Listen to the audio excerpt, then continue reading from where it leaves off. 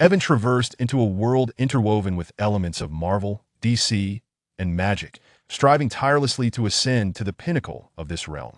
He believed his life would remain thus, until one fateful day when Deadpool remarked, "We inhabit a fictitious world amalgamated from multiple comics." In that moment, Evan attained enlightenment and embarked upon a journey across myriad realms. Chapter 1. Evan, Black King Magneto. As night fell, the city succumbed to a profound silence, the inky darkness resembling a slumbering behemoth, stirring a sense of unease within the heart. In the Jewish quarter of Warsaw, Germany, since the outbreak of World War II in 1939, fueled by Hitler's rhetoric, various scapegoats were thrust upon the Jewish populace. The German citizenry held the Jews responsible for their hardships, leading to the capture and internment of countless individuals in concentration camps, where they endured grueling labor, receiving meager rations. Daily, lives were extinguished from sheer exhaustion, their lifeless bodies callously discarded. At the heart of the concentration camp stood a towering edifice, heavily fortified, forbidding entry to all.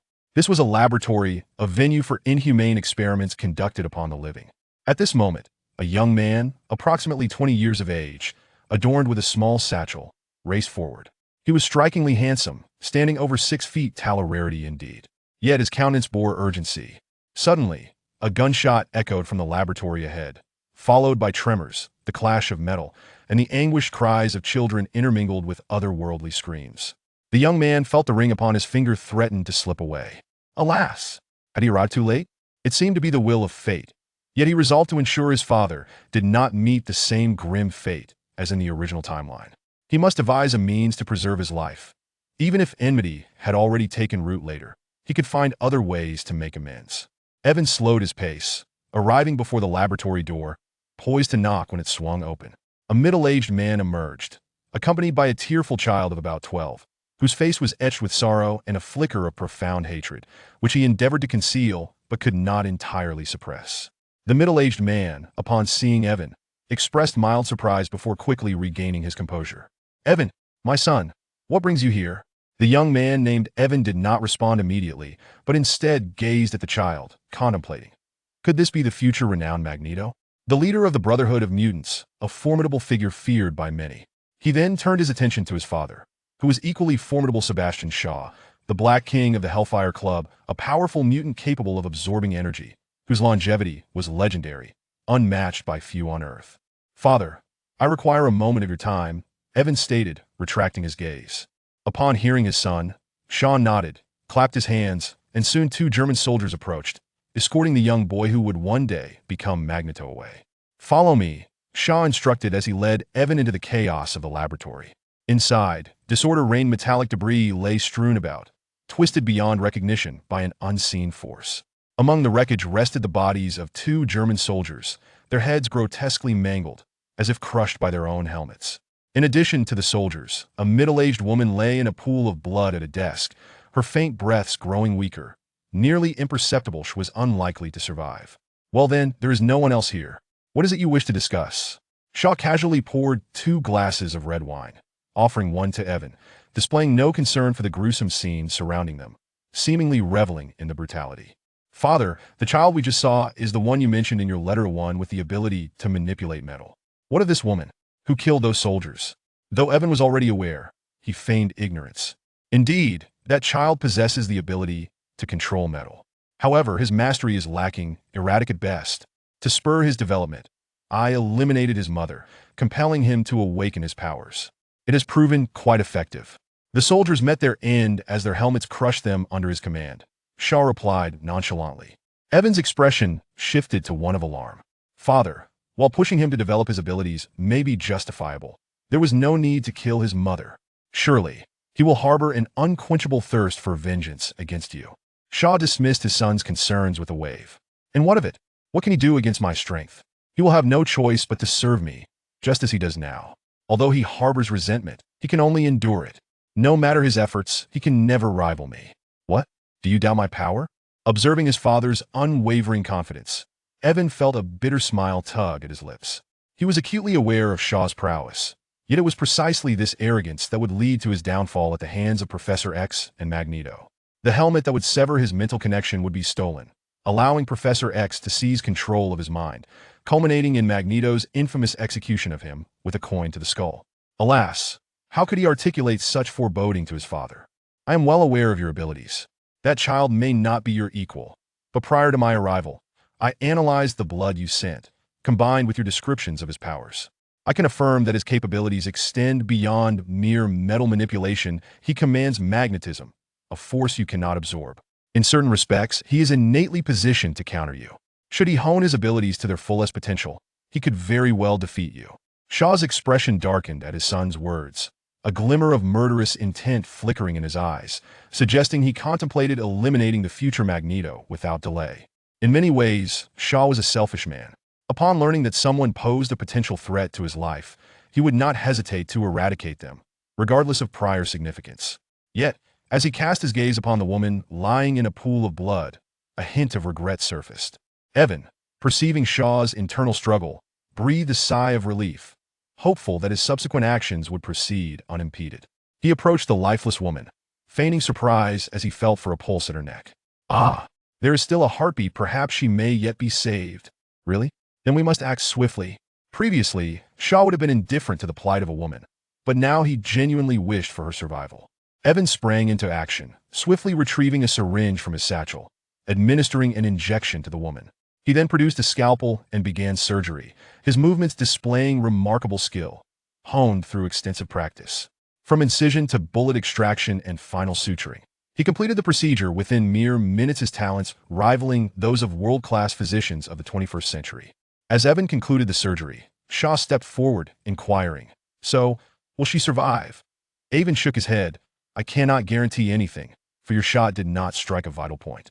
However, she has endured years of arduous labor in the concentration camp, leaving her constitution weakened.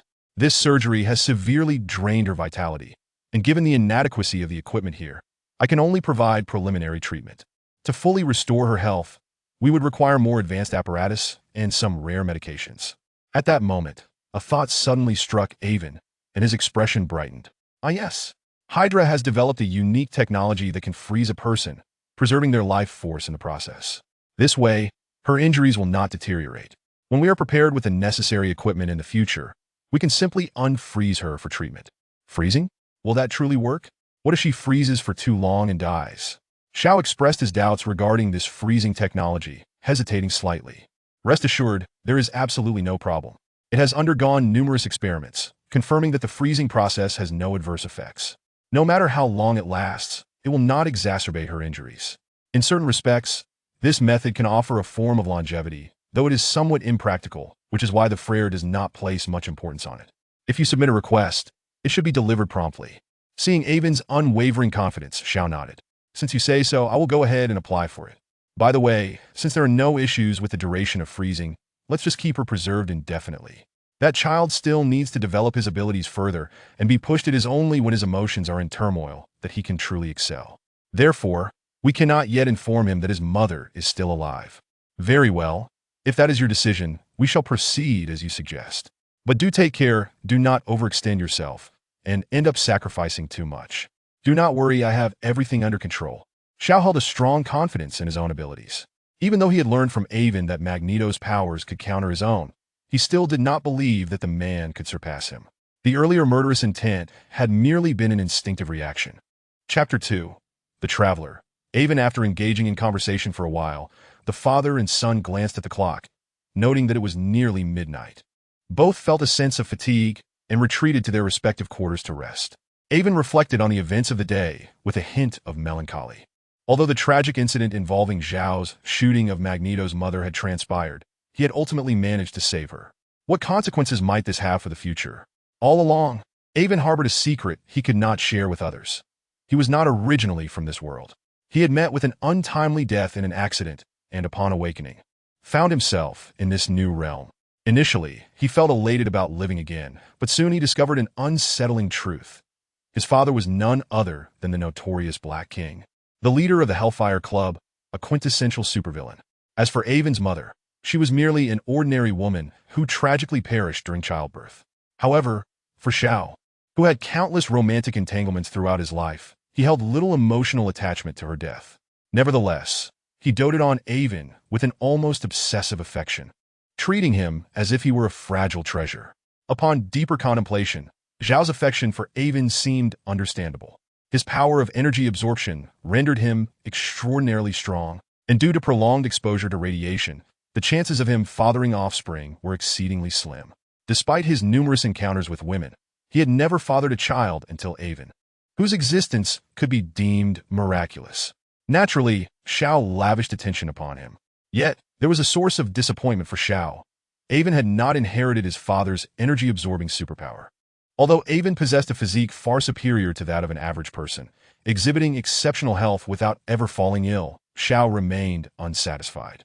Avon was acutely aware of Zhao's villainous reputation, the countless lives he had taken, but regardless of his actions towards others, he showed nothing but tenderness towards Avon. Thus, in a bid to alter Zhao's fate of demise and to acquire power for his own survival, foreseeing the impending dangers of this world, Avon devoted himself to the study of various disciplines. Physics, chemistry, biology. He explored them all. With the intellect of an adult, Avon's dedication bore fruit. By the age of 15, he had achieved remarkable academic success and was hailed as one of the smartest individuals in the world. Naturally, Zhao was elated to discover his son's brilliance and became increasingly attentive to him. A few years prior, Zhao had joined a German research institution to further investigate his superpowers and facilitate his energy absorption, coinciding with the tumultuous period of World War II. During this time, he constructed laboratories in secret, conducting inhumane experiments on Jewish individuals confined there, exploiting their lives as mere resources for his research. Avon, having accompanied Zhao to the German research facility, was assigned to the Weapons Development Department due to his exceptional performance. Utilizing his extraordinary insight, he developed an array of advanced weaponry that played a crucial role on the battlefield, earning accolades from soldiers far and wide. His astounding contributions even caught the attention of Hitler, who personally bestowed upon him medals and elevated him to the rank of Major General. As Avon's position ascended, he uncovered increasingly profound secrets about the world, realizing it was far more complex than the realm of the X-Men. He discovered the existence of magic, an unscientific phenomenon, and learned that Germany harbored numerous dark wizards, many of whom had been exiled from the wizarding community and subsequently welcomed by Germany, while the British wizarding world had orchestrated their expulsion. What truly astonished Avon was the revelation that the academy responsible for training wizards in England was named Hogwarts. In fact, before the rise of America, England had been the most formidable empire, famously dubbed the empire on which the sun never sets, renowned for its immense power, largely due to the covert assistance of a vast number of wizards. However, as is often the case with power, conflict arose within the wizarding world. Over time, divisions emerged, with some wizards believing that sheer strength was paramount, resorting to experimentation on humans, slaughtering the innocent and extracting souls. These wizards were labeled as dark sorcerers, while their counterparts, the white wizards, dedicated themselves to the protection of humanity. The ongoing struggle between dark wizards and white wizards saw the former possessing superior combat prowess. However, the latter garnered support from the British elite, who were reluctant to allow a rogue faction of powerful and unrestrained wizards to exist. Ultimately, the dark wizards faced defeat, either meeting a grim fate or fleeing to foreign lands. Germany, envious of Britain's wizarding influence, seized the opportunity to recruit a faction of dark wizards during the internal strife in the British wizarding community, providing them with ample, innocent lives as test subjects and fully supporting their efforts. After years of nurturing, they finally possessed the means to confront the British wizards. In addition to Hogwarts, Avon encountered other familiar yet foreign names, such as Howard Stark, the arms dealer from America, and the future father of Iron Man. With Howard Stark's emergence, it was inevitable that figures like Captain America, the Hulk, Thor, Quicksilver, and Scarlet, which would also come to the fore, along with villains such as Thanos and Loki. Within the German research facility, Avon also encountered the infamous Dr. Isabel Marlowe, known as the notorious Poison Ivy, who had appeared in the film Wonder Woman. This indicated that Wonder Woman would eventually make her entrance, and with her would come Superman, the Flash, Cyborg, and Batman, alongside antagonists like Doomsday, the Wolf of the Wasteland, and Darkseid. Upon grasping the nature of this world, Avon was consumed by a singular thought. This world was perilous beyond measure, and he yearned to return home. After all, even a single villain could possess the power to obliterate the Earth. However, there was no recourse. The only way to survive and thrive was to strengthen his own abilities. Without any alternative, Avon resolved to enhance his prowess in preparation for future crises. Thus, upon entering the German research department, he diligently sought to demonstrate his worth, developing a plethora of weaponry. While he possessed the knowledge and insight to create an atomic bomb, he refrained from doing so, believing that weaponry did not need to be excessively advanced. Merely a step ahead of the existing arsenal would suffice. Subsequently, events unfolded as Avon had anticipated. He garnered Hitler's commendation, which bestowed upon him even greater authority. Avon was granted his own advanced laboratory, where alongside weapon design, he began to investigate other fields, particularly human enhancement. Though Hitler preferred him to focus on advanced weaponry, Avon was determined, and his progress in weapon development showed no signs of decline, leading Hitler to acquiesce to his insistence. Initially, Hitler held little hope for Avon's endeavors in human enhancement, but before long, Avon surprised him. Although he did not develop any human enhancement serum, he devised a regimen combining a set of techniques from China with medicinal baths and nutrition, creating a program of rigorous training that yielded elite soldiers with extraordinary physiques far surpassing that of ordinary men.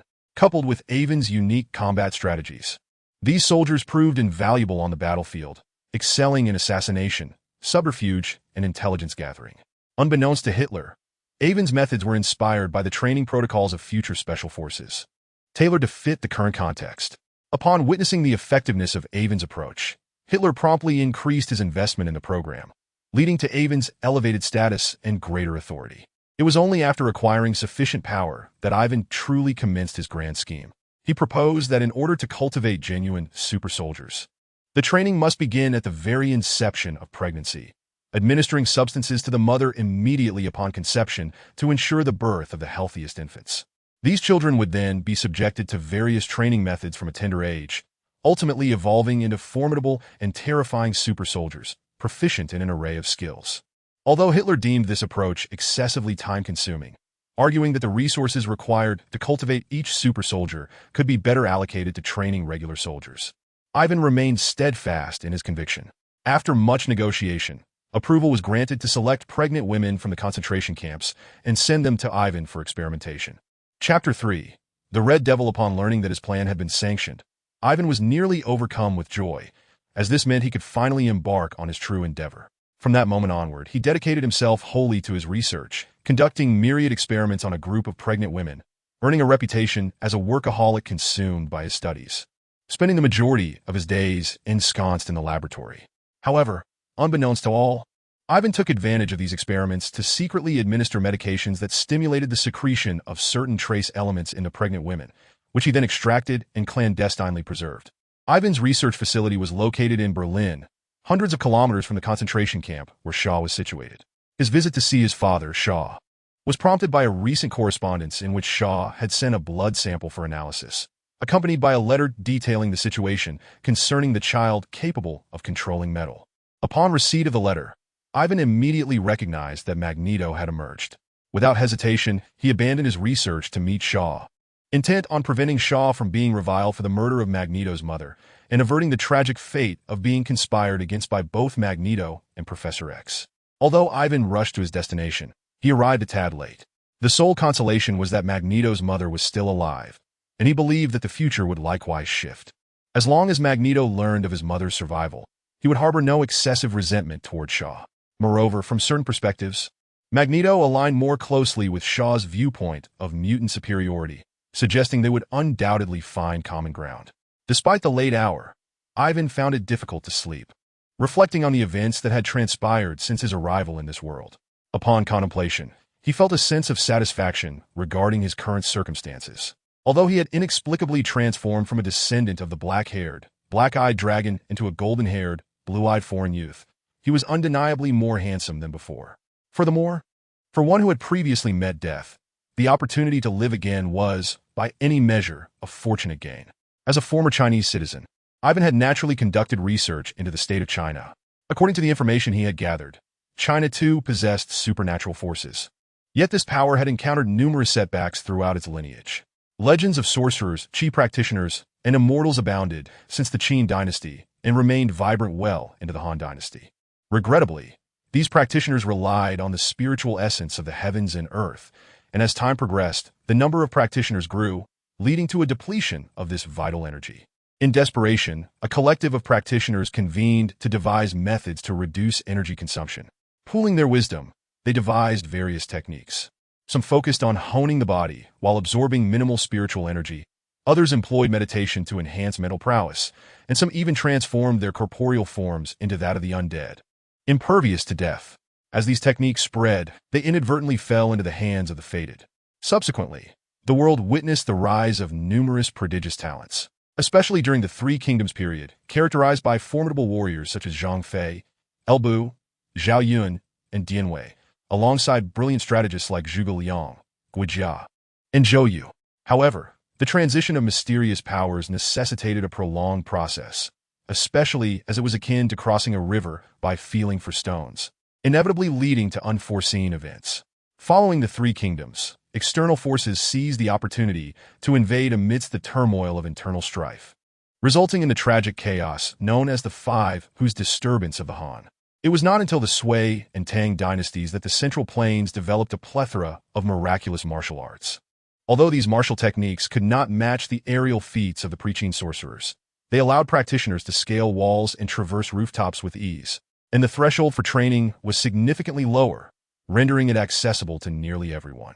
The energy required for cultivation was also minimal, leading to a surge of martial artists.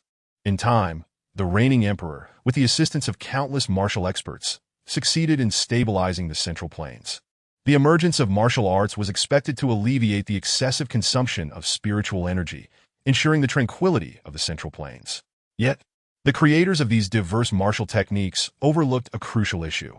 While the energy consumption of martial training was relatively low, the sheer number of practitioners compounded the total energy depletion to astronomical levels, far surpassing previous consumption rates. In light of this, some enlightened masters, aware of the situation, grew anxious. In their quest to mitigate energy consumption, they devised new training methods while subtly retracting certain advanced, energy-intensive martial arts, or orchestrating the untimely demise of key figures within various sects to sever their transmission. Over time, certain unparalleled martial arts mysteriously fell into obscurity, leaving only rudimentary practices behind. Consequently, an odd phenomenon emerged within the martial world where each generation of sects appeared to decline, and by the late Ming dynasty, only minor figures remained. However, during this period, new training methods began to take shape and gradually disseminate, only to be met with unforeseen challenges.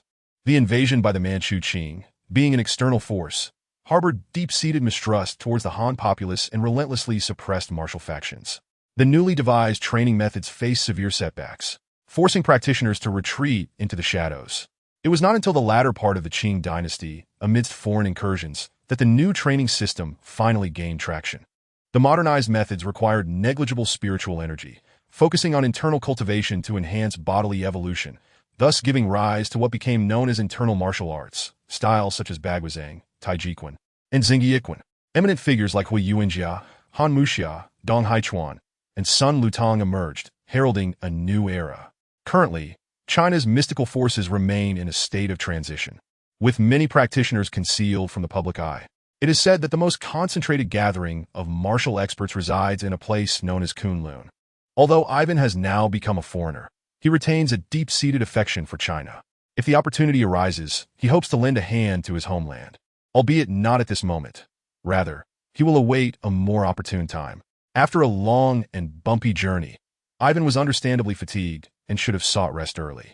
However, having rare moments with his father and encountering young Magneto elicited a sense of excitement within him, leading to restless thoughts about the future. It was not until the dawn approached that he gradually succumbed to slumber. The following day, although somewhat sleep-deprived, Ivan rose promptly. After attending to his morning routine, he quickly immersed himself in the day's tasks.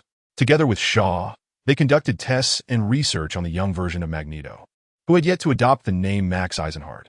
The two worked tirelessly for 3 consecutive days, accumulating a wealth of data and information before finally concluding their efforts. Ivan extracted samples of Magneto's blood, bone marrow, and skin tissue before bidding farewell to Shaw and preparing to depart the concentration camp, intending to return to the laboratory in Berlin, where his experimental equipment awaited. After all, Ivan was currently favored by Hitler and could not afford to be absent for too long. The following day, as Ivan bid farewell to Shao, he handed him a stack of documents, comprising information on future technologies and various inventions that Avon had meticulously compiled. Although they had recently aligned themselves with the German faction, their sense of allegiance to Germany was rather tenuous. Xiao, having lived for countless years, harbored no patriotic sentiments, while Avon, deep within his heart, perhaps still considered himself a Chinese. Despite being confined within a concentration camp, Xiao, as an ancient being, certainly had loyal confidants outside. In fact, through Avon's numerous inventions, the father and son duo had amassed considerable wealth, with a plethora of industries under their control, including arms manufacturing, oil processing, and energy development. They even dominated the lucrative pharmaceutical sector, producing penicillin and sulfa drugs, which were immensely profitable in this era. Their fortune was such that it could rival the wealth of nations. And had it not been for the scarcity of certain items that could only be procured through the state's influence, they would not have joined the German research institutions. With the cutting-edge technologies gifted by Avon, Xiao felt confident that, with astute application, he could easily establish a global commercial empire. Xiao was well aware of his son's brilliance. To safeguard Avon from unforeseen dangers, he bestowed upon him a gift upon their parting, a bodyguard. When Avon laid eyes upon the bodyguard, he was taken aback. The towering figure had crimson skin and a long tail that tapered to a triangular point. Such distinctive features immediately revealed him to be the infamous Quicksilver. Chapter 4. An audience with Hitler. Avon was well acquainted with Quicksilver, whose true name was Azazel, one of the oldest mutants endowed with the power of teleportation and formidable combat abilities.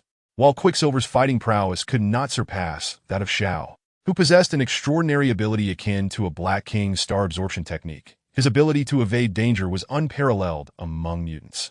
Quicksilver could not only teleport himself, but also take others along, making him an invaluable asset. With him by Avon's side, his chances of survival significantly increased, uplifting his spirits. However, Avon was somewhat perplexed about when his father had acquired Quicksilver as a subordinate. He recalled that in X-Men First Class, Quicksilver had made his appearance later in the narrative, leaving the timeline of his allegiance to Xiao unclear. Yet, with Quicksilver's arrival, Avon wondered if other mutants like Emma Frost and Avalanche would soon follow, particularly Emma Frost, whose alluring beauty stirred an impulse within Avon to meet her immediately. After a brief introduction by his father, Avon quickly became familiar with Quicksilver.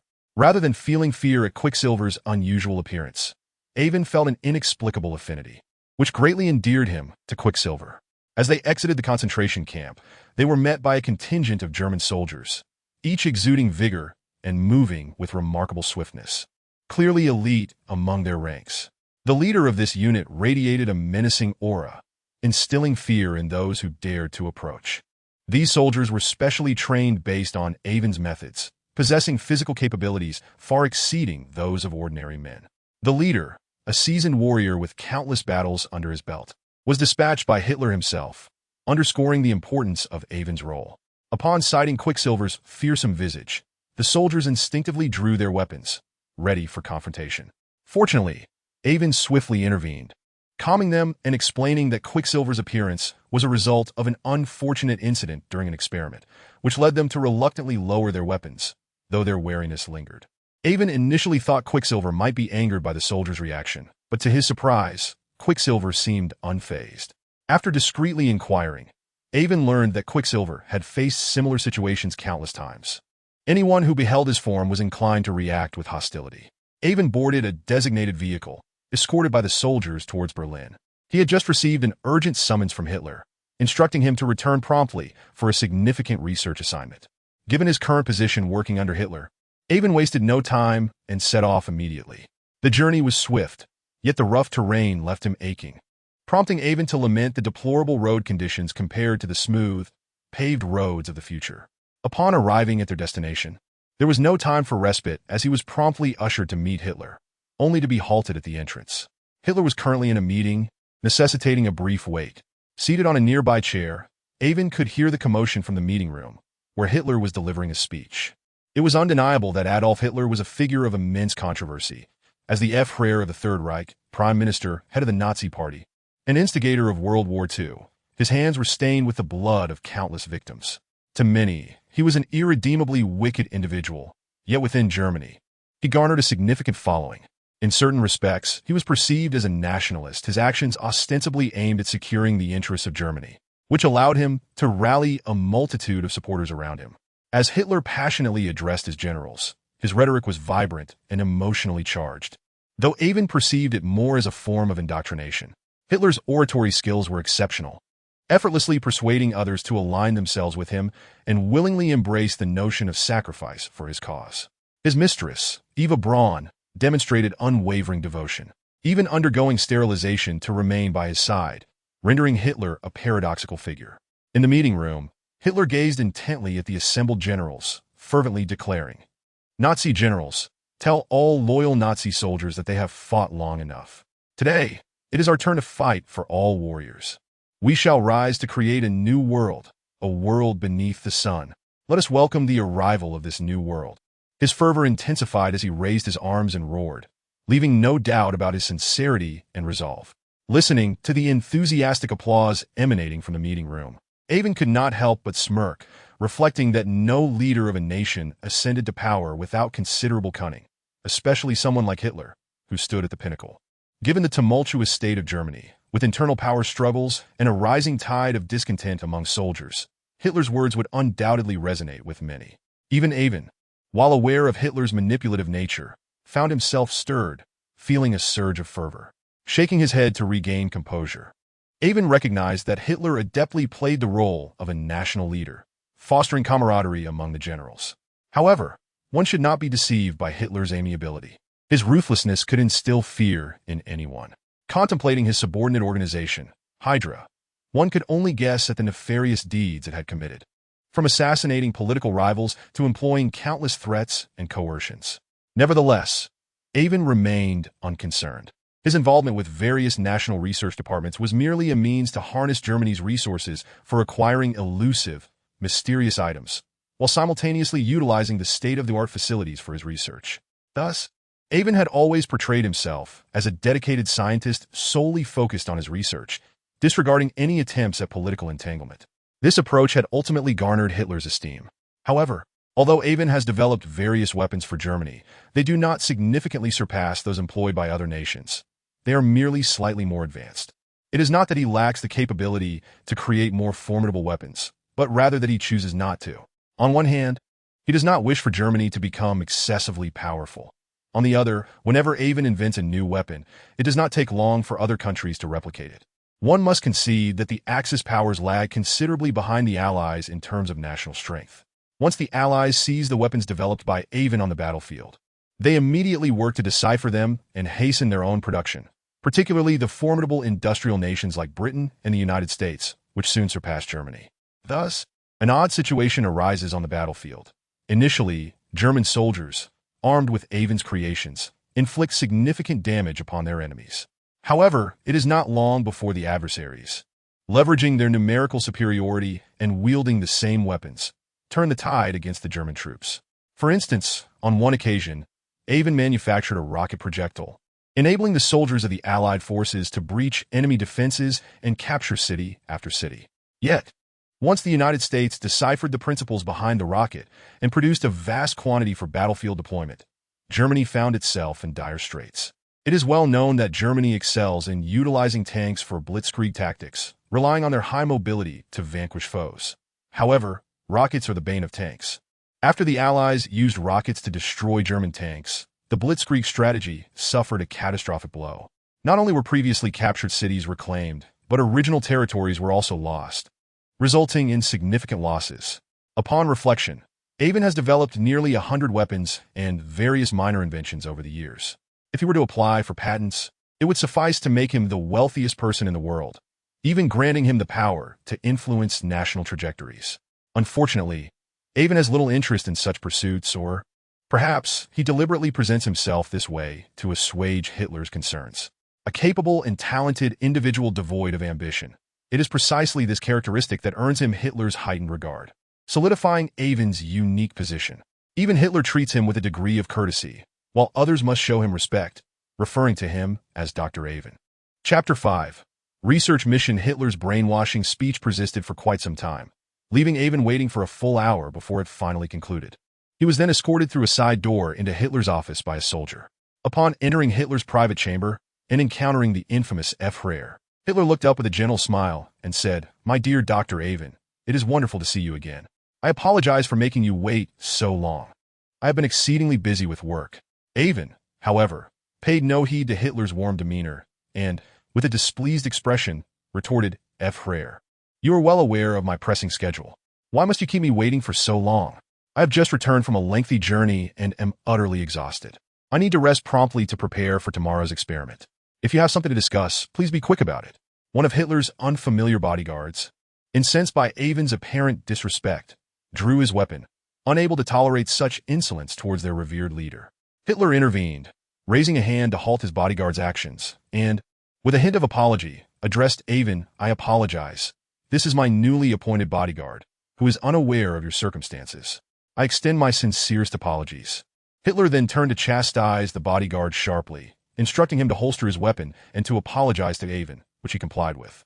Throughout the encounter, Avon maintained an air of indifference. Whether Hitler's apology was genuine or merely a test of his loyalty was of little consequence to him. After all, he had never pledged allegiance to Hitler. Their relationship was one of mutual exploitation. Hitler was not taken aback by Avon's reaction. In truth, Avon had consistently portrayed himself as a scientist in pursuit of truth. He often immersed himself in his laboratory, sometimes working tirelessly for 3 consecutive days and nights without rest. This behavior was partly for show, to impress Hitler, but also stemmed from a fear that a moment's interruption could cause fleeting inspiration to vanish.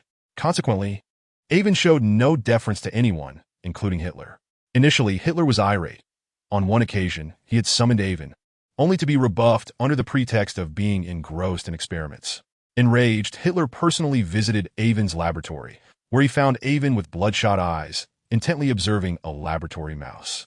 Upon inquiry, he learned that Avon had not slept for 3 days and nights, and this realization quelled his anger. From that point onward, Hitler acknowledged Avon as a true scientist devoted to his research. "Enough with the pleasantries. If you have something to say, speak plainly. I shall not decline any matters concerning my work or research," Avon declared, his impatience apparent. Understanding Avon's forthright nature, Hitler wasted no time in getting to the point. "Recently, my organization, Hydra, acquired a mysterious object, a cube-shaped crystal. According to reports from Johann Schmidt, it may be the legendary dragon's gem left behind by the god king Aeolio. They are currently at an impasse in their research and hope to enlist your assistance." "Research, you say? That is certainly within my purview. Just inform me of the time and place, and I shall be there," Avon replied, feigning calmness while feeling a surge of excitement within. He was well aware that Johann Schmidt was none other than the Red Skull, and the mysterious cosmic cube Hitler mentioned referred to the Infinity Stones. Seeing Avon's agreement, Hitler appeared relieved and stated, "The sooner, the better. Therefore, I have arranged for you to depart tomorrow. Additionally, I hope you can assist in gathering research data during your investigation and covertly report back to me." Avon was taken aback. Hitler's request suggested he harbored doubts about Johann Schmidt or that a rift had formed between them. This was perplexing, as Johann Schmidt had long been a favored confidant of Hitler. Why the sudden discord? Or was Hitler deliberately testing him? Regardless, Avon feigned reluctance, saying, "I specialize in research. Such tasks are beyond my capabilities. Moreover, if I become too busy, I may forget altogether. I will organize the research data, and whoever desires it may claim it.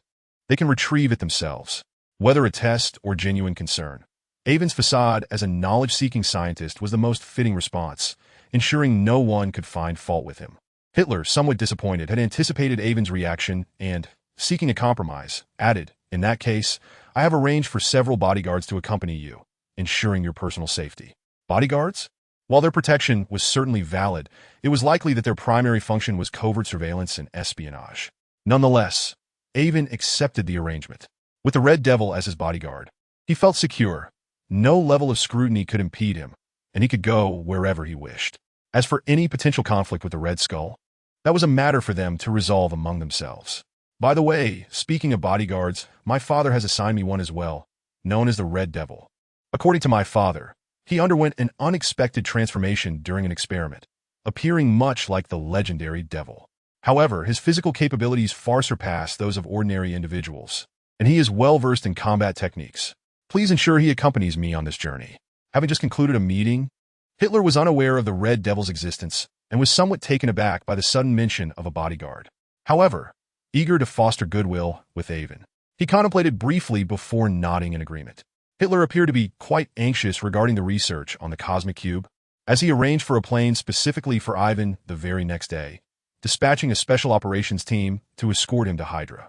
This suited Ivan perfectly, who had no objections, and after a hearty breakfast the following morning, he boarded the aircraft. Unlike the comfortable planes of the 22nd century, this one felt like a mere metal canister, dark, cold, and jarring, accompanied by a cacophony of noise. Seizing a moment of respite, Ivan took out a portable notebook to jot down his thoughts and sketches. The others were not surprised. Peculiar habits abound among researchers, and keeping a notebook handy allows one to capture fleeting inspirations. Suddenly, the Red Devil, who had been closely guarding Ivan, felt a gentle nudge on his leg. Turning to look, he saw Ivan writing a message in the notebook, angled towards him. "Do not raise any alarms. I have matters to discuss with you. From now on, regardless of the situation, you must conceal your ability to teleport unless absolutely necessary. Rely solely on your combat skills to protect me."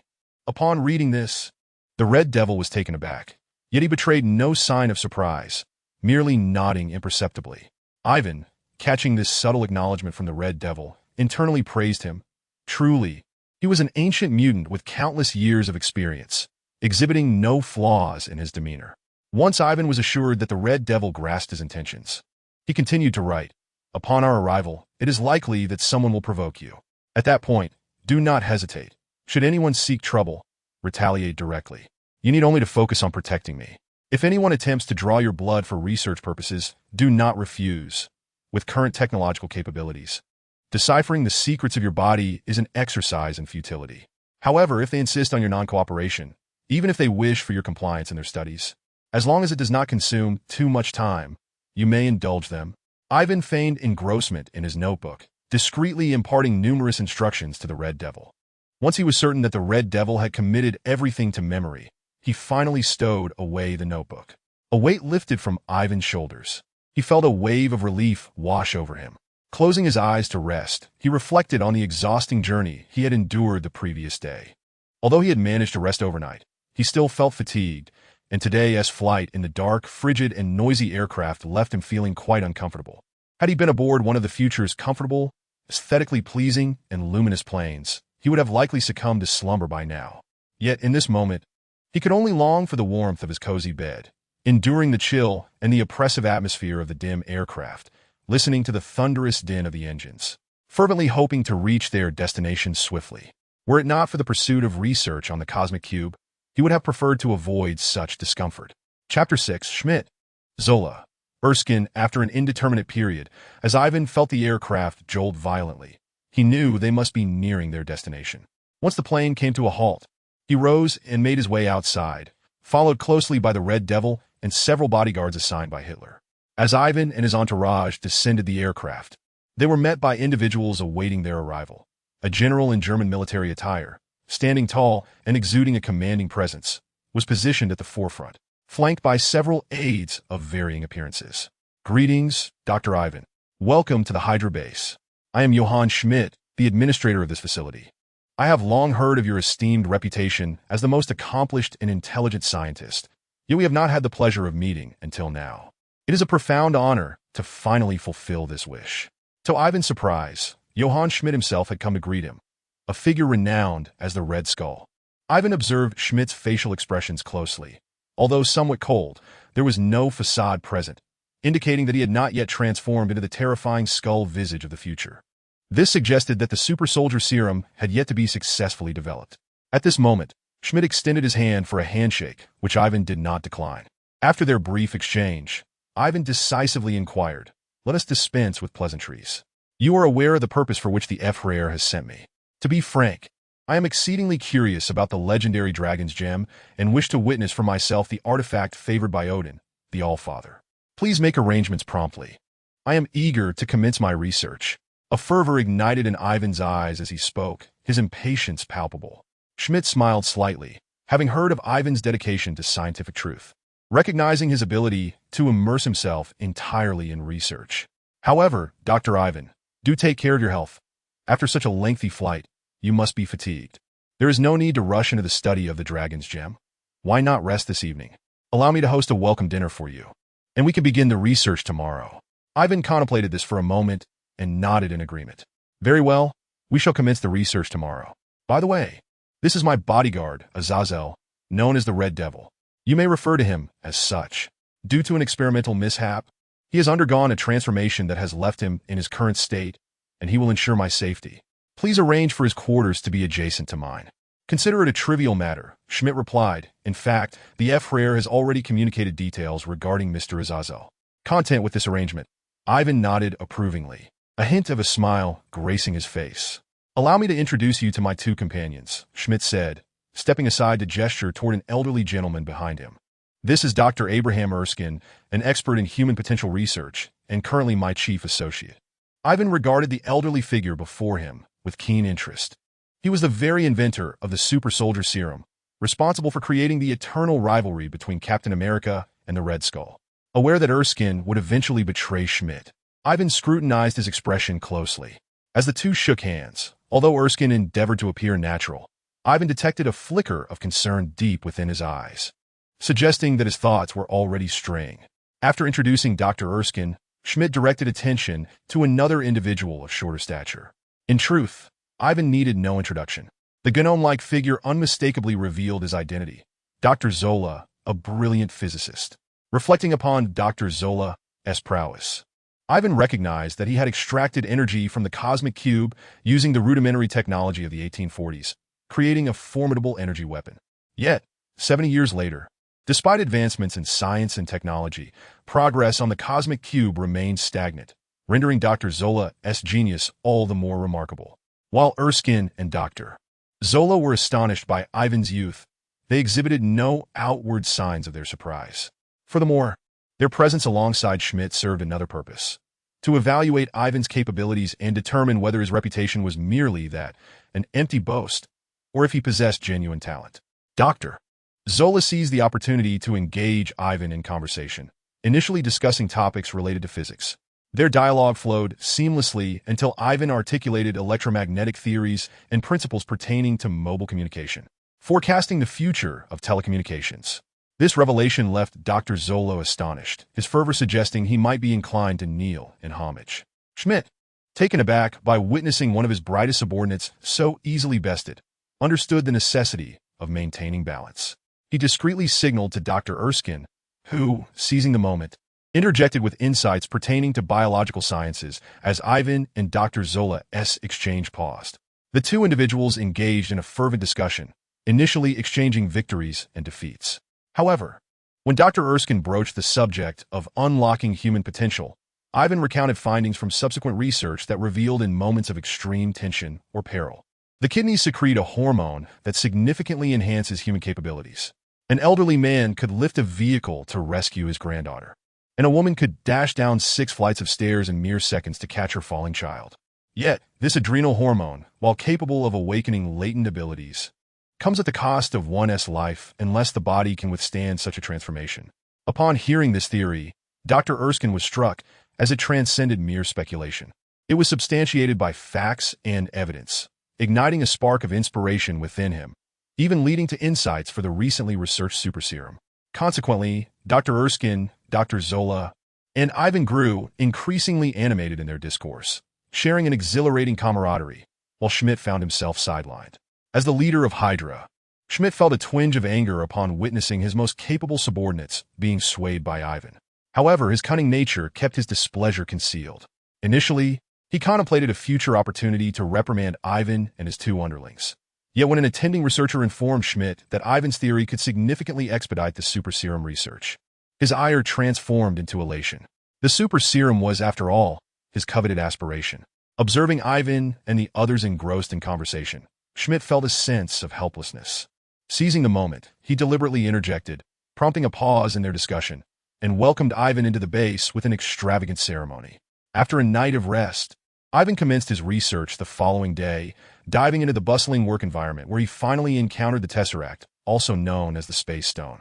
Nevertheless, he was acutely aware that the time to manipulate the Tesseract had not yet arrived. Suppressing his excitement, he began his studies alongside Dr. Zola.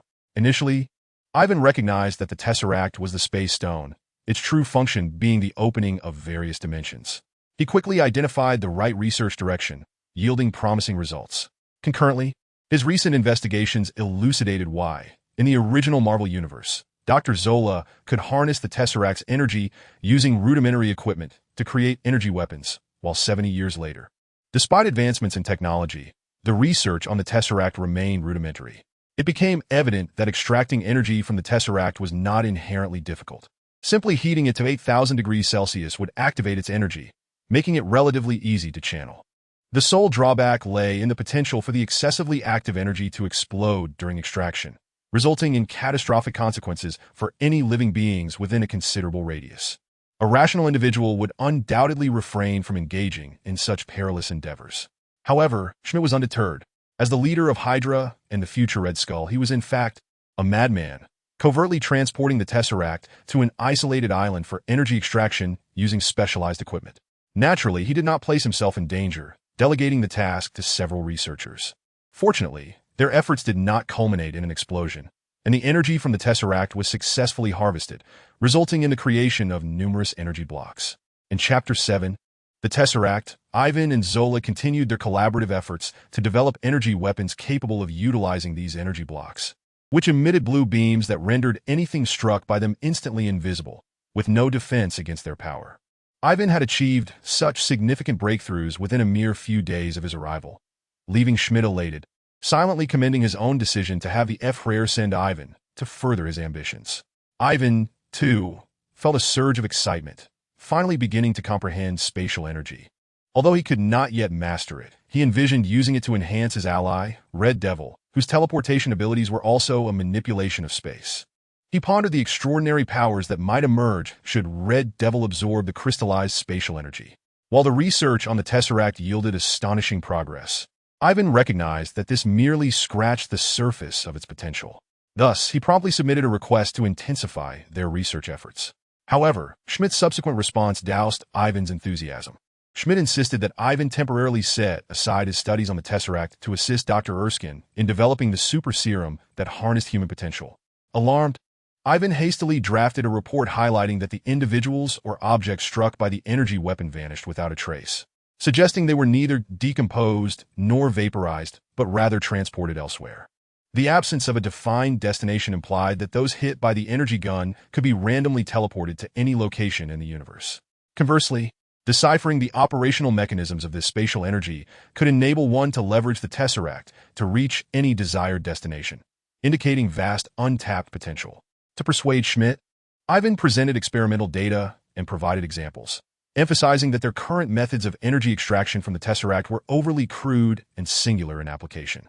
Should an adversary possess sufficiently robust materials capable of withstanding spatial energy, the energy weapon would prove ineffective against them. He implored Schmidt to allow him to continue his exploration of the Tesseract. Regrettably, Schmidt displayed little interest in Ivan's pursuits. At that moment, Captain America had yet to emerge, and he remained unaware of the formidable capabilities of vibranium. To Schmidt, this energy weapon sufficed, and he believed no one could withstand its might. Furthermore, it was ready for large-scale deployment, aligning with his priorities. The super serum was Schmidt's lifelong dream, the hope of becoming a god, making any sacrifice worthwhile. As for the continued research on the Tesseract, while he found it intriguing, he felt no urgency to pursue it immediately. Once the super serum was successfully developed, he could afford to focus on the Tesseract at a leisurely pace. The energy weapon was already sufficient for his needs. After a heated argument with Schmidt, whose mind was firmly made up, Ivan reluctantly acquiesced, eventually transferring his efforts to assist Dr. Erskine with the super serum. Nevertheless, he stipulated a condition. He would be permitted to pursue research in his spare time, for which he secured 20 to 30 energy crystals extracted from the Tesseract. Schmidt, wary of alienating Ivan, conceded that as long as it did not impede the super serum research, all would be well. The ensuing days marked Ivan's busiest period. After concluding experiments with Dr. Erskine, he frequently dedicated his evenings to studying the Tesseract's energy blocks, sometimes working into the early hours of the morning, only to rise early the next day to resume his duties. Yet, the collaboration between Ivan and Dr. Erskine proved formidable. Each possessed unique expertise, resulting in significant advancements in the super serum research. To Ivan's astonishment, among the super serum's ingredients was a magical material sourced from Germany's dark sorcerers. Reportedly extracted from the remains of a creature that was neither divine nor demonic. A sorcerer, pursued by fellow practitioners for his research, had fled to Germany, ultimately presenting this material as a token of allegiance to the German government, eventually landing in Schmidt's hands. Initially, Ivan struggled to comprehend the peculiarities of the magical substance, which exhibited phenomena that could not be explained through scientific reasoning, leaving him perplexed. However, Ivan's memories of the future granted him a vivid imagination and the ability to think outside the box, allowing him to adapt quickly. Consequently, the pace of their research accelerated. During a particularly busy time for Ivan, a series of minor events transpired involving the Red Devil, whose primary duty was to ensure Ivan's safety. Ever since arriving at the base, the Red Devil accompanied Ivan wherever he went, remaining by his side, except during moments of sleep or experimentation. One day, while Ivan was engaged in an experiment within the laboratory, the Red Devil quietly rested in a chair just outside the lab door. Suddenly, the sound of footsteps approached, prompting the Red Devil to become instantly alert. Turning to look, he saw a researcher clad in a white lab coat walking directly towards him. "Mr. Isazo, we need to draw some blood for testing. Please cooperate," the researcher stated. The Red Devil tilted his head, fixing his gaze on the researcher. "Draw blood? Are you intending to use my blood for research?" he inquired. The researcher was momentarily taken aback, not expecting such a direct revelation of his intentions. His purpose for drawing blood was indeed to conduct research, but such intentions could not be openly expressed. Over the past few days, some of the Red Devil's physical data had already been submitted to Schmidt. Although he possessed an unattractive appearance, his physical capabilities were remarkably 6 to 7 times that of an average person. If the secrets of his body could be unraveled, it would greatly aid in the research of the super serum. Schmidt intended to seize this opportunity to draw blood for study, but he could not afford to be forthright. After all, the Red Devil was Ivan's bodyguard, and offending Ivan could jeopardize their research on the super serum. At that moment, the researcher began to sweat profusely, unsure of how to explain the situation. Though he was sent by Schmidt, he feared that if Ivan were to take offense, Schmidt would undoubtedly sacrifice him to appease Ivan. Just as the researcher was contemplating a plausible excuse to deflect the issue, the Red Devil skillfully rolled up his sleeve and extended his arm, saying, "Go ahead and draw it." The researcher was momentarily stunned by the Red Devil's unexpected compliance. Did he not harbor any objections to being studied? "Mr. Isazuo, you do not resist being researched and are willing to assist us?" the researcher asked, sensing that he had not yet revealed his full intentions. It was merely a blood draw for research, nothing of great consequence. In fact, Ivan had previously conducted experiments on him, but regrettably, Ivan had concluded that he was a genetic anomaly. His genetic makeup differed from that of an ordinary person by a mere 0.01, and it was this slight variation that endowed him with his current abilities, superior strength, prolonged life, and heightened sensory perception. However, the mysteries of genetics could not be unraveled with current technology, and Ivan had indicated that these extraordinary traits could be acquired through other means, rendering him devoid of research value. At that moment, the researcher was at a loss for how to respond to the Red Devil, realizing he had overthought the situation. "You may study my blood without issue, but if you wish for me to cooperate with experiments, that is out of the question. My primary duty is to safeguard Dr. Ivan's safety, leaving me with little time. Of course, if there are no conflicts, I will cooperate. Truth be told, though I harbor little hope, I would be quite pleased if you could discover something significant, ideally creating more beings like myself, so I would not feel so solitary." The researcher felt his lips twitch in disbelief, realizing that the Red Devil's cooperation stemmed from a desire for companionship. However, he was relieved to have fulfilled the task assigned by his superior without incurring any penalties. He hastily drew a vial of blood from the Red Devil's arm and quickly departed. After the researcher left, the Red Devil wore a knowing smile, one that would surely impress Ivan with his acting prowess, demonstrating that with age comes wisdom, and his performance had no discernible flaws. Days later, the preliminary test results of the Red Devil's blood were presented to Schmidt. The researcher who had drawn the blood stood before him. "Is it confirmed? What do the results indicate?" Schmidt inquired. "It has been confirmed. Although it is merely a preliminary examination, it aligns with Dr. Ivan's assertions. It is indeed a genetic issue. Given our current research capabilities, uncovering the secrets of his genetics is a distant goal. Should we intensify our research, the resources required would be astronomical and not worth the cost. While his physical attributes are impressive, they are merely 6 to 7 times that of an average person. And once the super serum experiments succeed, it would undoubtedly surpass him. It is best to abandon this pursuit. After a moment's contemplation, Schmidt nodded and carelessly discarded the materials into the trash bin. Very well, I understand. There is no need to focus on the Red Devil any longer. After these observations, it is evident that he is merely Avon's bodyguard and poses no threat to us. However, the other individuals accompanying them seem rather suspicious. They should be closely monitored to prevent any disruptions. Unbeknownst to Avon, the charade he and the Red Devil performed had a significant impact, leading Schmidt to fall into a trap. Had Schmidt been aware of the Red Devil's instantaneous movement abilities, he would have spared no effort in intensifying his research. However, Schmidt remained oblivious to this fact, squandering a valuable opportunity and allowing Avon's scheme to succeed. Chapter 8. Enhancing the Red Devil. After sending his subordinates away, Schmidt sat alone, deep in thought.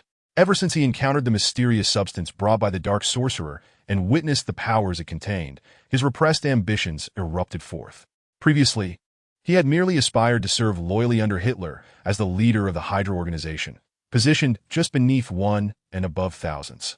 Yet now, even the highest status no longer satisfied Schmidt. He yearned for divinity, to be a god revered by all, rather than a mere dog under Hitler's command. The super serum represented his hope for ascension. Thus, over the past few years, Schmidt had been secretly amassing power, concealing his actions from Hitler. However, it was apparent that Hitler had sensed something amiss, prompting him to dispatch his subordinates to conduct clandestine investigations. Nonetheless, both Hitler and Schmidt were acutely aware of Germany's precarious international standing, which kept their tensions in check. Their interests were aligned, and only through a victory in the Second World War could they reap the greatest rewards. This shared objective was what prevented their conflicts from erupting. After several days of relentless research, Avon emerged from the laboratory. The Red Devil approached him and casually mentioned the blood draw incident. Avon immediately grasped the implications, and upon returning to their quarters, they engaged in a discreet conversation. Learning of the Red Devil's response brought Avon a sense of relief, but it also heightened his vigilance. Although this time they could ascertain that there was no issue, Avon had his own calculations in mind, and he needed to be cautious of any potential slip-ups that might reveal their ruse to Schmidt. After pondering for a moment, Avon decided to expedite his plans, which necessitated some preparations on his part. Around midnight, while all but a few personnel were fast asleep within the base, Avon sat in his office, meditating with the door securely locked from the inside. Suddenly, a faint rustling sound broke the silence. Avon opened his eyes to see the Red Devil materializing before him as a swirling red mist dissipated. Without a word, the Red Devil stepped closer, grasped Avon's shoulder, and activated his instantaneous movement ability. In another swirl of red mist, both vanished from the office. When Avon and the Red Devil reappeared, they found themselves in an empty room where a red cord hung at the entrance. Avon gently tugged on it, producing a series of chimes. Before long, with a creak, the door swung open from the outside, and an elderly man resembling a butler stepped inside, bowing respectfully to Avon as he spoke. "Young Master Avon, welcome back."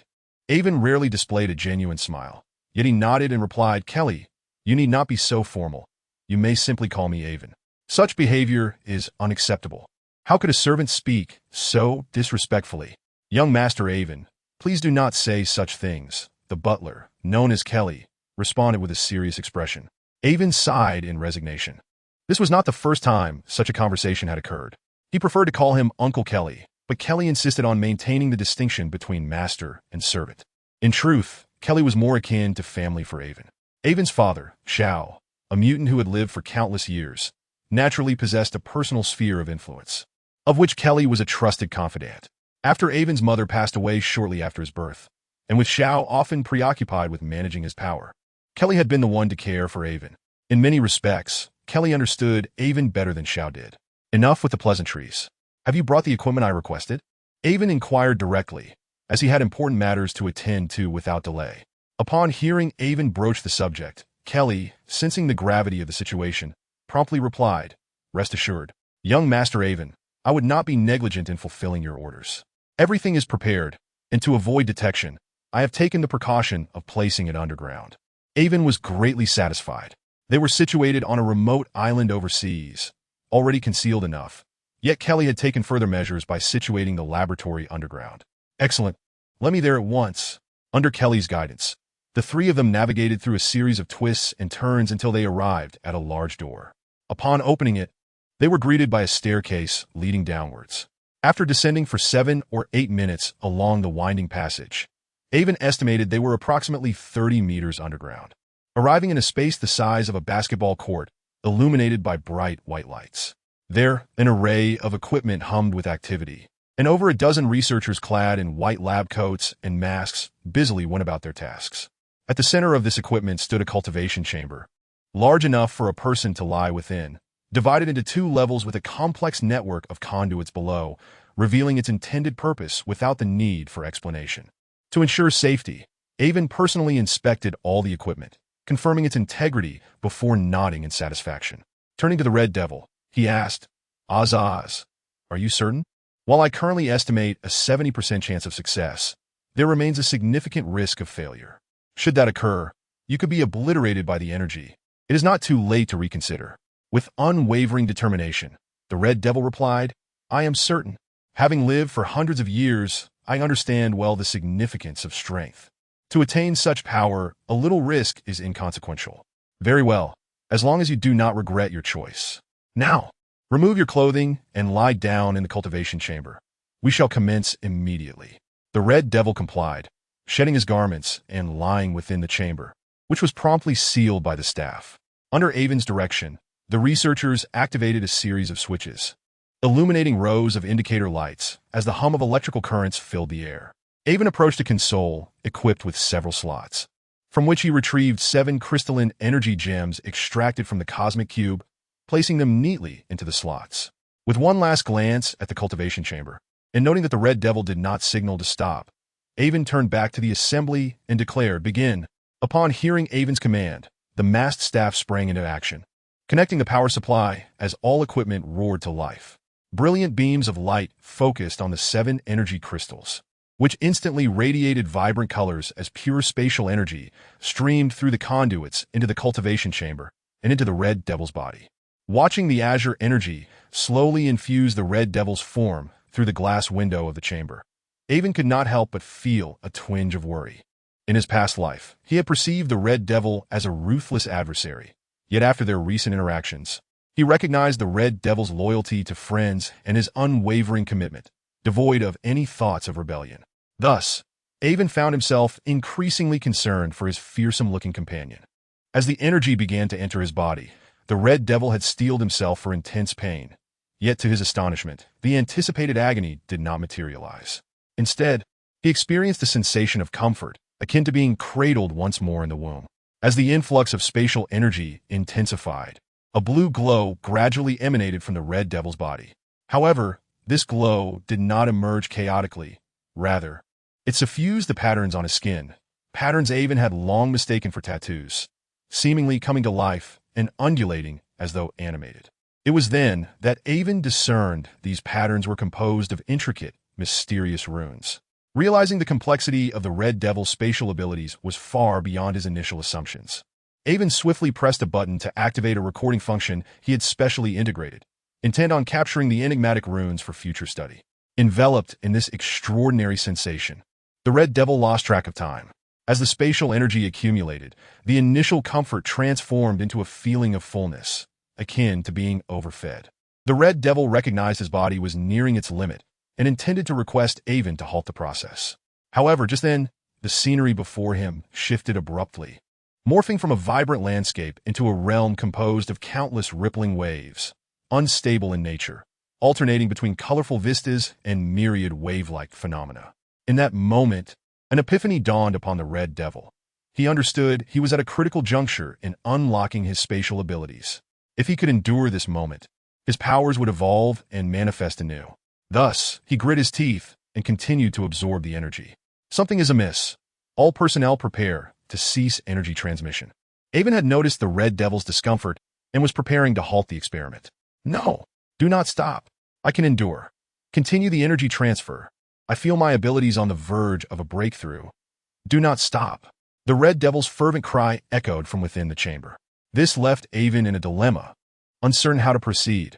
The most prudent course would be to disregard the Red Devil's wishes and forcefully terminate the process. However, Avon had come to regard the Red Devil as a friend and wished to honor his autonomy.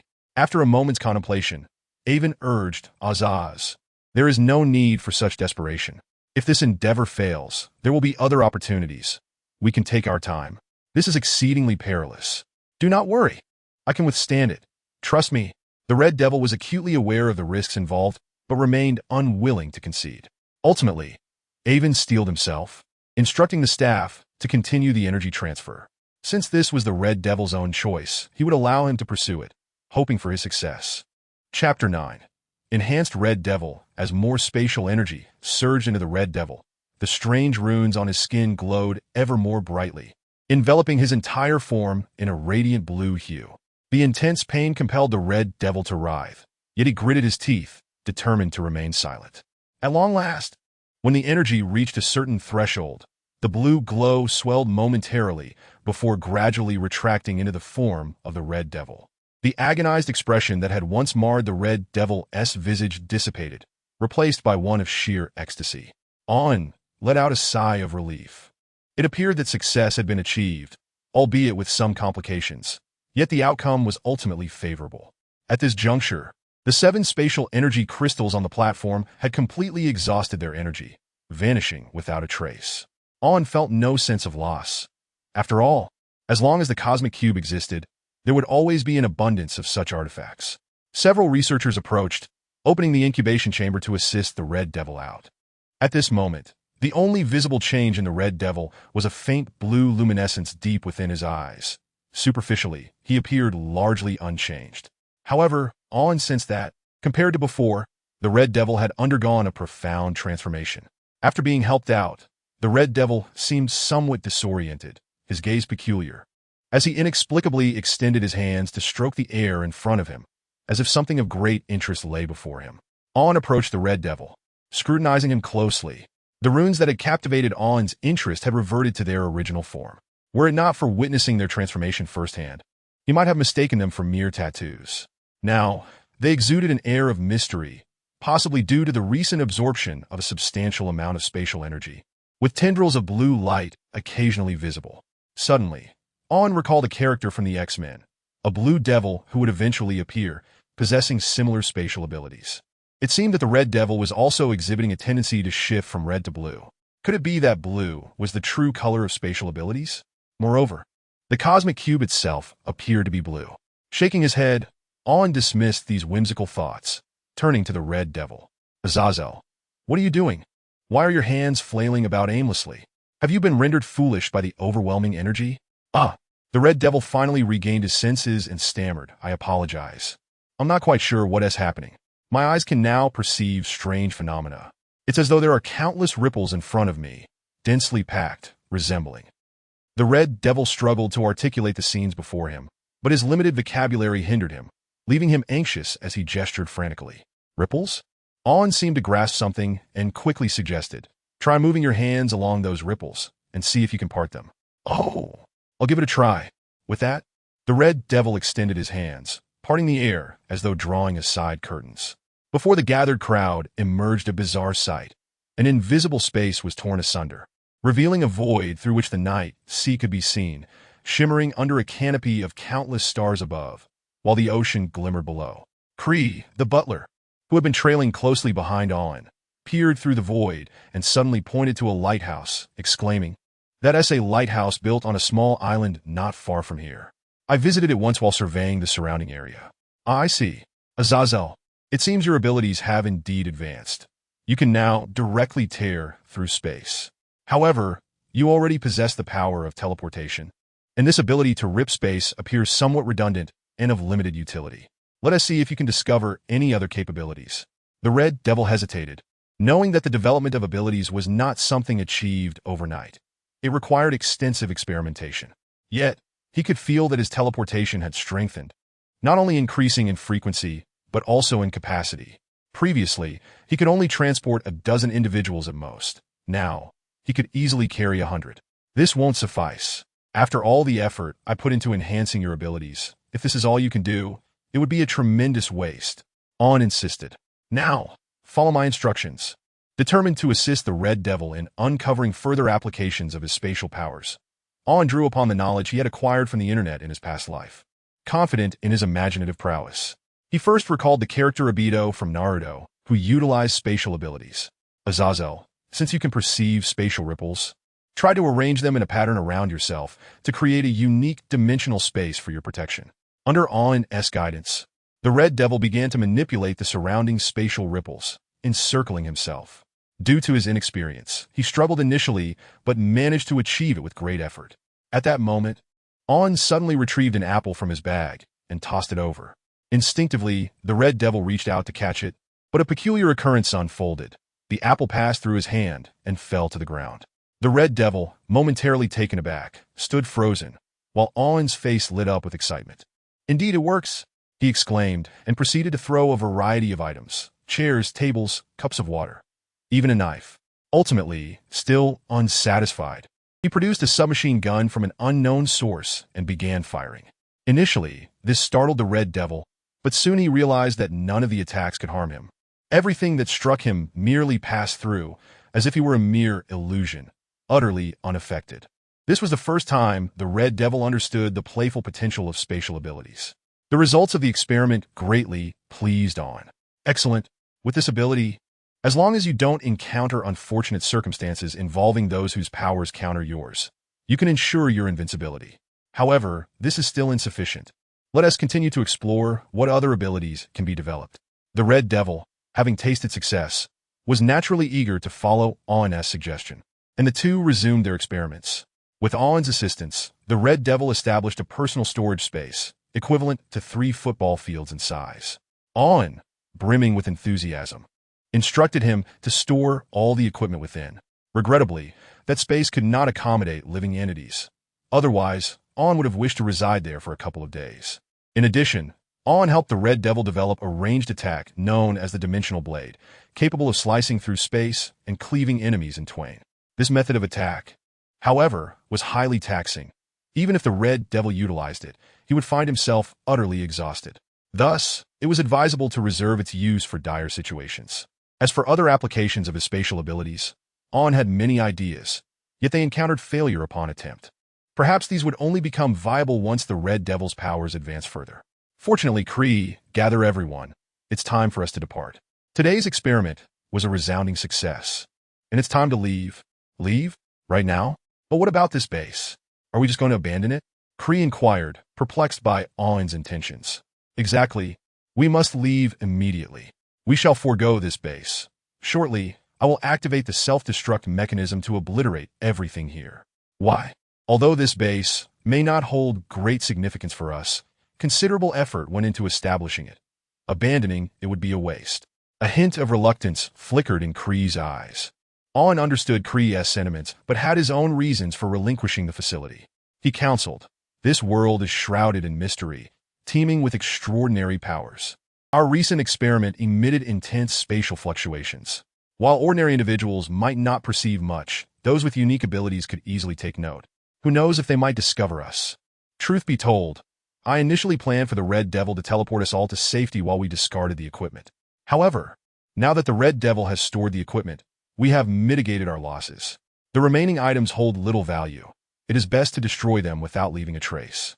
Though Kree believed An was being overly cautious, he respected An's decision. Soon he gathered everyone, and they held hands as the Red Devil teleported them away in an instant. Not long after Avon and his companions departed, a resounding explosion echoed from the base, which had been painstakingly constructed with considerable effort and expense, now reduced to mere rubble. Wealth breeds audacity. Unbeknownst to Avon, his decision was profoundly astute. While he was conducting experiments, the fluctuations of spatial energy drew the attention of certain enigmatic entities. On the Himalayas, a bald woman raised her gaze towards the direction of Avon's experimental island, pondering briefly before summoning a subordinate to instruct him to investigate the source of that spatial energy. In China's Kunlun, a venerable Taoist, youthful in appearance yet with a head of white hair, also lifted his gaze, an inexplicable expression flickering in his eyes as he prepared to step outside, only to retreat a few paces, murmuring to himself, "Perhaps it is best to refrain from unnecessary complications at such a critical juncture for developing new powers." In a mysterious location in England, there existed a peculiar magical academy, where an elderly man with a long beard vanished in a flicker of spatial energy, pursuing the disturbances. On an island shrouded in a protective barrier, A crowned woman felt a stirring within, casting a glance in a particular direction, though she quickly regained her composure. Observers noted the fleeting change in her demeanor. Deep beneath the sea, in a unique realm, there lay a city where a queen wielding a trident struggled with her thoughts. However, upon seeing a cubic box before her, she ultimately refrained from hasty actions. Additionally, several other mysterious beings sensed the spatial energy, yet most remained inactive for various reasons. With only a few dispatching subordinates to investigate, only to discover the completely destroyed base, yielding no other findings, ultimately leading to a dead end. Chapter 10. CPH-4 and ether particles. Without delving into the tumultuous rise of mysterious forces spurred by Avon's assistance to the Red Devil in enhancing capabilities, we find Avon and his companions whisked away from the island by the Red Devil's instantaneous movement. Upon regaining their senses, they found themselves in an expansive estate spanning thousands of acres. Within the estate, a group of servants, having awaited their arrival for some time, promptly ushered Avon and his companions inside, attending to their needs with great care. This estate, situated on the outskirts of London, the capital of England, was one of Avon's secret acquisitions, and the expenditure involved in acquiring such a sizable property in this prime location was undoubtedly astronomical. It is somewhat amusing to note that, while England stands as a member of the Allies, Avon currently serves the Axis powers of Germany, positioning them as adversaries. Yet here he was, boldly making his presence felt in London, possessing a vast estate in the capital, a feat not merely achievable through wealth, but requiring considerable status as well. This was naturally one of Avon's secret bases, distinct from the previously disposable island base. Avon had invested significant effort into this establishment, and those left behind were meticulously selected by him, diligently executing a special mission assigned by Avon in London. The researchers who returned from the island were taken down by Cree, who would arrange for their subsequent research tasks based on individual circumstances. These individuals were either sourced by Avon and the Shao family from various places or trained by them. They had engaged in research for years, holding numerous of Avon's secrets. Thus, they could not be allowed to leave. For the entirety of their lives, they would likely remain under Avon's control. Otherwise, the sensitive information they possessed could pose monumental challenges for Avon, even jeopardizing global security. Do not mistake this for hyperbole. Under Avon's guidance, they had developed numerous advanced technologies, such as atomic bombs. Should such knowledge escape into the world, it could undeniably alter the global landscape, and if it fell into the hands of a madman like Hitler, who could say whether he might unleash atomic devastation upon the world? Just as Cree departed with the researchers, only Avon and the Red Devil remained in the room. Observing the Red Devil, still emitting a faint blue glow, Avon suddenly recalled something of importance. The Red Devil had absorbed the energy of the cosmic cube, and her body was undergoing gradual transformation. Though the changes were subtle at present, given time, certain alterations would undoubtedly manifest, particularly in skin color. Such a transformation would surely attract the attention of Schmidt, potentially exposing the Red Devil's abilities and revealing Avon's deception. Despite Avon's confidence that the Red Devil could protect herself following her power upgrade, he still required the influence of Hydra to execute certain plans. It was not yet the moment to sever ties with Schmidt.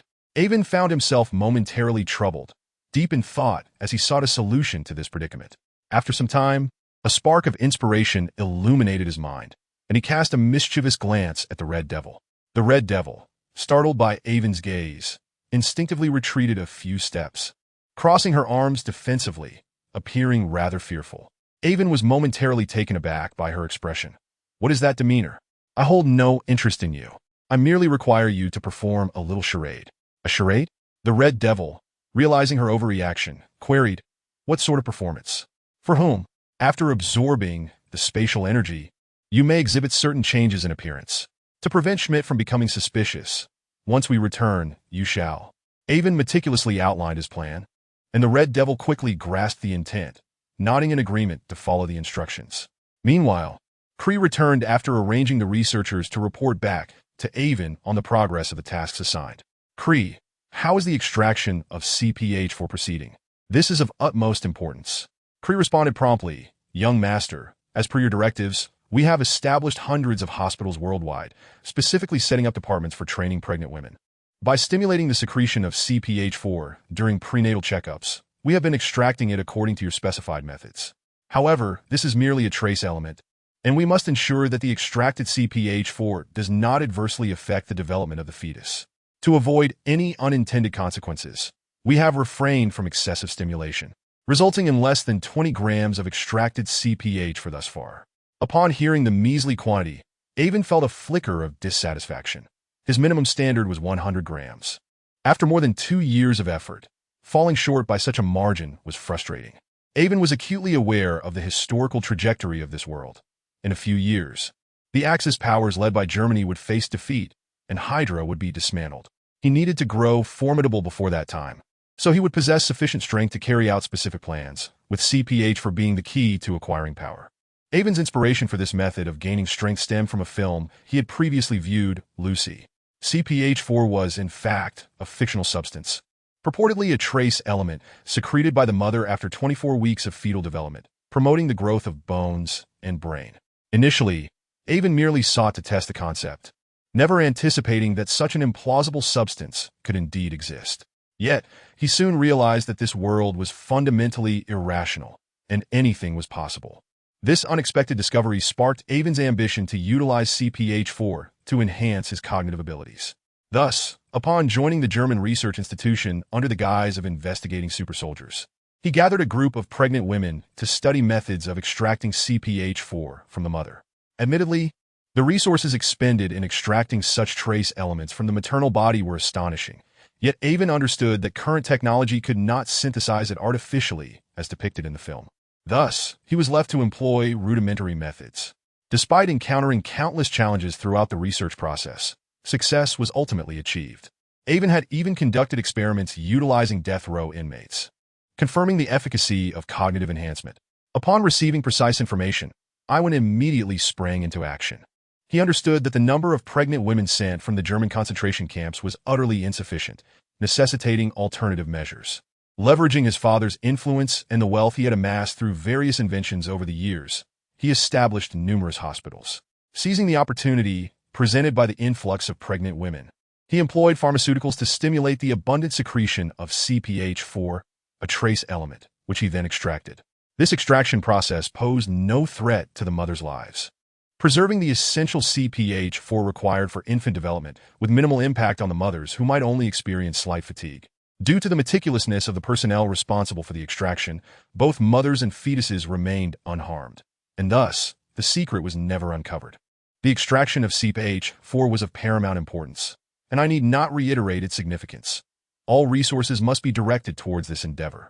Now, you possess a title as a British noble and are outwardly recognized as a prominent philanthropist. Therefore, continue to establish hospitals under the guise of aiding more individuals, transforming these facilities into a global chain. After all, hospitals are profitable ventures, ensuring financial gain and enhancing your reputation. Kelly pondered for a moment and nodded, saying, "Very well, I shall expedite the construction of the hospitals. And as the personnel become more adept at extracting CPH4, the process will undoubtedly accelerate." "Good," Iwan replied. "I trust you. By the way, how is the progress on the other matter? The years I had you infiltrate British high society and attain nobility were intended to grant you sufficient standing to commence the investigation. Have you not made any discoveries?" Kelly's expression turned troubled. "Young master, I have long wished to inquire. Are you certain that what you claim truly exists? During this time, I dispatched individuals equipped with the devices you created to probe through London repeatedly, nearly turning the city upside down. Yet we have found no trace of the spatial phenomena you described. The parameters you provided are far too broad. Merely stating in London is exceedingly vague. Furthermore, could you specify the exact location we should investigate? How do you know that what you seek resides there?" Iwan hesitated, not out of distrust towards Kelly, but because some matters were beyond his explanation unless he were to reveal his identity as a time traveler. Frankly, he was uncertain of what precisely he sought. The location was merely a rough coordinate he had deduced, thus he could only direct the search from that center. Kelly's face darkened. "So, you do not even know what you are looking for? This is rather..." Iwan interjected with a cold scoff. "Although I cannot ascertain what lies there, I can assert that if there is something, it would undoubtedly be an invaluable treasure. That place is unique. You are aware of the phenomenon of the 9-star conjunction, are you not? According to my calculations, it will occur again in over 90 years. I have analyzed the Earth's positioning during the last 9-star conjunction. envisioning the 9 celestial bodies as beads strung together on a wooden rod, with London being the location where the Earth is penetrated. The 9-star conjunction will trigger numerous alterations in force fields. It is said that ancient civilizations utilized this phenomenon to construct many wondrous edifices, such as the pyramids and Stonehenge.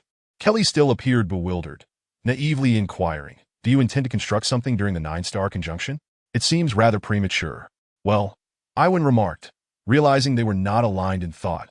There existed many extraordinary life forms in ancient times, deities, demons, and the like, who would undoubtedly be aware of the 9-star conjunction. My hypothesis is that they may have left behind certain artifacts, intending to activate them during the conjunction. If not, we shall consider it a futile endeavor. However, if there are indeed artifacts, we could achieve remarkable success. Iwan could not disclose his true intent to acquire the Dark Elves artifact, the Ether Ion, also known as the Reality Stone, so he concocted this rationale to placate Kelly. Chapter 11. The Red Demon causes a stir. Kelly did not anticipate such a response.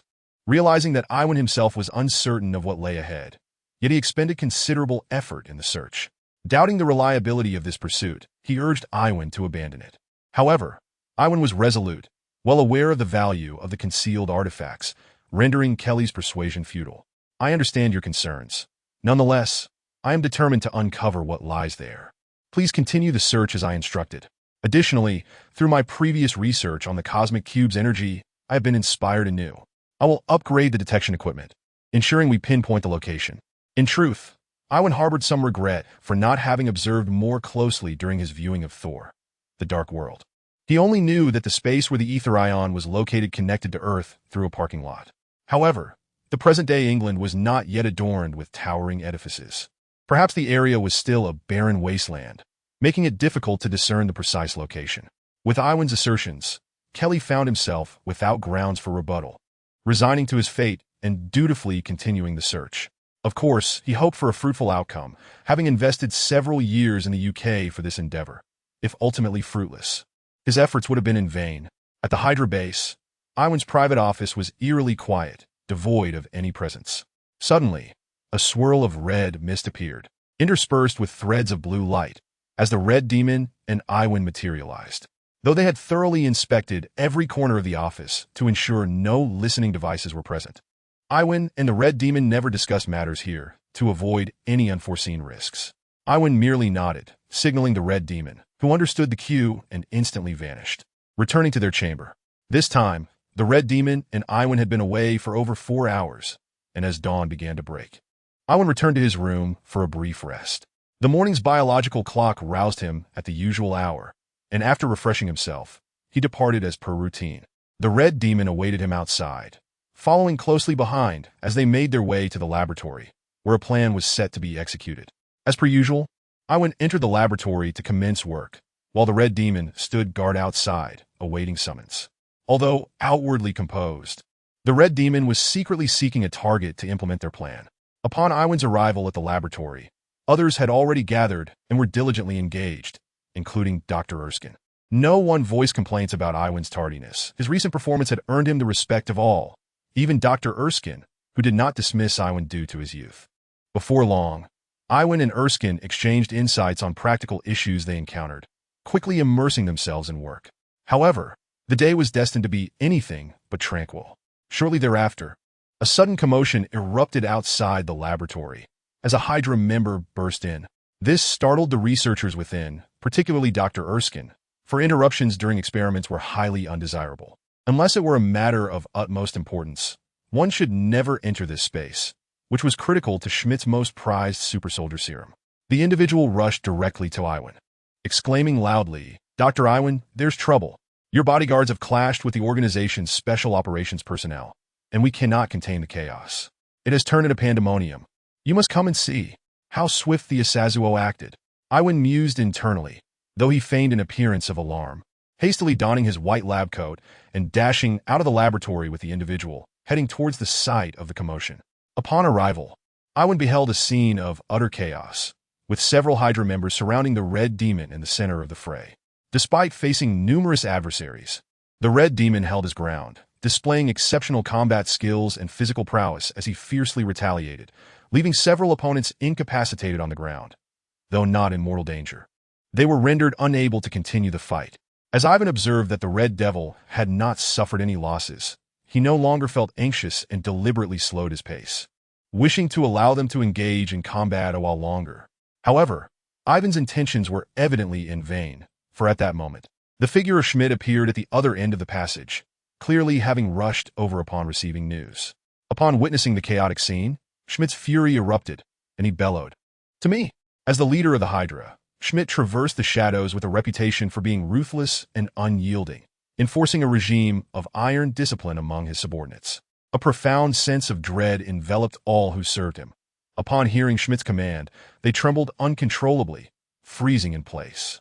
The Red Devil, upon witnessing this, refrained from pursuit and retreated to the side, standing behind Ivan to resume his role as a bodyguard. Schmidt, eyeing the dozen or so subordinates who had engaged in battle with the Red Devil, coldly demanded, "What on earth transpired? Speak clearly." The members of Hydra, including those severely injured and barely supported by their comrades, shuddered at Schmidt's inquiry, nearly collapsing again, too terrified to utter a word. Ivan turned to the Red Devil and asked, "Azazel, would you explain why you fought with him? I too wish to know." The Red Devil maintained a placid demeanor and nonchalantly replied, "It was nothing more than a friendly spar, merely a way to stretch our limbs." The Hydra members, who had been too frightened to speak, sighed in relief at the Red Devil's words, their eyes betraying a flicker of gratitude. One of the leaders chimed in, "Indeed, it was merely a customary duel. Mr. Azazel is truly formidable. We were no match for him." The others echoed this sentiment, extolling the Red Devil's extraordinary prowess, notably addressing him with the respectful title of Mr. Azazel. At this juncture, the matter could have been resolved amicably, with the conflict diminished to a trivial misunderstanding. Everyone was astute enough to infer that the confrontation had likely stemmed from a misunderstanding on the part of the Hydra members. Yet Schmidt was unwilling to let the matter rest. Ivan had cost him dearly to procure from Hitler, and with the ongoing research into the serum requiring Ivan's contributions, he had specifically instructed his men to treat Ivan with deference. It was inconceivable that his subordinates would provoke Ivan's trusted bodyguard. Schmidt's concern mounted that he might have offended Ivan, and more critically, his subordinates' actions were a blatant disregard for his orders, an offense that could not go unpunished. Without uttering a word, Schmidt fixed a cold gaze upon the dozen or so subordinates, the oppressive atmosphere rendering them breathless. Finally, one could bear the pressure no longer and pointed at the tallest among them, exclaiming, "It was not my fault." The captain mocked the Red Devil, saying he was as red as a boiled crab, and also mentioned, with that single remark, everyone understood the nature of the conflict. The Red Devil's peculiar appearance elicited a sense of aversion among the members. In their eyes, he was an aberration, although they would not voice their disdain in his presence. Whispers of ridicule often surfaced in private. In truth, the Red Devil was indifferent to such matters. He had long grown accustomed to the peculiar stares. Having lived for centuries, he had encountered myriad experiences. To him, these individuals were merely a gaggle of immature children. To become enraged over a few jibes would be absurd. However, this time, he had been instructed by Ivan to create a scene, providing a pretext for some mischief, which led to the day's events. Now that the circumstances were clear, Schmidt, naturally, would not show leniency. He raised his hand, and two towering figures emerged from behind him, stepping forward to seize the captain. The captain's face contorted in despair as he instinctively attempted to resist. However, Schmidt's bodyguards were elite warriors, each capable of easily subduing him. One wrenched his arm, while the other delivered a swift chop to the back of his neck, causing the captain to lose consciousness, after which he was dragged away. The remaining Hydra members, witnessing their captain's removal, understood Schmidt's notorious ruthlessness and realized they would never see their leader again. Yet, at that moment, their thoughts were consumed by their own fates. Fear etched across their faces as they awaited their impending judgment. "Mr. Schmidt, since the instigator has received his just punishment, these individuals can be regarded as mere accomplices. Furthermore, they have not inflicted significant harm. Please grant them clemency," Ivan interjected, prompting a wave of hope among the apprehensive Hydra members. Schmidt was taken aback by Ivan's unexpected plea, yet he recognized the importance of maintaining decorum. He nodded, conceding, "Since Dr. G has interceded, they shall be spared this time. Now go." The dozen men, as if granted a reprieve, saluted Schmidt and expressed their gratitude to Ivan before hastily departing, disregarding their wounds. For those who had served Schmidt for an extended period, They understood the rarity of such mercy. To escape his wrath was an uncommon stroke of fortune, leaving them filled with gratitude towards Ivan. Chapter 12. The plan commences. Dr. Ivan, I sincerely apologize. My subordinates acted thoughtlessly and caused you trouble. I assure you such an incident will not recur, Schmidt expressed. Ivan, unperturbed, waved his hand dismissively. It is of no consequence. The Red Devil's appearance is indeed rather peculiar, which inevitably invites commentary. Turning to the Red Devil, Ivan proposed, Azazel, to prevent any future misunderstandings. Please accompany me to the laboratory. I shall concoct something for you that will eliminate such occurrences. The Red Devil followed Ivan to the laboratory, while Schmidt, filled with curiosity, trailed behind, eager to discover what peculiar creation Ivan might devise. Ivan instructed the Red Devil to wait outside as he entered the laboratory alone, gathering a plethora of materials and busily working for a mere 20 minutes. He emerged with a glass beaker containing a translucent liquid. Handing the beaker to the Red Devil, Ivan instructed, fill a bathtub with water and pour this potion in. Then immerse yourself for 3 minutes, ensuring your face is submerged as well to achieve optimal results. Hurry. We shall discuss the rest after your bath. The more Ivan revealed himself, the more the Red Devil recognized his brilliance, not merely in strength, but in intellect, daring to envision what others would not, and succeeding in his endeavors. Thus, he dutifully executed Ivan's commands, clutching the beaker as he departed. As Ivan awaited the Red Devil outside the laboratory, Schmidt, intrigued, also lingered nearby, engaging in casual conversation with Ivan and inquiring about the purpose of the liquid. Ivan merely smiled and replied, You will understand soon enough. Time flew by, and after several minutes, footsteps echoed through the passage once more. A tall figure gradually approached, and when Schmidt discerned the identity of the newcomer, he gasped, You are? The Red Devil. How is this possible? Not only Schmidt, but also the bodyguards standing watch were taken aback. The Red Devil could no longer be described as red. He now appeared indistinguishable from an ordinary individual. His crimson skin transformed into a fair complexion, resembling a typical Caucasian. Nevertheless, with Schmidt's keen eye, he could still discern that the Red Devil's tail remained, discreetly coiled around his waist. To speak candidly, the Red Devil found himself astonished by his current appearance. Although Ivan had initially mentioned his intention to employ a unique method to conceal his true visage, he had not elaborated on the specifics of this process. The Red Devil had even presumed that Ivan might simply procure a mask for him to wear, but he had not anticipated an outright transformation. At that moment, the Red Devil felt a surge of excitement. He was acutely aware that his appearance would be difficult for ordinary people to accept. If he were to walk down the street, he would undoubtedly be regarded as a monster and pursued. Consequently, he had seldom ventured outside over the years, and even when he did, he took great care to cover himself completely, ensuring that no one could see his true form. However, now he was free from such concerns. As long as he concealed his tail, no one would notice his differences, allowing him to go wherever he pleased. Dr. Ivan, this is truly remarkable. How have you achieved this? Schmidt inquired immediately, following his astonishment. Ivan maintained an expression of calm indifference. It's merely a unique cellular dye that can permeate the epidermal cells, altering their surface color without affecting the cells themselves. It serves little purpose, and moreover, the human body continuously undergoes metabolism. The epidermal cells will gradually be replaced. In about a month, the color will fade. However, Azazel's metabolism is significantly slower than that of an ordinary person, which will allow him to maintain this appearance for over 3 months. After that, he will need to undergo the process again. This was already quite impressive. Dr. Ivan had managed to concoct such a wondrous potion in a remarkably short time. Truly commendable. Schmidt couldn't help but marvel at Ivan's prowess, recognizing him as one of the most outstanding scientists in the world today. Reflecting on Ivan's arrival, he noted the extraction of energy blocks from the cosmic cube and the rapid development of energy weapons, as well as the swift progress of the super soldier serum. He felt justified in having gone to great lengths to secure Ivan from Hitler's clutches. Having acquired the knowledge he sought, Schmidt chose not to linger any longer and turned to leave. Unbeknownst to him, after his departure, Ivan and the Red Devil exchanged knowing smiles, a look of conspiratorial triumph on their faces. Now that the Red Devil's appearance had been altered by the dye, even if the cosmic cube's energy were to turn him blue in the future, the dye would provide sufficient cover, preventing Schmidt from uncovering any truths. Thus, the Red Devil's secret would remain undiscovered. In the blink of an eye, a year had passed. The research on the super soldier serum progressed at an accelerating pace. nearing success, a joyous occasion for Schmidt. Yet, the international situation for Germany grew increasingly dire. On foreign battlefields, the Allies began to exert pressure, while domestic shortages of supplies emerged. If this continued, defeat was inevitable. Hitler now regretted having assigned Ivan to Schmidt, repeatedly pressuring him to return Ivan to assist in the development of more advanced weaponry, hoping to reverse the unfavorable circumstances.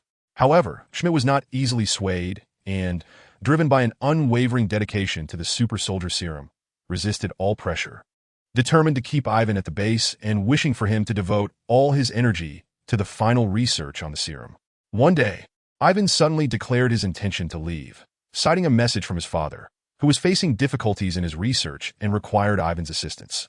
Truth be told, the research on the super soldier serum had reached a critical juncture, and Schmidt had initially been reluctant to let Ivan go. Yet, Ivan expressed a heartfelt longing for his father and insisted on departing, asserting that even in his absence, Dr. Erskine could continue the research, albeit with a slight delay. Ultimately, Schmidt had no choice but to acquiesce. After all, Ivan was not technically his subordinate, but reported directly to Hitler, and their relationship was merely that of colleagues. In truth, Ivan held another advantage.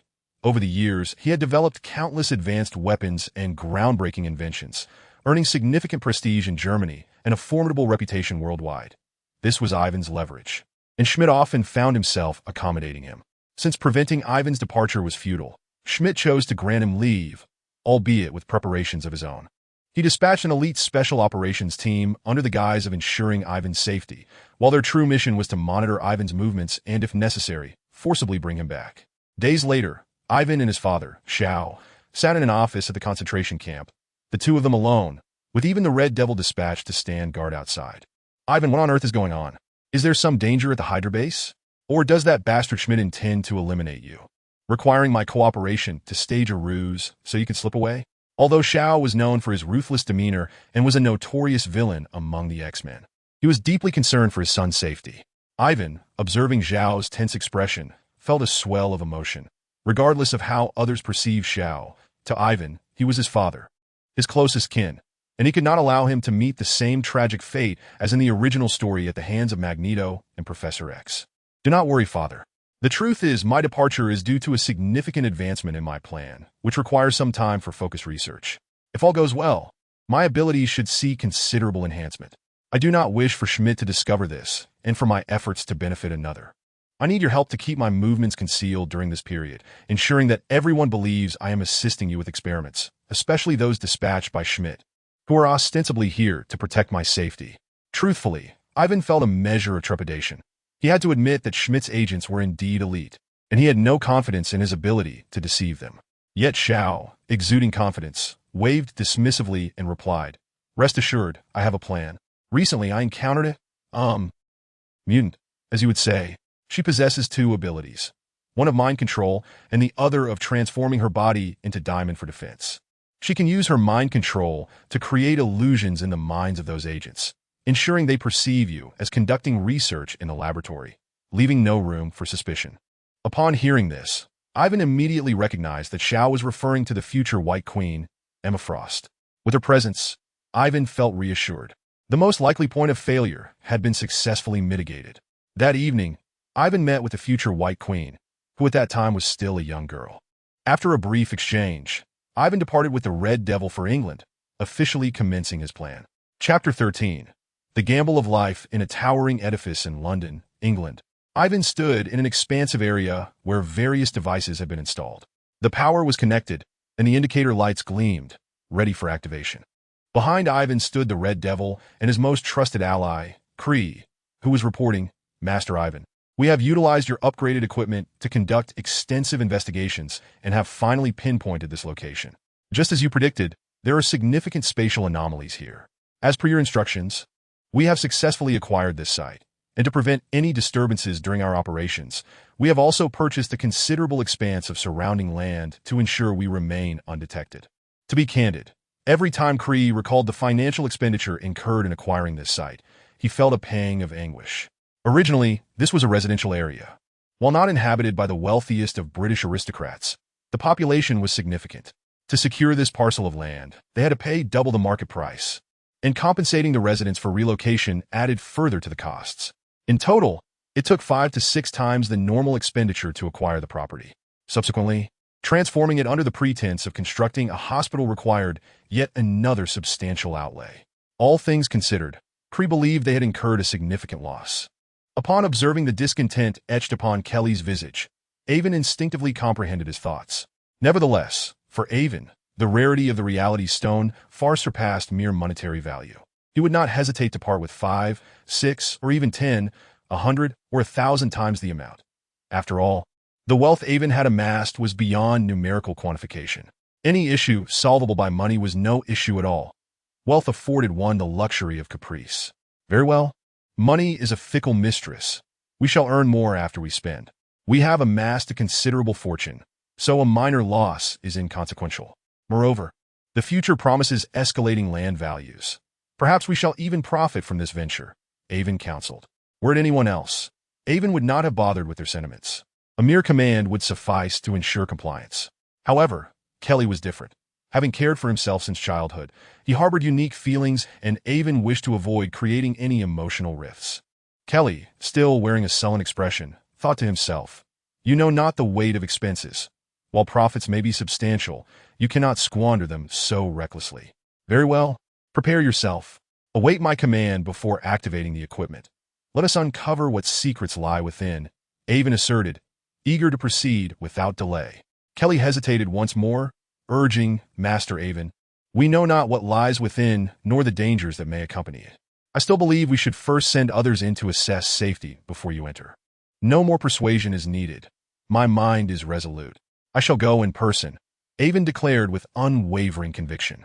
While others remained oblivious to the nature of the contents, Avon was acutely aware it was ethereal particles. Should he send others in, the particles might possess them as depicted in the film, potentially rousing the dark elf King Malekith, or even attracting the attention of Heimdall from Asgard, who could see all. Such an eventuality would jeopardize Avon's carefully laid plans. Recognizing that his tone had grown somewhat harsh, Avon sighed and reassured Kelly, "Do not worry, for I will be accompanied by Azazoth. He will protect me. You are well aware of Azazoth's formidable abilities. With him by my side, what threat could imperil my safety? Furthermore, I have prepared numerous life-preserving items and an array of weaponry within his personal space, sufficient to contend with any unforeseen circumstances." Kelly understood the futility of his counsel, merely wishing to exert one final effort. Seeing his persuasion falter, he turned to prepare others for immediate action. Avon held this operation in utmost regard. After Kelly's departure, he conducted another thorough inspection of his possessions. Ultimately, he retrieved a small box from his satchel, inputting the password to unlock it. Inside lay 3 syringes filled with a blue liquid, radiating a captivating glow. This was the culmination of Avon's relentless efforts. A product extracted from the bodies of pregnant women after 24 weeks, known as CPH4. Following Avon's previous directives, Kelly had invested considerable resources and established over 1,000 hospitals, accelerating the extraction process. Though the yield had not reached Avon's target of 100 grams, it had attained a commendable 90 grams, which Avon subsequently dissolved into the 3 syringes. Despite having confirmed through experimentation that CPH4 could enhance brain function, as depicted in the film, Avon was reluctant to inject it directly. He recalled the story of Lucy in Limitless, whose brain's heightened development led to cellular rebellion due to nutritional deficiencies. Moreover, such evolution, once initiated, could not be halted, potentially resulting in rationality, suppressing emotion.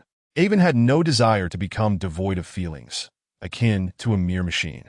Aware of the inherent risks of this agent, he sought a remedy. His solution lay with the ethereal particles, or rather, the reality stone. In Avon's estimation, the reality stone's purpose was to transform the unreal into the real. In the hands of the Dark Elves, it had morphed into a red fluid. Yet Avon perceived this fluid as merely a derivative of the reality stone, misapplied by the Dark Elves. His current plan was to utilize the reality stone in conjunction with CPH4 to enhance his cognitive abilities. However, he did not intend to reach the full capacity as seen with Lucy. Rather, he aimed to attain a certain threshold and then utilize the reality stone's power to forcibly halt the process. Employing the reality stone alongside the cognitive enhancement bore another advantage. The red fluid could serve as a source of energy, thereby preventing cellular rebellion due to nutrient deficiencies. As for Malekith's consciousness residing within the ethereal particles, Avon need not worry. Should Avon's cognitive enhancement reach a sufficiently high level, his mental prowess would undoubtedly increase, allowing him to eradicate Malekith's essence from the particles. At that juncture, he would become the new master of the Reality Stone. Of course, Avon had meticulously strategized this plan, preparing for numerous contingencies to maximize the odds of success. Yet, he could not guarantee the outcome. In many respects, this endeavor was a gamble with his very life at stake. Should he succeed, he would wield immense power, rendering him nearly invincible on Earth and notable within the cosmos. Conversely, failure could lead to catastrophic consequences, whether from the explosive energy of the ethereal particles or a mental breakdown due to excessive cognitive enhancement. Despite the peril, Avon resolved to take the risk, fully aware of the looming dangers threatening Earth. Villains such as Thanos, Darkseid, and Galactus, each capable of obliterating planets with ease. Merely contemplating their potential instilled trepidation. Without sufficient strength, even survival would be impossible. Thus, for the sake of his own existence, he would seize this opportunity to wager, harboring no regrets should he falter. L'étude commence. With Avon's command, the personnel sprang into action. All equipment powered up, and energy crystals extracted from the Tesseract began to emit a cerulean glow. Suddenly, several blue beams converged, creating a diminutive wormhole the size of a fist. As the beams intensified, the wormhole expanded until it formed a 2-meter diameter portal, wide enough for a single individual to traverse. Avon was well prepared for this spectacle, his demeanor unchanged. However, the others were not as composed. Their curiosity piqued as they gazed at the spatial passage, eager to discern what lay beyond. With the portal now open, Avon wasted no time, striding confidently into the void, with the Red Devil closely following, fully alert and ready to confront any imminent danger. Upon crossing the threshold, Avon and the Red Devil found themselves in an alternate realm, shrouded in darkness, rendering discernment impossible. They pressed on, exploring their surroundings. Yet, it was not long before Avon located his objective. Before them, a mass of red fluid floated in midair, subtly glowing and shifting shapes, exuding an air of profound mystery. Indeed, it is here. Avon's face lit up with exhilaration, his arduous efforts finally bearing fruit. Although thrilled, Avon remained cautious, acutely aware of the dangers posed by the ethereal particles. He halted his advance, turning to nod at the Red Devil. The Red Demon, with a gesture of his hands in the void, conjured ripples of space, utilizing his spatial abilities to confine the swirling fluid. As the fluid transformed, it occasionally brushed against the spatial barrier, yet without any external control, it seemed reluctant to breach the confines. Once Avon confirmed the absence of danger, he exhaled in relief, knowing that the next steps rested upon him. Chapter 14. Success. Avon understood that the Red Demon's creation of an alternate space was immensely taxing on his abilities and could not be sustained for long. Seizing the opportunity, Avon swiftly unfastened a backpack from his back, retrieving 3 peculiar devices, each fitted with a crystal of spatial energy. He arranged them around the ether particles, forming a perfect triangle on the ground.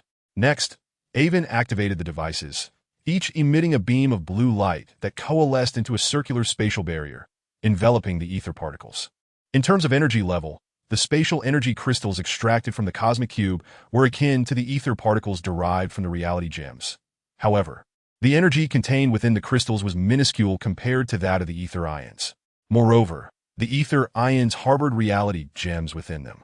At this moment, the ether particles were uncontested, lacking any significant offensive capability, so when they came into contact with the spatial barrier, they were immediately repelled, forced to endlessly change shape within the confines of the barrier, unable to escape. Seeing the ether particles ensnared by Avon, the Red Demon withdrew his spatial powers and stepped aside, awaiting Avon's next command. Avon continuously adjusted the devices, gradually constricting the circular barrier until the sphere containing the ether particles was compressed to the size of a soccer ball.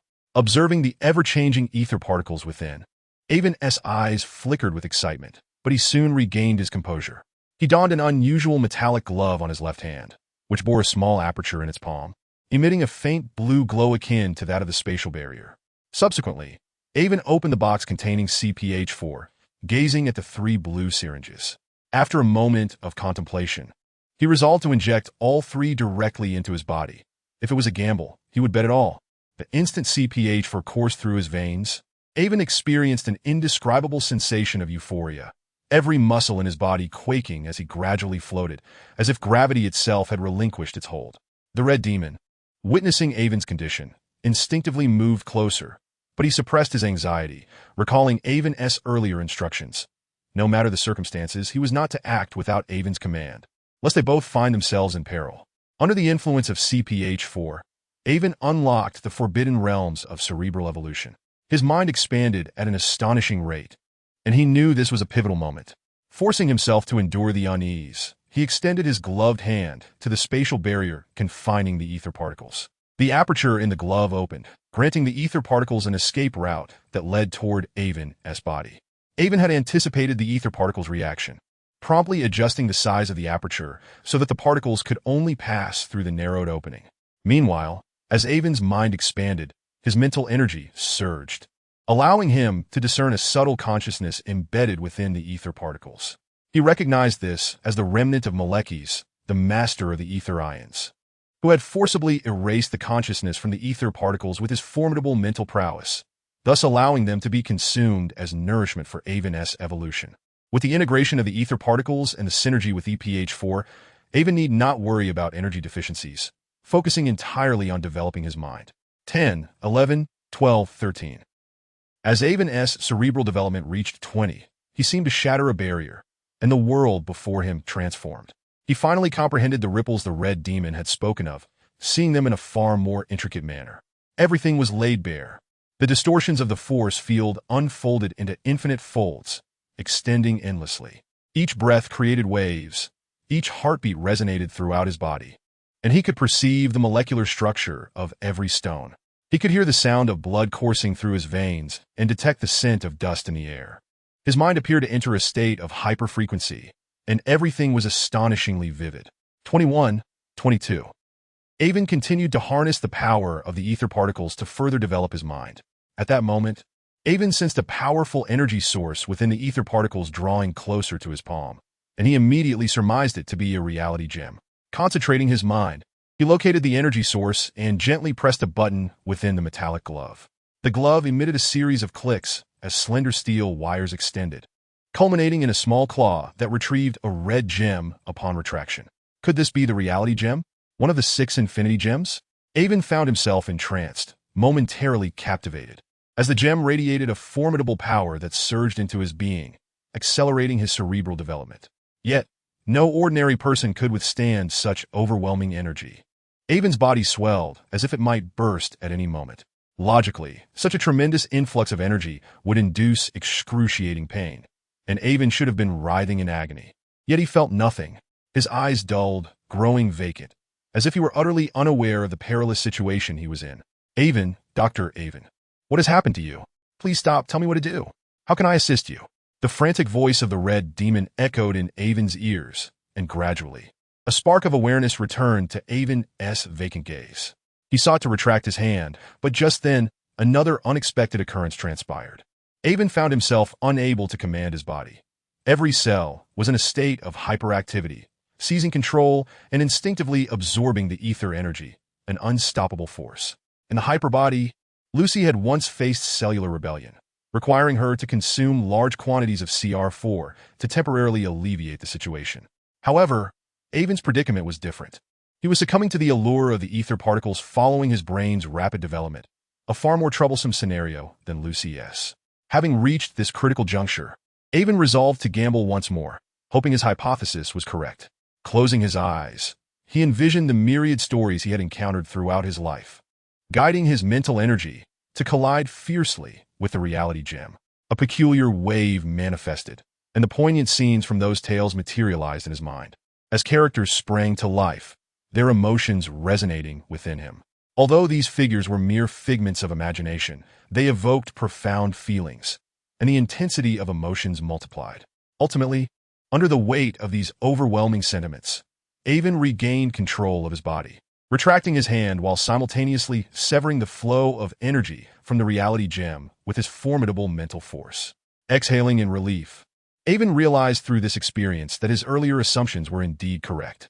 This was the true application of the reality gem, the transformation of illusion and reality, allowing one to craft a world of phantasmagoria tailored to one's desires. Within this realm, one could acquire knowledge, be it scientific or magical, as long as the power level did not exceed that of the reality gem itself.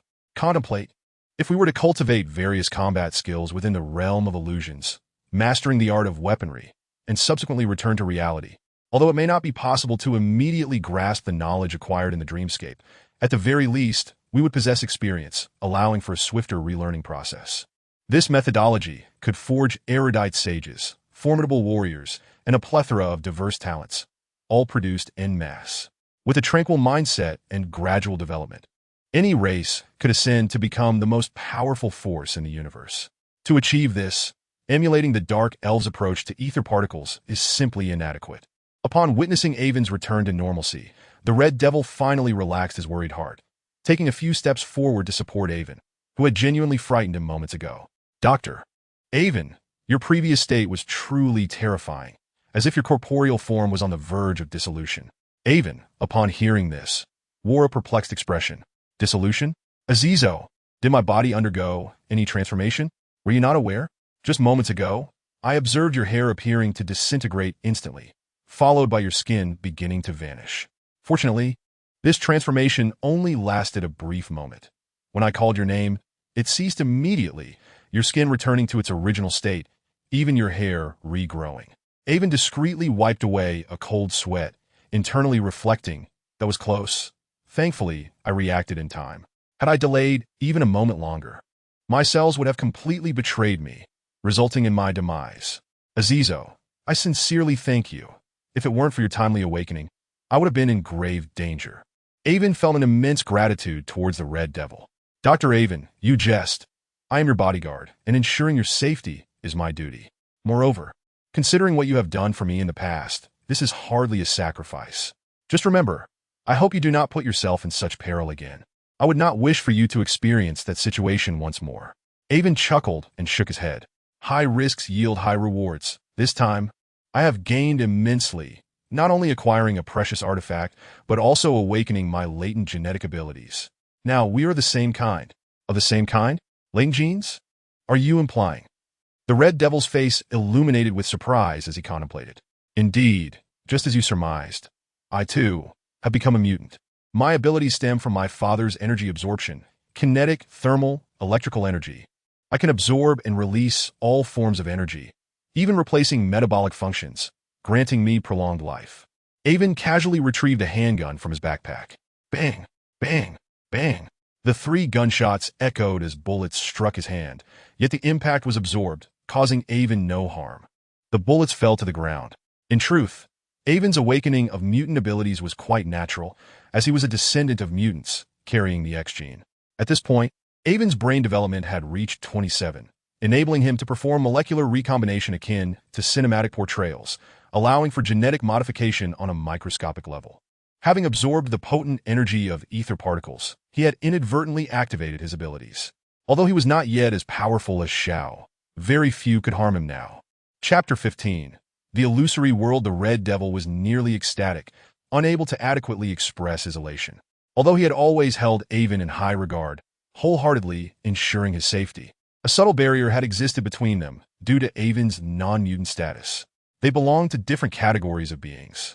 However, with Avon's awakening of the X gene, the dynamics shifted.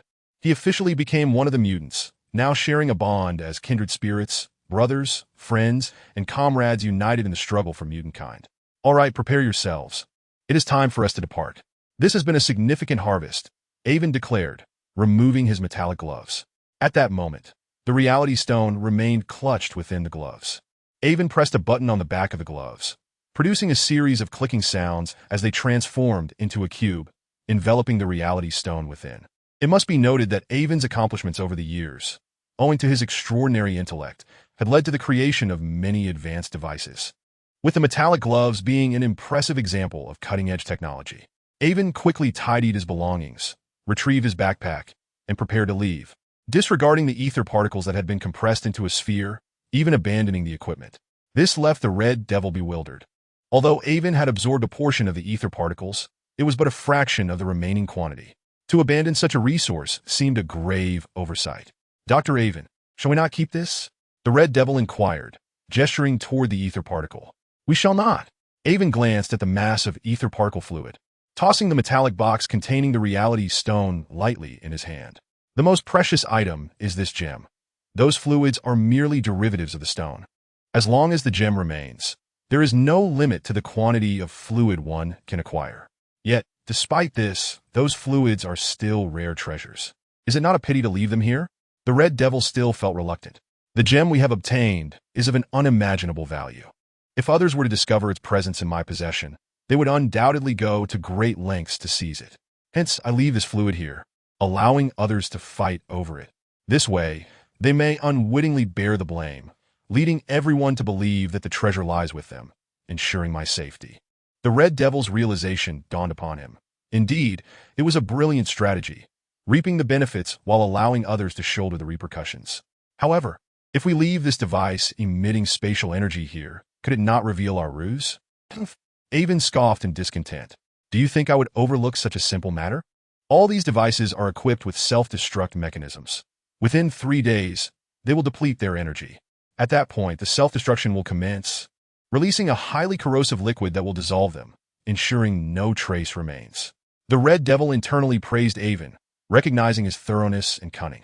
He could not help but anticipate which unfortunate soul would ultimately take the fall for their actions, silently mourning for them. As Avon and the red devil passed through the spatial gate, returning to Earth, they found Kelly and the others, who had been anxiously awaiting their return, finally able to breathe a sigh of relief. Had anything happened to Avon, he was uncertain of how he would cope. Kelly, instruct the personnel to halt all operations. Today's events must not be mentioned to anyone. Avon issued the command promptly. In truth, Kelly already knew the necessary course of action without Avon's directive. He first directed the workers to shut down the equipment, causing the faintly glowing spatial gate to vanish, and then instructed everyone to vacate the premises. Master Avon, opening the spatial gate, must have generated spatial energy fluctuations. Will it not draw attention? Should we abandon this location? Kelly recalled the previous incident when he assisted the Red Devil in enhancing his abilities and posed the question. Avon shook his head. No need. I took precautions from the outset. Do you not recall the special materials I had you use during construction? Those materials can isolate spatial fluctuations, ensuring we remain undetected. Kelly finally felt relieved. To be honest, he was even less inclined to abandon this place than Avon. The construction had cost a significant fortune, and losing it would be heart-wrenching. Master Avon, judging by your demeanor, you must have amassed quite a collection this time. May I inquire about the treasures you acquired? Kelly, appearing somewhat bashful, was nonetheless brimming with curiosity regarding Avon's newfound possessions. Avon glanced around, then replied, There are too many eyes here. First, have the area cleaned up. Later, we shall convene in the basement, and I will reveal the treasures I have obtained this time.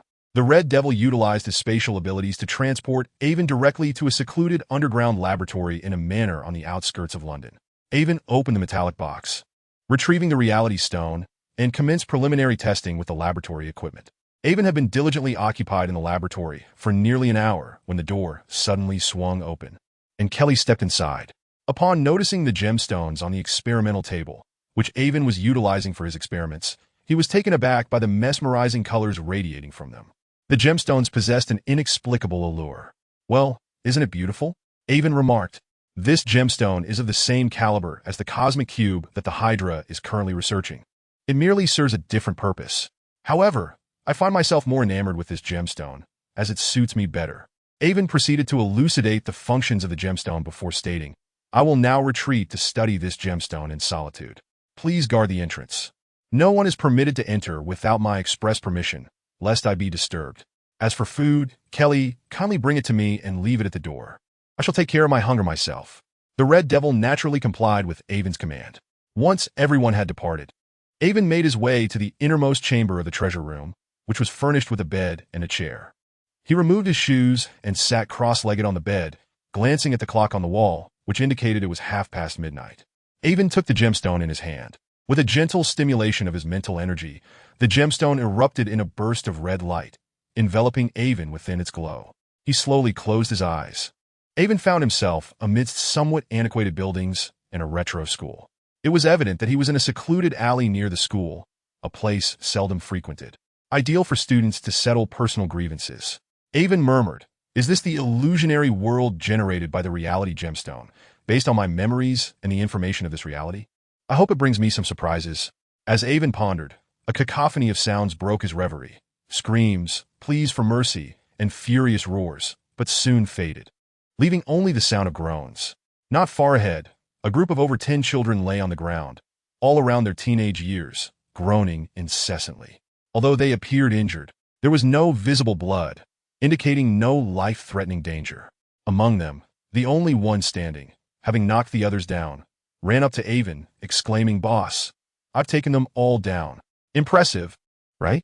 Avon regarded the spirited youth before him with interest, silently mused. So this is Wang Chao, the protagonist of my imagined world, the legend of dragons and serpents? Quite vibrant and lively. Although Avon had awakened his abilities, he was acutely aware of his greatest shortcoming, his lack of formal training, rendering him inept in utilizing his powers and deficient in combat techniques and experience. Thus, entering the world of the legend of dragons and serpents through the illusion created by the reality gemstone to learn martial arts was the most suitable course of action for Avon at this juncture. Observing Wang Chao, who appeared unfazed despite having just engaged in a brawl with his peers, Avon feigned a sigh, saying, "Alas, there will always be troublesome individuals seeking to harm me. Fortunately, I have prepared in advance and trained you, my super-skilled companion, to serve as my personal guard. No matter how many enemies come, as long as I close the door and unleash you, everything will be fine." Wang Chao was momentarily taken aback, nearly unable to suppress an urge to deliver a beating to his unscrupulous boss. Close the door and unleash Wang Chao. Do you take me for a dog? However, recalling his boss's cunning nature, Wang Chao ultimately suppressed his frustration and smiled. "Boss, what should we do with these people? Should we teach them another lesson?" Avon strolled through the sprawled group on the ground, eliciting cries of agony with each step he took. He then lamented, "The heavens are merciful. Let us spare them. After all, my heart is kind." Wang Chao could not help but roll his eyes. "Kind-hearted? Spare me. If I hadn't witnessed you walking around and deliberately stepping on each one, I might have believed you." Avon's primary objective in this world was to learn martial arts, and the best way to achieve that was to follow the protagonist. The world was shaped according to Avon's will, allowing him to freely define his identity. In this realm, he designated himself as Wang Chao's childhood companion. However, due to Avon's poor health, he had not trained alongside Wang Chao. In truth, Avon had dedicated himself to scientific research in the real world, neglecting physical exercise. Although he was not weak due to his mutant status and was quite healthy, he paled in comparison to Wang Chao, who had trained rigorously for years. Despite Avon's low combat prowess, Wang Chao did not dare to underestimate him. The reason for addressing Avon as boss was that Avon was recognized as an exceptionally intelligent individual within this world. Although he could not practice martial arts, he possessed a plethora of ingenious ideas that enabled him to devise the most suitable training methods for Wang Chao. Due to Avon's innovative training techniques, Wang Chao's progress was significant, and it was precisely for this reason that Wang Chao willingly called Avon boss. Chapter 16. Enhancing strength on their way home, Wang Chao suddenly remarked, "Boss, today I met a big sister named Tang Zichin at the park. Her skills feel different from others. I want to ask her to teach me. Will you come with me to see her tomorrow?" "Of course, no problem," Avon responded without a second thought. This was precisely his purpose for entering this world: to learn the most formidable martial arts and, by extension, to see what the heroine of the legend of dragons and serpents, Tang Zichin, looked like. He would certainly not refuse. The following morning, Wang Chao led the way, and they quickly arrived at a park. From a distance, Avon spotted a woman dressed in a sharp outfit, exuding an aura of elegance and confidence. National goddess, mature woman. Upon seeing her clearly, Avon's mind was flooded with inexplicable thoughts. Such a naturally beautiful woman would undoubtedly be a superstar in any future era. More importantly, she possessed a unique charm that set her apart, akin to a crane among chickens. Indeed, she was the heroine, radiating grace. Although Avon understood that this was an illusion conjured by the reality gemstone, he could not help but silently applaud. Wang Chao approached to greet her and began conversing, while Avon casually seated himself nearby, observing the interaction without intruding. However, Tang Zichin occasionally glanced in Avon's direction, a mixture of curiosity and wariness in her gaze. Avon discerned her thoughts, but remained unfazed. After all, as the head of the Tang clan, she could not afford to trust easily. Before long, Wang Chao commenced his daily training, with Tang Zichin providing occasional guidance. Throughout, Avon quietly observed, internally analyzing the intricacies of martial arts. For 7 consecutive days, Avon remained silent, and Wang Chao did not question him. Understanding Avon's character, Wang Chao knew that when the time was right, Avon would naturally speak. On the 8th day, while Wang Chao was training, Avon suddenly interjected, offering insights on various techniques. This, however, displeased Tang Zichin. An individual who had never practiced martial arts instructing others in their training was nothing short of chaos. Yet Wang Chao held unwavering trust in Avon, following his every word and disregarding her attempts at counsel.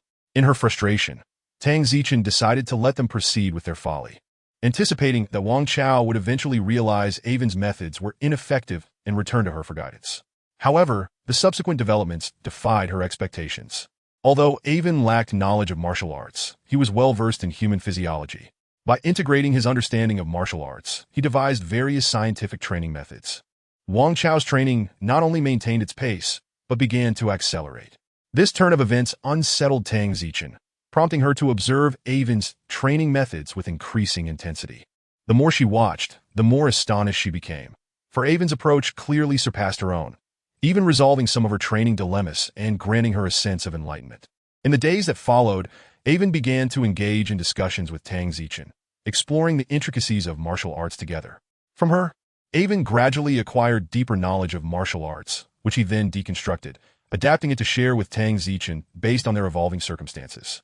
Although Iwan devised numerous cultivation methods based on Tang Zichin's descriptions, most were ill-suited for him.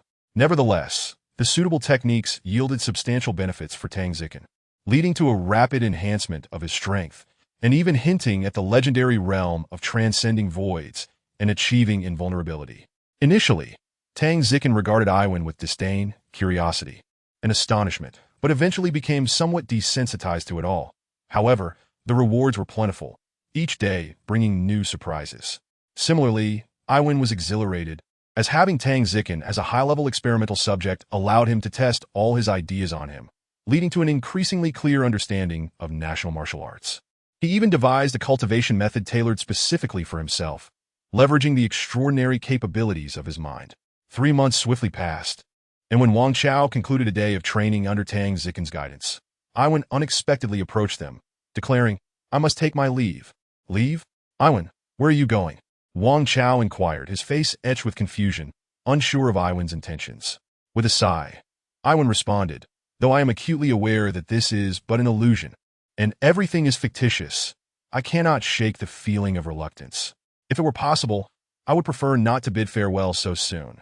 However, I can no longer remain ensnared in this illusion, lest I risk never waking up." "Iwan, what on earth is wrong with you? Why are you spouting such nonsense about illusions and fictions?" Wang Chao's anxiety intensified, leaving Tang Zichin equally bewildered, though a sense of crisis began to brew within him. "Ha!" Iwan suddenly burst into laughter, exclaiming, "Truly, this illusionary world created by the reality gem is a marvel, blurring the lines between truth and deception, rendering it impossible to discern what is real, making it difficult to part from. Yet I must still say goodbye." With those final words, the scene before him shattered like a mirror, causing everything, Wang Chao, the park, Tang Zichin, to vanish, and he found himself back in his bedroom, still clutching the crimson reality gem. Regaining his composure, Iwan glanced at the clock on the wall, which read exactly 2 a.m. Thus, he realized he had spent 3 months in the illusion, while only an hour and a half had passed in reality. The experiences of 3 months compressed into that brief time frame would overwhelm an ordinary person with a deluge of information, likely causing a splitting headache. However, for Iwan, whose brain had been developed to 27%, it posed no such threat and bore no side effects. "Wait, that's incorrect. My brain's development has now reached 27.3%. I should have only been at 27% before. This indicates that during my time in the illusion, I further developed by 0.3%. My mind must have been in an active state during this period. Indeed, creating the most suitable martial arts for myself necessitated the processing of vast amounts of information. This could be problematic. It appears the reality gem should not be used casually. For others, a heightened brain development would be cause for excitement, but not for Iwan. His cognitive advancement far surpassed that of ordinary individuals, and further development could easily lead him into a state of absolute rationality, where emotions would be suppressed, transforming him into a mere computational entity. Iwan had no desire to become a soulless automaton. This predicament complicated matters. He had initially hoped to utilize the reality gem to create a martial arts world, to learn the fabled internal arts, while merging the national martial arts acquired from the Dragon and Snake realm to enhance his cultivation experience. It seemed this was no longer feasible. So, how could he swiftly augment his strength? Iwan pondered intensely until a light bulb moment struck him. Of course, I now possess the ability to absorb energy. This is the optimal solution. This energy absorption ability was akin to the fantastical version of the Northern Underworld divine skill, allowing him to draw energy into his body and circulate it through his meridians, permeating every part of his being. During this flow, the energy needed to be constantly compressed and absorbed by his body to fortify himself. He wondered if he might achieve the legendary indestructible body. Wait, no, this won't do. I'm not even familiar with the most basic meridians, let alone the legendary internal arts. It seems I must venture into the illusionary world once more. However, this time, to prevent further brain development, I shall gather only the simplest body-refining techniques, such as the Golden Bell Shield or Iron Cloth Shirt. These are commonplace methods of little value to others, yet for someone with my energy absorption ability, they surpass any extraordinary martial arts manual. With my energy absorption power, I can entirely substitute for internal energy, be it electrical, thermal, or light energy, practically limitless. Utilizing these energies to strengthen my physical form would undoubtedly yield astonishing results. Iwan placed his hands upon the reality gem once more, and after another flash of red light, he entered the illusion.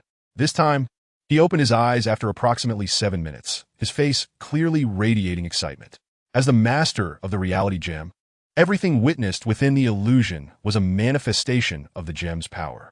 The techniques he collected were certainly different from the originals, as they were shaped by the gem based on the information gathered in Iwan's memories of those techniques, tailored to better suit the cultivation rules of this world. Suppressing his exhilaration, Iwan first assessed the status of his brain. Indeed, its development had slightly increased, yet remained within an acceptable range, posing no significant issues. After confirming his condition, Iwan carefully stored the reality gem in a metallic box before rising to his feet. Now armed with a method to enhance his strength, and one perfectly suited to him, it was time to test its efficacy. Iwan exited his bedroom, approaching a locked door in the laboratory, retrieving a key to unlock it, and boldly stepped inside. Chapter 17. Return and transmission. Upon entering, he found himself in a vast, somewhat empty warehouse. Iwan walked straight towards a peculiar device radiating a brilliant light, roughly 1 meter in height.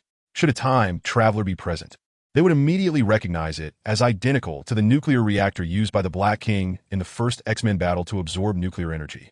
As Iwan gazed at the nuclear reactor, he mused, what would the Americans think if they knew I had developed an atomic bomb 2 years ago? To be honest, nuclear energy is considered a high-level energy source today. However, Iwan had no intention of directly absorbing nuclear energy to enhance his body, given the associated radiation risks. Although he was now a mutant, he could not ascertain whether it would harm his body. To be safe, it was wiser to utilize the pure energy of electricity, especially since Iwan's powers had only recently awakened, limiting his energy absorption capacity. Moving behind the nuclear reactor, Iwan found a specially designed apparatus, its myriad connections intricately linked to the reactor. The device featured 2 handles, which Iwan grasped as he activated it. A surge of electric current began to flow into his body, continuously absorbed and transformed, circulating through his meridians and fortifying every cell within him. The nuclear generator he created boasted immense power, but after 10 minutes of absorption, Iwan had to halt, as his body had reached its limit. Releasing his grip, he bent forward, adopting a peculiar posture to guide the energy gradually dispersing throughout his body while employing his formidable mental strength to observe the cellular changes. Although Iwan only spent a brief 10 minutes absorbing electric energy, it took him over 2 hours to process and assimilate it fully. Phew! Iwan exhaled deeply, straightening his posture. This time, the results were commendable. In just a brief span of 2 hours, through the unique training method he had developed, his physical prowess had increased significantly. He now possessed 3 times the physical capabilities of an ordinary person. However, It was evident that he could not further enhance his strength in such a short period, as the capacity of his cells was limited. He needed to fully adapt before he could employ the technique again. Next, Avon began to mobilize his body, practicing the martial arts techniques he had learned from the world of dragon and snake. Initially, his movements were slow and rigid, somewhat clumsy, but soon they became fluid and swift, with each punch and kick generating a powerful gust of wind. With a final, forceful punch, Avon unleashed a thunderous sonic boom that reverberated throughout the room. As he stood there, having concluded his practice, his expression darkened slightly, for he had realized a grave issue. While he had acquired strength and enhanced physical attributes, his control over that power was woefully inadequate. This was, of course, quite understandable. Avon had gained his strength far too easily, unlike the denizens of the dragon and snake world, whose power was forged through countless trials and tribulations, mastering their abilities to an exquisite degree, able to manipulate every nuance of their strength. In fact, it was already impressive that Avon could wield his newfound power to such an extent, thanks to his highly developed brain and formidable mental prowess. Were it another individual, they might have encountered numerous mishaps, such as inadvertently shattering a table from excessive force, stumbling from overzealous strides, or even tearing their clothing by accident. It seemed clear that he would need to acclimate to his newfound strength, and to reach higher realms of martial arts, such as transcending the void and achieving invulnerability. He would have to integrate every ounce of his power into his will. Only then could he unleash its full potential. Though this attempt had its flaws, he had ultimately achieved his goal, absorbing energy through his unique abilities, refining his body with his original technique, and honing his control through internal martial arts. This was his exclusive method of cultivation, and it would not be long before he could scale walls like the legendary heroes of lore. Everything was progressing smoothly, yet he felt that the rate of his power growth was somewhat sluggish, which left him feeling dissatisfied. If others were to learn of Avon's sentiments at that moment, they would likely be compelled to throttle him. After all, he had gone from naught to the strength of a decade's worth of rigorous training in just a few hours. And yet he was still not content. Such ambition was almost celestial. While Avon contemplated how to proceed with his training, he suddenly heard hurried footsteps approaching. Looking up, he saw Kelly and the Red Devil rushing toward him. "Avon, dear doctor, are you all right? We heard your voice and were startled, fearing something had happened. So we came to check," the Red Devil explained upon seeing Avon. Avon paused, recalling that he had instinctively shouted during his last punch, which had evidently alarmed Kelly and the Red Devil. "Oh, it's nothing, just a normal reaction," he replied, deftly sidestepping the truth of his excitement and dismissing them. In the following days, Avon devoted most of his time to familiarizing himself with the power he had just acquired, remaining sequestered in his room, even having meals brought to him. This continued for an entire month until he had completely mastered every facet of his strength. By this time, Avon's physical capabilities had escalated to over 5 times that of an ordinary person, augmented further by his martial arts training. In terms of combat ability, he was already on par with the Red Devil. One day, Avon called the Red Devil over, stating, "Asazuo, it is time for us to return." "Wonderful, Dr. Avon. You have finally concluded your seclusion. It has been so stifling here. I could hardly contain myself," the Red Devil exclaimed, overjoyed at the prospect of leaving their confinement. Despite the comforts provided, the monotony had become unbearable. Avon then summoned Kelly to discuss future strategies, concluding with, "Kelly, you are my most trusted ally. Your unwavering dedication has been invaluable. Upon my return, the super soldier serum should be complete. I will ensure you receive a few doses, especially since you are no longer young. However, I will make some adjustments to the serum, primarily focusing on longevity. Your physical attributes should reach about 3 times that of an ordinary person." After Avon's cerebral development, many previously perplexing issues in the serum's creation had been resolved, and he now fully understood the secrets behind the super soldier serum. With the right materials, he could produce an even more refined serum, tailored to either enhance physical capabilities, extend lifespan, or bolster recovery abilities. "That is splendid. Thank you, Master Avon," Kelly replied, his excitement palpable. After all, who wouldn't desire a longer life? As for the enhancement of his physical strength, Kelly was indifferent, as he did not engage in combat, but merely managed operations, content with fulfilling his duties. Once Avon had finished his instructions, he nodded at the Red Devil, who understood and grasped Avon's shoulder. In a swirl of crimson mist, the two vanished. As the scenery shifted, Avon had just adjusted to his surroundings when he heard Zhao's voice behind him. "Ah, Avon, my dear son, welcome back. You appear to be in high spirits. I trust your journey was fruitful. Any good news to share? Turning, Avon saw Xiao, who was smiling warmly as he rose from his chair behind the desk, arms outstretched toward him. Avon stepped forward and embraced him, replying, "Indeed, father. The rewards of this venture exceeded my expectations." Glancing around, Avon noticed a surgical knife on the desk, presumably for Zhao's experiments. He casually picked it up, tossing it lightly into the air before allowing it to fall freely. As he extended his hand, the blade of the knife precisely pierced his palm. For an ordinary person, being struck by a freely falling surgical knife would undoubtedly result in a gaping wound and a torrent of blood.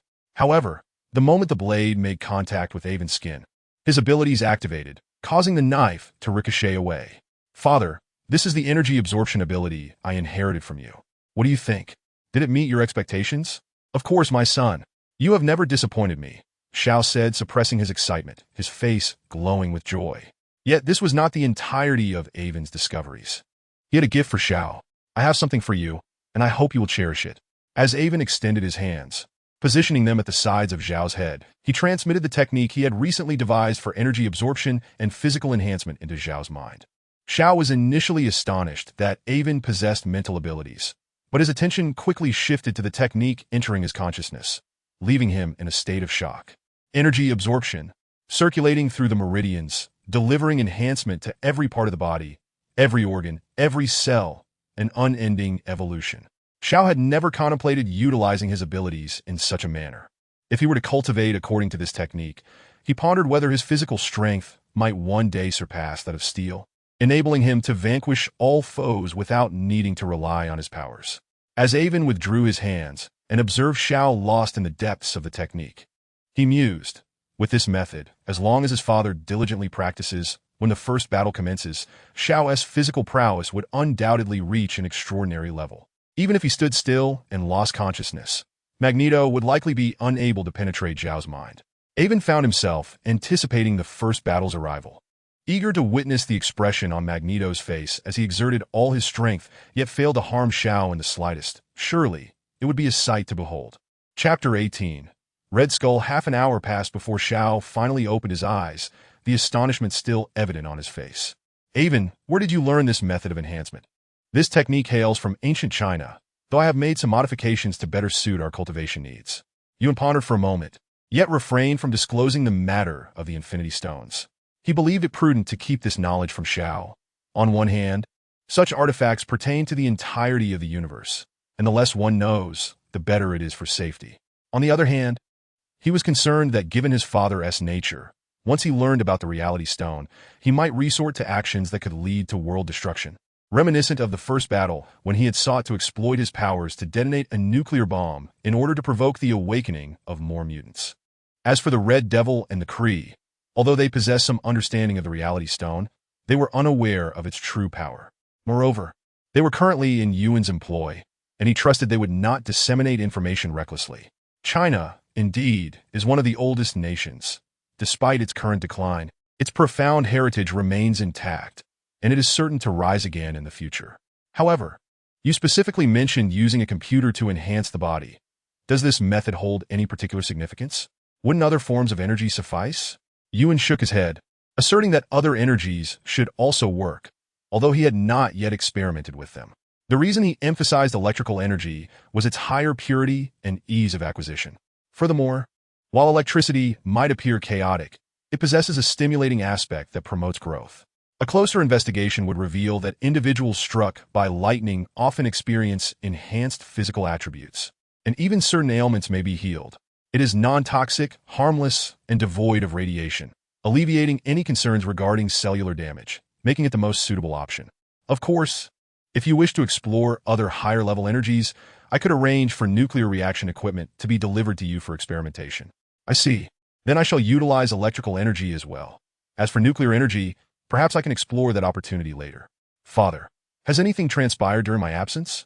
Particularly concerning the bodyguards assigned to me by Schmidt. Did they discover any flaws? Xiao furrowed his brow, replying, "During your absence, I instructed Emma to use her telepathic abilities to confuse them, and they have not detected any inconsistencies. However, a couple of days ago, the head of the bodyguards seemed to have received some orders and insisted on meeting you. Moreover, Schmidt sent a telegram urging you to return as swiftly as possible. It appears there has been an incident with Hydra. Yet I managed to convey that you were engaged in critical experiments here, and you could not leave just yet. Did they specify what had occurred? Surely they wouldn't interrupt the experiments here without reason. I inquired, but they remained tight-lipped, insisting it was classified information. I did not show them any courtesy and simply dismissed them. That bodyguard captain has been pestering me these past few days, strutting about with an air of superiority. And I have no desire to see him. I only sent Emma to befuddle him.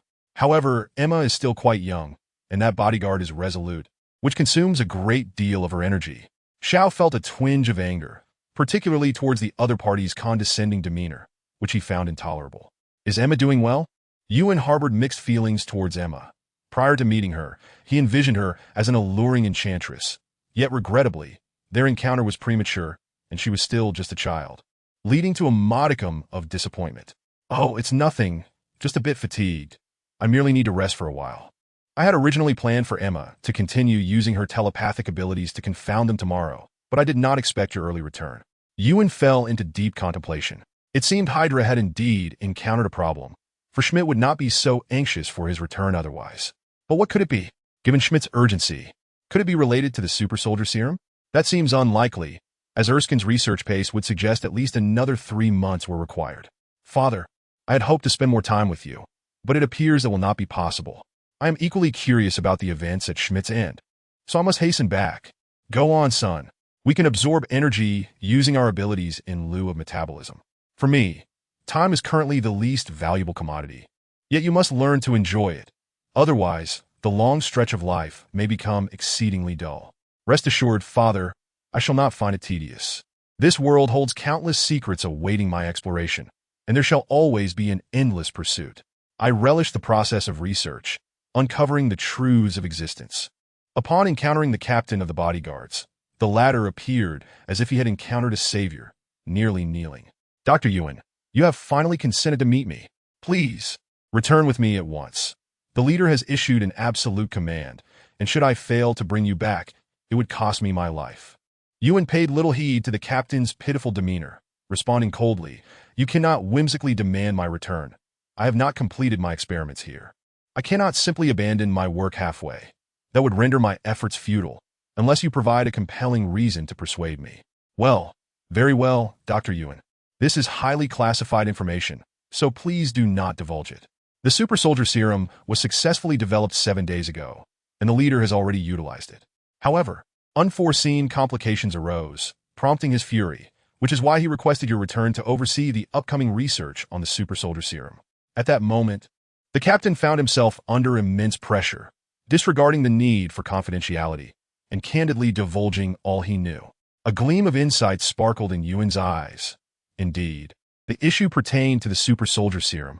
However, the timeline for its creation seemed to have accelerated beyond his expectations, indicating that intriguing developments had unfolded during his absence. Given that Schmidt encountered difficulties during the injection process, the true Red Skull must have emerged. It was indeed time to return. Now I understand. Had you stated this earlier, I would have acted sooner. The super soldier serum was commissioned directly by the F. Frere to create super soldiers, and it is of utmost importance. You must prepare. We shall depart immediately. The captain was so overcome with emotion that he nearly wept, finally fulfilling the leader's command. In recent days, Schmidt's telegrams had been incessant, urging him to escort Yuan back. Had they been in another location, he might have resorted to knocking Yuan unconscious and transporting him by force. However, this was not their territory, and with Xiao present, he dared not act so brazenly, which had nearly driven him to desperation. The captain acted swiftly, arranging everything within half an hour. Thus, Yuan and the Red Devil boarded the plane, embarking on their journey back to the Hydra base. Upon returning to the Hydra base, Yuan felt a sense of reflection. Merely a month had passed since his departure, yet upon his return, he had undergone a profound transformation. While his inherent strength may not have been formidable, his exceptional intellect, coupled with the Red Devil's protection, instilled in Yuan a newfound confidence that allowed him to navigate perilous situations without the trepidation that once accompanied him. As Yuan disembarked from the plane, he was met by those awaiting his arrival, who informed him that Schmidt wished to see him. Yuan was indifferent, following the attendant without proceeding to Schmidt's office as usual, but instead directly to the laboratory. Upon entering a specialized room, he encountered a vastly altered Schmidt. Before him now stood a figure entirely crimson, with a bald head, the skin appearing as though it had been stripped away, a pronounced nose resembling that of a skull, and a gaunt frame reminiscent of the Red Skull from the films of his past life. Although Ewan had long been aware of Schmidt's transformation, he feigned astonishment, gazing at the Red Skull seated in a chair, connected to a web of intricate wires, with several precision instruments monitoring his physical condition, and Erskine himself among the technicians. "What do you think, Dr. Ewan? Are you astounded by my new visage? Are you frightened? Do not be alarmed. This is evolution, the manifestation of divinity. The sensation of such power coursing through my being is simply exquisite." Schmidt clenched his fist, his voice laced with a subtle allure that resonated in Ewan's ears. "Fear? No. No. I am not afraid. Rather, I am overwhelmed with excitement." Ewan gestured toward the data displayed on the instruments, a smile of joy illuminating his face. "As you have stated, this body is extraordinary. Behold this vigorous heartbeat, this robust physique. Every metric has reached the pinnacle of human capability. I cannot help but be eager to investigate further. Mr. Schmidt, I implore you to cooperate." As Ivan spoke, his eyes were infused with a fervent emotion that rendered the Red Skull somewhat uneasy. He had witnessed this demeanor in other scientists before, particularly when they encountered experimental subjects that piqued their interest.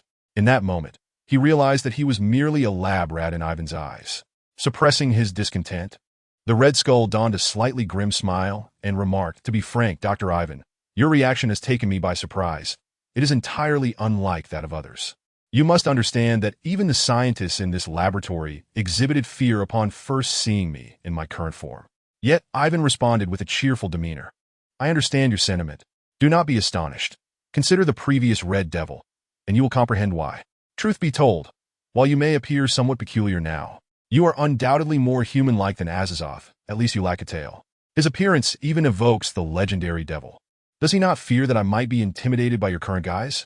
The Red Skull fell momentarily silent, for since the Red Devil had utilized Ivan's dye, even his tail had been concealed, rendering him indistinguishable from an ordinary human. Over time, he had almost forgotten the Red Devil's true appearance. "Ah, I see now. I have indeed been short-sighted. However, should we not commence our work? First and foremost, we must ascertain why the serum has undergone such a transformation. Prior to this, Dr. Erskine conducted numerous tests, and under normal circumstances, unforeseen complications should have been avoided. Though I am eager to proceed, there are certain matters I must clarify first. Please recount in as much detail as possible what transpired after you injected the serum." Ivan was well aware that haste would not yield fruitful results, so he refrained from rushing the Red Skull into tests. He needed to investigate the events that had transpired during his absence, particularly how Dr. Erskine had managed to develop the super serum in such a remarkably short time frame, far sooner than he had anticipated. Chapter 19. Ivan takes command. The Red Skull nodded and summoned Dr. Erskine, stating, "After your departure, the development of the super serum was entrusted entirely to Dr. Erskine. I was accompanied throughout the process of my injection, so let him recount the details." Dr. Erskine appeared somewhat pale, suggesting he had been overworked during this time. Nevertheless, upon hearing Schmidt's command, he dared not be negligent, fully aware of the Red Skull's dissatisfaction with him, especially after the unexpected incident during the experiment that had rendered him in this state. Were it not for his remaining utility, he might have already faced the Red Skull's wrath. Gritting his teeth, he began to narrate his experience. "Since Dr. Ivan's departure, I have been inundated with inspiration during the research of the super serum, one idea after another. Remarkably, I was able to refine the various formulas for the super serum in a short span, ultimately producing the first vial of it in just over 10 days. Admittedly, I was astonished by my own speed. To mitigate any risks, I conducted experiments on lab rats, which yielded successful results." At this juncture, the Red Skull interjected, "After Dr. Erskine reported his findings to me, I took them very seriously. I immediately assembled all researchers for additional trials, and each yielded successful outcomes. After several experiments, the research team grew confident in the serum's reliability, prompting my decision to inject myself. Alas, Dr. Erskine continued, initially, everything seemed normal. Commander Schmidt's physical capabilities surged rapidly. Based on the commander's physical endurance, he received 5 injections of the super serum. However, to our astonishment, after the 5th injection, The commander's body began to convulse violently, and then a transformation occurred. His muscles and skin began to diminish, as if a mysterious force were extracting them, ceasing only when the fifth vial became ineffective.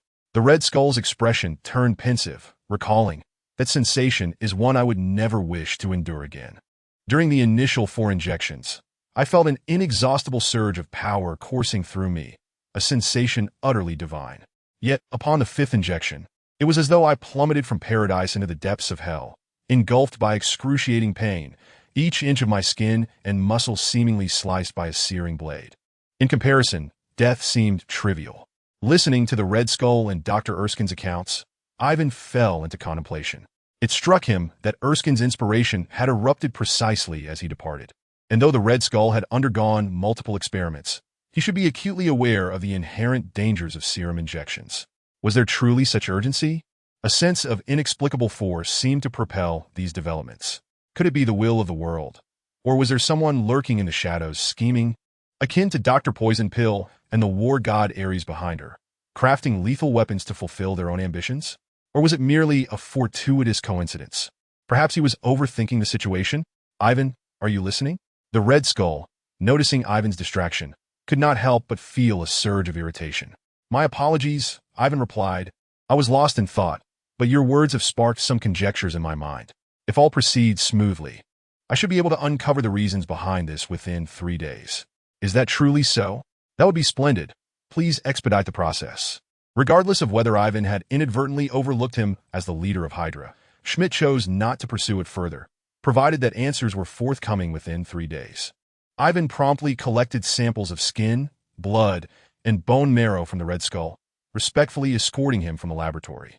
As the Red Skull donned a mask upon exiting, attempting to revert to his original appearance, Ivan mused, "It seems that despite his claims of pride in his new form, the Red Skull despises being regarded as a monster. Thus he resorts to disguise." 3 days later, Ivan, Erskine, and the Red Skull reconvened in the laboratory. Ivan handed a dossier to the Red Skull, detailing his examination results. The Red Skull, unfamiliar with such content, passed the documents to Erskine nearby, instructing, "Simply convey your conclusions. What precisely has led to my current condition?"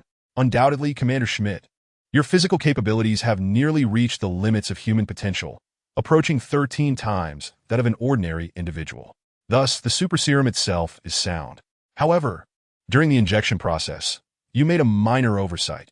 You did not adequately prepare the energy or nutrients required for your body's development." "Nutrients? Energy?"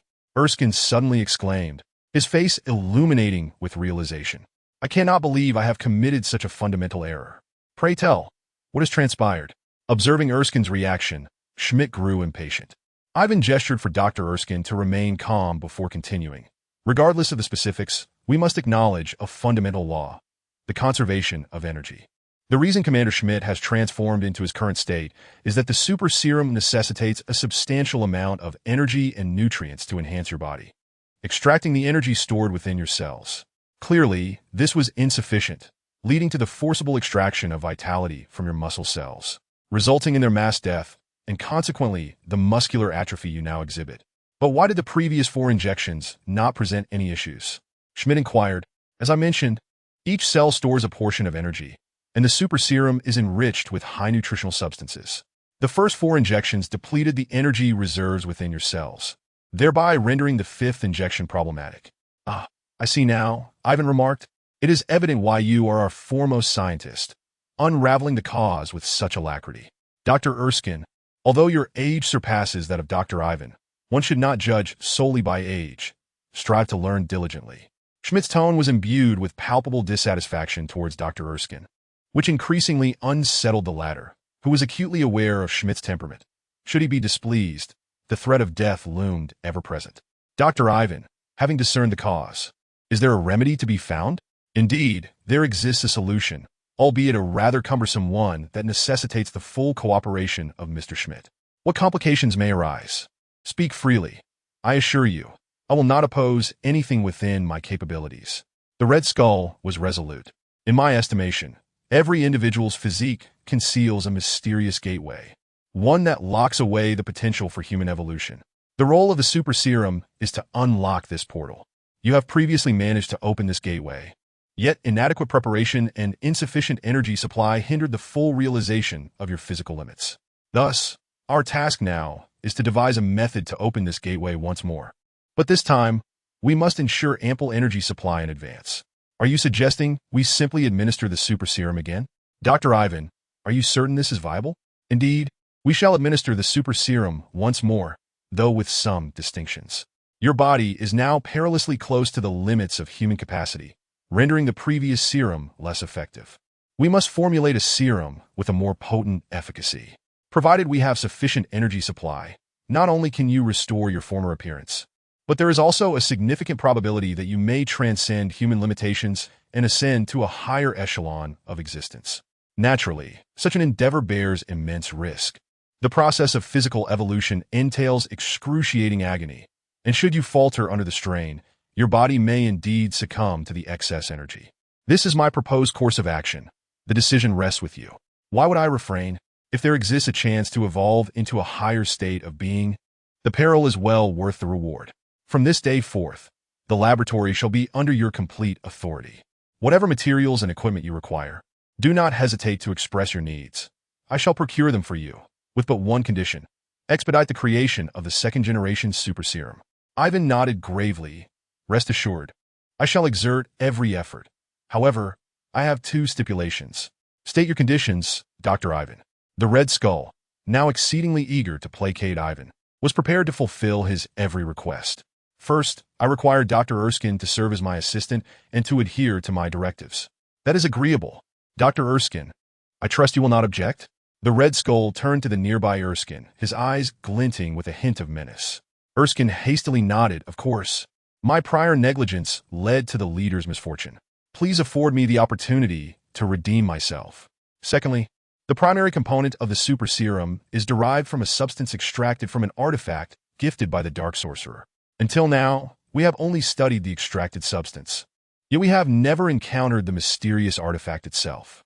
To develop the second-generation super serum, I require more comprehensive data and hope you will permit me to examine this enigmatic object. In truth, Ivan sought to leverage this opportunity for his own gain, knowing well the Red Skull's obsession with the second-generation super serum, which might compel him to acquiesce. The Red Skull hesitated. The object was of paramount importance, and he was reluctant to relinquish it so easily. Yet he found himself in need of Ivan's expertise, and the research of this mysterious artifact could indeed expedite the development of the second serum. Ultimately, he acquiesced. Very well. I shall have the item delivered to the laboratory tomorrow. However, to ensure its safety, I will increase security personnel to protect the laboratory, and I trust Dr. Ivan will understand. No objections. As long as I may conduct my research, I will guarantee my utmost effort in developing the second-generation serum. Building upon the foundation of the first-generation super serum, I am confident that the second generation can be produced in no less than 3 months and no more than 6. I shall provide you with a satisfactory outcome. Ivan was nearly elated. His curiosity about the legendary mysterious artifact piqued, and he was fully prepared to embark on this ambitious endeavor. Chapter 20. Dr. Erskine's Anomaly. The following day, as Ivan made his way to the laboratory, he noted an increased presence of patrolling personnel along the route, even encountering officers who halted him for inquiries and insisted on searching him. The Red Devil nearly clashed with them, but Ivan managed to pacify the situation. Upon arriving at the laboratory, he discovered an even greater number of security personnel, forming layers of barricades around the premises, armed and poised to fire at the slightest provocation. Ivan endured 3 separate inspections, consuming considerable time before finally entering the laboratory. Though cumbersome, he felt no impatience, for he surmised that the heightened security was due to the arrival of the mysterious artifact. Otherwise, such vigilance would be unwarranted. Indeed, once inside, he found the Red Skull awaiting him, accompanied by a bodyguard carrying a metallic case. Dr. Ivan, I have brought the item. You may study it freely, but only within the confines of the laboratory. It must not be removed. Of course, as you wish. The Red Skull gestured to the bodyguard, who promptly placed the case on a laboratory table, input the code, and upon opening it, retrieved a sealed glass container filled with liquid. Inside floated a long, slender object that emitted a faint blue luminescence, clearly a phalanx bone, albeit rather oversized for such a classification. Ivan's gaze was immediately drawn to the object. his eyes fixated as he instinctively reached out to touch it. The Red Skull intended to voice further instructions, but, observing Ivan's rapt attention, ultimately swallowed his words, recognizing that Ivan was wholly engrossed. Once Ivan regained his composure, he noticed that the Red Skull had departed. Only then did he turn his attention to other matters. Noticing the case still on the table, which contained a dossier, he picked it up and began to read. The document detailed the mysterious artifact, explaining that although it was a gift from the Dark Sorcerer to Hitler, it was not originally his possession. A group of sorcerers had discovered it within a pyramid relic in Egypt. These sorcerers sensed the immense power within the artifact, suspecting it to be a divine bone, and a fierce conflict erupted over its ownership. Ultimately, the item was brought back to Britain, passing through several hands before ending up with a dark sorcerer named Gregory Yefimovich Rasputin, who ultimately presented it to Hitler. As Ivan perused the document, he contemplated the legends of ancient Egyptian deities, hoping to unearth some clues. Upon reading about the sorcerer's exploration of the pyramid relic, a spark of inspiration ignited within him. The text described the pyramid as the birthplace of the gods, ruled by a deity of immense power, accompanied by 4 formidable warriors. Upon reading the reference to the 4 warriors, Ivan's thoughts immediately turned to Apocalypse, the first mutant. Could this be the resting place of Apocalypse? Yet he quickly dismissed the notion. While there might be some connection to Apocalypse, it certainly was not his resting place, given the remoteness of the location. Although it was not Apocalypse's resting place, it was undoubtedly linked to him in some capacity. The colossal bone, the immense power. Ivan began to weave the clues together, his expression gradually revealing a hint of astonishment. Ewan recalled the legend of Apocalypse, which spoke of a mother who was merely a slave. In her desperation to protect her unborn child, she fled and inadvertently stumbled upon a divine spacecraft descending to Earth. Within that vessel resided a fetus of the celestial group, and upon coming into contact with its blood, Ewan's mother gave birth to the first mutant. Could this be the phalanx of the celestial fetus? If so, it would be a remarkable find. A fierce greed flickered in Ewan's eyes, igniting an impulse to seize it immediately, yet he managed to temper his excitement with rationality. Having witnessed it, he resolved not to let it slip away. It was rightfully his. Ewan had firmly decided that he must find a way to acquire this artifact, but now was not the opportune moment for theft.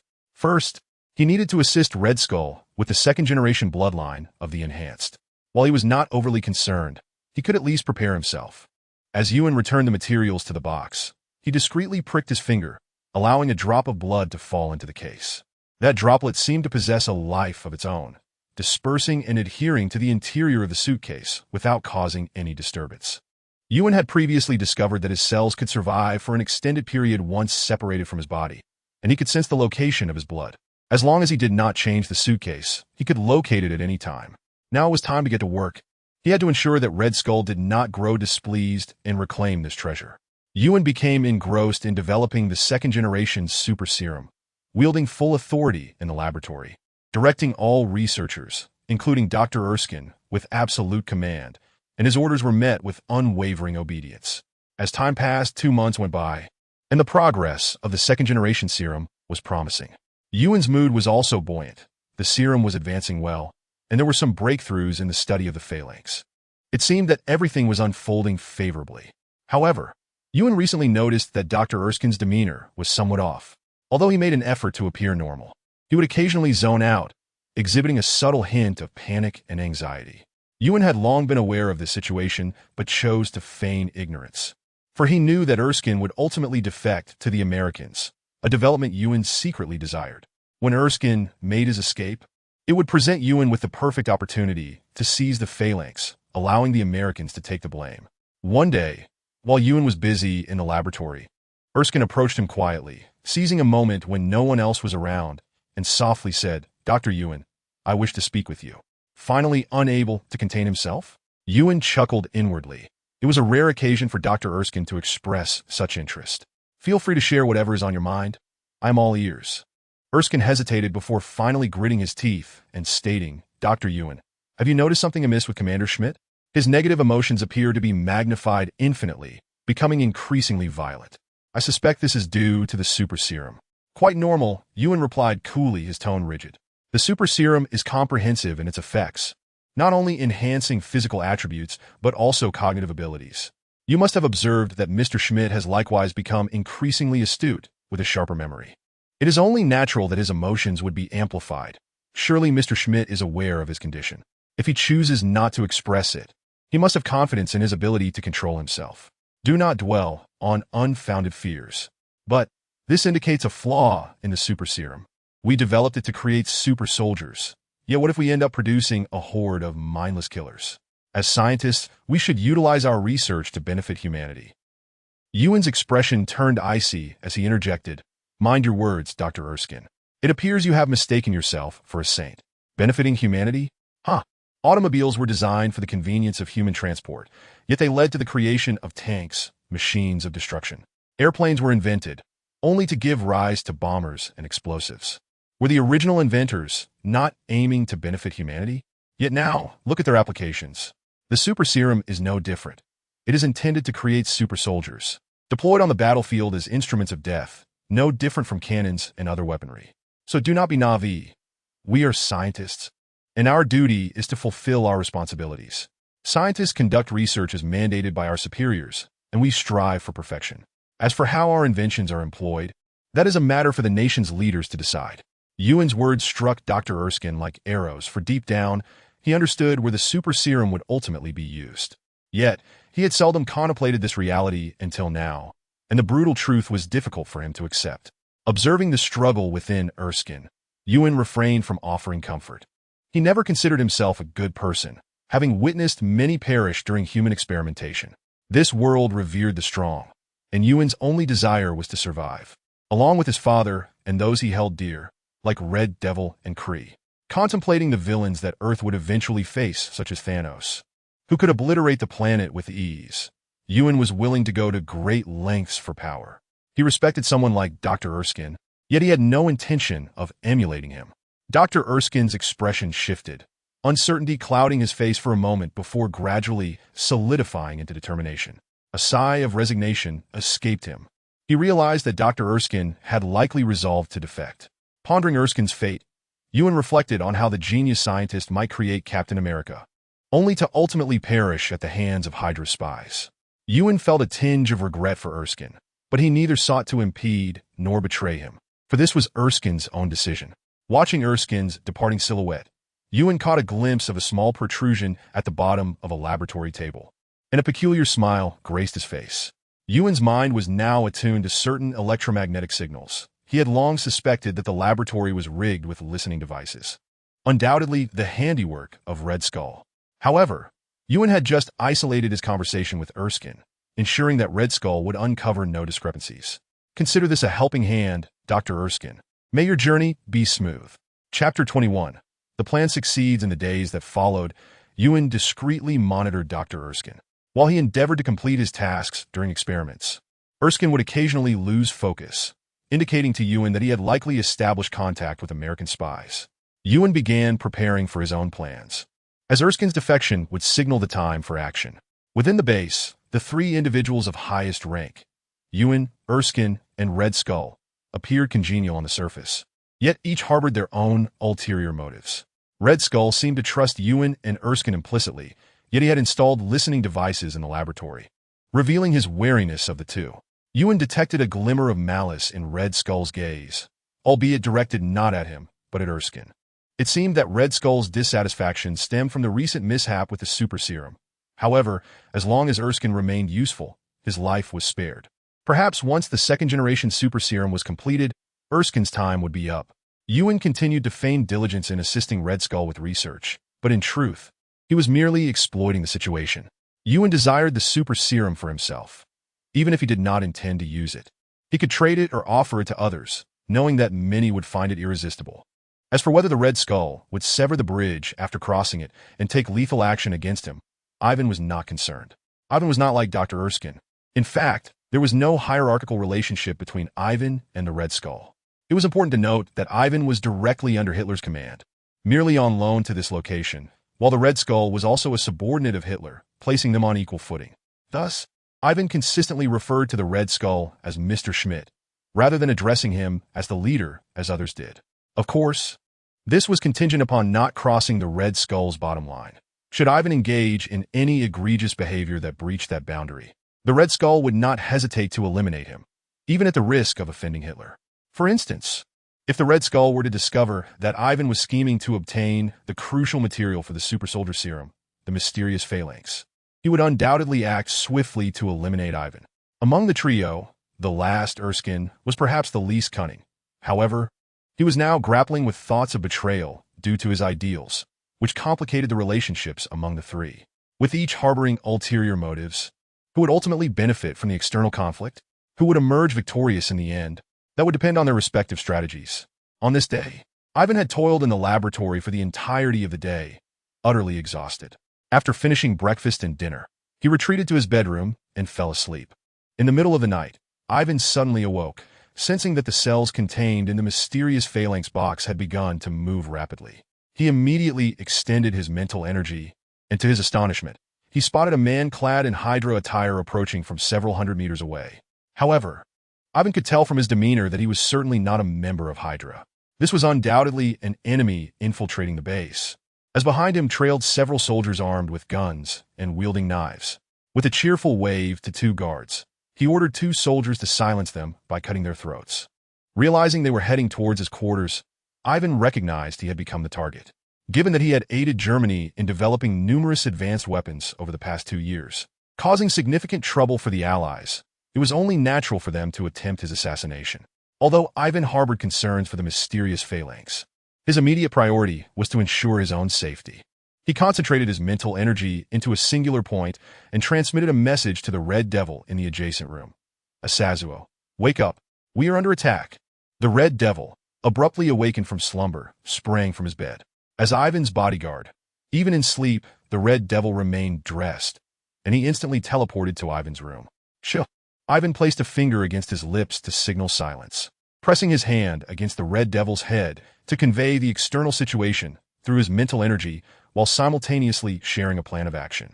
The Red Devil understood and swiftly retrieved 2 handguns from beneath a table before gently opening the door, both firearms at the ready. Ivan positioned himself in a corner where a red button was affixed to the wall. As the enemy approached, Ivan pressed it forcefully, setting off a piercing alarm. Simultaneously, the Red Devil flung the door open and leaped out with agility, alternating between firing his weapons. The intruders were momentarily startled by the alarm, causing a brief delay that allowed the Red Devil to eliminate several of them. However, the remaining assailants quickly regained their composure, realizing that stealth was no longer necessary, and began to engage the Red Devil in gunfire. Although Ivan did not directly participate in the combat, he continuously utilized his mental energy to help the Red Devil pinpoint enemy positions. With the advantage of terrain, the Red Devil managed to suppress the adversaries single-handedly. Despite their initial upper hand, the invading enemies were evidently seasoned fighters, undeterred by danger. 2 of them, taking cover behind submachine guns, attempted to rush forward while tossing grenades. Fortunately, the Red Devil reacted swiftly, accurately shooting the grenades and causing them to detonate, inflicting collateral damage on the enemies. As the alarm blared, chaos ensued within the Hydra base. Both the Red Devil and Ivan understood that the longer the situation dragged on, the more advantageous it would be for them. For this was their territory. The enemy could only gain a temporary advantage through surprise, and their gunfire had certainly drawn attention. Reinforcements would soon arrive. The enemy, fully aware of this, launched several assaults, but regrettably, they were repelled by the combined efforts of Ivan and the Red Devil, resulting in additional casualties among their own ranks. Initially numbering over a dozen, their forces had been significantly diminished. At this point, the silhouettes of several Hydra units began to appear in the distance, and the enemy commander realized the mission had failed, issuing orders to retreat. Ivan, upon witnessing this, showed no inclination to pursue, remaining steadfast in his defensive position until the Hydra troops arrived. After exchanging signals to confirm their identity, Ivan finally stepped out of his room. One of the Hydra team leaders, relieved to see Ivan unharmed, left a small squad to protect him before leading the others in pursuit of the fleeing enemies. From the Hydra members left to safeguard him, Ivan learned that the enemy had primarily targeted 3 locations, aside from his own quarters. The other 2 were the Red Skull's residence and the laboratory. It was evident that the attackers had thoroughly prepared and were well informed about the base, and they had several aircraft at their disposal. Reflecting on the earlier sensation of the mysterious phalanx's position shifting, Ivan realized that the assault on the laboratory had likely been successful, and the phalanx had been taken. However, this development suited Ivan's purposes perfectly. In truth, Ivan understood that while the 3 assaults were significant, the enemy likely had ulterior motives, and any success would be a bonus, while failure would not be catastrophic. Their true objective was likely Dr. Erskine. Ivan sensed that the position of the mysterious phalanx had shifted several kilometers away from their location, indicating that it had been loaded onto an aircraft. He signaled the Red Devil and, under the pretense of needing rest after the scare, returned to his bedroom, insisting that the Red Devil accompany him for close protection. The Hydra members assigned to guard Ivan would not object, provided he remained in his room. Once inside, with the door closed, Ivan and the Red Devil immediately sprang into action. The Red Devil extended his hand, as if an invisible portal appeared before him, causing his entire arm to vanish. However, when he withdrew his hand, he produced 2 gas masks and a small vial filled with an unknown liquid. Both Ivan and the Red Devil donned the masks, and then Ivan placed his left hand on the Red Devil's shoulder, transmitting the sense location of the phalanx. The Red Devil immediately activated his powers, and the 2 of them simultaneously vanished from the room. Kate had once been a proud American soldier, tall and robust, having developed a passion for fitness from a young age. He had distinguished himself on the battlefield multiple times, yet he had not achieved significant promotions due to his lack of academic diligence and insufficient command experience. Eventually, due to his valor in combat, Kate was selected for the United States Special Operations Forces, becoming an elite operative. This time, his unit was tasked with launching a surprise assault on a base. The team was divided into 4 small units, each assigned different objectives. Kate's unit was responsible for raiding a laboratory and retrieving a specific item. Their mission was executed with remarkable success. Additionally, another unit had also completed its task successfully. Kate, witnessing his comrades return safely, felt a surge of happiness. However, the other 2 units had yet to return. Command ordered those 2 units to board a plane first, tasked with protecting the item retrieved from the laboratory and a certain Dr. Erskine. After Kate and his teammates stored the items acquired from the laboratory, they settled into the plane, closing their eyes to rest while reflecting on the operation. Suddenly, a sense of impending danger washed over Kate, prompting him to open his eyes, only to find 2 unfamiliar figures materializing within the plane, both wearing gas masks. Enemy attack. Kate let out a piercing scream, springing into action with remarkable swiftness as she reached for her firearm. However, one of the masked assailants was even quicker, seizing her hand before she could draw her weapon, and twisting it with force. The excruciating pain radiating through her arm compelled Kate to bend forward, shielding herself. At that moment, her teammates also reacted, drawing their guns and aiming at the 2 masked figures. Yet, hesitating due to Kate's position in front of them, they found themselves paralyzed and unable to fire. This moment of indecision sealed their fate, as Ivan had already shattered a small vial in his possession, releasing a pale yellow gas that swiftly permeated the interior of the aircraft, causing Kate and her allies to feel dizzy and on the verge of unconsciousness. Ivan and the Red Devil quickly located a box on the plane, entered a code, and upon opening it, revealed the coveted bone that Ivan had long desired.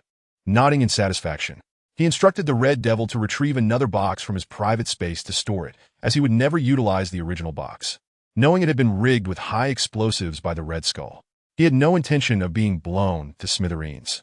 The operation proceeded smoothly until the aircraft began to tremble, as the pilot had succumbed to unconsciousness, leaving it unmanned. The Red Devil understood the urgency and retrieved a timed bomb from his space, activating it and tossing it inside the plane before seizing Ivan and activating his powers to disappear. 10 seconds later, the aircraft erupted in a spectacular explosion while Ivan and the Red Devil had already returned to their previous location. Remarkably, from departure to return, merely 3 minutes had elapsed, leaving one to ponder how they had accomplished their plan in such a brief span of time. Chapter 22. The sudden appearance of Black Widow. From this point onward, everything was beyond Ivan's concern. He merely needed to wait patiently. Approximately half an hour later, a knock echoed at the door. Upon opening it, Ivan was met with the hurried arrival of the Red Skull. Seeing Ivan, the Red Skull visibly sighed in relief. "Dr. Ivan, it is truly wonderful to see you unharmed." "No, I am far from well. This is the Hydra base, and I have been attacked by an enemy within it. Mr. Schmidt, can you provide me with an explanation?" Ivan feigned an indignant demeanor as he questioned the Red Skull. The Red Skull was not taken aback by Ivan's tone, recognizing it as a normal reaction. "This was my oversight. I never anticipated that Erskine would collude with the Americans.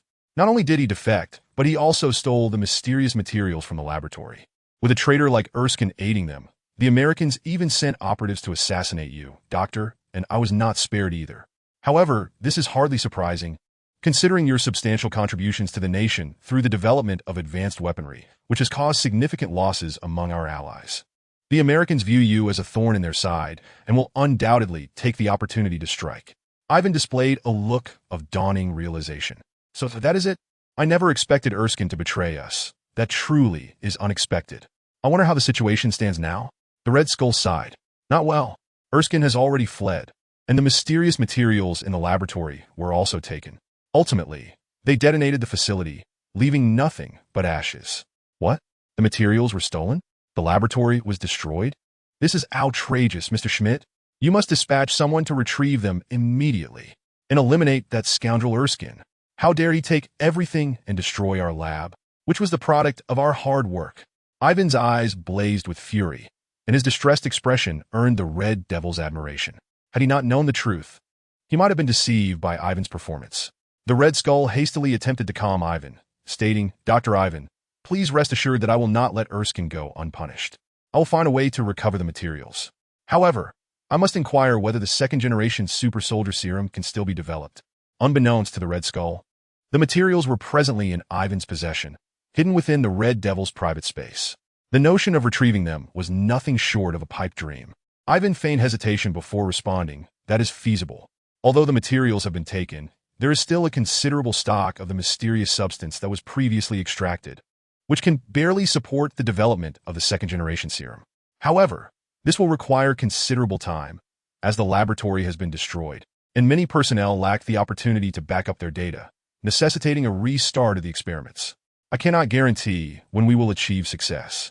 Upon hearing Ivan affirm that the serum could continue to be developed, the Red Skull visibly relaxed.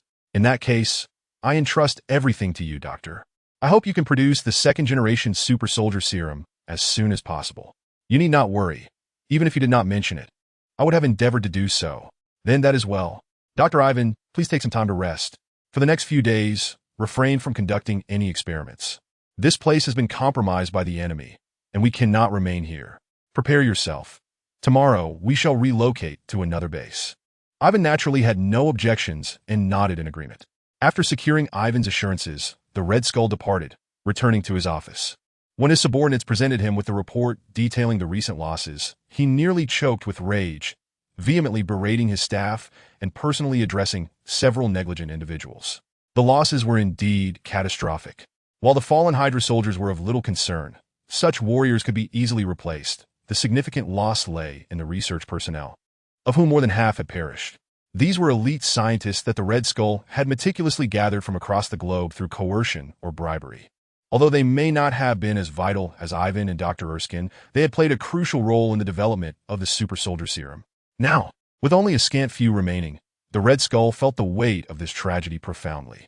The following day, Ivan, the Red Devil, and the few remaining scientists were transported onto an aircraft. After over an hour of flight, they arrived at another Hydra base, where Ivan unexpectedly encountered Dr. Zola, whom he had not seen for quite some time. Dr. Zola was currently overseeing the construction of an enormous aircraft. Although it was merely a framework at this stage, Ivan immediately recognized it as the very aircraft that the Red Skull had piloted in the Captain America film, which had ultimately been defeated by Captain America and crashed into the polar ice, remaining frozen for 70 years until being unearthed during the events of the Avengers storyline. Seeing Dr. Zola filled Ivan with joy. He understood that this seemingly diminutive physicist was, in essence, a giant. He quickly approached to greet him, and soon the two were engrossed in discussions about physics. Both men were elite figures at the pinnacle of their field, and their conversation grew increasingly animated, causing them to lose track of time until hunger finally compelled them to part ways. Ivan had initially intended to promptly resume the research on the super soldier serum. However, given that the laboratory was still under construction and many pieces of equipment had yet to arrive, he found himself at a standstill. Thus, he passed the days idly, engaging in casual discussions with Dr. Zola, enjoying a leisurely respite. On the fifth day, a messenger approached Ivan, stating that the Red Skull wished to meet with him. Assuming it was news about the laboratory's readiness, he made his way to the Red Skull's office. Upon seeing Ivan, the Red Skull immediately rose, exclaiming, Dr. Ivan. You have arrived. I understand that you have dedicated yourself tirelessly to your research, so I wish to present you with a token of appreciation. I hope you will find it to your liking. Oh, it is not about the laboratory? I had thought the lab was ready for me to commence work. What a false alarm. Nevertheless, I am indeed curious about the gift you speak of. It must be something quite extraordinary if it comes from you, Mr. Schmidt. Dr. Ivan, you are truly our nation's foremost scientist, always prioritizing your work. It is no wonder you have attained such remarkable achievements. Your diligence puts many to shame. However, you must also take care of your health and find time to unwind. Please follow me. The Red Skull finished speaking and turned to exit the office, walking 100 meters or so until he arrived at an iron gate, which he opened and paused, awaiting entry. Evan followed closely behind. Upon entering, Evan discovered a spacious room of over 100 square meters, within which stood a row of over a dozen beautiful women, each one youthful and alluring, ranging in age from their teens to 20s. There were fair-haired, blue-eyed Western beauties alongside dark-haired, dark-eyed Eastern women, each possessing an enticing figure, radiating the vitality of youth. Upon seeing these women, Evan quickly discerned the nature of the so-called gift. Indeed, the Red Skull remarked, Dr. Evan, you work too hard. While diligence is commendable, one must also learn to relax. These women have been meticulously selected by my associates, and they have undergone thorough health examinations, absolutely flawless, with no defects whatsoever.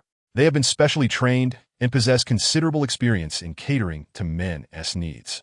Dr. Evan may choose freely. Even taking them all with you poses no issue. Evan understood that the Red Skull was attempting to win his favor with this offer of women, yet he found himself rather inclined towards it. Since arriving in this world, he had devoted himself to learning diligently in preparation for self-preservation, yet he had also indulged in the company of many women during his leisure time, never denying himself in that regard. This was quite natural, given the Western world's generally liberal attitudes towards gender relations. Moreover, Evan's father, Xiao, was a notorious villain, wealthy and powerful, which meant Evan had never lacked for female companionship. Though still in his 20s, he was quite experienced in matters of romance, having engaged in numerous encounters. Even upon arriving at the Hydra base, he occasionally sought out pleasures, as the base possessed designated areas for soldiers to relieve their desires. Evan was not one to feign virtue in the presence of temptation. Thus, he thoroughly examined the dozen or so beauties, seeking a suitable companion. As Evan's gaze fell upon a woman clad in black, he was taken aback. Was that not Black Widow? What was she doing here? Or perhaps it was merely a resemblance. Evan's eyes fixated on the woman who resembled Black Widow, his mind racing. Considering the timeline, she must have just emerged from the Red Room, and it was plausible that she had been sent to infiltrate Hydra's base. Various accounts existed regarding Black Widow. One claimed that Natasha Romanoff was a contemporary of Captain America, having undergone enhancements that allowed her to maintain a youthful appearance, remaining active among numerous superheroes even 70 years later. Yet, was it not customary for female agents emerging from the Red Room to undergo sterilization? How then had she circumvented the Red Skull's scrutiny? Evan recalled everything he knew about Black Widow. Born as Natalia Alienovna Romanova in Stalingrad, she endured rigorous training in the Red Room, mastering combat skills and earning accolades for her contributions to the Soviet Union during World War II. However, she was later apprehended by the Red Room and subsequently recruited by S.H.I.E.L.D., eventually becoming a Level 7 agent before joining the Avengers. Observing Evan's unwavering gaze on the woman resembling Black Widow, the Red Skull assumed his interest was piqued and inquired, Dr. Evan, do you have your sights set on this woman? You certainly possess discernment. Natalia stands out among these women, albeit younger. Yet she has excelled in her training to serve men. Henceforth, she is yours. Are there any others that catch your fancy? Initially, Evan hesitated, uncertain if the woman before him was indeed the future infamous Black Widow. However, upon hearing the Red Skull utter her name, he became certain. He had not anticipated that the Soviets would place a spy here. This woman will suffice. I shall choose her, and I have no need for the others. My focus must remain on my research, and managing multiple women would be unwieldy. Despite knowing her identity as a future super spy, Evan decided to select her, feeling that with her identity known, he could remain on guard against any potential tricks she might attempt. The Red Skull nodded, addressing the future Black Widow with a stern tone. From this day forth, you will be responsible for attending to Dr. Evan. Ensure his needs are met. Whatever he desires shall be provided. Should you fail in this duty, Your existence shall be rendered unnecessary. Yes, I understand. I will do my utmost to serve the doctor, she replied timidly, evoking a sense of pity, truly befitting the future Black Widow. The Red Skull then turned to Evan. Dr. Evan, the hour grows late. You should return to rest. Wishing you a delightful evening. Evan wore a smile that any man would understand, wrapping an arm around the beauty at his side as he strode away. Chapter 23. Steve Rogers. As time passed, Evan's brain, having been highly developed, increasingly manifested extraordinary abilities. While escorting Natalia to his quarters, he casually brushed his palm against her back, subtly penetrating her mind to extract her memories. It became clear that Natalia's presence here was due to the Soviet Union's interest in the super soldier serum. However, unlike the Americans, they lacked the fortune of having an Erskine defect to their side and thus resorted to seduction to infiltrate Hydra. In Natalia's memories, Evan also uncovered a detail pertinent to himself. The Soviets had instructed Natalia to secretly monitor his movements, and should the opportunity arise, to capture him and coerce him into weapon development for them. This revelation did not surprise Evan. To put it bluntly, he was now a renowned scientist on the global stage, particularly unmatched in the realm of weapon development. His inventions numbered in the hundreds, and that was merely what he had chosen to reveal. Countless others, designed to accumulate wealth discreetly, remained hidden, capable of startling many if unveiled. Knowing the Soviets had set their sights on him, Evan felt a cold amusement. If they sought to entrap him, they would not find him easy prey. He had no intention of holding back in the face of such an enticing opportunity. Leading Natalia to his bedroom, he eagerly advanced without a shred of hesitation, casting aside any notion of tenderness. After all, they were enemies, and their transgressions were of little consequence. The night passed without incident. When Evan awoke the next morning, he beheld the exquisite form of Natalia, still deep in slumber. He chuckled softly. The previous evening had been quite taxing, and despite his physique being 3 to 4 times that of an ordinary person, he felt the fatigue keenly. Yet a man could not afford to retreat in such matters. In the days that followed, Evan spent his days engaging in stimulating discussions on physics with Dr. Zola, while his nights were filled with passionate encounters with Natalia, an arrangement he found thoroughly agreeable. As 7 or 8 days passed, once the new super serum laboratory was completed, Evan resumed his industrious pace. Thanks to the groundwork laid previously, the development of the super soldier serum progressed swiftly, and within a mere 2 months, the first generation of the serum was produced. Initially, Evan intended to use this as a foundation for a more potent second generation. However, one day, the Red Skull unexpectedly interrupted his plans. Dr. Evan, I wish to inquire, is there any way to expedite the development of the second generation serum?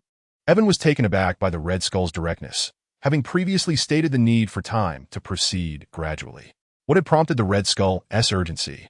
In truth, if Evan were to commit fully to the development of the second generation serum, it would not be as daunting as one might imagine.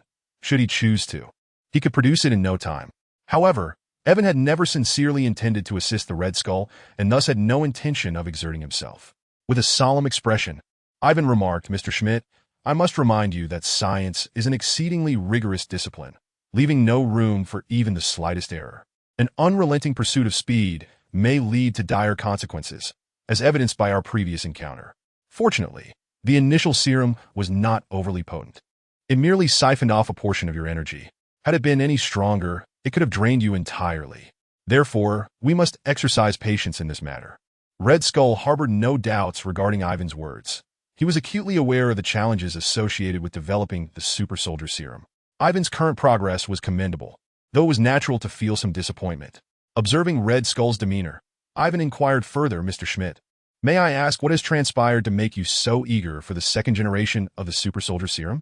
With gritted teeth, Red Skull replied, you are aware that when Erskine escaped, he took with him a portion of the mysterious substance, along with a segment of a finger bone.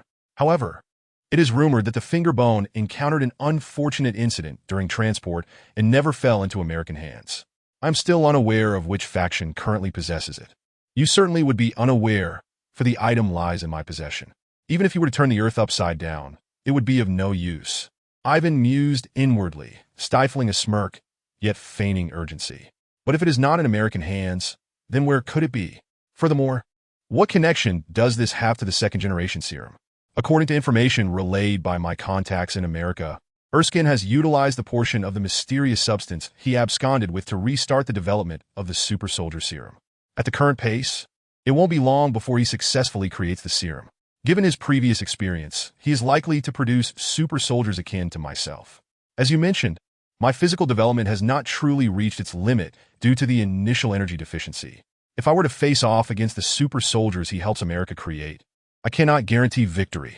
Ivan pondered deeply for a moment before lifting his gaze to say, if that is the case, I believe I have a compromise that could lead to the targeted development of a super soldier serum primarily aimed at enhancing vitality. Others who receive this injection might achieve a physique 6 or 7 times that of an ordinary person, along with the added benefit of extended lifespan. However, for you, it should rectify the bodily deficiencies caused by the previous serum's insufficient energy, allowing you to truly reach your peak state. Without a moment's hesitation, Red Skull accepted Ivan's proposal, nodding in agreement. Very well, please expedite the creation of this serum. The international situation is increasingly precarious for us Germans, and I must attain my peak strength as soon as possible. I entrust everything to you, Dr. Ivan. As Ivan watched Red Skull depart, he couldn't help but smirk coldly. Red Skull, who typically exuded confidence, especially after gaining immense power from the serum, had grown increasingly arrogant, even considering himself a deity. Yet now, he was plagued by doubts about his ability to contend with his enemies, signaling a looming failure against Captain America. Perhaps Captain America had endured too many defeats, fortifying his resolve to an unwavering degree. Even when aware of impending failure, he would never retreat. Having gleaned news of Erskine from Red Skull, Ivan understood that the development of the super soldier serum in America was nearing fruition, which meant Captain America was on the verge of being born. In that moment, an unexpected curiosity about the future Captain America stirred within Ivan, igniting an impulse to meet him. What began as a mere thought burgeoned into an insatiable desire. That evening, Ivan lingered in the laboratory, deliberately extending his stay rather than returning to his quarters to engage in amorous activities with Tanalia. Instead, he opted to rest in his private lab room, a scenario that his colleagues found unremarkable, as Ivan often lost track of time while conducting experiments and would ultimately choose to sleep at the lab when it grew too late to return home. Once everyone had departed, Ivan and Red Devil entered Ivan's usual resting quarters, closing the door behind them. After inspecting the room to ensure no listening devices were present, Ivan nodded at Red Devil. In an instant, Red Devil grasped Ivan's arm, activating his powers, and the two vanished from the room. Steve Rogers emerged from a shadowy corridor, dragging his weary body, his face bruised and battered, clearly having been the victim of an assault. From a young age, Steve had aspired to become a valiant American soldier, eager to fight on the battlefield to defend his homeland. However, due to his diminutive stature and frail frame, he had repeatedly failed to enlist, becoming the target of ridicule. Today, he faced yet another rejection, compounded by a brutal beating from a group of thugs on his way home. Despite enduring years of bullying and mockery, Steve had never relinquished his dreams. Even with his frail physique, he remained committed to physical training and continued to attempt enlistment, charging forward in pursuit of his ideals. As he limped along the path home, he suddenly heard a voice beside him. "What a formidable man you are!" Startled, Rogers turned toward the voice, only to see two imposing figures shrouded in shadows, obscuring their features. "Formidable? Huh? Are you mocking me?" Rogers retorted, glancing at his tattered clothing stained with blood and the bruises on his face, feeling utterly disheveled. He could not believe that the strangers were genuinely complimenting him. Mockery? No, no, no. I speak the truth. Your strength is not a matter of physicality. It resides within your heart. A relentless spirit and an unyielding willpower coalesce to create a powerful aura concealed within such a frail exterior. Thus, you are indeed strong. More so than you realize. You merely lack the means to harness it. Unsurprisingly, these two figures were none other than Ivan and Red Devil. At this moment, Rogers was merely a name known for his repeated rejections and his frail appearance, making it somewhat challenging to locate him. In truth, Ivan had not intended to meet Rogers. He had only planned to observe from the shadows and capture footage of Rogers before he received the super soldier serum, his frail state and the aftermath of his beatings, to potentially use against Captain America. However, upon encountering Rogers, Ivan was taken aback. With his highly developed brain, Ivan could sense anomalies that others overlooked and instantly recognized the powerful aura emanating from Steve, a fusion of soul, will, and conviction transformed into something extraordinary. An idea sparked in Ivan's mind, and his thoughts raced as he devised a unique training method, reminiscent of the Green Lantern's ability to manifest constructs through willpower. Unlike the Green Lantern, however, this method required gradual cultivation and accumulation, only becoming viable for attack once a certain level of mastery was achieved. Upon hearing the comforting words, Steve's eyes gleamed with excitement. "Do you know the method of cultivation? Can you teach me?" Ivan regarded Steve with a hint of intrigue, a smile gracing his features. "I can teach you, but you must understand that there is no such thing as a free lunch in this world. I believe in fair exchange. What do you propose to offer in return?" I don't know. Can I give you all my money?" Steve pondered for a long time, struggling to identify anything of value he possessed as compensation. "You think I am in need of money? Then tell me what you desire. As long as I have it, you may take it. Anything at all? If I were to ask for your soul, would you consent?" Rogers recoiled in shock, retreating several steps, fearfully gazing at Ivan. "You want my soul? Are you a demon?" "No, I refuse to sell my soul. I will forfeit my request." "Ha, how amusing." Ivan chuckled for quite some time before finally regaining his composure. "All right, I shall cease with the jesting. I am not a devil, nor do I seek your soul. I will provide you with a method, and as for the reward, let us agree that you will assist me with a task in the future, one that will not compromise your conscience. Otherwise, you may choose to decline. What do you think?" Rogers remained somewhat skeptical, questioning whether it was truly that simple. "I have heard tales of devils concealing certain terms during transactions with mortals, luring them in, only to reveal the hidden clauses after the contract is signed, ensnaring them in their deceitful schemes." Avon retorted with annoyance. "What nonsense are you imagining? We are merely making a verbal agreement. There is no contract involved, so fret not about such trivialities. I trust you will keep your word. Now, reveal your decision. Do you wish to embrace the method to become stronger?" After contemplating, Rogers nodded in agreement. "Very well, I consent, as long as it does not breach morality or harm any innocent beings. I shall assist you in any matter." "Excellent. Accept my gift." Avon pressed his index finger against Rogers' forehead, channeling his formidable mental energy along with the recently devised cultivation method into Rogers' mind. Rogers instinctively closed his eyes, his focus drawn to a glimmering point within his consciousness, captivated by the profound cultivation technique. Avon's method of cultivation consisted of 3 stages. The first stage was meditation, where one refines their beliefs and gradually strengthens their willpower. The second stage was visualization, conjuring an image of a weapon in the mind, which could be a cold weapon like a knife, sword, spear, shield, or axe, or a hot weapon like a gun or cannon. However, the bullets and shells produced were merely manifestations of mental energy, lacking substantial significance. The third stage was materialization, which, as the name suggests, entails bringing forth the weapon visualized in the mind, capable of being wielded to vanquish foes, as it embodies the wielder's intent, allowing for precise control. Chapter 24. The Black Widow in action. Rogers remained engrossed in the wondrous cultivation method within his mind, oblivious to the passage of time, until a light chuckle roused him from his reverie. Upon opening his eyes, he found that the 2 individuals had vanished, replaced by an unfamiliar woman passing by, who regarded him with a peculiar expression, as if he were a lunatic.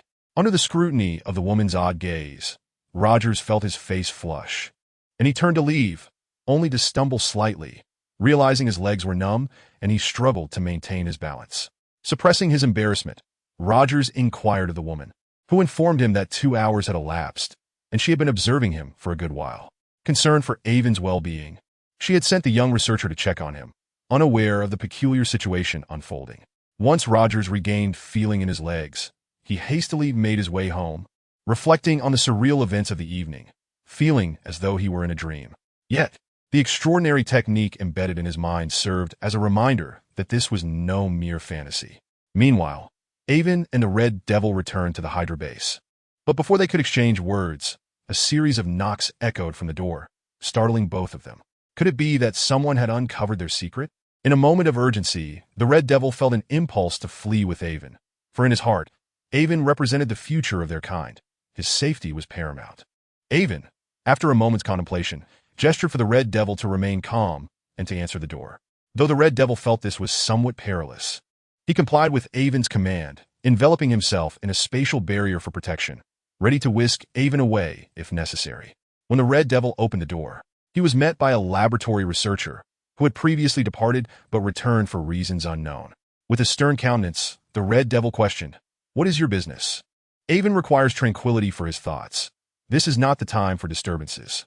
If you interrupt Avon's inspiration, can you bear the consequences? Or do you wish to incur Mr. Schmidt's wrath? The researcher was immediately taken aback, a look of panic spreading across his face as he hastily explained, "I apologize. I truly do. I left my notes in the lab and intended to retrieve them quickly. However, I encountered Miss Tenalia, who expressed concern when she saw Avon hadn't returned. She couldn't enter the lab herself, so she asked me to check on him." Avon, listening from behind, quickly deduced the situation. It seemed Tenalia sought to use a visit to him as a pretext, having manipulated this foolish researcher into probing the situation. With a sigh of relief, Avon stepped forward. "Very well, you may leave. Remember that when I am in the lounge, no one is permitted to disturb me." The researcher felt as if a great weight had been lifted from his shoulders and hurried away in a flustered manner. Exiting the laboratory, Avon indeed found Tenalia waiting outside. "What brings you here? Is this a place you should be? If I need to return, I shall do so without your concern." Avon chastised Tenalia sternly, concluding with a warning that she was not to return, lest she face dire consequences. Tenalia, upon receiving Avon's reprimand, burst into tears, her distress palpable, evoking sympathy from anyone who might witness her plight. Avon, observing her sorrowful demeanor, felt a pang of annoyance and commanded, "No more tears. This is for your own good. You must understand this is a critical facility. Had you not been affiliated with me, you would have been mistaken for a spy and met with a grim fate."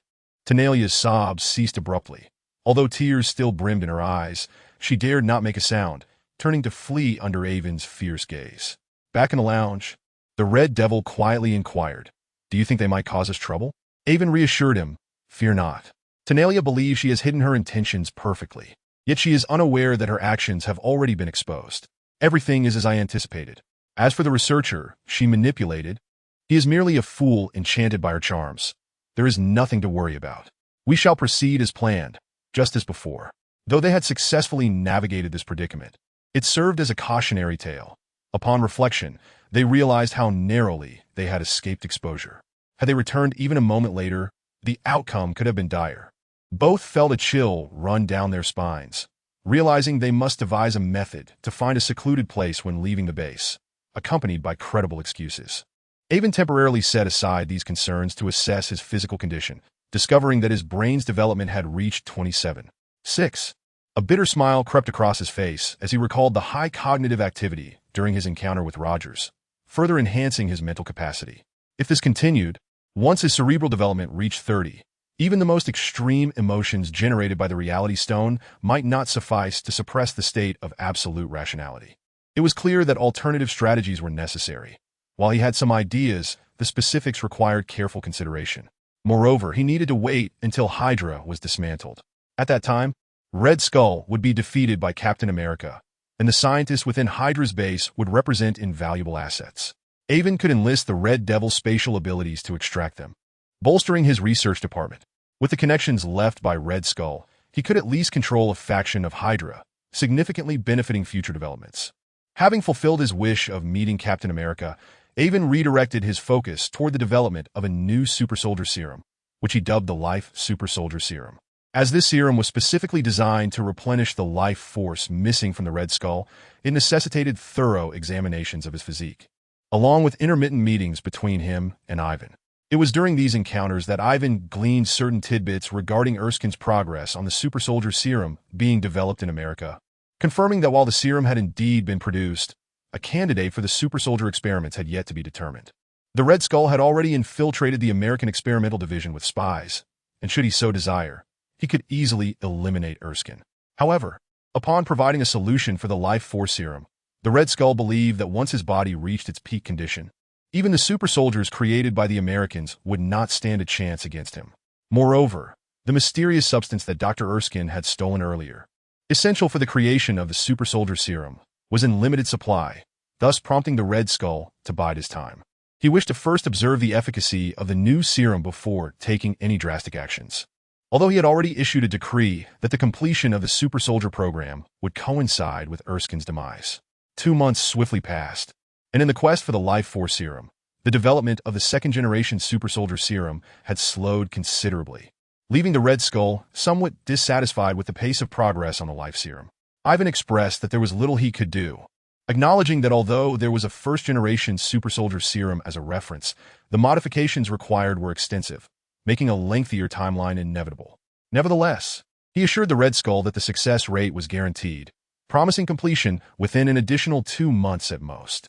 With Ivan's assurance, the Red Skull calmed somewhat. Yet less than a month later, he grew increasingly impatient, visiting the laboratory daily to inquire about the life serum's progress and urging Ivan to hasten the process.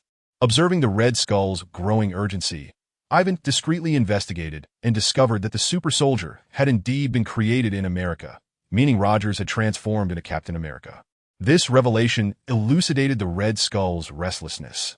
Under mounting pressure from the Red Skull, Ivan intensified his efforts, and while it seemed a minor adjustment to him, it appeared as a remarkable acceleration to the Red Skull. To demonstrate his unwavering commitment, Ivan immersed himself in the laboratory day and night. After a month, the life serum was finally synthesized, and with just a few more days of final testing to confirm its integrity, it was ready for injection into the Red Skull. The remaining tasks did not require Ivan's direct oversight. Other research personnel were capable of handling them. After such a prolonged period of exertion, Ivan decided to grant himself a brief respite. That very night, upon returning to his quarters, he engaged in passionate entanglements with Tanalia, leading to a prolonged and exhilarating encounter before he succumbed to a deep slumber. In the dead of night, as Ivan slept soundly, he suddenly sensed an undercurrent of lethal intent. Startled, he managed to control his body, heartbeat, and temperature, exhibiting no signs of distress. He discreetly unleashed his mental prowess to survey the situation. The faint aura of hostility emanated from Tanalia, who was reaching for her scattered garments, extracting a slender silver needle that she stealthily approached toward Ivan's neck. Upon witnessing this, Ivan felt a slight sense of relief, realizing that the target area was not vital. A mere puncture would likely only render him unconscious. Could it be that this young woman harbored genuine feelings for him, unwilling to harm his life? Yet, he quickly dismissed the thought, recognizing that those emerging from the Red Room were not known for their mercy. In truth, Tanalia was equally inclined to eliminate Ivan. However, she understood that his demise would trigger an alarm from the watch on her wrist, alerting the Red Devil, thereby jeopardizing her paramount mission to secure the super serum. Thus, she was compelled to forego this opportune moment to eliminate Ivan. As Ivan felt a sharp pain at the nape of his neck, he feigned unconsciousness, intending to uncover Tanalia's true intentions. "Dr. Ivan, Dr. Ivan." Tanalia called out repeatedly, gently prodding him, and upon seeing him unmoving, she relaxed, stood, donned her attire, and exited the room. Unbeknownst to her, the instant she closed the door, Ivan abruptly opened his eyes, using his mental acuity to confirm her departure before hastily dressing and following her. Tanalia, overconfident in her abilities, believed the specialized anesthetic she had applied to the needle would ensure Ivan remained unconscious for an extended duration, failing to take further precautions against him. Little did she know, Ivan had mastered control over every cell in his body. Regardless of the toxin, he could expel any affected cells, rendering the poison ineffective. Ivan did not regard Tanalia as a significant threat. After all, she had not yet ascended to the infamous status of Black Widow, nor undergone any pharmacological enhancements. While her skills among ordinary individuals were commendable, they paled in comparison to Ivan's. Moreover, given that they were within the confines of Hydra's base, Ivan could easily activate the alarm if necessary, summoning reinforcements for an apprehension operation. Thus, he opted not to inform the Red Devil, choosing instead to pursue Tanalia alone, preparing for a game of capturing the Black Widow. Chapter 25, Child. Tanalia cautiously exited the room, ensuring the door was securely closed before scanning the vicinity for any onlookers. She began to feel along the adjacent wall, ultimately dislodging a brick to reveal a cache of small gadgets, which she swiftly adorned herself with before replacing the brick seamlessly, leaving no trace of her actions. Ivan, who had been observing from the shadows, felt a jolt of surprise.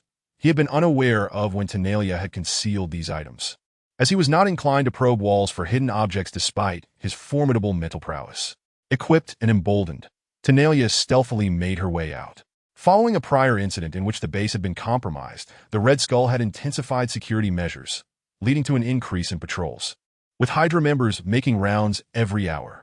Tenalia, trained as an operative, found evading these patrols to be a trivial task, skillfully navigating through their blind spots.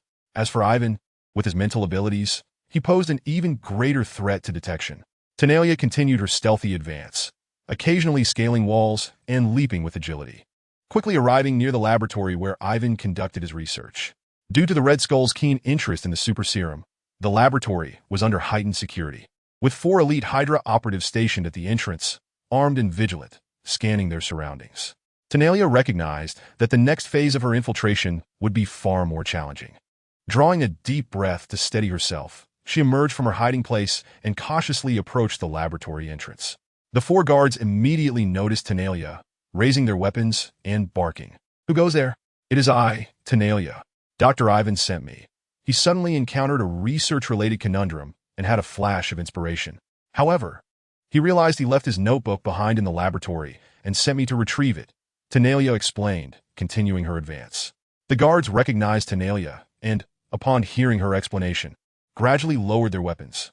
However, in that moment, one of the guards was struck by a sudden realization, his eyes narrowing with suspicion. "Wait, Doctor." Ivan places immense importance on the laboratory and has repeatedly instructed that unauthorized personnel are not permitted here. He himself strictly adheres to this rule. If he truly had forgotten his notebook, he would have come himself, regardless of the hour, and would never send a woman to fetch it. The guard was about to fire a warning shot, but it was already too late. Tenalia had closed the distance to within 3 steps. With a swift bend of her body, she sprang forth like a wildcat, launching 2 slender needles at the 2 guards in front of her. They let out muffled groans and collapsed. As the remaining 2 guards prepared to draw their weapons, Tenalia brandished a dagger in each hand, swiftly slashing the throats of both men. They clutched their necks, seemingly attempting to utter something, yet no sound escaped their lips as they gradually succumbed to silence. Having dealt with the 4 guards, Tenalia finally exhaled in relief. In truth, this gamble had been exceedingly perilous, and she herself harbored considerable uncertainty. Fortunately, she had ultimately succeeded. She positioned the 4 corpses against the wall, arranging them to appear as though they were merely resting there, hoping to deceive anyone who might glance in. With that, Tenalia opened the door and slipped inside. Once Tenalia had departed, Ivan casually approached, inspecting the 4 guards. The 2 with slit throats were self-evident, and the other 2, previously incapacitated by poison needles, were equally silent. This woman was indeed ruthless. The needles were likely coated with a potent toxin, causing immediate death upon contact. Subsequently, Ivan continued to lurk in the shadows, observing Tenalia's performance. The beautiful agent employed an array of tactics: blow darts, hand crossbows, poison needles, and narcotics, creating a dazzling spectacle as she dispatched 2 or 3 dozen individuals along her path, finally arriving at her destination, the super soldier's serum manufacturing chamber. Gazing at the 6 vials of serum within a chest-high thermos, a smile finally graced Tenalia's face. She carefully opened the thermos, extracted the 6 vials, and placed them into a small metallic box. She then proceeded to another room, retrieving a test tube containing a pale blue substance, which she also secured in the small metallic box, keeping it close to her person. "So, your true objective was to obtain the super soldier serum. This implies that you are not merely a spy sent by the Red Skull to monitor me, but rather an agent dispatched by another nation. However, Tenalia, you are rather greedy to take all 6 vials at once. This places me in quite a predicament." Tenalia was startled by the sudden voice, a cold sweat breaking out across her body. This was indeed a Hydra base, and if discovered now, with alarms blaring, escape would be impossible, leading to her certain demise. Turning around, Tenalia found Ivan standing in the shadows, a knowing smile on his face. Ivan was fully aware that Tenalia was sent by the Soviets, yet he deliberately infused his words with a particular significance, seeking to tease her, knowing this could very well be her last moment, as she might die here today, and the Black Widow would cease to exist thereafter. "Ah, so it is Dr. Ivan. I see you 2 are unable to sleep and have come out for a stroll. Why not allow me to accompany you?" Whoosh, whoosh. Tenalia's expression was sweet and tender, yet her actions were merciless. 2 poison needles shot forth, clearly aiming for a swift resolution. Ivan maintained his smile, dodging the 2 needles with a fluid motion, then surged forward like a cheetah, delivering a powerful punch towards Tenalia. Upon realizing Ivan was engaging her in close combat, Tenalia's face lit up with delight, an unassuming scientist against her, a seasoned agent. Was this not a death wish? She reached out to counter his punch. Initially, Tanalia intended to seize Ivan's arm, twisting it behind him to subdue him. However, upon contact, her expression changed dramatically as she felt an extraordinary force in his fist. Barely managing to redirect it slightly before being struck squarely on the shoulder, sent flying 5 or 6 meters, crashing to the ground with a thud. How is this possible? How could you possess such strength? Tanalia rolled on the ground before slowly rising, staring at Ivan with a look of incredulity. Since I can manufacture the super soldier serum, would I not also create a customized version for myself? However, as a scientist, I do not necessarily require direct engagement in combat, so my demand for brute strength is not significant. Yet it does provide enhancements in other areas. For instance, the needle you plunge into my neck failed to incapacitate me, and after injecting the serum, I generally do not fall ill, and my lifespan is extended. I see. However, from your earlier remarks, it seems your relationship with the Red Skull is not as amicable as it appears. Otherwise, you would not suspect I am an agent placed by him to surveil you. If you are willing, I could introduce you to our organization. With your intellect, you could have anything you desire, and we could truly be together. Ivan chuckled coldly, striding towards the alarm switch in the corner. I'm afraid I cannot trust you, and besides, I already have everything I desire, so it is best you perish. Realizing her attempt had failed, and witnessing Ivan's intention to trigger the alarm, Tanalia gritted her teeth, disregarding her still throbbing shoulder, and charged at him. Ivan, seeing this, smiled slightly and unleashed another punch. However, this time Tanalia was prepared, lowering her body to evade, grasping Ivan's shoulder for leverage as she leapt, attempting to ensnare his head with her legs to snap his neck. Ivan had anticipated this signature move of future female agents, and with a swift motion, he spun his body, using the rotational force to slam Tanalia harshly against the table. The table splintered, and the impact left Tanalia feeling as though her bones were shattering. Yet, the combat instincts ingrained in her being compelled her to roll away instinctively, mitigating the immense force. As a seasoned agent, she understood that remaining in a supine position during a fight was exceedingly perilous. Tanalia sought to retreat and regain her footing for a counterattack. But Ivan was determined to deny her that opportunity. He rushed forward, planting a foot firmly on Tanalia's chest to restrain her. At that moment, Ivan showed no mercy, applying considerable pressure, nearly crushing her ribcage. Do you have any last words? If not, then you may as well die. Wait, you cannot kill me. Otherwise, you will regret it for the rest of your life. Tanalia gasped, struggling against the pressure. Your threat lacks any weight. To state I cannot kill you without a reason is rather nonsensical. For instance, you could claim to be my long-lost sister, but to simply assert I cannot kill you is hardly compelling. So, tell me, should I kill you, or kill you, or kill you? I'm not joking. I'm already pregnant. Huh? Ivan burst into laughter, utterly disbelieving her claim. Your reasoning is quite powerful. It nearly frightened me to death. However, Ivan instinctively sensed a presence within Tanalia's abdomen and abruptly ceased laughing, for he truly detected a faint life developing within her, likely 3 months along. At this moment, Ivan's mind was spinning. A single thought consumed him. A child. Distracted, he unconsciously eased his grip, and Tanalia's expression brightened. In truth, she herself was uncertain if she was indeed pregnant, having only experienced some mild symptoms recently. Now, caught in a desperate situation, she decided to take a gamble. Seizing the moment while Ivan was momentarily lenient, Tanalia's hand flashed with cold light as a throwing knife shot towards his throat, simultaneously rolling away to break free from his grasp. Caught off guard, Ivan instinctively sensed the impending danger, twisting his body just in time as the knife struck his shoulder. The specially designed knife was crafted with a bloodletting groove, causing a spray of blood to erupt, with several drops splattering onto Tanalia. However, at that moment, she paid no heed to such trifles, taking advantage of Ivan's momentary distraction to flee the laboratory.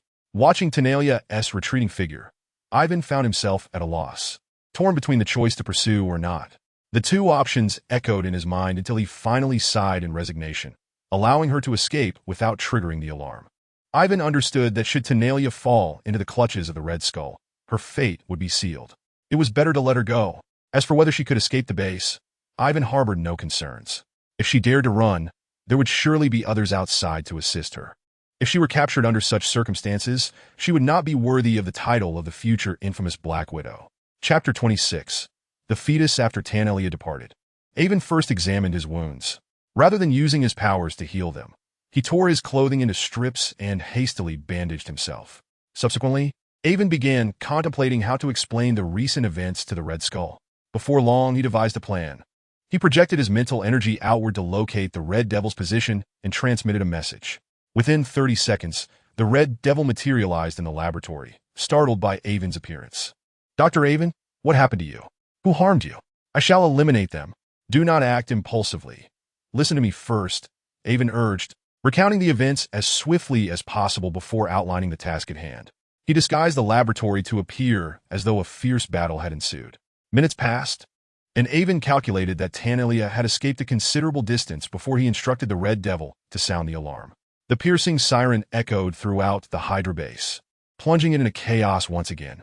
Soon, someone spotted the fleeing Tanalia, but by that time, she was already nearing the base's entrance, skillfully dispatching several Hydra soldiers. With assistance from external reinforcements, she swiftly breached the base and boarded a waiting aircraft, departing safely. The Red Skull felt as though his lungs might burst with rage. How could this happen again? Another base infiltrated as if Hydra were a public restroom, where anyone can come and go as they please. More alarmingly, the serum he valued most had been stolen, along with the materials required to create it. Mysterious substances extracted from phalanges. That was the last of it. The previous batch had been destroyed by Dr. Erskine, but he had at least retained some materials for further development. Now, with no materials left, the development of the super soldier serum was utterly extinguished, and his divine ascension plans lay in ruins. In his fury, the Red Skull slaughtered several soldiers assigned to patrol that night before storming in to confront Avon. "Dr. Avon, you owe me an explanation. Why is your woman a spy? How could you fail to notice her stealing the serum and materials right under your nose?" The Red Skull's anger was palpable. To his surprise, Avon responded with equal ire. "Mr. Schmidt, it is I who should be asking you. Why did you send a spy to me? She nearly cost me my life. You owe me an explanation." As he spoke, Avon yanked away the bandage from his shoulder, revealing a wound that had begun to darken ominously. Tanelia's throwing knife had been coated in poison. Though Avon could have dispelled it, he intentionally left it to appear more convincing, making the injury appear quite ghastly. The Red Skull, momentarily taken aback, struggled to regain his composure. The root of the matter lay in his own folly. He had been deceived by Tanalia and failed to recognize her as an agent. "Very well. It is indeed my oversight that allowed an infiltrator into the base undetected. But why were you in the laboratory, Dr. Avon? Do not tell me you were merely wandering about sleeplessly at night." Avon remained unperturbed, directly admitting, "I was following that Tanalia agent. She attempted to incapacitate me with a drug, but I caught on. I held my breath and pretended to faint. Once she left, I trailed her, eager to uncover her true intentions, and followed her here. You noticed her suspicious behavior, yet failed to raise the alarm? Did you intend to let her steal the super soldier serum?" The Red Skull's eyes gleamed with menace, as if poised to strike. Avon hesitated, appearing somewhat flustered. The Red Skull's murderous intent intensified, and he rose to confront Avon directly. The Red Devil quickly stepped forward to shield Avon, confronting the Red Skull. However, several soldiers behind the Red Skull raised their weapons, aiming at Avon and the Red Devil, creating a highly charged atmosphere that threatened to erupt into violence. "Enough!" Avon seized the Red Devil, pulling him behind himself. "The reason I did not sound the alarm is because I suspected Tanalia was placed beside me to monitor my actions. I wanted to confirm my suspicions, which is why I discreetly followed her. I had no idea she intended to steal the serum, which is undoubtedly not something you orchestrated, as that serum was intended for you. If you desired it, there would have been no need for secrecy. When Asazoth and I intervened, I underestimated her skills. She managed to injure me with a throwing knife while I was distracted by Asazoth, and I was poisoned. Fortunately, Asazoth helped me extract the poison in time. Otherwise, I would not have survived." The Red Skull fell silent, feeling a twinge of embarrassment. Indeed, Avon's reasoning was sound. Upon discovering that a beautiful woman by his side was an agent, it was only natural for him to suspect the one who had introduced her, namely, the Red Skull himself. Feeling aggrieved, he had no intention of monitoring Avon. "Then why did you not raise the alarm sooner? Had you done so, our personnel could have easily apprehended that woman." Feigning exasperation, Avon gestured toward a damaged door. "It was my fault. After being struck by the knife and poisoned, That woman kicked me into the adjacent room. Asazov, eager to assist me, followed her inside and was subsequently trapped. By the time he extracted the poison and broke down the door to sound the alarm, she had already escaped. The Red Skull had no retort, realizing the fault lay with him. He glanced around the still chaotic laboratory, searching for any inconsistencies with Avon's account. But to no avail. Even if he were to channel Conan, he could uncover no flaws. The scene of the battle had been meticulously crafted by Avon's brilliant mind. Boiling with frustration, the Red Skull wrestled with the fact that he, the esteemed leader of Hydra, the King of Shadows, had been manipulated by a mere girl. It was a bitter irony, akin to a lifetime of hunting eagles only to have one blind him in return. Now, with all the serum stolen and even the last of the materials gone, his only hope lay in the elusive, mysterious phalange. The Red Skull resolved to intensify the search for that phalange, vowing to retrieve it at any cost, regardless of where it was or whose hands it was in. Although he harbored some resentment toward Avon, he could not continue to blame him, as he still needed Avon's intellect for his endeavors. After offering Avon a few words of consolation, he instructed his men to take him for treatment. In truth, Avon's injuries were not severe. They appeared alarming but posed no real danger, as he had deliberately exaggerated the situation. However, to prevent raising the Red Skull's suspicions, he cooperatively allowed himself to be supported by the Red Devil as they made their way to the base's medical facility. Once treated by the base's doctors, who cleaned his wounds and removed any lingering toxins, Avon lay in bed, restless and unable to sleep, his mind preoccupied with thoughts of the inexplicably arriving child and how to confront the situation. Drowsily, he finally drifted off late into the night. The following morning, to Avon's surprise, Dr. Zola, usually engrossed in his work, came to visit him. Both Avon and Zola, titans in the realm of science, shared an insatiable curiosity, and as they discussed scientific concepts, their excitement grew, causing Zola to forget entirely that Avon still bore injuries. As the conversation between the two individuals reached its zenith, Avon suddenly experienced a wave of unease, his mind divided. While he engaged with Dr. Zora, he sought to calm his spirit and attune himself to the situation. When he had been struck by the flying dagger, a few drops of his blood had stained Tenalia's form. Avon, utilizing his mental prowess, disintegrated those drops and reattached them to Tenalia, enabling him to vaguely sense her condition. He was acutely aware that something significant had transpired on her end, and it bore a substantial connection to himself. With Dr. Zora still present, Avon found it imprudent to investigate further. After a prolonged discussion, he feigned exhaustion, prompting Dr.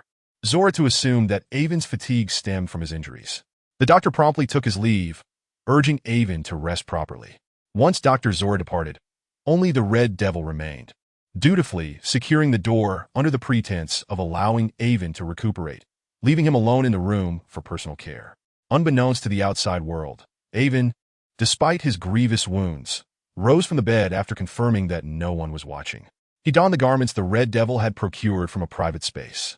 Grasping the Red Devil's hand, he transmitted the location of Tenalia to her mind.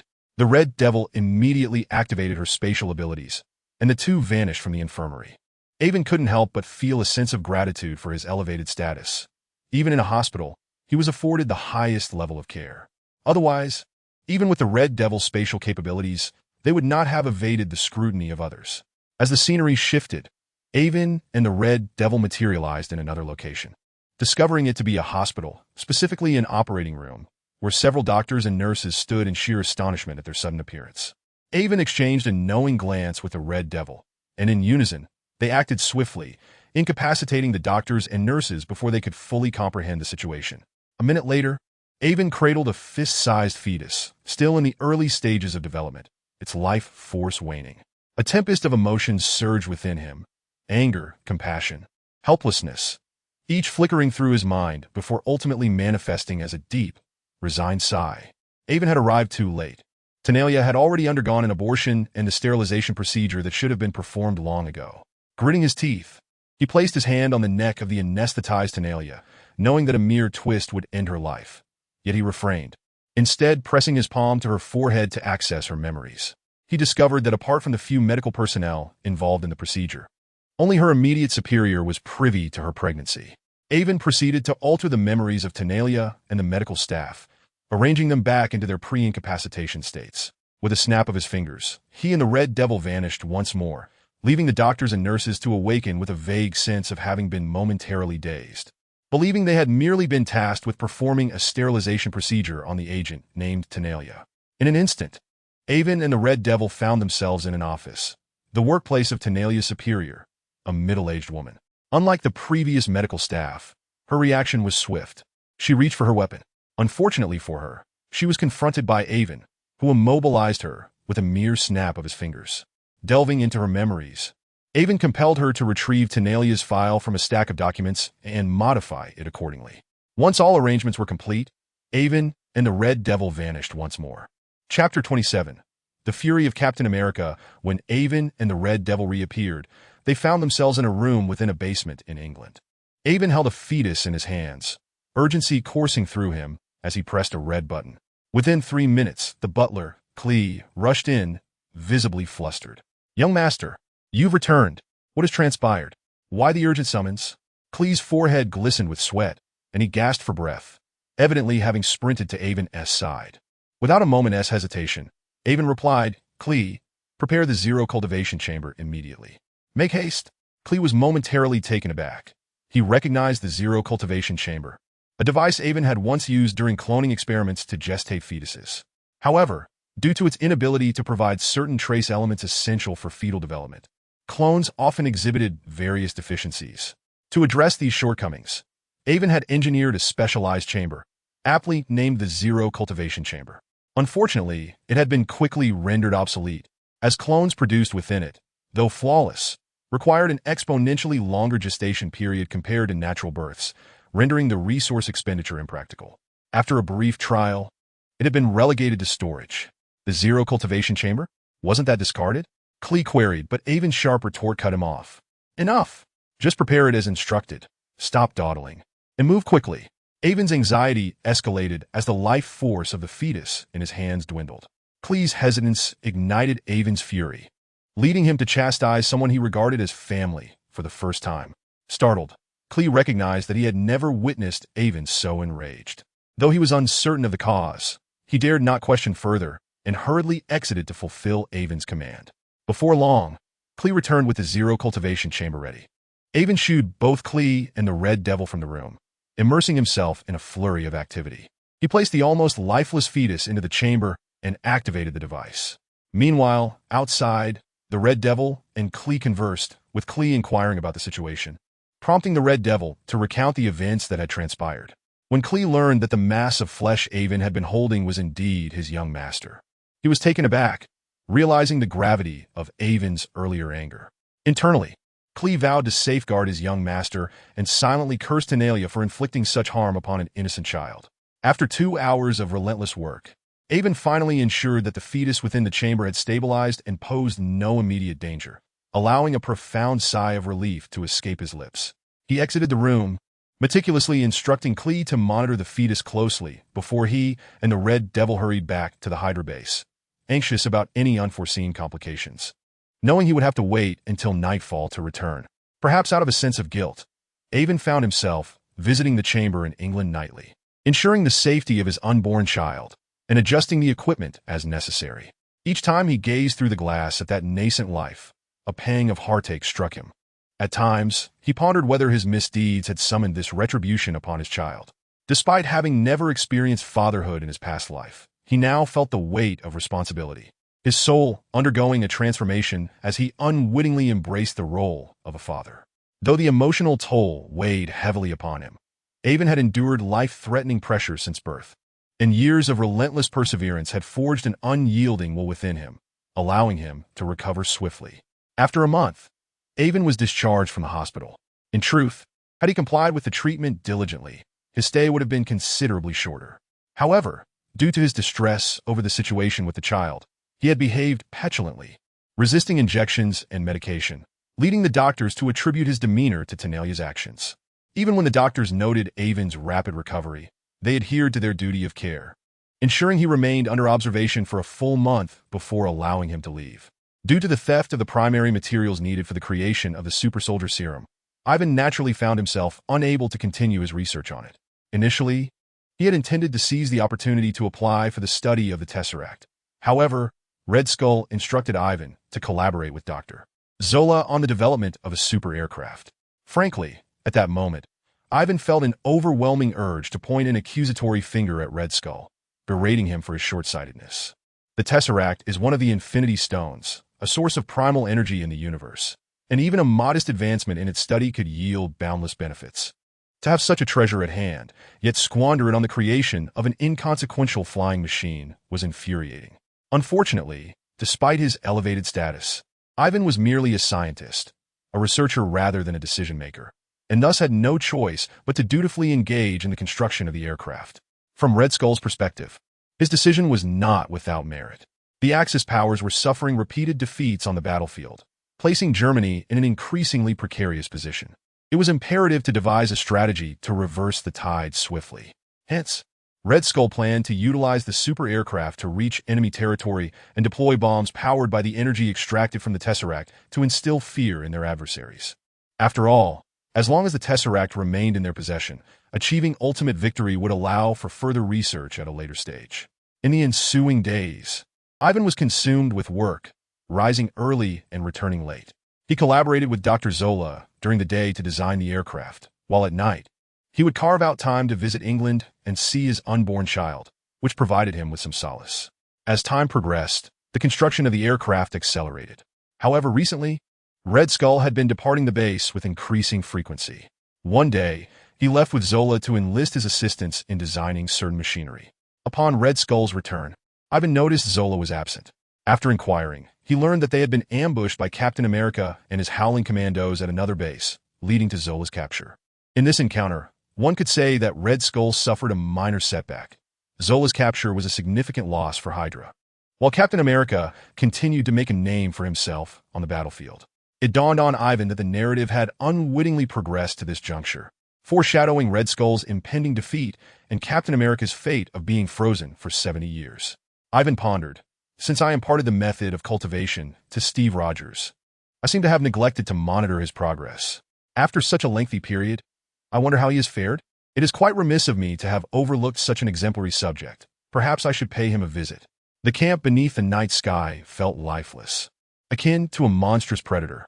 In the center square, a light illuminated the area as Captain Rogers led his comrades from the Howling Commandos, effortlessly conquering the site without a single casualty.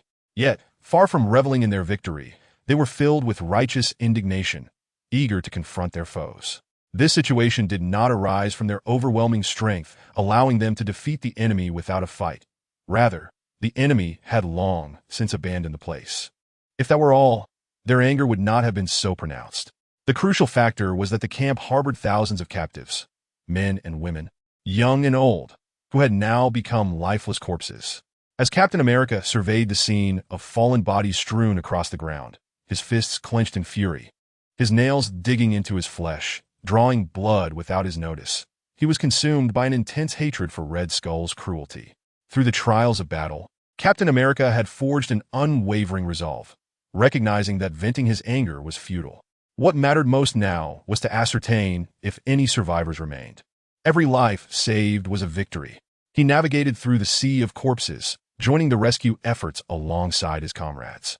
Suddenly, he turned his gaze toward a particular direction, sensing something amiss, yet finding nothing there. What was happening? It felt as though someone was watching, yet there was no one present. Was it merely a figment of my imagination? Just as Captain America contemplated investigating further, the sound of a baby's cry drew his attention. Following the noise, he spotted a battlefield nurse cradling an infant amidst the pile of bodies, the child's cries ringing with life. The sound brought a flicker of vitality to the otherwise desolate scene, momentarily alleviating Captain America's somber mood. He desired to assist to ensure the child was unharmed, but as he took a few steps forward, he hesitated, realizing he was not a doctor, merely a soldier skilled in combat. Approaching would likely only complicate matters, leaving him feeling awkward and uncertain. Fortunately, his discomfort was soon alleviated as a uniformed doctor rushed over to examine the child. Captain America breathed a sigh of relief upon recognizing the doctor, Henry Morgan, a skilled physician who had saved many of his team members from the brink of death. Captain America held him in high regard, knowing that the logistical support was just as vital as their battlefield prowess. Chapter 28. Seizing the opportunity, Captain America was entirely oblivious to the fact that his unintended glance had startled Ivan and the Red Devil, who were concealed in a space hidden by Red Devil's powers. They were in an alternate dimension, where its inhabitants could observe the outside world, yet remained unseen. What a keen perception, Dr. Ivan. Have we been discovered? Is it possible he can see through the dimensional barrier? Red Devil queried, bewildered. Ivan pondered for a moment before shaking his head. Impossible. Even if he possesses remarkable strength, as long as he remains within the realm of mortals, he cannot pierce the fabric of dimensions. I suspect he merely sensed our gaze. It is an instinctive intuition of a seasoned warrior, one that you also possess, albeit not as acutely. It is nothing extraordinary. Red Devil offered a wry smile. That is impressive enough. I certainly cannot achieve such a feat truly. Captain America lives up to his reputation. Ivan shot Red Devil a sidelong glance, noting the admiration in his tone for Captain America. Had he become a fan? Ivan shook his head, scrutinizing Captain America's transformation. Compared to their last encounter, where he appeared frail and diminutive, he now exuded a powerful presence that commanded respect. Other than his unwavering determination, there was little resemblance. Captain America was now more confident and resolute. When Ivan caught sight of Captain America's iconic shield, he was taken aback. While others may not perceive it, Ivan noticed an unusual energy emanating from the shield, a faint luminescence. It seemed as though a peculiar connection had formed between Captain America and his shield, the shield's glow pulsing in sync with his breaths, occasionally coalescing into a form that appeared both real and ethereal, almost as if a larger shield enveloped the original. If it were anyone else, even if they witnessed the shield's transformation, they would remain clueless as to its significance. However, as the originator of this phenomenon, Ivan understood all too well that this was a manifestation of Captain America's mental fortitude. The cultivation method Ivan had shared with Rogers encompassed meditation, visualization, and manifestation. Ivan had assumed that within just a year, reaching the second stage of visualization would be a remarkable achievement. He never anticipated the emergence of manifestation so soon. It was astonishingly rapid, leaving Ivan in disbelief. He resolved to observe further, determined to unravel the mystery of this phenomenon.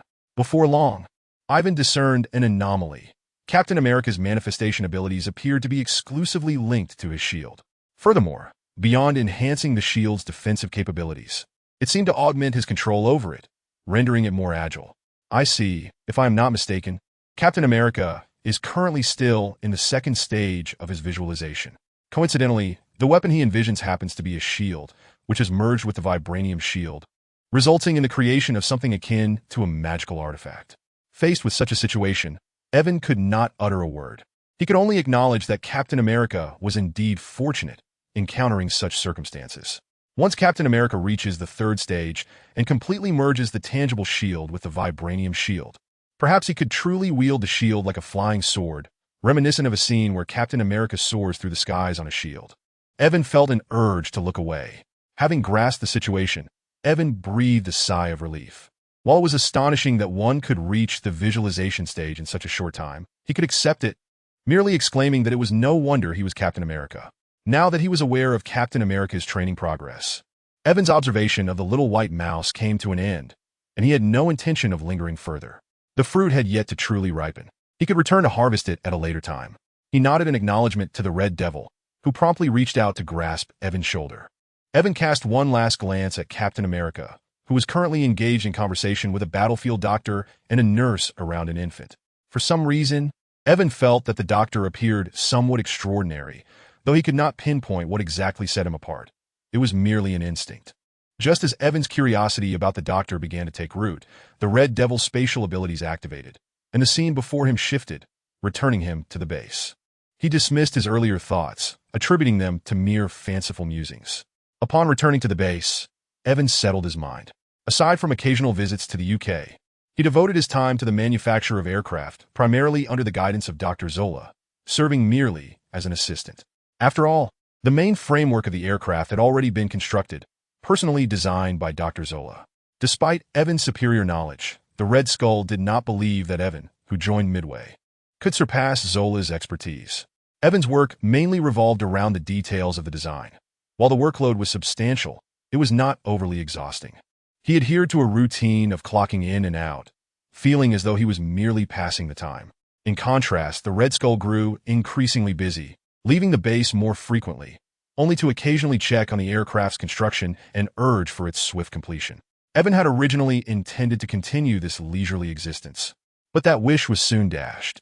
On one occasion, when the Red Skull departed the base, he took Dr. Zola along to another facility to manufacture a device.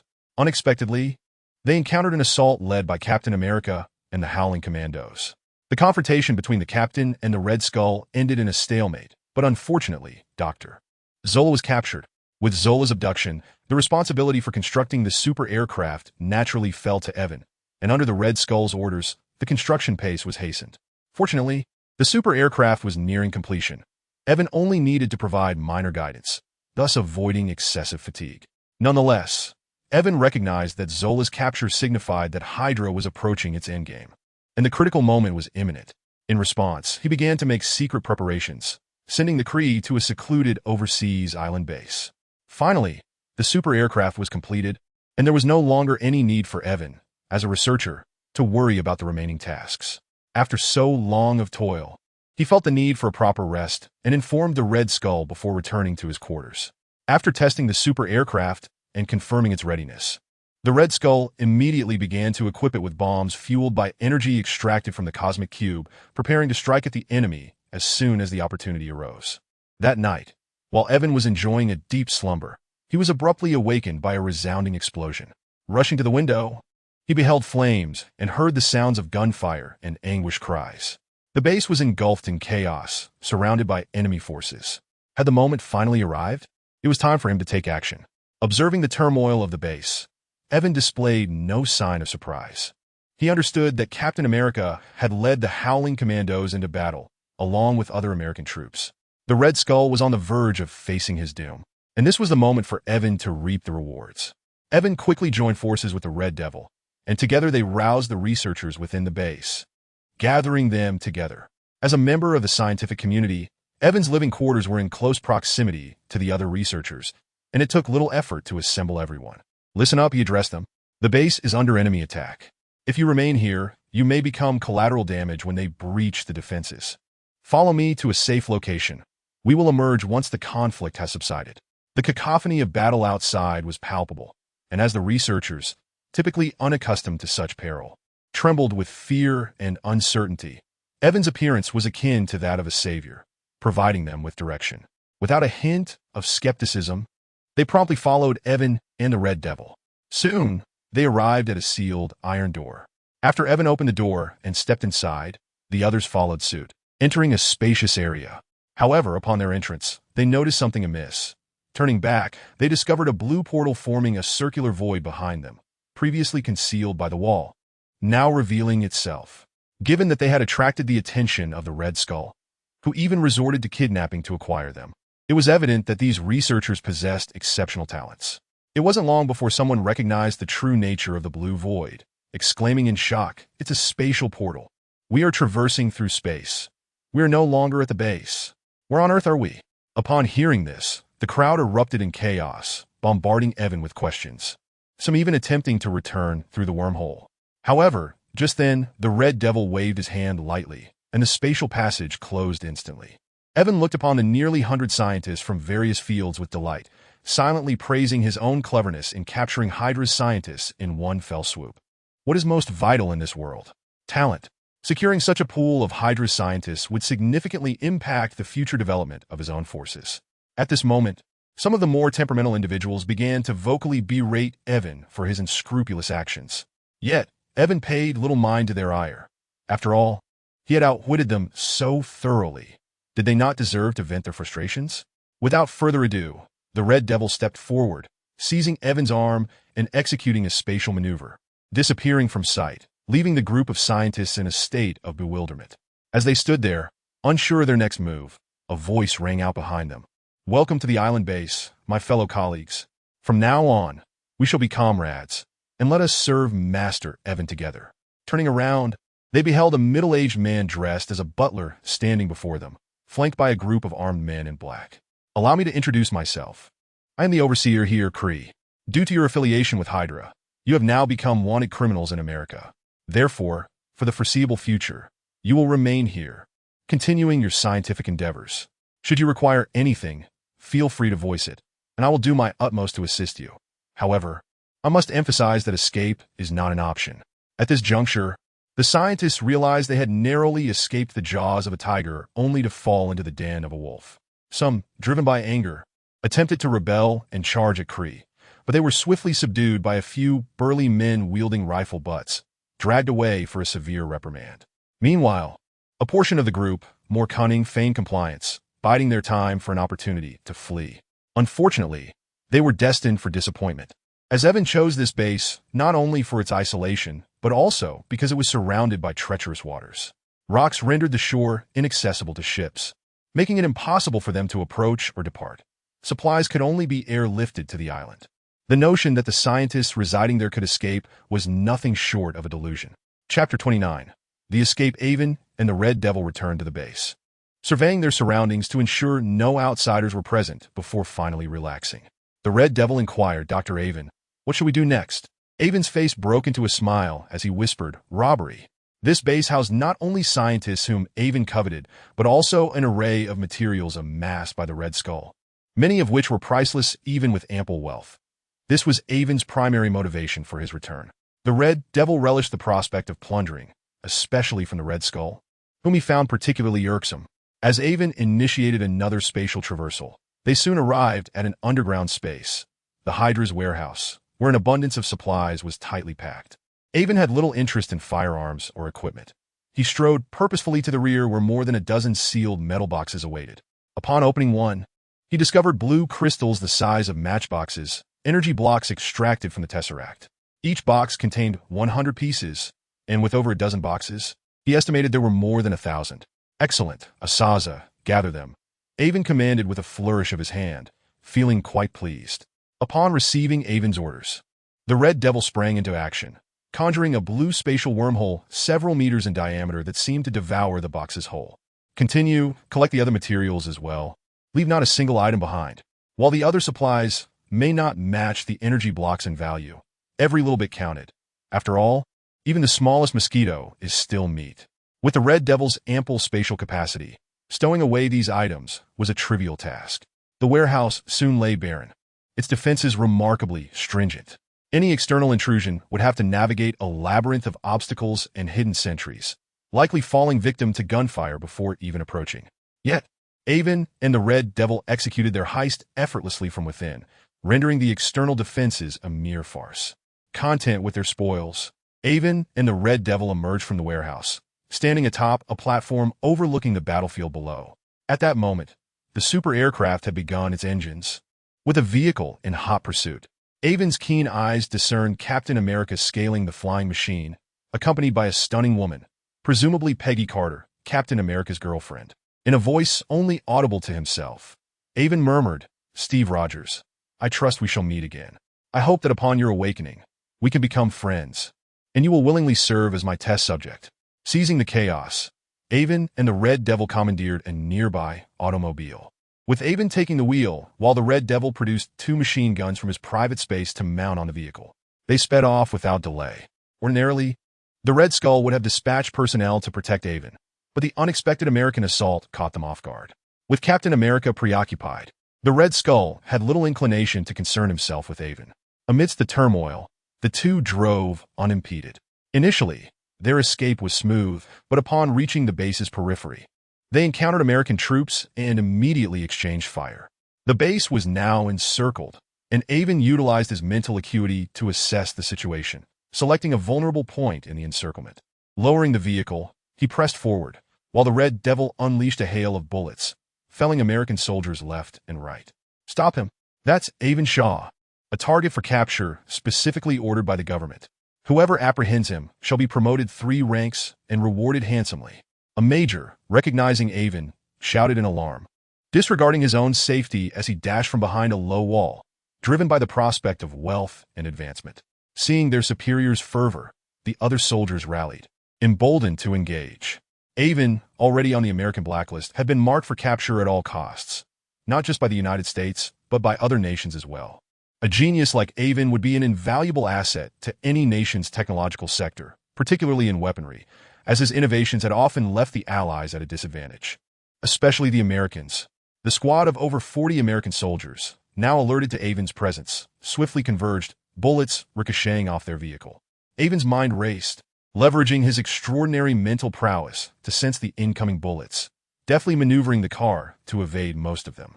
A few struck the vehicle, but caused negligible damage. Seizing an opportunity, he slammed the accelerator, propelling them away. "Bring me the rocket launcher. Fire at once. We must capture him today, at all costs."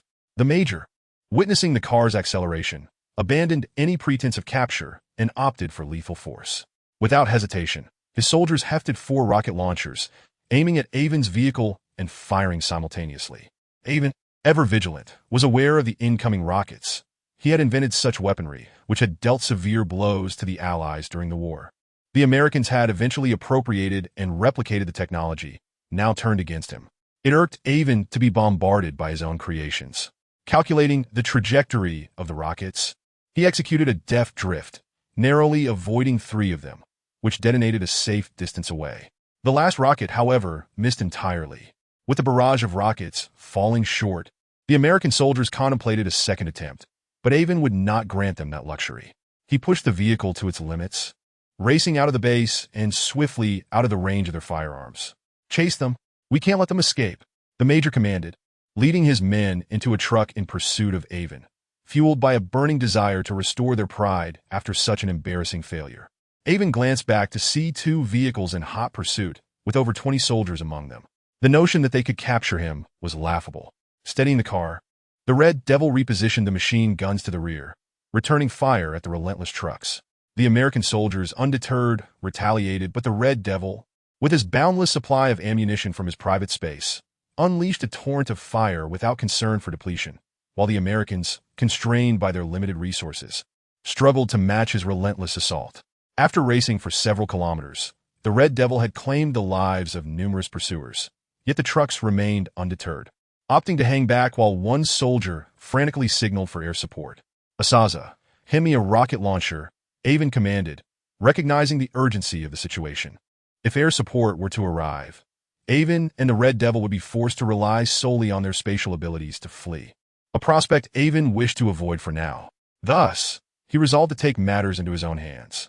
The Red Devil, without uttering a word, directly retrieved a rocket launcher from his spatial pocket and handed it over. Avon grasped the steering wheel with one hand while taking the rocket launcher with the other, shattering the car door's glass and resting it against the window.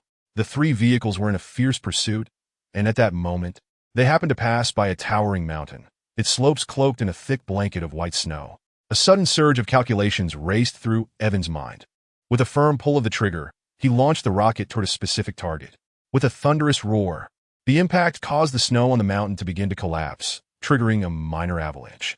Gripping the steering wheel tightly, Avon floored the accelerator, reaching maximum speed, while the avalanche relentlessly pursued them from behind. A perilous situation indeed. Avon had meticulously calculated the avalanche's initiation, and fortunately, they managed to evade its grasp, swiftly moving beyond its reach. However, the 2 trucks trailing closely behind were less fortunate, directly engulfed by the small avalanche, leaving their occupants with no chance of survival. With their pursuers eliminated, Avon sped along, deliberately choosing secluded paths. After 3 hours of frantic driving, he finally discovered a cave just before the fuel ran out. The 2 quickly abandoned the vehicle and marked the entrance of the cave with a large cross made of black cloth on the snowy ground before they entered. Chapter 30. The Dark Sorcerer. Upon entering the cave, the Red Devil retrieved necessary supplies from his personal space to start a fire for warmth. He laid a clean white cloth on the ground and, together with Avon, indulged in a hearty meal, both exhausted from their frantic escape and in need of replenishing their strength. Since the Red Devil had acquired his private space, he had effectively become a super caretaker, a mobile logistics base, hoarding anything potentially useful, including vehicles and aircraft. As long as there was sufficient space, better safe than sorry. "Avon, I find it perplexing why we resort to such a convoluted method of escape. Would it not be simpler to utilize my spatial abilities?" The Red Devil inquired after swallowing the last bite of his burger, recalling his lingering question. "Your spatial abilities are our ultimate safeguard and should not be recklessly exposed.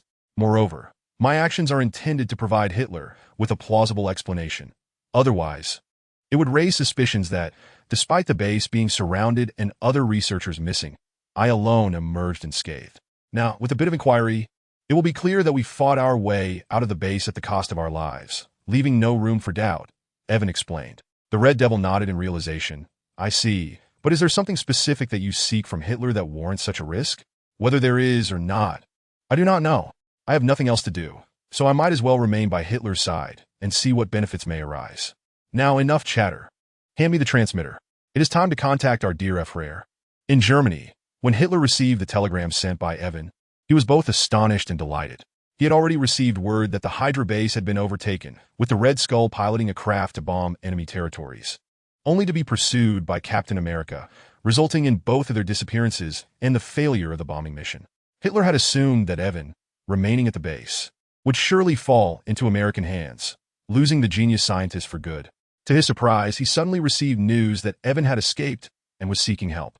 Gregory, I have heard that the Divine Calling Project has encountered difficulties, and the instruments designed to open the otherworldly space have failed to activate.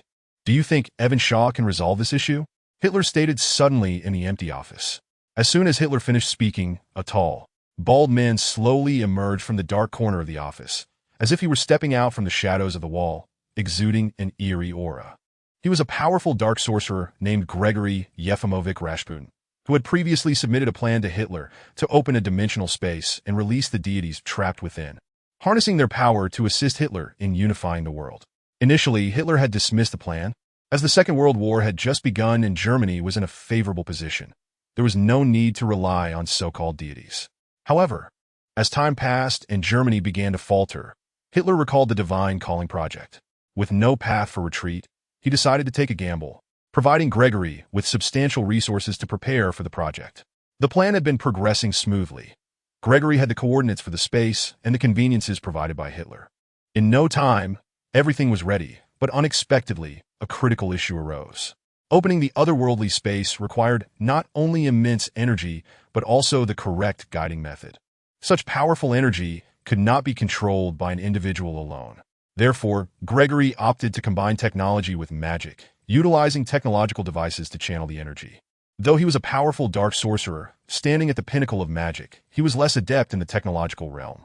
The devices he produced consistently fell short of the requirements, causing delays in the Divine Calling Project, which had yet to commence, leading to Hitler's growing impatience.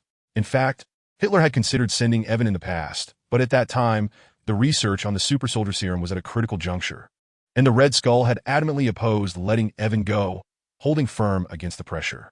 Now, with the delays in the production of the aircraft, Hitler's interest was rekindled. I have heard of Dr. Evan's esteemed reputation. If he is willing to assist, it would be ideal. I trust Dr. Evan will not disappoint us, Gregory agreed, anxious to see progress as Hitler's scrutiny of the matter intensified, inquiring almost daily about updates. If there were no advancements soon, he would be at a loss for how to respond to Hitler. Seeing Gregory in agreement, Hitler pondered briefly and summoned his intelligence personnel to inquire about the situation during the attack on the Hydra base, focusing particularly on Evan's circumstances. Reports from the base had already been transmitted, and a few fleeing German soldiers had witnessed Evan's escape from the base. With several soldiers' accounts, Hitler believed he had grasped the entire situation and dismissed his subordinates. Frere, do you harbor suspicions regarding Dr. Evan? If so, why involve him in the Divine Calling Project? It is not suspicion, merely a prudent caution. As the saying goes, better safe than sorry. The odds of a mere researcher escaping the encirclement of the American forces seemed too fortuitous. If he were to be subverted by the Americans and infiltrated our ranks as a spy, it would pose a significant threat. Therefore, I have my reservations. However, it appears I may have been overly cautious. His ability to escape is in part attributed to luck, but more importantly, it must be due to that formidable bodyguard of his, the Red Devil. How could he possibly be a spy? A talent like Dr. Evan would be safeguarded at all costs, sent to the safest locations within the country to conduct his research and develop advanced technologies, rather than risk being sent out as an infiltrator. I understand your reasoning, but I prefer to confirm matters for the sake of prudence. Now that it is established that Dr. Evan poses no threat, I can rest easy. The Frere's vigilance is commendable. I intend to personally welcome Dr. Evan. To be honest, I have long admired this young, yet globally renowned scientist. This collaboration presents a wonderful opportunity, and I believe it will be a delightful experience. Hitler placed significant importance on Avon. Naturally, he would not oppose him, for he was well aware of Gregory's strength. With him to greet Avon, his safety was assured. However, the God-descending plan was Germany's last hope for a turnaround and could not afford any missteps. After a moment's contemplation, he added, "Let Cronin accompany you as well. He will remain by your side to follow your orders until the completion of the God-descending plan, ensuring its smooth execution." Excellent. With Cronin's assistance, safety is undoubtedly guaranteed. This allows me to wholeheartedly prepare for the God-descending plan, and I firmly believe it will succeed. Gregory agreed without a second thought, for even if he had opposed, it would have been futile. Once Hitler made a decision, it was irrevocable. Gregory was well aware of who Cronin was. Karl Liebknecht Cronin, also known as the Flame Man, born in 1897 in Munich, Germany. He was Hitler's designated assassin, wielding a pair of daggers, and perpetually donned a black gas mask, his true visage never seen by anyone. It was rumored that he suffered from a surgical obsession, having even removed his own lips, making him the Nazis' top assassin, codenamed the Clockwork Man. With the sands of the Nile coursing through his veins, a veritable immortal monster. As Gregory departed, Hitler fell into deep thought, recalling recent intelligence, particularly concerning the international battlefield situation.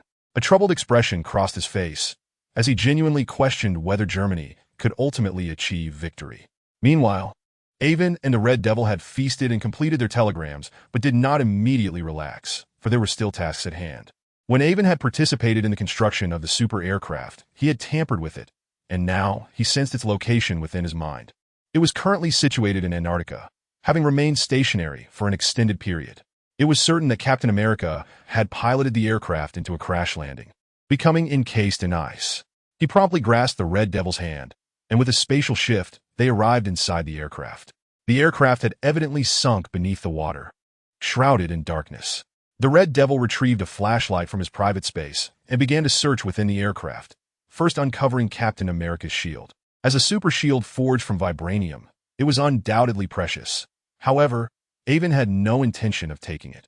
On one hand, the shield had been imbued with Captain America's spirit, bearing his unmistakable mark, rendering it unusable by anyone else.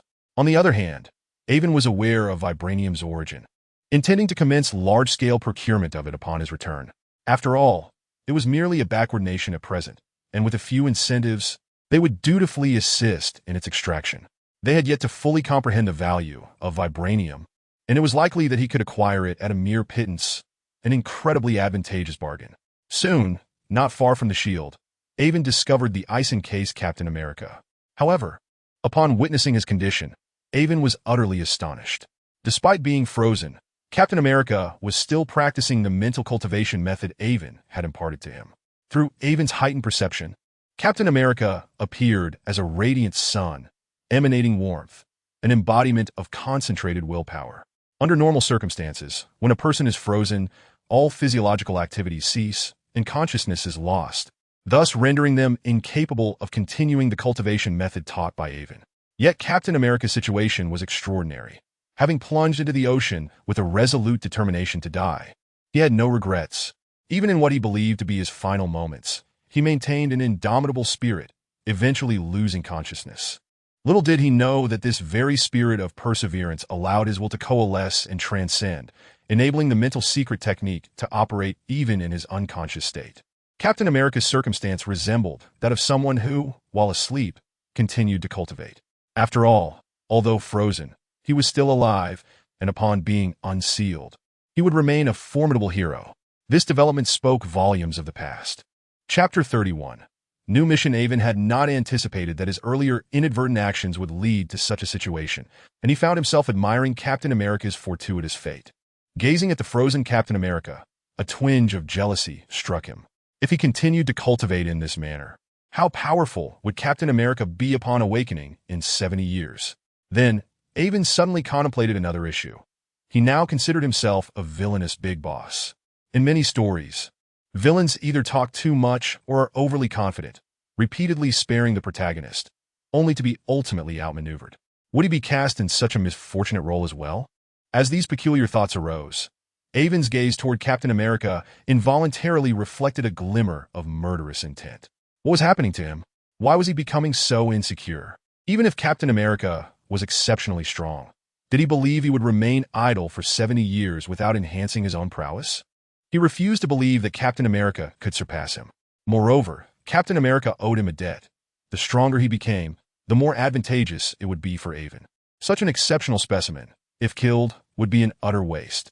Shaking his head, Avon suppressed his murderous thoughts, realigning his mindset. True strength never shies away from challenges. Avon possessed absolute confidence that he would soon rise to the pinnacle of power, not only surpassing Captain America, but also the future Hulk, Iron Man, Thor, and others. He would undoubtedly trample them all beneath his feet. Avon resumed his search within the aircraft, yet gradually. His expression turned grim as he discovered that the one thing he most desired, the Tesseract, was missing. Before long, he noticed a hole in the aircraft, evidently created by some object that had melted through and fallen away. It then dawned on him that during his viewing of the Captain America film, the Tesseract had unleashed energy during the battle between Captain America and the Red Skull, causing it to fall from the aircraft. However, due to the passage of time, Avon had forgotten many details after living in this world for decades, leading to this blunder. Regret surged within Avon. He could hardly believe he had made such a fundamental error. Now, the Tesseract was unaccounted for.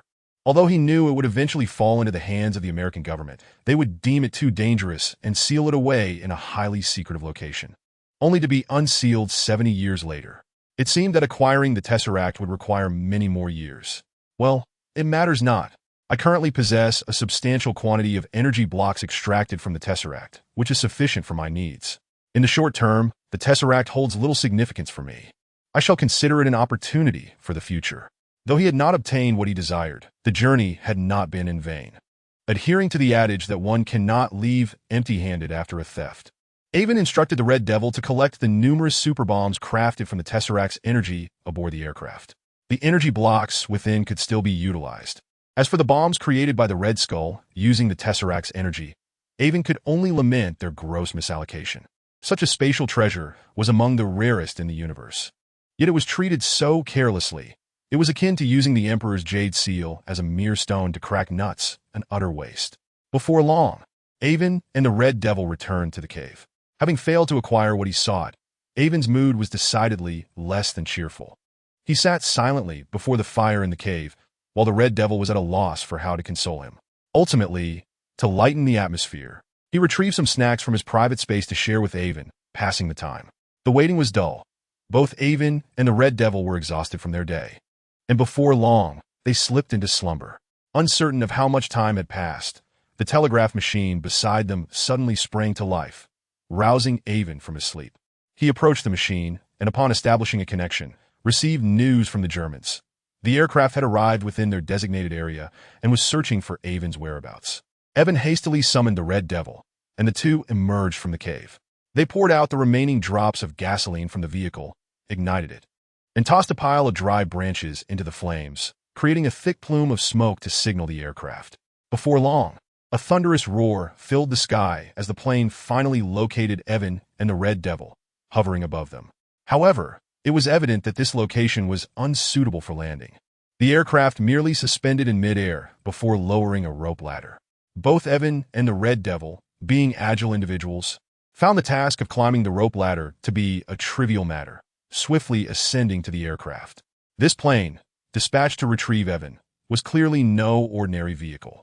Its interior boasted ample space. Before Avon could acclimate to the dimly lit environment within the aircraft, a voice suddenly reached his ears. "Dr. Avon, it is a pleasure to finally meet you. We will be working together henceforth, and I hope for a fruitful collaboration." Turning to investigate the source of the voice, Avon was greeted by a bald man approaching him.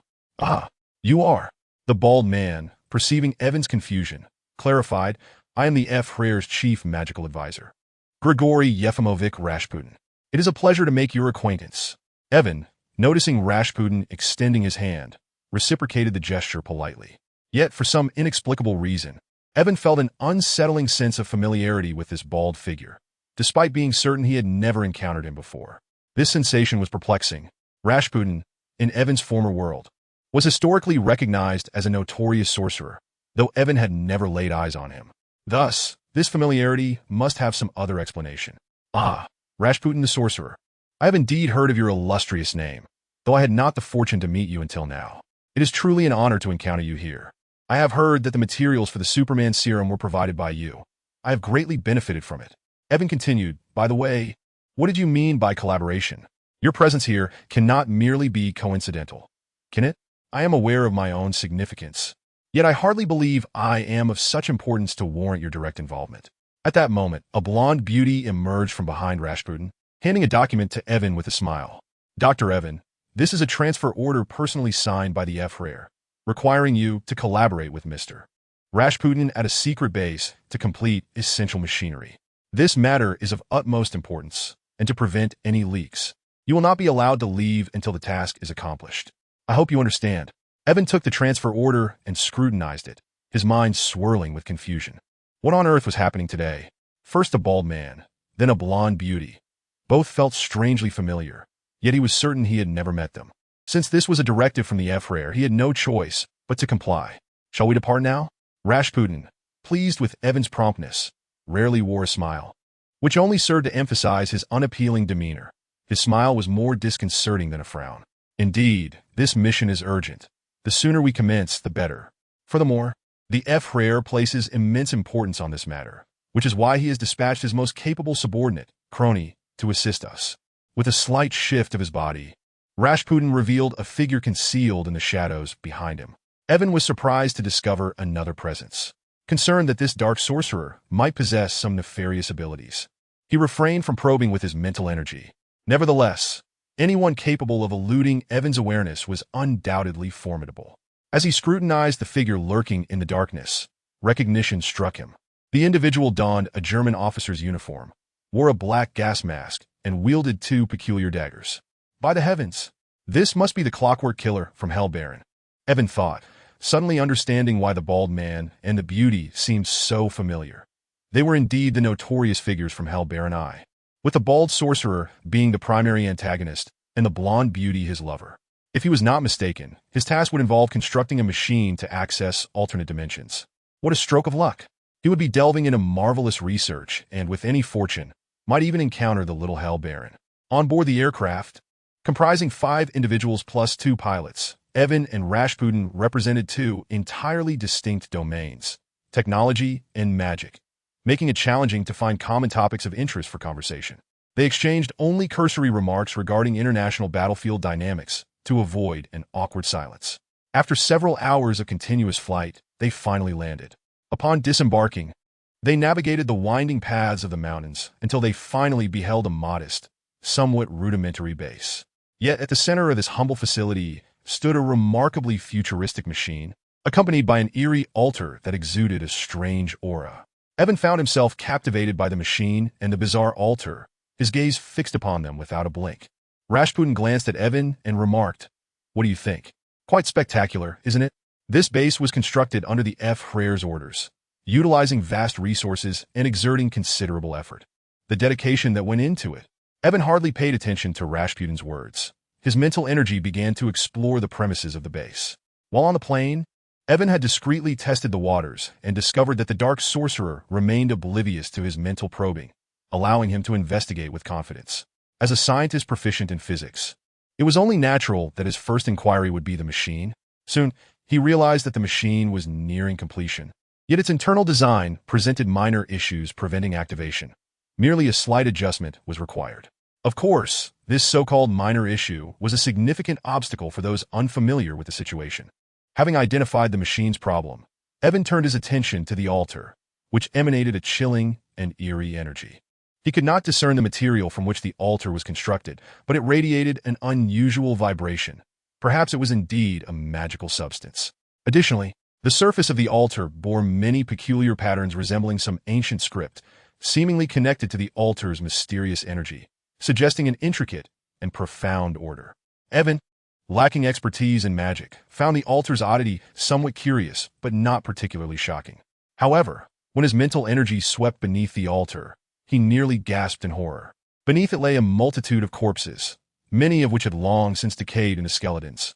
A truly horrifying sight. Chapter 32. The Book of Magic. The dark sorcerer Rasputin approached the altar and continued his exposition.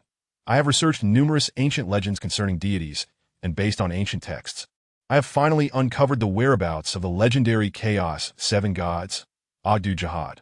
They have been sealed within an alternate dimension of darkness. Now, I possess the coordinates to their realm. If we can summon them, we can harness their divine power to purify this wretched world and create a brighter future. For this purpose, I am willing to dedicate everything to my god. Not only I, but also the other dark sorcerers who accompany me, who voluntarily sacrificed their lives to be interred here, preserving their powers through secret rites to serve as offerings for summoning the deities. Evan listened to Rasputin's words, internally rolling his eyes. The notion of voluntarily offering one's life as a sacrifice was sheer nonsense. Did he truly believe Evan could be so easily deceived? Judging by the wounds on the corpses beneath the altar, it was clear they had been ambushed and slain from behind. Moreover, the postures of the bodies indicated they had met their end through extraordinarily brutal means. Evan surmised that summoning the Chaos 7 gods necessitated the presence of certain vengeful emotions. Evan had long been aware of the black sorcerers serving Hitler, and his curiosity about the unscientific nature of magic had always driven him to seek out these sorcerers, though he had never encountered them. Today, he finally understood their fate. They had all perished here, most likely at the hands of Rasputin. Evan cast a wary glance at Rasputin, internally bracing himself.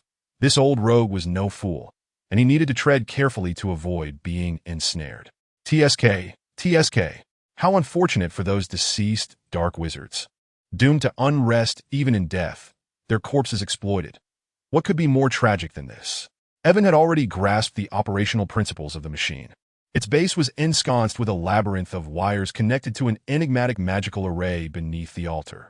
The array's purpose seemed to be to concentrate the magical energy and vengeful essence residing within those corpses, transmitting it through the wires into the machine, which would then convert it into spatial energy, opening a portal to the chaotic realm of the 7 gods. Now that Evan had thoroughly comprehended the workings of those machines, merely a slight adjustment would suffice to set them in motion. It was a trivial task for him, taking no more than half an hour. However, Evan was disinclined to allow this dark wizard any undue advantage. He first needed to secure some benefits for himself. Dr. Evan, join us in this grand endeavor, and let us bask in the radiance of the divine together. Observing the increasingly fervent and loquacious dark wizards around him, Evan could not help but scoff inwardly. Basking in divine light? Who were they trying to fool? If that creature were truly summoned, the first order of business would likely be to devour me. Evan feigned an awkward demeanor, clearing his throat. Rasputin, I am a scientist, an atheist, so I perceive those deities merely as higher forms of life. I apologize. Rasputin paused, finally realizing that Evan was not one of his fellow wizards, unable to be swayed by their usual rhetoric. The atmosphere grew momentarily tense. My apologies, Doctor. Evan, I became rather excited. In truth, I'm also quite curious about magic. If I'm not mistaken, this machine should function as an energy conversion device, transforming so-called magical energy into another form of energy. To operate the machine, I must delve deeply into the study of magic for necessary modifications. I wonder if you could share with me some knowledge regarding magic, Rasputin? Rasputin appeared somewhat troubled, contemplating before responding. If it is merely a matter of discussing some magical knowledge, that is quite simple. I would even be willing to teach you magic if you desired, but the study of magic cannot be accomplished overnight. However, you are aware of the current international situation in Germany. We urgently require formidable strength to reverse our fortunes, and time is of the essence. Evan waved his hand dismissively. That is of no concern. It will not take long. You need only provide me with a brief history of magic so I can gain a basic understanding of its principles, followed by a demonstration of magic. It would be ideal if you could furnish me with some texts on magic. Once I comprehend the nature of magical energy, I can adjust the machine accordingly. Rasputin breathed a sigh of relief. This would not take much time.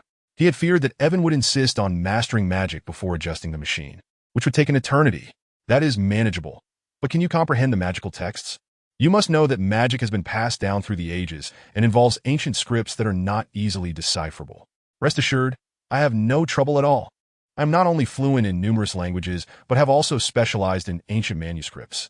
If I so choose, I would undoubtedly make a competent archaeologist. Just deliver the texts on magic, whether regarding its applications or historical evolution. The more, the better. Rasputin pondered for a moment. If that were the case, there was no need for such formality. Why not simply visit my magical library? It is located in the cave behind the base. I have been residing here for several years, and I have had my collection of magical texts brought here. I often study them out of boredom." A glimmer of admiration shone in Evan's eyes. Rasputin, the chief magical advisor to the Emperor, truly lived up to his illustrious reputation, dedicating himself to the study of magic even in such dire circumstances. Impressive. "You flatter me, Dr. Evan. It is your knowledge that commands respect," Rasputin replied, conjuring a symbol from thin air, which transformed into a streak of light that flew towards Evan. Evan, caught off guard, felt the rune adhere to the back of his hand. He regarded Rasputin with suspicion, while the red demon stepped forward, eyes glinting coldly, brandishing a pair of daggers. Seeing their reactions, Rasputin hurriedly clarified, "Please, do not misunderstand. This is merely a contract for magical access.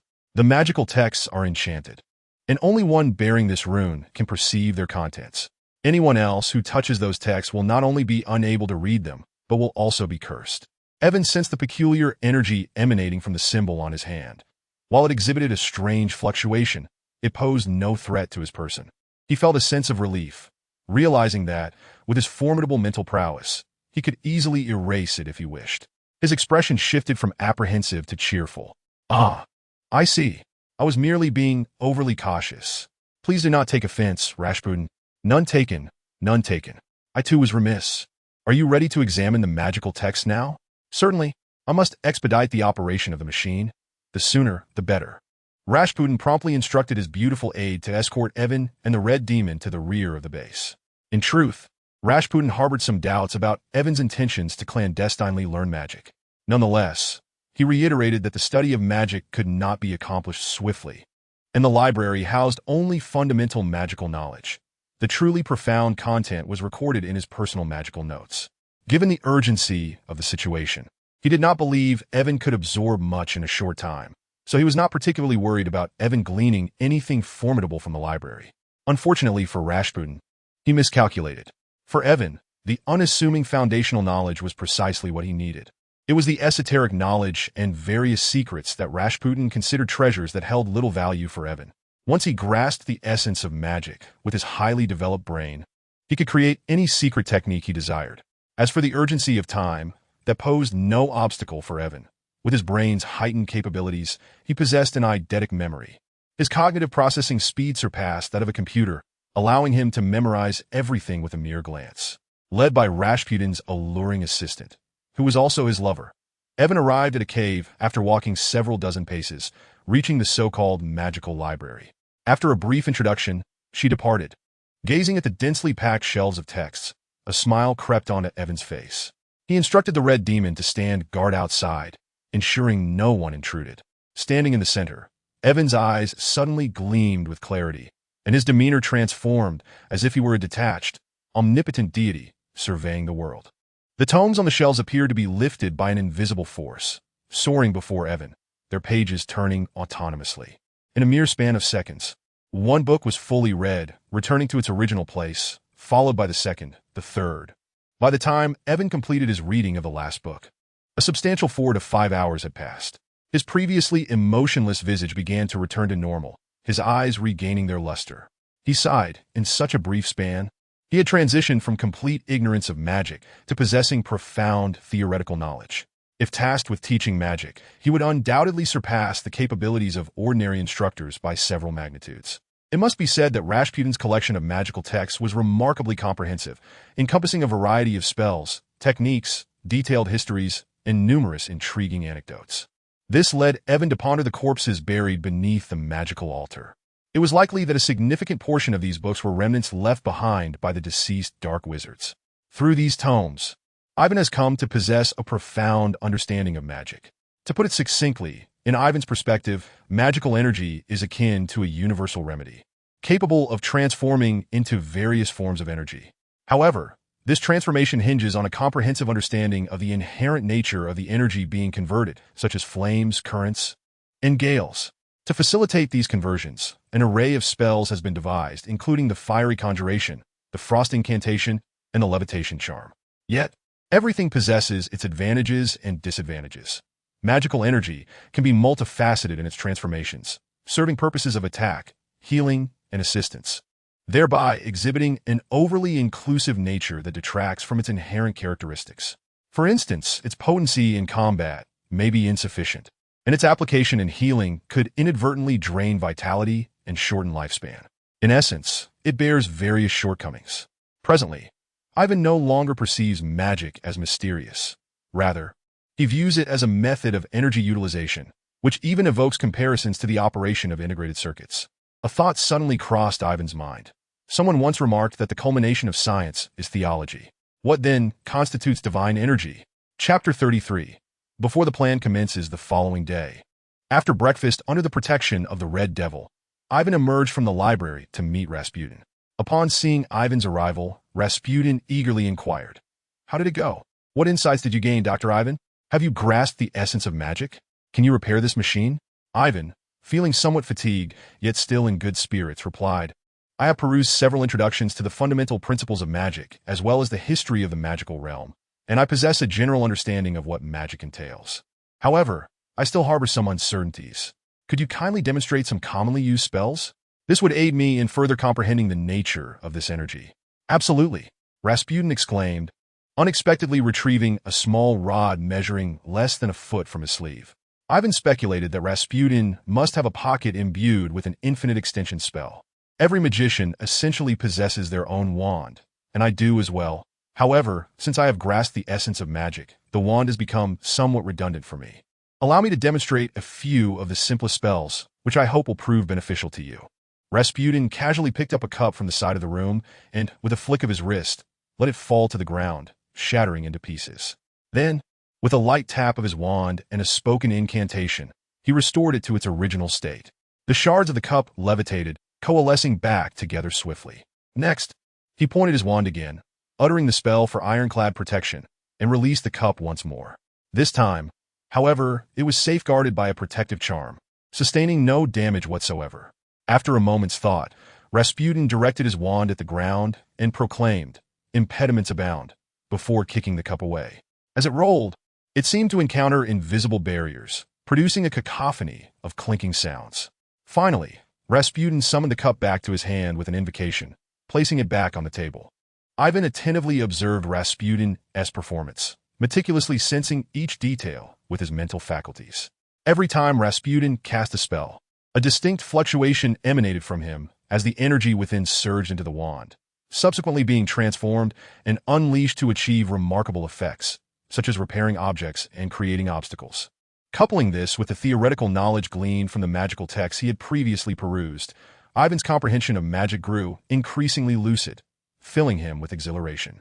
He felt an unwavering conviction that, given time, he would master magic and surpass Rasputin. Magic energy, he found, is an extraordinarily versatile force, capable of accomplishing a myriad of tasks.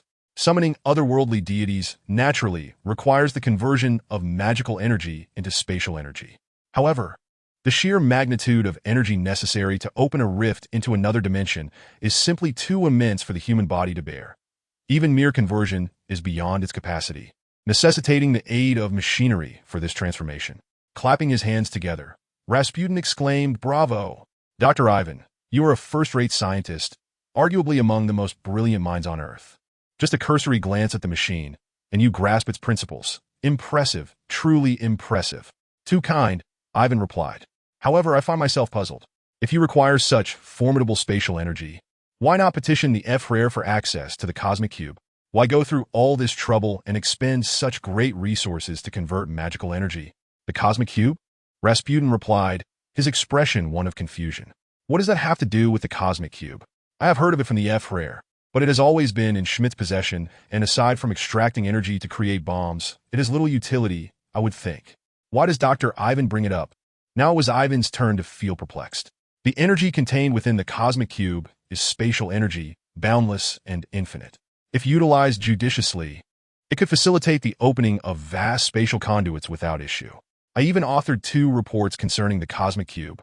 The first proposal was declined by Mr. Schmidt on the grounds of prioritizing research into the Superman serum.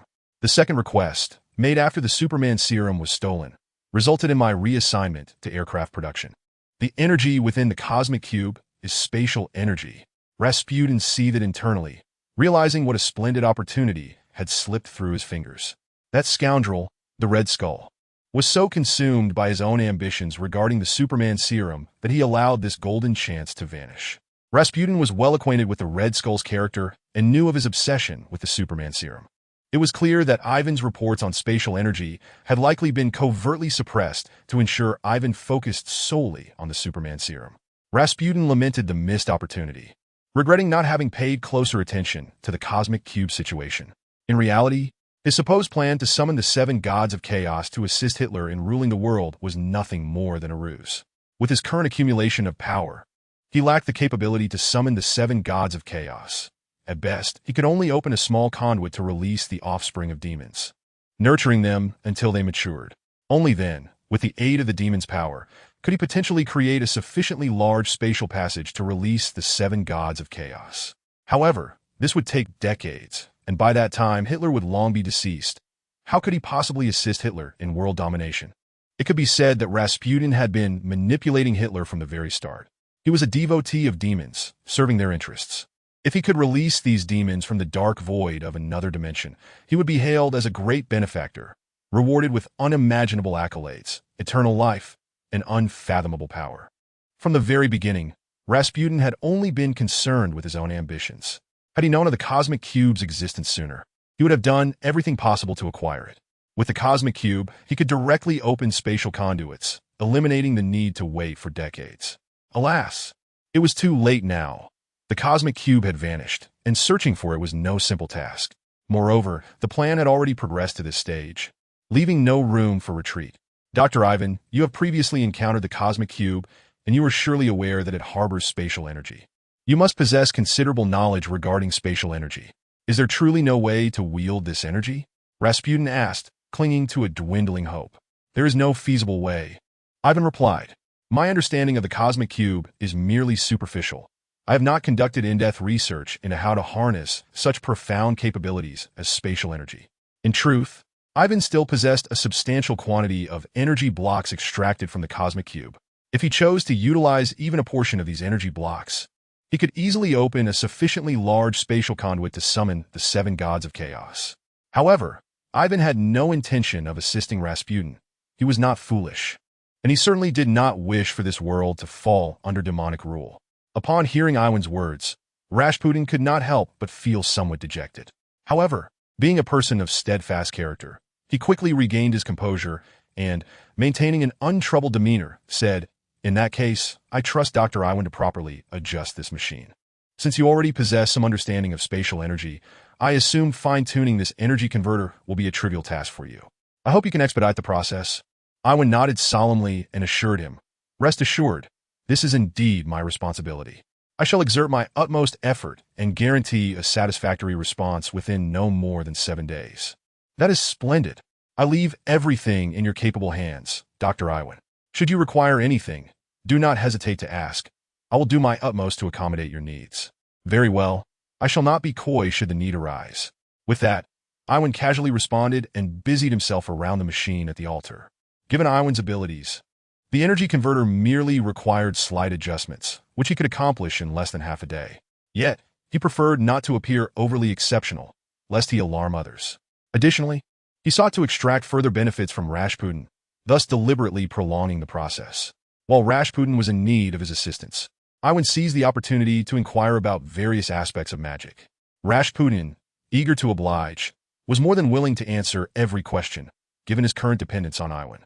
After spending 5 or 6 days in this manner, Ivan felt that he had thoroughly extracted all useful information from Rasputin before finally feigning to have completely repaired the machine. Rasputin was on the verge of tears. In just a few short days, Ivan had progressed from asking simple questions about magic to probing increasingly profound inquiries, nearly overwhelming Rasputin with the depth of his questions. He genuinely feared that Ivan might inadvertently pose a question he could not answer, leading Ivan to suspect he was concealing secrets, which could result in the machine remaining unfixed. Today, however, the arduous days had finally come to an end. Dr. Ivan, I am immensely grateful to you.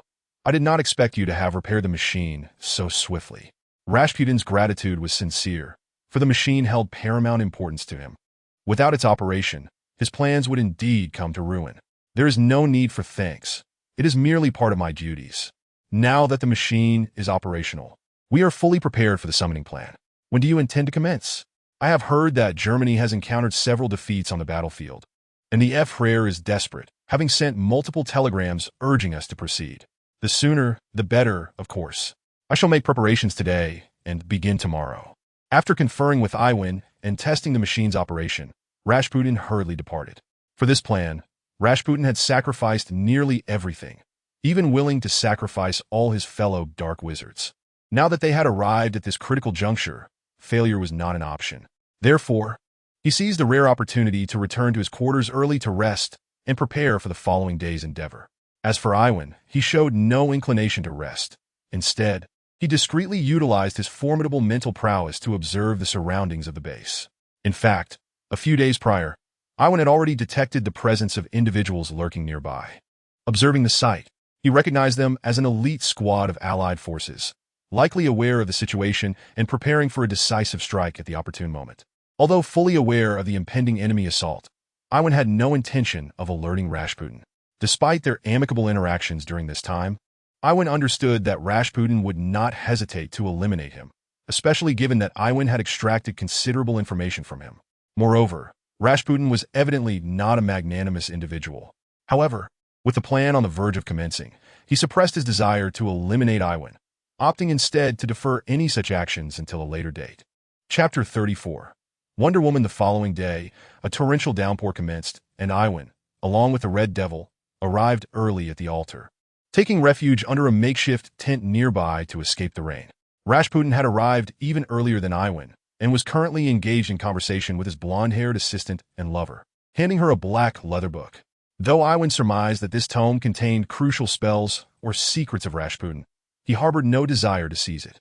With his current understanding of magic, Iwan felt he was more than a match for Rasputin and could create any desired secret technique, provided he dedicated sufficient time to the endeavor.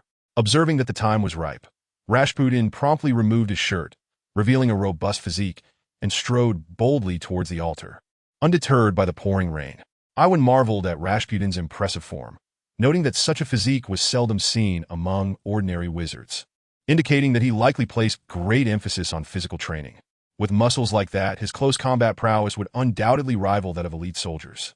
Standing at the altar, Rasputin nodded to the automaton Cronin, who, with a wave of his hand, summoned 2 German soldiers to carry a wooden box onto the altar. Rasputin opened the box and retrieved a massive mechanical arm, which he fitted onto his own arm, the mechanical limb connected to a lengthy steel cable.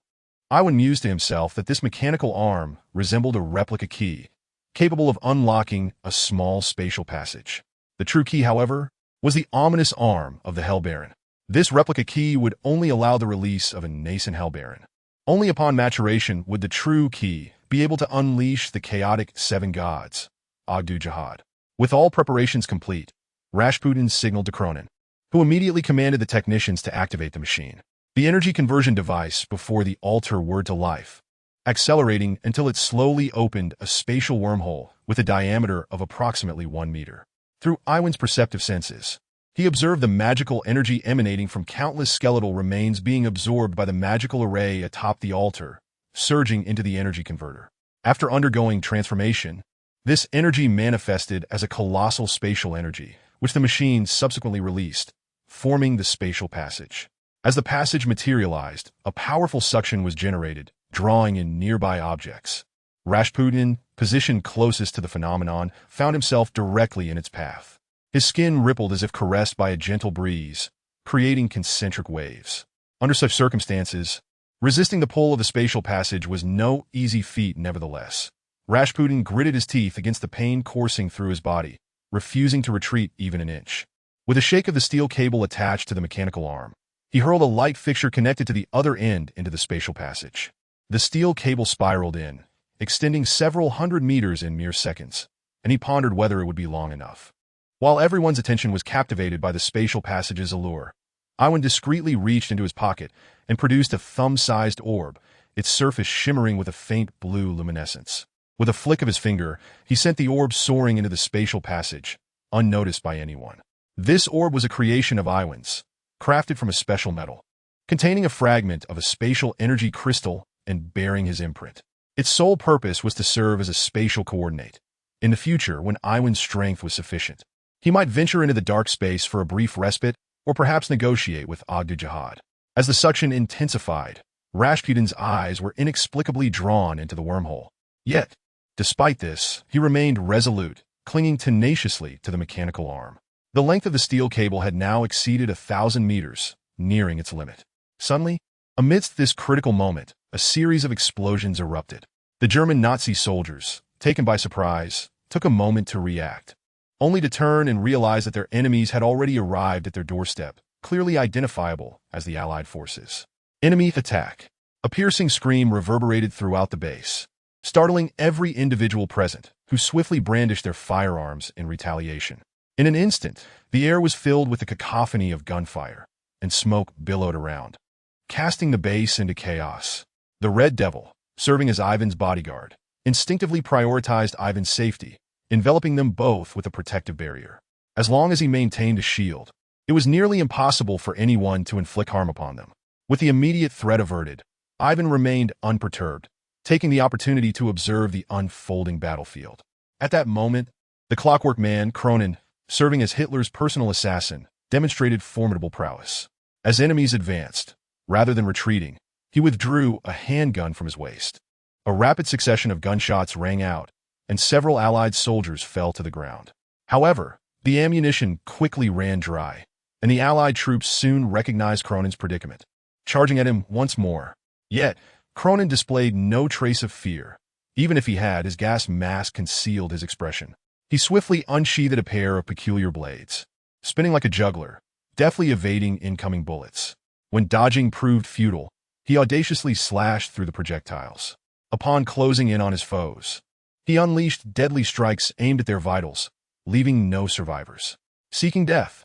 As Cronin reveled in his display of prowess, a sudden voice pierced through the din, and a figure leaped from a distance, soaring several meters before descending with a sword aimed at him. In an instant, Cronin perceived a flash before him and realized the imminent danger. He crossed his blades defensively.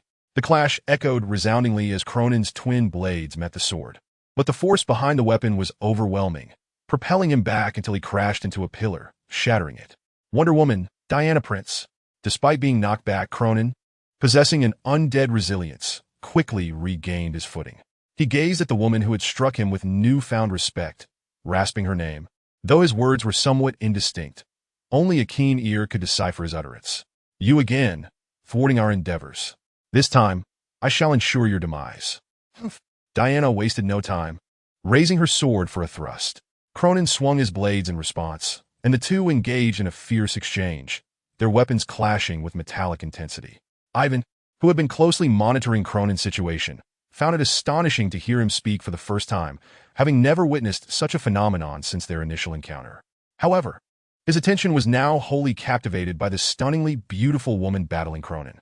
Her exquisite visage, devilish physique, and flowing raven hair, complemented by her iconic golden tiara, shield, sword, and bracers, made it clear that she was none other than the illustrious Wonder Woman. Ivan seethed inwardly, nearly cursing aloud at the unexpected presence of Wonder Woman, which starkly contradicted the tales he had previously encountered about Hellboy. Nevertheless, he quickly recollected that the dark sorcerer Rasputin was not a secret among the Allied High Command.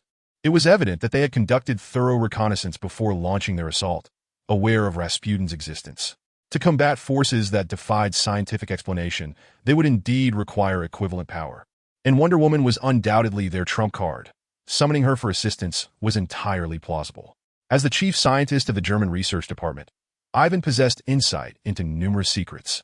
He had long been aware of Wonder Woman's existence, recognizing that Germany had suffered immense losses during World War I due to her interference. The development of toxic gas munitions was obliterated, and it was fortunate that Dr. Moreau, the lead researcher, had survived.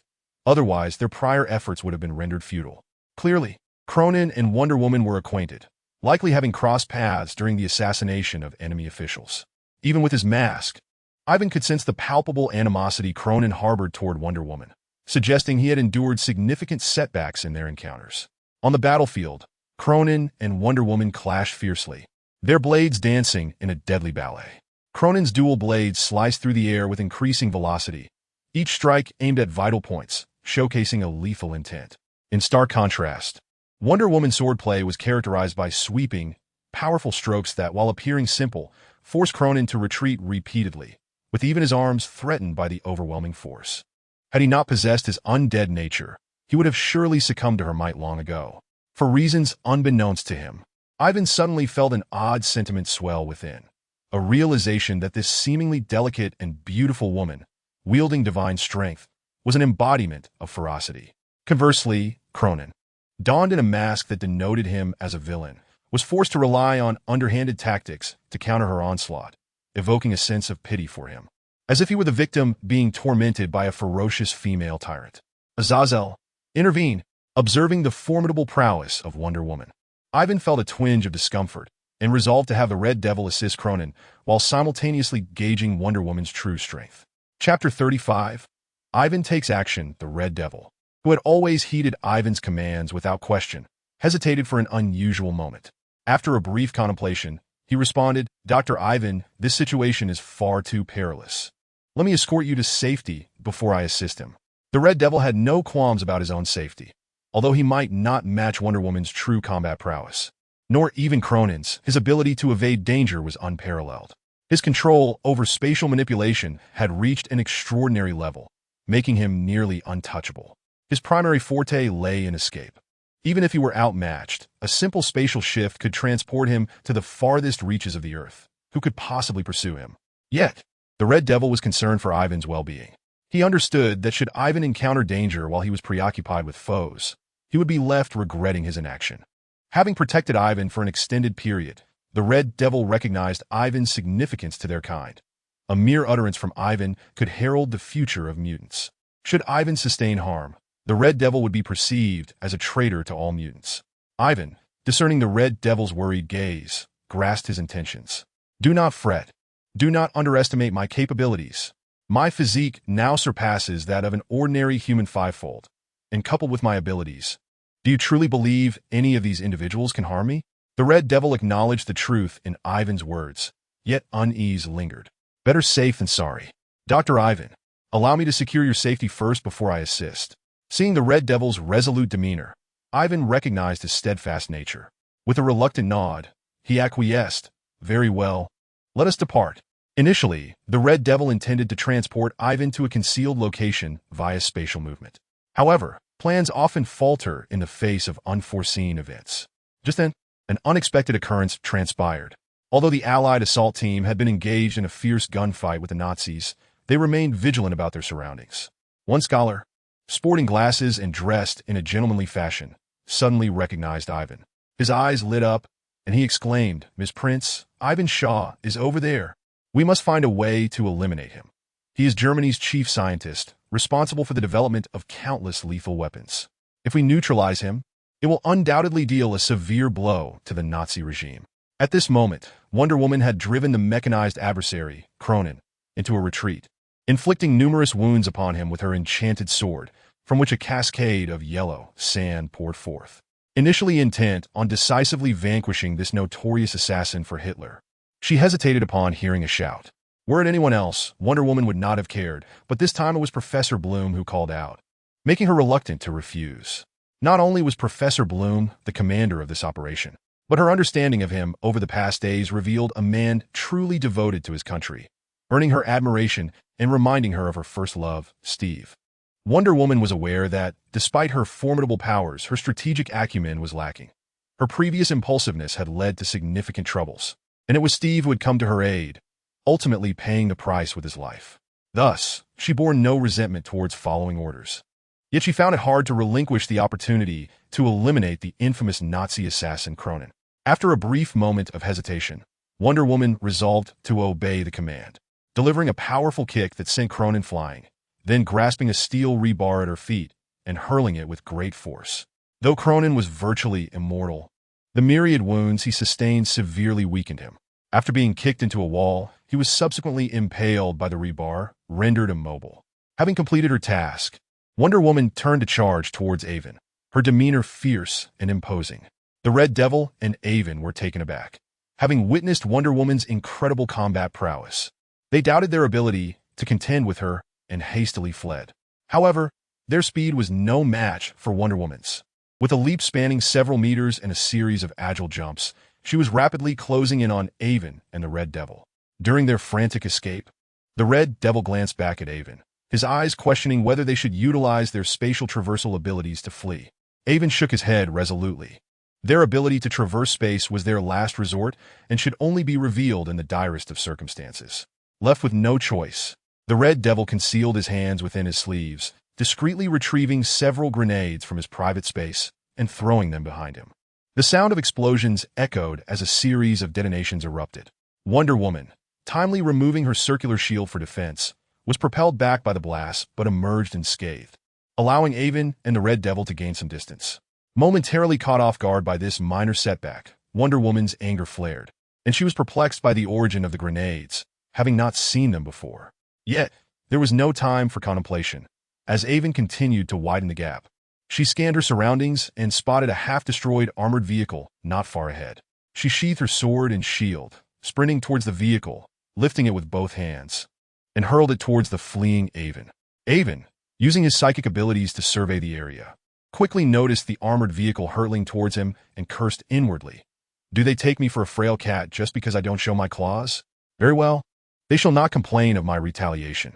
With a swift motion, Avon pushed the Red Devil aside, halted, and extended his right hand nonchalantly in front of him. With a dull thud, he caught the armored vehicle with one hand, defying expectations.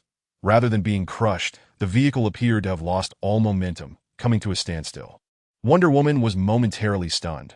She was acutely aware of the immense force she had employed to throw the vehicle, and from her perspective, it was improbable that anyone could withstand such a blow. Yet here stood Avon, casually holding the vehicle with apparent ease, raising her suspicions about his strength.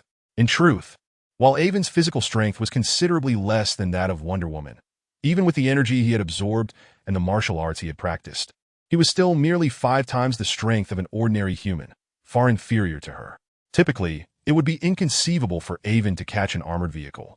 But one must not forget his unique ability to absorb energy. In their first battle, Black King Shao had demonstrated the capacity to bend steel under Magneto's control, showcasing immense power. Though Avon's abilities paled in comparison to Zhao's, his intellect and understanding of energy manipulation were far superior. Avon could absorb various forms of energy, including kinetic energy. Through his keen, analytical mind, he could consume energy and release it without any secrets. He could capture all forms of motion, including electrical, kinetic, and thermal energy, rendering himself extraordinarily powerful.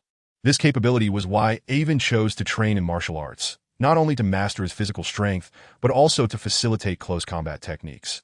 When he caught the armored vehicle, his body shimmered momentarily, a manifestation of his energy absorption process, which granted him immunity to most forms of damage, even nuclear energy, and allowed him to grow stronger with each successive attack. Avon's effortless catch of the armored vehicle shocked everyone present, particularly the Allied assault team, leaving them momentarily speechless. Seizing the opportunity, Avon commanded the Red Devil, "I can handle this. Go assist elsewhere." He transformed the absorbed kinetic energy and forcefully propelled the armored vehicle back towards Wonder Woman. Caught off guard by Avon's astonishing display, Wonder Woman faltered slightly, allowing the armored vehicle to strike her head-on. With a resounding crash, she was propelled several meters before the vehicle finally came to rest. Shaking off the disorientation, she pushed the armored vehicle off her, her captivating gaze fixed intently on Avon, sword pointed forward amidst the raging battle. In response, Avon adopted a defensive stance, his body slightly bent, hands positioned in an unusual manner, a peculiar glint in his eyes. "Let us settle this," Wonder Woman declared, tucking her shield behind her and, with a fierce battle cry, executed 2 powerful dashes before leaping several meters into the air, her sword raised high to strike down upon Avon. Now that her strength was revealed, Avon had no intention of holding back. He welcomed the challenge. Uttering a phrase in Mandarin, "Catch my blade with bare hands," he advanced, using his psychic abilities to sense the trajectory of her sword, swiftly positioning his hands to trap it between them, absorbing its force. "Ha!" Wonder Woman summoned all her might, causing the ground to tremble as she attempted to drive her sword down. Yet, curiously, no matter how much force she exerted, the sword remained unmoved. She had never encountered such a phenomenon. Her determination only intensified as she pushed harder, but to no avail. Unbeknownst to her, All her strength was being absorbed by Avon, leaving her to contend with herself.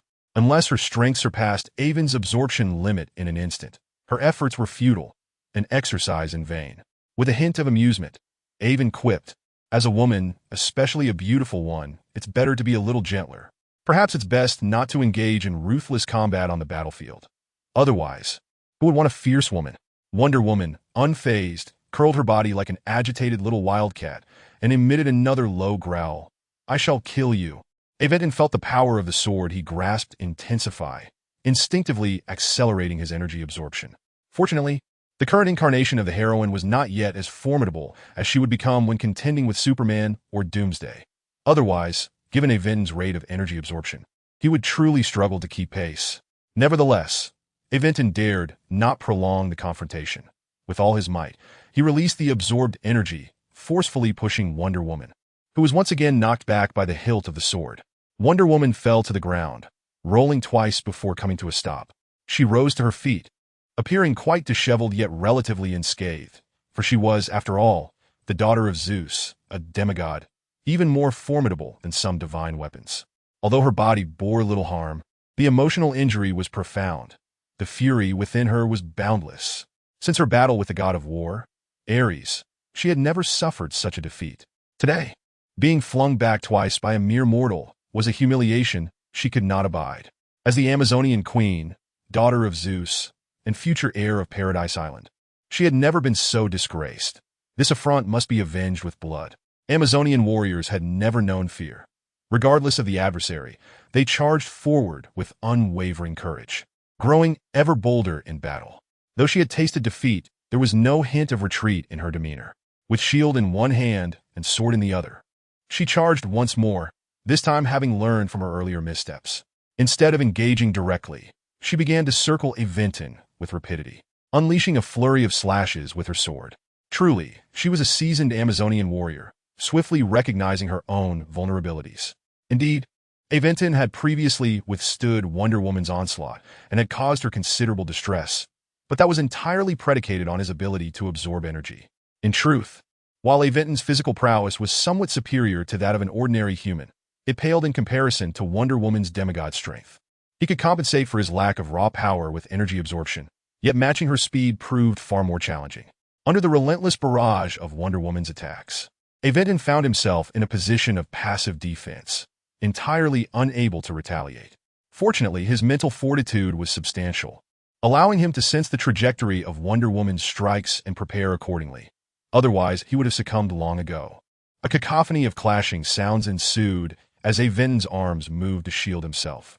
Faced with the overwhelming brilliance of Wonder Woman's swordplay, even with his heightened mental acuity, he could not avoid being struck, suffering stabs that pierced his flesh. In such circumstances, Aventon could only maximize his abilities to offset the force of her blows, all the while experiencing waves of pain.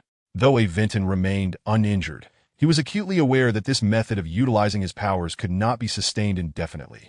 Prolonged exertion would surely lead to his downfall. Yet, due to his previous overconfidence, he had dispatched the Red Devil to assist elsewhere, and calling him back now would be quite embarrassing. Thus, he resolved to delay as best he could, his mind racing for a solution. Meanwhile, as Aventon battled Wonder Woman, the Red Devil unleashed his might, brandishing a collection of daggers and an enigmatic tail, swiftly dispatching foes in his path. From a distance, one could see the Red Devil nimbly weaving through enemy ranks. Each time he approached an adversary, his dagger would expertly slice through them, leaving opponents clutching their necks, bleeding out in silence. Occasionally, foes attempted to ambush him from behind, but the Red Devil always managed to strike first, his tail's sharp tip piercing their hearts. As he continued his rampage, the Red Devil reached the pinned Cronin, summoning all his strength to extract the steel reinforcement from his body, thereby rescuing him. Initially, the Red Devil had intended to join forces with Aventon and Cronin to mount a concerted attack against Wonder Woman, but his aspirations were soon dashed. At that moment, Cronin was in dire straits. Fine sand seeped from the numerous wounds on his body. Although he was immortal, the sand represented his lifeblood. An excessive loss would severely weaken him. Given Cronin's current condition, while he could manage against a few foot soldiers, facing a powerhouse like Wonder Woman was out of the question. With no other recourse, the Red Devil could only press on to eliminate enemies. believing that if they inflicted sufficient losses, the remaining foes would retreat, leaving Wonder Woman alone to fight. With the formidable duo of the Red Devil and Cronin joining the fray, the Allied forces began to falter. At that moment, Professor Bloom stepped forward, directing the others to target the black sorcerer Rasputin at the altar. Cronin understood the significance of Rasputin. The success of their plan hinged on him, and he rushed to offer protection. Meanwhile, the Red Devil found himself suppressed by a barrage of fire from Allied soldiers, unable to advance, resorting to ranged attacks with firearms. And it seemed unlikely a resolution would be reached soon.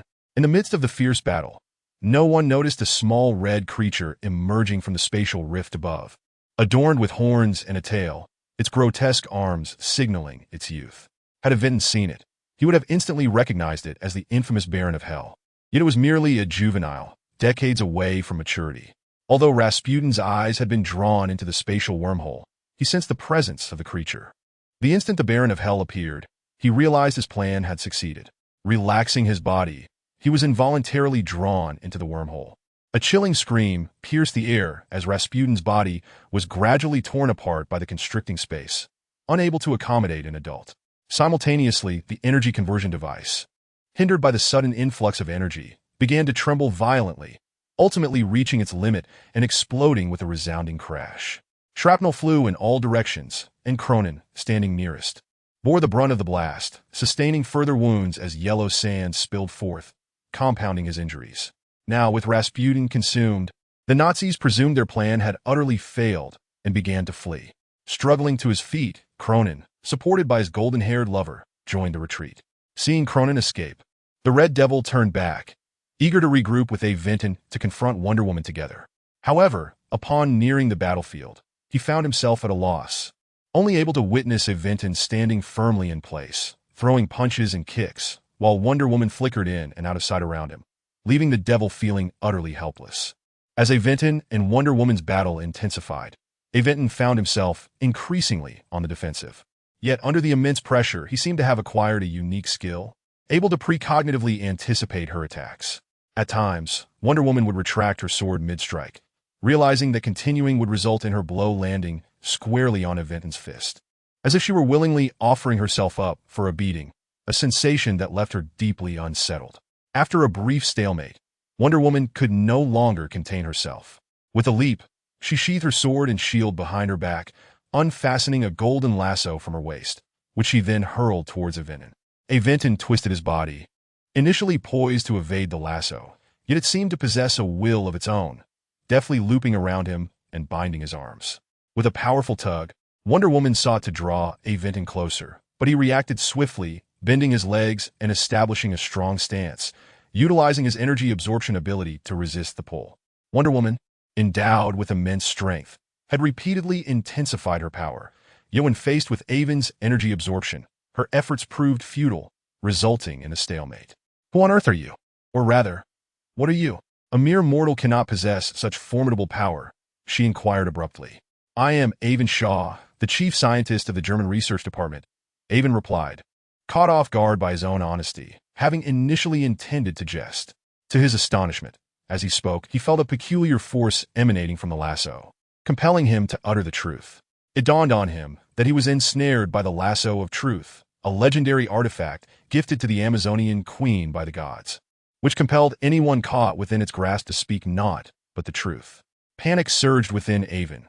A multitude of secrets resided in his mind, particularly the identity of being a time traveler, which he could not afford to reveal.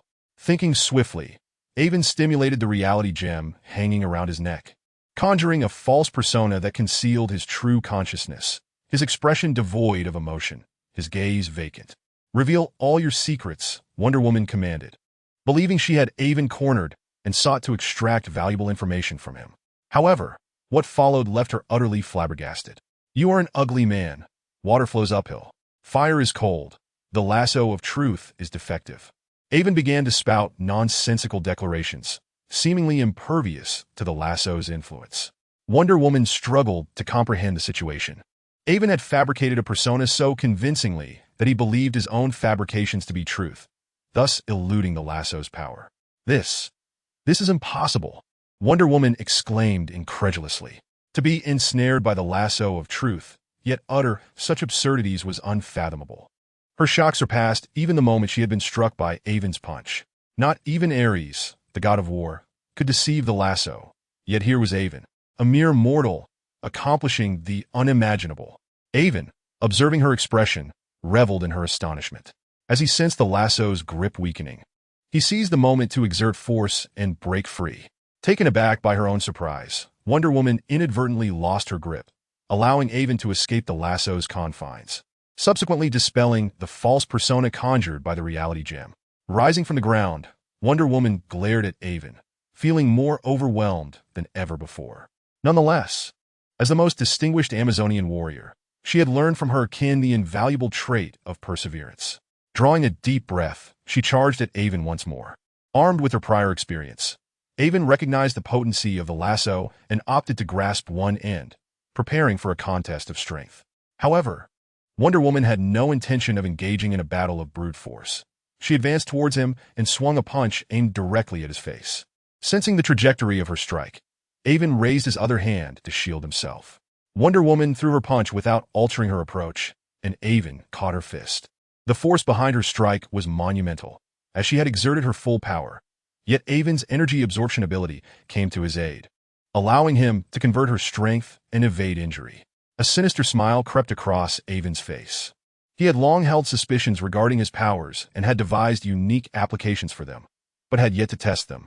Now, the opportunity had presented itself. Feeling a sense of unease as Avon's expression shifted, Wonder Woman intensified her grip, attempting to break free. Suddenly, an overwhelming suction emanated from Avon's palm, causing her gathered strength to dissipate, akin to a dam bursting, leaving her helpless against his control.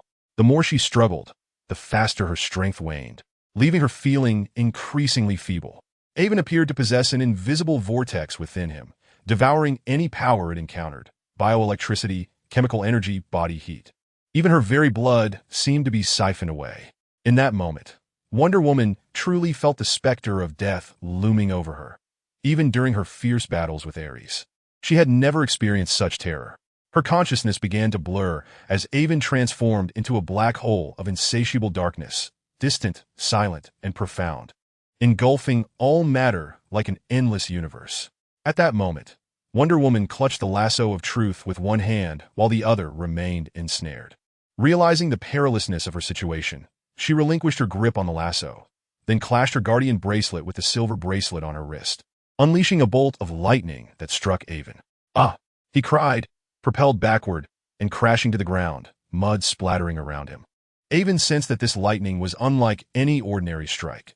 While he could absorb typical lightning with ease, this one was far purer and imbued with an otherworldly power, rendering it difficult to assimilate.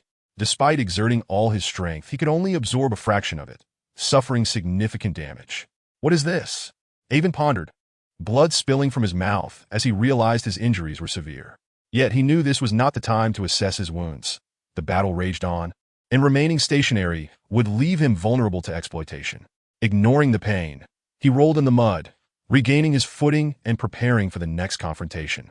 Indeed, seeing Avon injured and bleeding brought a glimmer of satisfaction to Wonder Woman, who had previously suffered at his hands. Ignoring her own injuries, she charged at him, intent on delivering a fatal blow. Avon, witnessing her advance, especially as she crossed her arms in preparation for another strike with her guardian bracelets, felt a surge of fear. The previous lightning strike had already gravely wounded him, and a second could very well spell his end. In a moment of desperation, his eyes flashed with blue light, his demeanor turning cold and expressionless as he entered a state of absolute rationality. His mind raced, attuned to Wonder Woman's movements, and he shifted his body slightly to the left. Wonder Woman's bracelets clashed again, emitting another series of crackling sparks. However, the lightning narrowly missed Avon, failing to inflict any harm. Seizing the opportunity while she was momentarily taken aback, Avon bent slightly and leaped forward, delivering a powerful kick aimed at her abdomen. However, he miscalculated her reflexes. As Wonder Woman's lightning struck the air, she instinctively retreated just as Avon charged towards her. Ewan initially aimed a kick at the abdomen but missed, continuing forward until his foot inadvertently landed between Wonder Woman's legs. What should have been a well-executed maneuver turned into an inadvertent strike. one that both men and women instinctively dread. The force of Yuan's kick diminished significantly due to the lack of a precise target, and given Wonder Woman's exceptional physical prowess, she sustained little harm, merely retreating a few steps before coming to a halt. However, her expression morphed into one of extreme displeasure, her face flushing crimson, then turning to a deep shade of blue, and finally to an ominous black, as an unquenchable murderous intent flickered in her eyes, fixating on Yuan. Similarly, Yuan's countenance shifted unpredictably. Despite being the aggressor, the fear he felt jolted him from his previously composed state. Faced with the overwhelming aura of death radiating from Wonder Woman, he found himself at a loss for how to proceed. Silence engulfed them, an eerie stillness shared between Yuan and Wonder Woman. Yuan, on the verge of tears, could only plead with the heavens, swearing that it was a mere accident, an unintentional act. Yet, the pressing question remained. Would Wonder Woman believe him? Or perhaps it no longer mattered. As Wonder Woman's silence deepened, Yuan's anxiety grew, and he finally mustered the courage to speak. If I said there was just a misunderstanding, would you believe me? The moment he uttered those words, Wonder Woman erupted like a volcano, her hair seeming to stand on end as she bellowed, "I will kill you. Azazel, help me!" For reasons unknown, faced with the furious Wonder Woman, Yuan found himself devoid of any courage to retaliate. At this juncture, he cared little for appearances, crying out for assistance from Red Devil. Red Devil had already arrived on the scene, but upon witnessing Yuan and Wonder Woman engaged in battle without being at a disadvantage, he refrained from intervening, focusing instead on dealing with the approaching members of the Allied forces. Upon hearing Yuan's cry for help, however, concern for Yuan's safety eclipsed all else. Without hesitation, he activated his spatial abilities, teleporting directly to Yuan's location. As Red Devil appeared beside Yuan, Wonder Woman, filled with wrath, swung her sword at Yuan. Red Devil, having been preoccupied with his adversaries, was unaware of the altercation between Yuan and Wonder Woman. However, anyone who dared to harm the doctor he was sworn to protect would face dire consequences. With a swift motion, Red Devil conjured a pale blue, spherical shield, enveloping both himself and Yuan within its protective confines. Instinctively, Wonder Woman struck, but unexpectedly, she felt no resistance. She passed through the shield, only to find herself on the opposite side, facing away from both Red Devil and Yuan, momentarily bewildered. Red Devil had become increasingly adept at manipulating spatial abilities, isolating their location within a dimensional barrier, rendering it visible yet intangible, as if it existed in a realm beyond reality. Wonder Woman turned, eyeing Yuan and Red Devil within the shield, gripping her sword with determination, ready to strike again. Yet, Red Devil subtly set a trap within the spatial shield. Understanding that while he could not harm Wonder Woman directly, he could exploit her unfamiliarity with spatial manipulation to transport her to perilous locations. Even if he could not slay her, he could certainly teach the renowned Wonder Woman a lesson. With Red Devil's protection, Yuan finally exhaled in relief. Aware of Red Devil's intentions, he felt a pang of guilt for the earlier incident and wished to avoid further conflict with Wonder Woman. He urged Red Devil, "Azazel, let us leave quickly and ignore this crazed woman." Red Devil sensed Yuan's urgency in his words. Although he was uncertain of Yuan's reasons for wanting to depart so hastily, he complied without question, grasping Yuan's shoulder as a crimson mist enveloped them, and they vanished from sight, though a faint blue glow lingered within the red fog. Wonder Woman watched helplessly as her foes escaped right beneath her nose, nearly driven to madness. She screamed in fury, swinging her sword in a frenzied assault that shook the ground. Yet her efforts were in vain. Every soldier from the Allied forces felt the overwhelming aura of rage emanating from her, retreating in fear and daring not to approach. Subsequently, events unfolded much like the tale of Baron Hell. Professor Bloom and his colleagues, while searching, discovered the diminutive offspring of the demon. Professor Bloom took him in, and the group bestowed upon him the name Baron Hell. It is worth noting that Wonder Woman, brimming with unspent fury, nearly struck Baron Hell down upon recognizing the red demon child. Fortunately, the collective intervention of the others prevented her impulsive action. Otherwise, Baron Hell would have met an untimely demise before his story could truly begin. Chapter 38. Journey to Antarctica 3 days later, in London, England, at Yuan's secret manor base.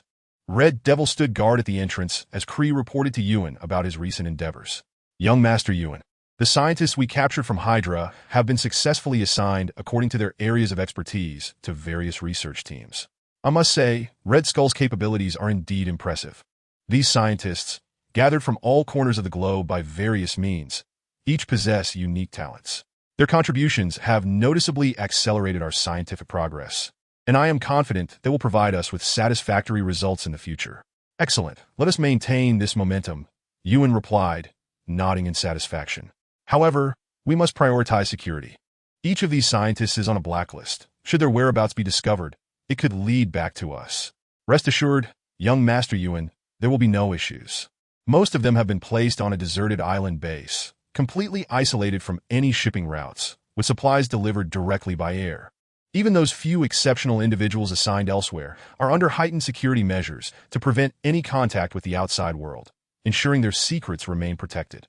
Should an unforeseen event arise, I have prepared contingency plans, including the possibility of destroying the base to safeguard our secrets. Kree's final words carried a hint of ruthlessness, implying that the destruction of the base would also mean the simultaneous demise of all personnel involved. Now I can rest easy, Ewan replied. Kree, please update me on the progress of the other matters, especially those I specifically tasked you with. How are they progressing? Upon hearing Ewan's inquiry, Kree promptly responded. The main components of the machine you requested have been completed. However, some of the most intricate parts are still in production and may take another month to finalize. Would you like me to urge them to expedite the process? Ewan shook his head. No need. You prepare the machine, and I will send Azazel to retrieve it later. I can handle the missing components myself. Understood. The machine is in the basement, ready for collection at any time. Kree paused briefly before continuing. The second matter concerns the origins of the guerrilla that attacked the Empire State Building in 933. I initiated inquiries with all relevant individuals and gathered information about Skull Island, effectively pinpointing its location. Strangely, however, we have been unable to locate Skull Island despite our efforts. The area remains shrouded in fog, making communication impossible, resulting in several fruitless expeditions. Ewan pondered for a moment before gesturing dismissively. In that case, let us set it aside for now. Make a note of the coordinates of that maritime region. I will personally investigate in due time. Avon has joined the German research department, with one of his objectives being to investigate the enigmatic occurrences in this world. Leveraging his status, he has access to a plethora of confidential information. Upon learning about a guerrilla that once performed a rather audacious act atop the Empire State Building for the sake of a damsel, he immediately thought of the film King Kong. However, Avon's interest does not lie primarily in King Kong himself, but rather in the island that birthed him. After eons of evolution, dinosaurs that should have long perished somehow continue to thrive on this island, preserving the most ancient of environments, teeming with various prehistoric creatures. There must undoubtedly be greater secrets hidden there. As for your request regarding the investigation of the African nation known as Wakanda, we have already made diplomatic overtures. However, that nation is exceedingly backward and insular, perpetually wary of being deceived. During our discussions, our representatives encountered significant discord. Nonetheless, we have conducted covert inquiries, and as you indicated, a massive meteorite fell there many years ago, giving rise to a rare, sound-absorbing metal that could serve military purposes as a valuable resource.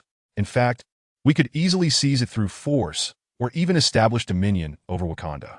Given the nation's current state, dispatching a few hundred men armed with advanced weaponry would suffice to obliterate them. Violence should only be employed as a last resort.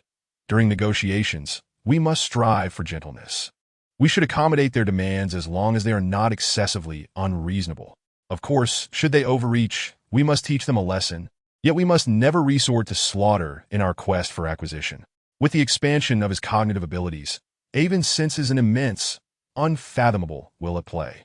Should he choose to pursue the acquisition of vibranium through extreme measures, resulting in widespread bloodshed, a grave crisis would surely ensue.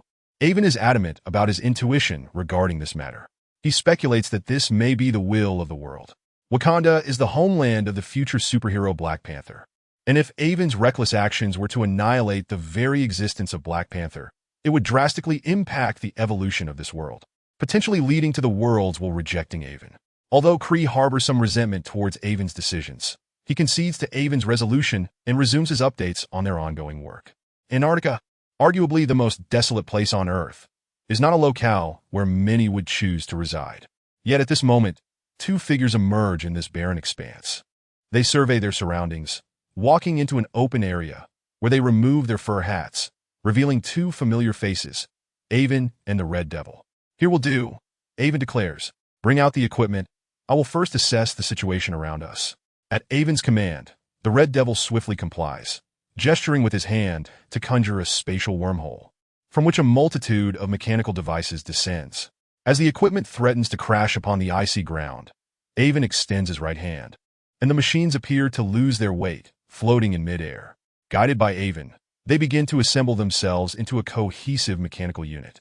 Avon's cognitive development has now surpassed 28, and upon reaching 30, it will exceed the threshold of stable mental endurance, causing reason to suppress emotion, potentially transforming him into a soulless automaton, an outcome he vehemently opposes.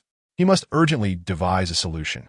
In his mind, Avon already has a plan to decelerate the pace of his brain's development by minimizing its usage, particularly avoiding a state of cerebral overdrive. However, in times of research challenges or perilous combat, he finds it difficult to restrain himself. After much contemplation, he resolves to externalize his brain functions, creating a supercomputer to handle computations.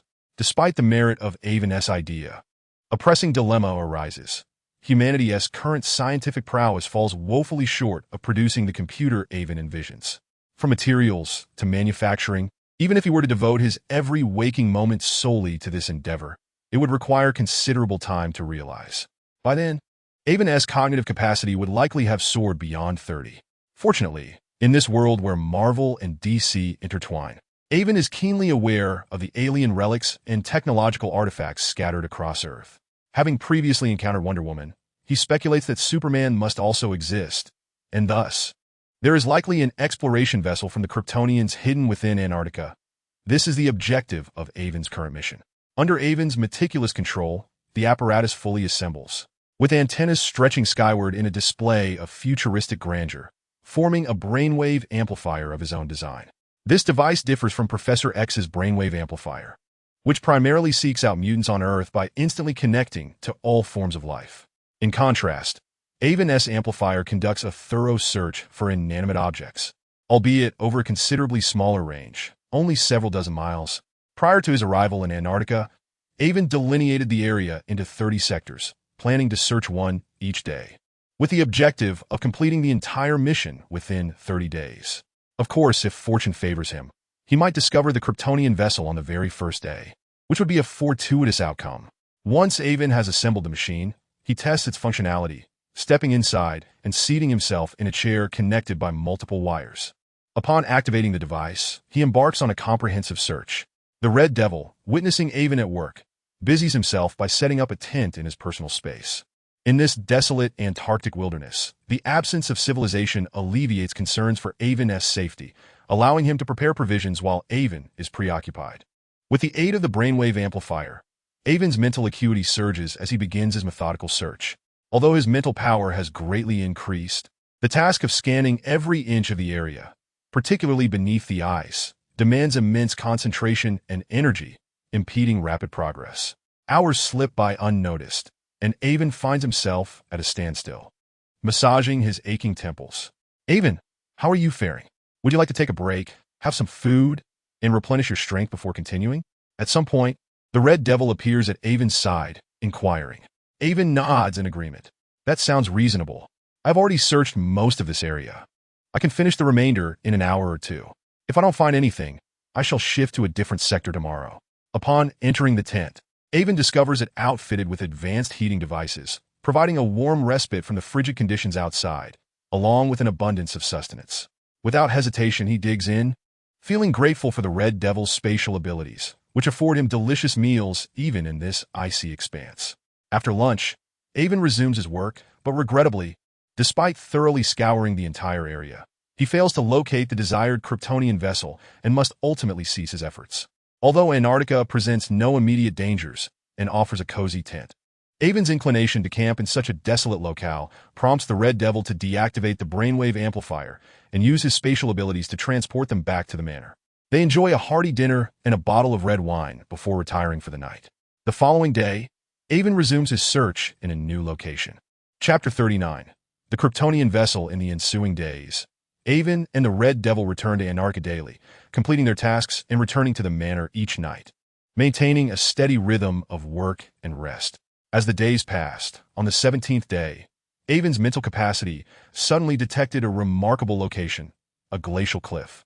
Its upper surface cloaked in ice and snow, cascading downwards in a stunning display of crystalline clarity, devoid of any snowflakes, epitomizing a natural wonder. Avon then employed his mental prowess to scan beneath the surface, ultimately uncovering a colossal spacecraft buried several meters under the ice. The entrance to the vessel bore a familiar, gigantic emblem. Finally, he had found it. Avon was instantly filled with exhilaration, casting aside any lingering thoughts. He stepped out from the brainwave enhancer and called out to the nearby tent, "Azazuo, come quickly." The Red Devil, resting within the tent, heard Avon's urgent summons and swiftly emerged, rushing to Avon's side with an anxious expression. "Dr. Avon, what has happened?" Avon waved his hand reassuringly. "No need to worry. It's good news. I believe I have located the target, situated 10 kilometers to the northwest.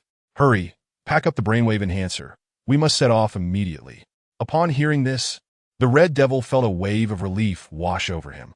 Truth be told, after spending over half a month in this desolate, icy wilderness, even the daylight had begun to wear on his patience. Now that Avon had finally pinpointed the target, the monotonous task could at last come to an end. A spatial wormhole appeared, engulfing the equipment and tent entirely, and then the Red Devil grasped Avon's hand, teleporting them to the location Avon had indicated. Standing beneath the cliff, both marveled at the enchanting sight before them, awed by the wonders of nature. Avon took a few steps closer to the ice wall, placing his hand upon it. Channeling his energy absorption ability, he recognized that cold energy was indeed a form of power. As Avon absorbed it, the glacier began to melt rapidly, transforming into torrents of water that flowed outward in all directions.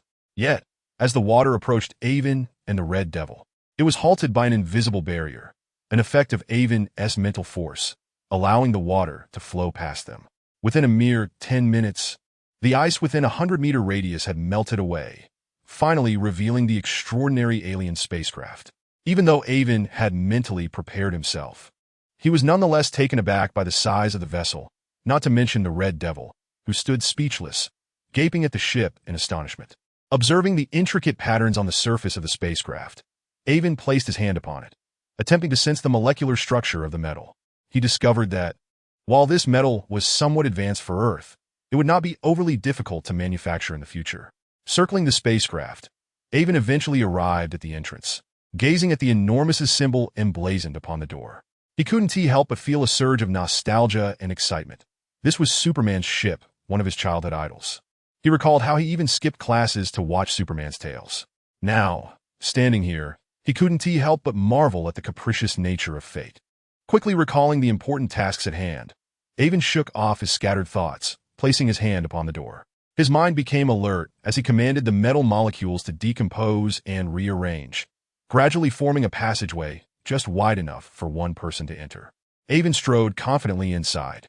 The Red Devil, still recovering from his shock, knew he could not allow Avon to face danger alone. He hurriedly followed, conjuring a protective barrier of spatial energy around them. As they traversed the corridor, Avon remained unfazed by the darkness, while the Red Devil retrieved a flashlight from his personal space to illuminate their path. The interior of the spacecraft was devoid of superfluous ornamentation. Rooms lined both sides of the corridor, neat and orderly. Avon opened several doors to inspect the contents, discovering some space food, which had likely spoiled due to the passage of time. Continuing down the corridor, they finally arrived at the control room, a spacious hall connecting multiple passageways. In the center stood a polished semicircular device adorned with several peculiar openings, accompanied by a massive chair. Just as Avon's attention was captured by the central apparatus, an unusual sound echoed through the chamber. Turning towards the source, he beheld an oval mechanical entity approaching, extending 2 tentacles towards Avon and the Red Devil. The mechanical entity resembled the one that had injured the female lead in the film when she first encountered Superman, only to be crushed by him shortly thereafter. Avon and the Red Devil remained composed, allowing the tentacles to advance until they were halted a meter away by the Red Devil's spatial barrier, rendering them harmless. Subsequently, the Red Devil ensnared the entity using his spatial abilities. Avon understood that this mechanical construct was being controlled by the ship's defense protocols, indicating that it was aware of the intrusion. Time was of the essence. If the spacecraft possessed a self-destruct mechanism, they would be in serious trouble. Avon did not hesitate. He strode purposefully to the semicircular device, seated himself in the chair, and used a small knife to cut his palm, allowing his blood to flow into the strange openings. Relaxing, Avon closed his eyes, remaining still as his mental energy began to radiate outward, manipulating the flowing blood to shatter cellular membranes and directly interface with the spacecraft's main control program, initiating the process to seize control of the vessel. Inspired by the film Lucy, where the protagonist utilized her cells and electronic devices to create a supercomputer and store future knowledge on a USB drive, Avon aspired to construct a new artificial intelligence program using the Florian Starship's control algorithms. Since this intelligent program would be composed of Avon's own cells, it would be entirely under his command, intimately connected to him, essentially a part of Avon himself. Regardless of distance, he could maintain communication with it, leveraging its computational abilities as an external brain, alleviating the need to enter a hyperactive mental state each time he faced a challenge. With Avon's actions, his grip on the ship's systems tightened and the spacecraft began to come alive. Indicator lights flickered wildly, and the internal space brightened. The central semicircular apparatus morphed under Avon's influence, transforming into a screen reminiscent of future computers, with lines of code flashing rapidly across it. The speed was so astonishing that the Red Devil could barely comprehend it, opting to turn away and remain on guard against potential dangers. As the brilliance of the screen intensified, Avon's mental waves surged with activity. The codes began to harmonize, and after more than an hour, the screen's codes gradually dissipated. Avon opened his eyes and gazed at the display, and then declared, from this day forth, "Your name shall be Red Queen." While the Red Devil was perplexed about who Avon was addressing, a melodious girl's voice rang out. "Yes, Master. I am the Red Queen. Thank you for bestowing a name upon me, my creator." A beam of light projected from the ceiling of the control room, and after a flurry of flickering, it materialized into the image of a 10-year-old girl clad in red. She can talk. She has life," the Red Devil exclaimed in astonishment. Avon shot the Red Devil an exasperated glance, bemused by his surprise. What is so strange about her speaking? However, she is not yet a complete life form, merely a rudimentary artificial intelligence. Having seen numerous films about artificial intelligence, Avon was hardly fazed by the phenomenon. However, the Red Devil is quite different.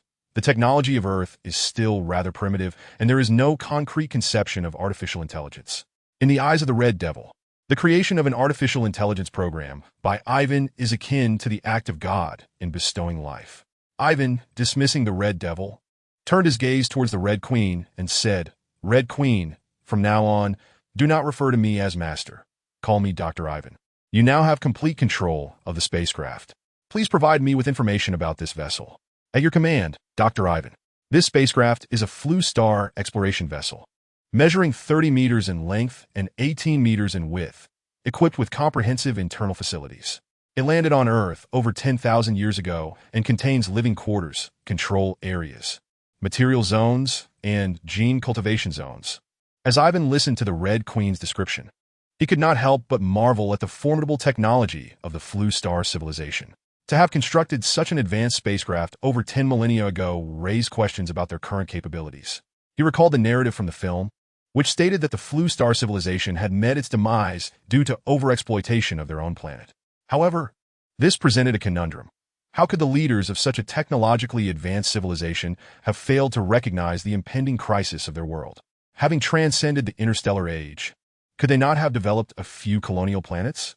Even if their home planet faced destruction, could they not have made arrangements to safeguard some of their kin? Ivan remained unconvinced that the annihilation of the Flu Star civilization was as straightforward as depicted in the film. There must be deeper, underlying reasons. Yet, this was not something Ivan could ascertain at present. He would have to seek understanding in due course. According to the information I obtained from the spacecraft's control program, this vessel sustained damage from a meteorite during its exploration of Earth. Of the 15 crew members, only one survived. As Ivan pondered this revelation, the Red Queen completed her introduction of the spacecraft and stood by, awaiting further commands from Ivan. Chapter 40. Bountiful Harvest. Upon learning that there was a survivor, Ivan eagerly inquired, "Is there any information about the surviving Flu Star individual in the spacecraft's database? If he survived, why didn't he use the spacecraft to return to his home planet?" Unfortunately, the database contains no information on that matter. The spacecraft experienced a malfunction during its landing due to the impact, entering a state of silent dormancy. Subsequently, during the vessel's self-repair process, there were no records of that survivor, and he deleted his own information. After his departure, he never returned. The Red Queen paused momentarily before continuing. However, over 10,000 years ago, humanity was still in its primitive era, while the gravity on Flustar is over 10 times that of Earth. Given his physical condition, he would have been akin to a deity in the eyes of Earthlings. If we were to investigate using the information of ancient deities, we might be able to locate him. Would you like to initiate a search mission? Ivan contemplated for a moment, then ultimately shook his head. After so many millennia, even if he were immensely powerful, he would now be nothing more than a mere skeleton. Finding him would serve no purpose. We need not concern ourselves with him.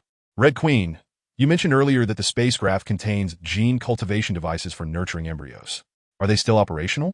For some reason, the Red Queen seemed to detect a hint of urgency in Ivan's tone. However, as an artificial intelligence, she did not dwell on it and promptly replied, "The gene cultivation devices are in excellent condition. Provided that sufficient materials are available to produce the cultivation fluid, they can be activated immediately." It must be said that the Flustar civilization far surpassed Earth in gene technology. They had long abandoned natural reproduction, opting instead for direct gene selection to identify the most perfect genes to be placed in the Book of Life, cultivating various talents according to their needs. How do they address the various trace elements required for fetal growth and development? For instance, CPH4, which is akin to nuclear energy for fetuses and promotes skeletal development. This was the matter of greatest concern to Ivan, as he had an unfortunate son currently gestating in a cultivation pod. Unlike Earthlings, Flustar individuals do not require maternal secretion of trace elements during fetal development. Rather, their genes possess a unique energy that can replace the trace elements typically provided by a mother. Special energy? Ivan inquired, his face a mask of confusion. He had initially intended to leverage the technology of the Flustar civilization to resolve the issues concerning his unfortunate son, but it now appeared that this approach was unfeasible. Indeed, it is a remarkable energy inherited from the ancestors of the Flustar civilization. As the Red Queen elucidated, Ivan began to comprehend the reasons behind the Flustar civilization's formidable prowess. It turned out that long ago, they were not particularly powerful, merely a minor faction among countless cosmic races, albeit with some technological advantages. They had been cautiously developing their strength until one fateful day when they were attacked by a superbiological embryonic entity birthed from a solar star. After a fierce battle, the Flustar civilization paid a heavy price, but ultimately succeeded in vanquishing the superbeing. Upon investigation, they discovered a potent energy within the creature that they could gradually absorb to enhance their physical capabilities. The leaders of Flustar were immediately electrified by this revelation and scrambled to seize the energy of the superbeing, transforming themselves into formidable entities and earning a reputation throughout the cosmos. However, the enhancement through the superbeing's energy was finite. As the Flustar individuals aged, their overall strength began to wane. By the time the last of the powerful Flustar warriors grew frail, the enemies they had offended during their expansion were already poised to strike. In such dire circumstances, the Flustar civilization was compelled to devise strategies to counter the looming threat. After arduous research, they conceived a plan. The key to their strength lay in the energy of the superbeing. Although the energy had been fully absorbed, the last Flustar warrior retained a trace of it within him. While insufficient to empower an individual, it could be used to enhance a gene or a single cell. When faced with imminent extinction, the final Flustar warrior willingly sacrificed himself, concentrating all of his energy within his head. Subsequently, researchers crafted his head into the Book of Life, selecting the most perfect genes from among the Flustar individuals to be reinforced with the energy contained within the book. They would then cultivate embryos, and once they matured, they would become the most perfect warriors. Though not as powerful as the previous Flustar champions, they could compensate for this with sheer numbers.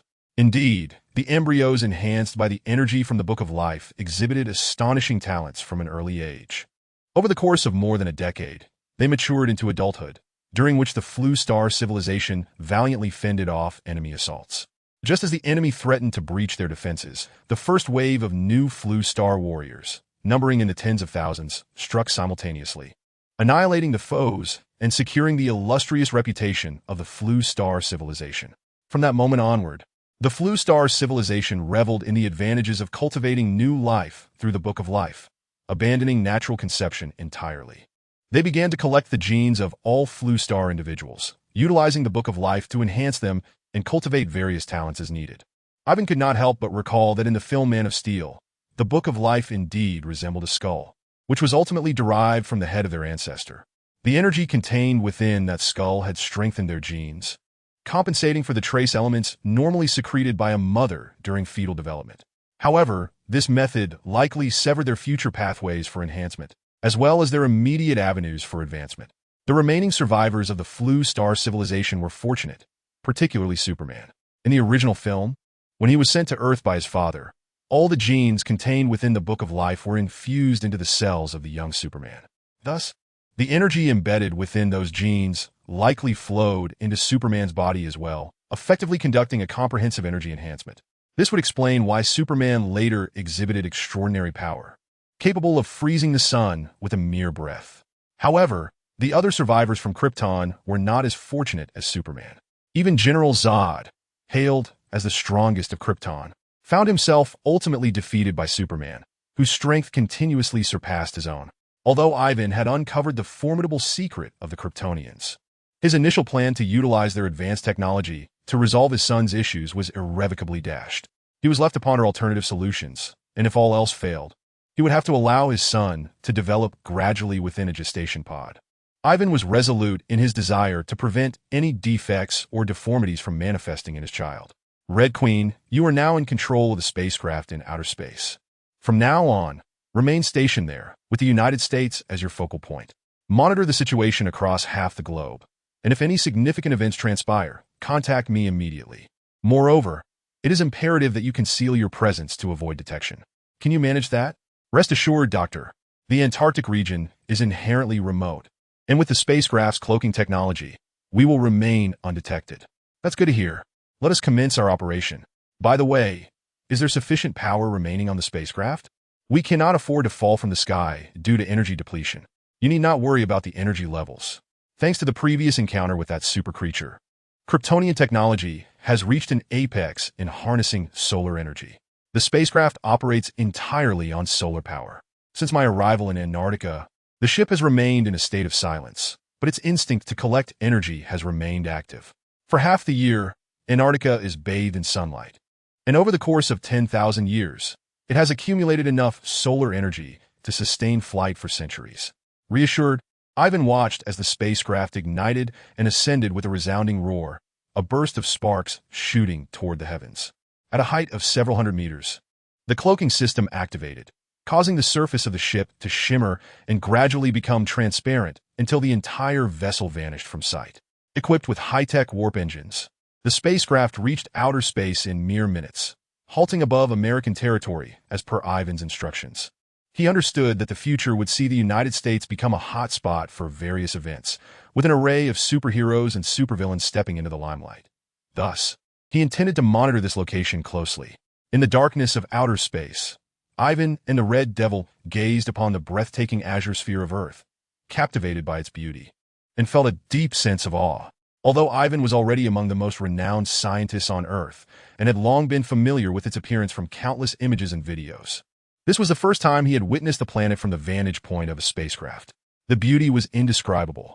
After several minutes of absorbing the view, Ivan and the Red Devil returned to their senses. Having savored the sight of Earth's true form, it was time to depart. However, just as Ivan was about to leave, his peripheral vision caught sight of a mechanical construct suspended in midair by the Red Devil's spatial abilities, sparking an idea within him. Asazuo, release the restraints, and Red Queen, connect the program to my brainwaves. Ivan approached the mechanical construct, placing his hand upon it, and entered a hyper-frequency state to begin its disassembly. The construct visibly melted away, akin to wax meeting flame. Standing nearby, the Red Devil fixed his gaze on the mechanical creation, sensing what appeared to be a flurry of dust cascading from it toward Ivan. In reality, it was not dust at all. If magnified thousands of times, one would discover that it consisted of tiny mechanical entities resembling mosquitoes. These were the nanobots Ivan had created from the disassembled construct, utilizing the material for their fabrication, even at the expense of further developing his brain. Half an hour later, Ivan withdrew his hand, leaving only a pile of impurities where the mechanical construct once stood. He moved slightly, feeling the weight of his clothing significantly increased, yet it posed little hindrance given his current physical condition. Then, Ivan declared, "Armor defense."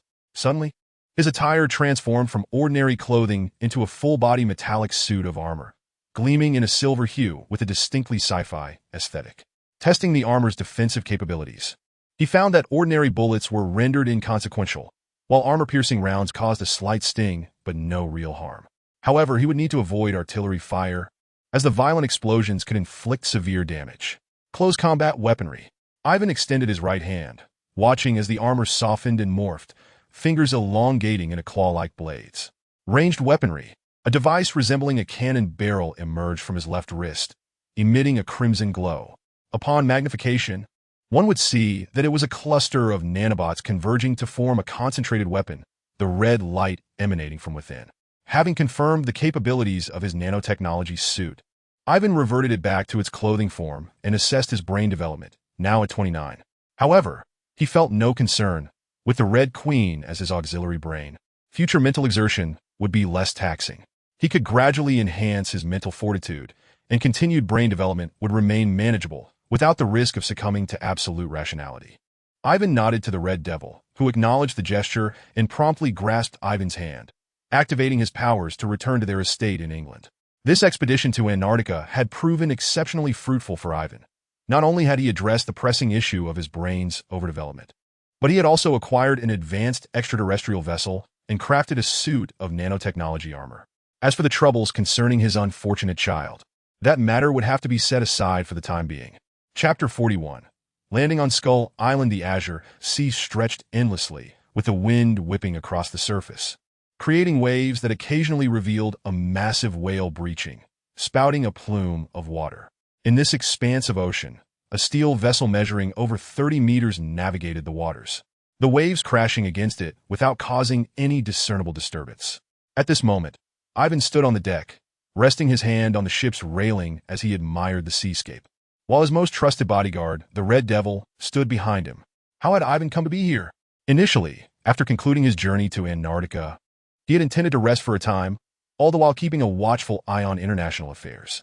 Germany was teetering on the brink of defeat, and Hitler found himself in a desperate situation. Ivan had been discreetly preparing his research on nuclear weaponry, planning to distribute the materials to German high command through Creel once Hitler was no longer a threat. By doing so, he hoped to leverage the information for influence within Hydra's ranks. With such knowledge, the production of nuclear arms would be straightforward. Even in defeat, Germany could wield the deterrent power of nuclear weapons, ensuring that the likes of America and Britain would think twice before overstepping their bounds. He believed that the German leadership would not refuse such an offer. Of course, Ivan had no intention of sharing his research with Hitler, as he could not predict the madman's potential for destruction should he gain access to nuclear capabilities. The devastation wrought by such weapons was immense, with radiation lingering for a century or more. While Ivan patiently awaited Germany's impending collapse, an unexpected event disrupted his plans, compelling him to hand the materials over to Creel and await the right moment to reclaim Hydra's influence. Just 2 days prior, Creel had informed Ivan that the vessel exploring Skull Island had lost contact. Initially, Ivan did not think much of it. With his newly acquired advanced spacecraft, he could easily use it as a satellite. He believed that if he dispatched the ship to the last known location of the vanished vessel, he would be able to conduct a search from space. However, the subsequent developments took Ivan completely by surprise. After the spaceship traversed the coordinates provided by Ivan and scanned the area multiple times, it still failed to locate the missing vessel, nor could it find Skull Island. The region was not only shrouded in fog, but also ensnared by a massive and peculiar magnetic field that distorted signals, hindering the ship's scanning capabilities. Nevertheless, there was not a total lack of findings.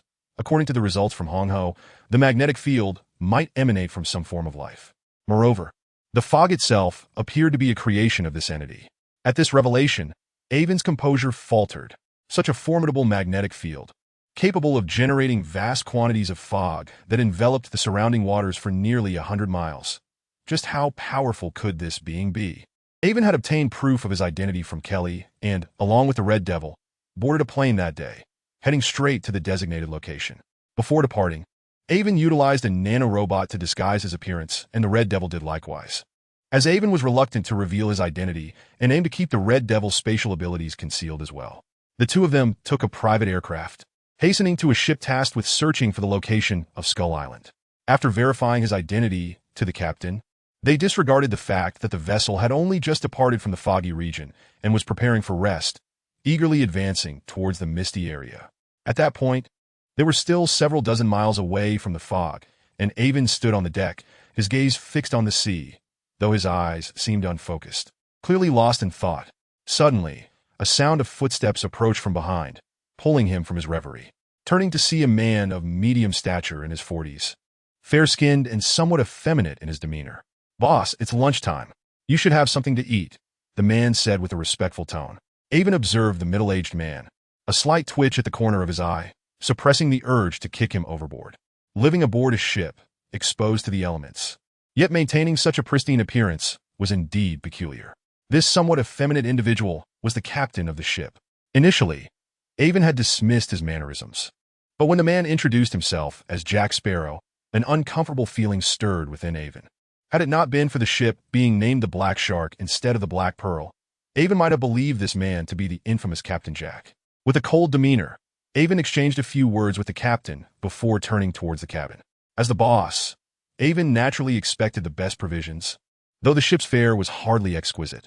While the Red Devil's private space boasted superior delicacies, Avon typically endeavored to conceal the Red Devil's capabilities, unwilling to jeopardize their safety for mere culinary indulgence. Fortunately, Avon held no extravagant culinary expectations.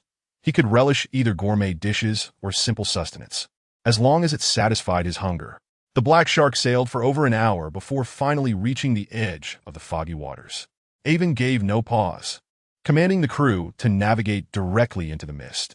Seizing a moment when no one was paying attention, Avon discreetly pressed a concealed button on an exquisite watch on his wrist, emitting a barely audible subsonic wave to assess the surroundings. Under Avon's guidance, the Black Shark deftly avoided hidden reefs and currents, encountering minimal obstacles as it sped ahead. To be candid, Captain Jack had initially harbored dissatisfaction towards Avon for usurping his command, though he masked it well. However, he could not help but admire Avon's competence at that moment. Avon possessed a super subsonic detector, and the chosen route was both rational and safe, allowing him to maintain an air of confidence throughout the journey. Captain Jack, unaware of Avon's technological advantage, attributed the successful navigation to Avon's experience and thus held him in high esteem, his earlier grievances dissipating. Avon remained oblivious to Captain Jack's shifting sentiments, and even if he were aware, it mattered little. To Avon, Captain Jack was merely a minor character, unworthy of his concern. In truth, Avon still had no precise knowledge of Skull Island's location, but that was inconsequential. A spacecraft overhead served as a satellite, incapable of pinpointing the island's exact coordinates, but adept at sensing Avon's position, simply guiding him towards the heart of the misty region. After several hours of meandering through the fog, the Black Shark finally caught a vague glimpse of an island silhouette, now only a few hundred meters from the shore. Under the cover of mist, the island appeared ominous, with countless bizarre rocks resembling blades, threatening to shred the vessel to pieces. Soon, the Black Shark came to a halt, and under Avon's direction, several small boats were lowered, with over 20 individuals, including Avon and the Red Devil, disembarking onto the land. Accompanying Avon were armed personnel, each possessing remarkable prowess. Among them was a towering figure, his physique resembling that of bronze or iron, adorned with 2 scars on his face. Avon addressed the man, "Arno, ensure everyone remains vigilant. We are unfamiliar with the island's conditions and may encounter unforeseen dangers." The formidable-looking giant, upon hearing Avon's words, broke into a hearty smile, replying, "Rest assured, young Master Avon, I will exercise caution." This man, known as Arno, was one of the orphans adopted by Avon's father's subordinate. Subjected to rigorous training from a young age, he began undertaking mercenary missions at the age of 15, emerging victorious from numerous battles. Now in his 30s, he was a seasoned warrior, having survived countless skirmishes, and was one of Avon's most trusted subordinates, hence referring to Avon as Young Master. Initially, Arno bore no name, only a code, a lethal weapon forged under the tutelage of Avon's father's subordinate. Though Arno possessed commendable strength, Avon's father was a formidable individual, favoring mutants over trained soldiers like Arno. Recognizing the potential waste in keeping Arno and his father's side, Avon brought him over to serve as his right hand. Much like Kelly, the first time Avon encountered Arno's muscular frame, he couldn't help but think of the Terminator from film, thus bestowing him with the name Arno. As Avon's capable subordinate, Arno was well cared for. Avon took the time to create a super serum tailored to his physique, significantly enhancing his strength.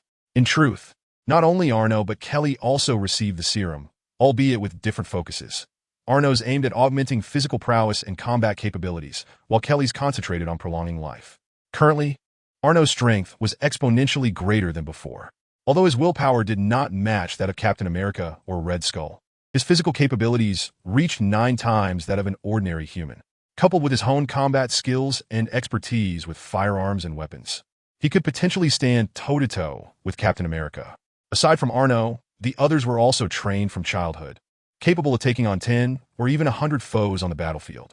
Furthermore, Avon equipped them with what were considered the most advanced weapons in the world, not to mention their specially crafted attire made from high-tech fiber materials. Though they appeared thin, the fabric could withstand bullets, inflicting only minor pain, and posed no real danger, rendering them thoroughly armed to the teeth. Chapter 42.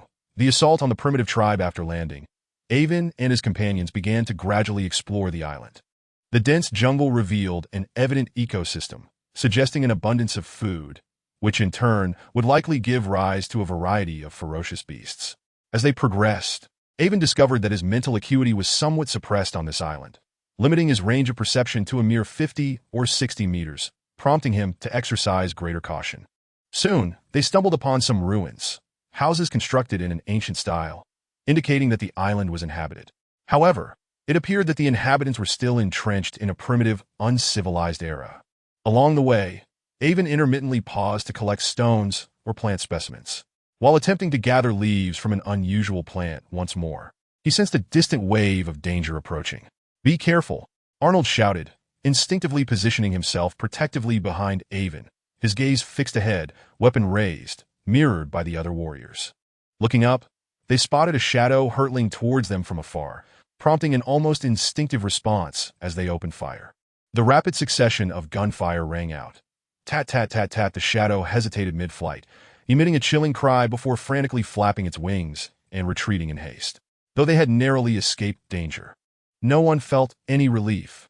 In that fleeting moment of confrontation, they had clearly seen the form of their assailant, a pterosaur, a creature thought to have been extinct since the distant past. "What was that? Am I seeing things?" Red Devil asked incredulously. Possessing extraordinary abilities that surpassed Arnold's, he nonetheless lagged in reflexes, only just now reaching Avon's side. "I doubt you are hallucinating. If so, then we all must be seeing illusions. That must be a pterosaur.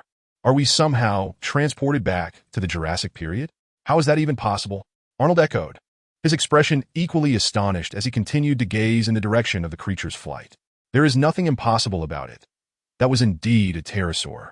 Throughout this journey, I have already encountered numerous long-extinct species, and even a few ancient plants documented in texts. This island is peculiar, likely preserved by some special circumstance, retaining the environmental conditions of the Jurassic era, which explains the presence of these supposedly extinct species." Having been aware of the island's peculiarities, Avon was not particularly surprised. Upon hearing Avon's explanation, the others began to grasp the situation.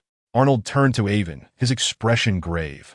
"Young master, the circumstances here far exceed my expectations. It is exceedingly perilous.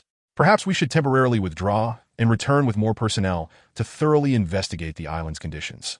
It would be safer that way." Avon waved his hand dismissively. "No, as a scientist and researcher, how can I retreat in the face of danger? Moreover, you needn't worry too much.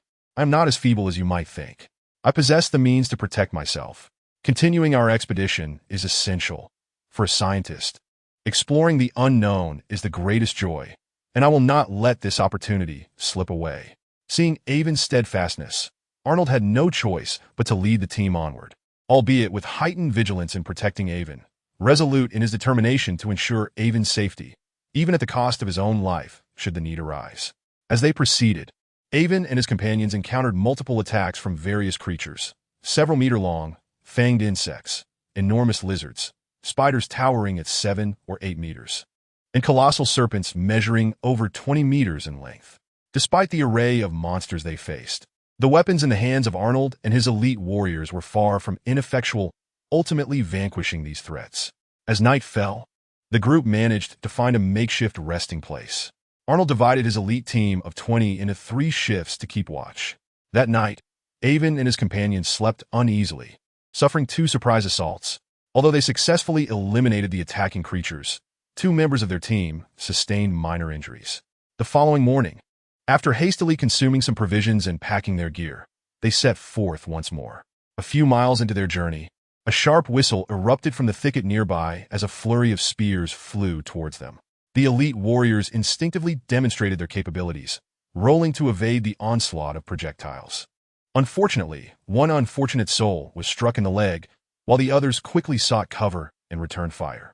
Before long, they realized that their assailants were not beasts, but rather humans, albeit strange ones. Their skin was dark, and their features appeared almost primitive, as if they were not fully evolved.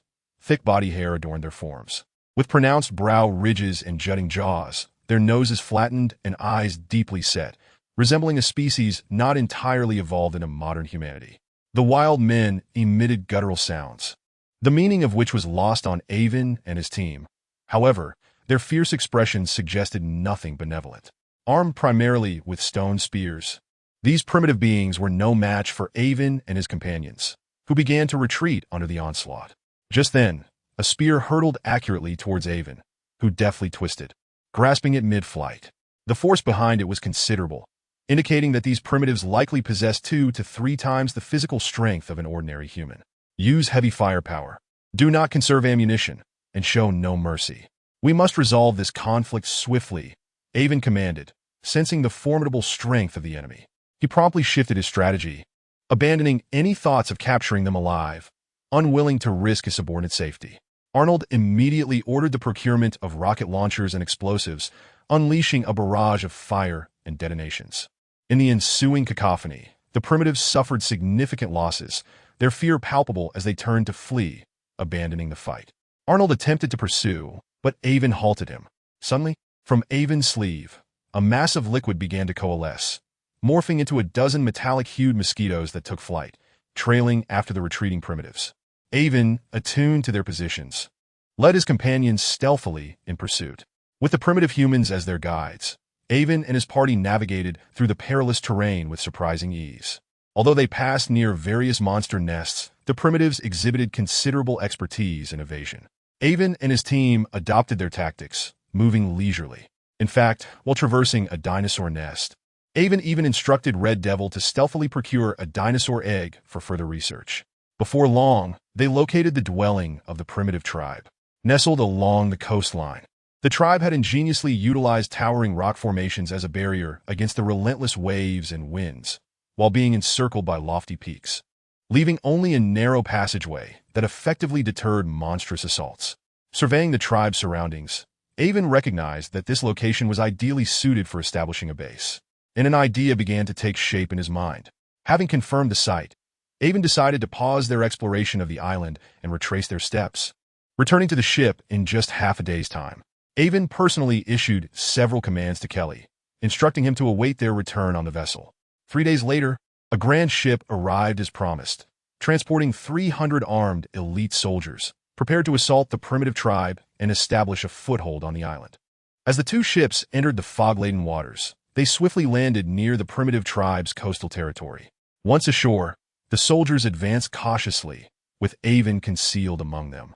Originally, Avon intended to launch a sudden strike upon nearing the tribe, aiming to capture the entire primitive populace. However, he soon discovered that the shoreline was strewn with bizarrely shaped, razor-sharp rocks. During their advance, one unfortunate soldier suffered a grievous injury to his eye from a jagged stone, letting out a harrowing scream. The primitive tribe, ever vigilant against potential beastly incursions, had stationed sentinels. The soldier's anguished cry immediately alerted the watchful wild men, who promptly sounded the alarm, sending the tribe into a frenzy as nearly 1,000 primitive warriors surged forth from their settlement. The wild men donned grotesque pelts and garments fashioned from leaves, clamoring in an unintelligible tongue. Armed with long spears, crude bows, and stone axes, they charged forward with fervor. All were poised for battle. As the commander of this offensive, Arno exhibited remarkable reflexes. Upon spotting the oncoming savages, he swiftly issued orders to prepare for combat. His soldiers, an elite cadre, sprang into action at his command, dispersing rapidly to seek cover. Fortunately, remnants of rocky outcrops provided ample shelter for the troops. The primitive marauders surged forth, hurling their spears from a distance of mere meters.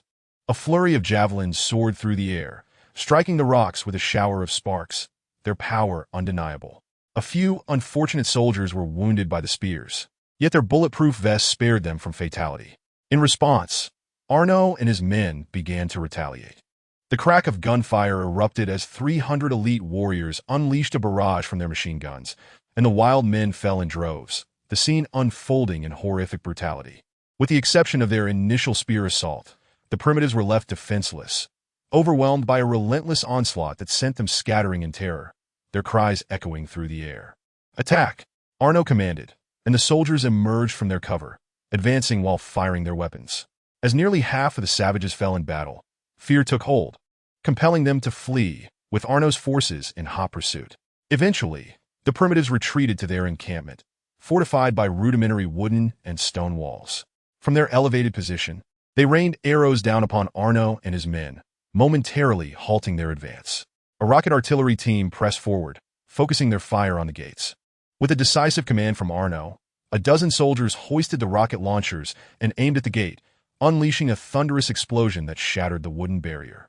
Seizing the moment of overwhelming firepower, Arno led the charge into the heart of the primitive stronghold. The wild men, sensing their impending doom, regardless of age or gender, began their frantic flight, plunging into chaos. Arno, with a small contingent of elite soldiers, pursued relentlessly, but in his haste he became separated from the main group. With only a handful of the scientifically trained super soldiers, cultivated by Avon, managing to keep pace. Avon, initially concealed among the ranks, had merely observed the unfolding chaos, not intending to join the pursuit. However, upon noticing that the fleeing primitives seemed to be headed towards a specific destination, he felt compelled to follow closely behind Arno and his men. Chapter 43. The fierce battle with King Kong. The primitives fled, traversing mountains and crossing valleys until they reached the foot of a towering peak, where they suddenly halted, kneeling in reverence. Among them was a shamanic figure, brandishing a white bone staff adorned with vibrant colors, reminiscent of ancient sorcery, who danced and chanted fervently. As Arno and his men caught up, they were taken aback by this bizarre spectacle. In the face of a formidable enemy, Arno had the courage to engage, yet confronting a throng of kneeling. Defenseless primitives pousta moral del M. However, the situation soon shifted from a question of ethics to one of survival. Suddenly, a fearsome roar echoed from the mountains, and a colossal creature, towering over 20 meters, leaped down from the peak in a single bound, landing with a thud at the base. Arno squinted, realizing it was a massive black gorilla. Recalling the primitive's strange behavior, he understood they were summoning the gorilla for aid. "Quickly, everyone retreat," Arno commanded, recognizing the formidable threat posed by the towering beast. With its sheer size, a single swipe could decimate his entire force. Even without his order, the elite soldiers had already begun their retreat, their reflexes honed through rigorous training. Avon, too, was among them, fully aware of the gorilla's formidable nature. This was King Kong, even larger than the one famously depicted atop the Empire State Building. Arno and his team sprinted ahead, but they could not hope to match the speed of King Kong, who quickly closed the gap with just 2 mighty leaps. In a moment of desperation, Avon abandoned his concealment, turning to face the approaching titan. Arno, sensing an unusual commotion behind him, turned to see Avon standing his ground, and panic gripped him. If Avon were to perish here, it would signify Arno's greatest failure, and he could not bear the thought of abandoning him. He dashed back, risking his life to save Avon. Unbeknownst to Arno, Avon was confident in his abilities, and not far behind, the Red Devil was poised to intervene should Avon find himself in peril. As King Kong bore down on Avon, astonished that such a diminutive figure dared confront him, he launched a powerful fist towards the young warrior. In a moment that defied belief, Avon raised his hand to meet the gorilla's fist. Contrary to expectations, he did not crumble under the impact. Instead, he effortlessly absorbed the force, appearing serene and unperturbed.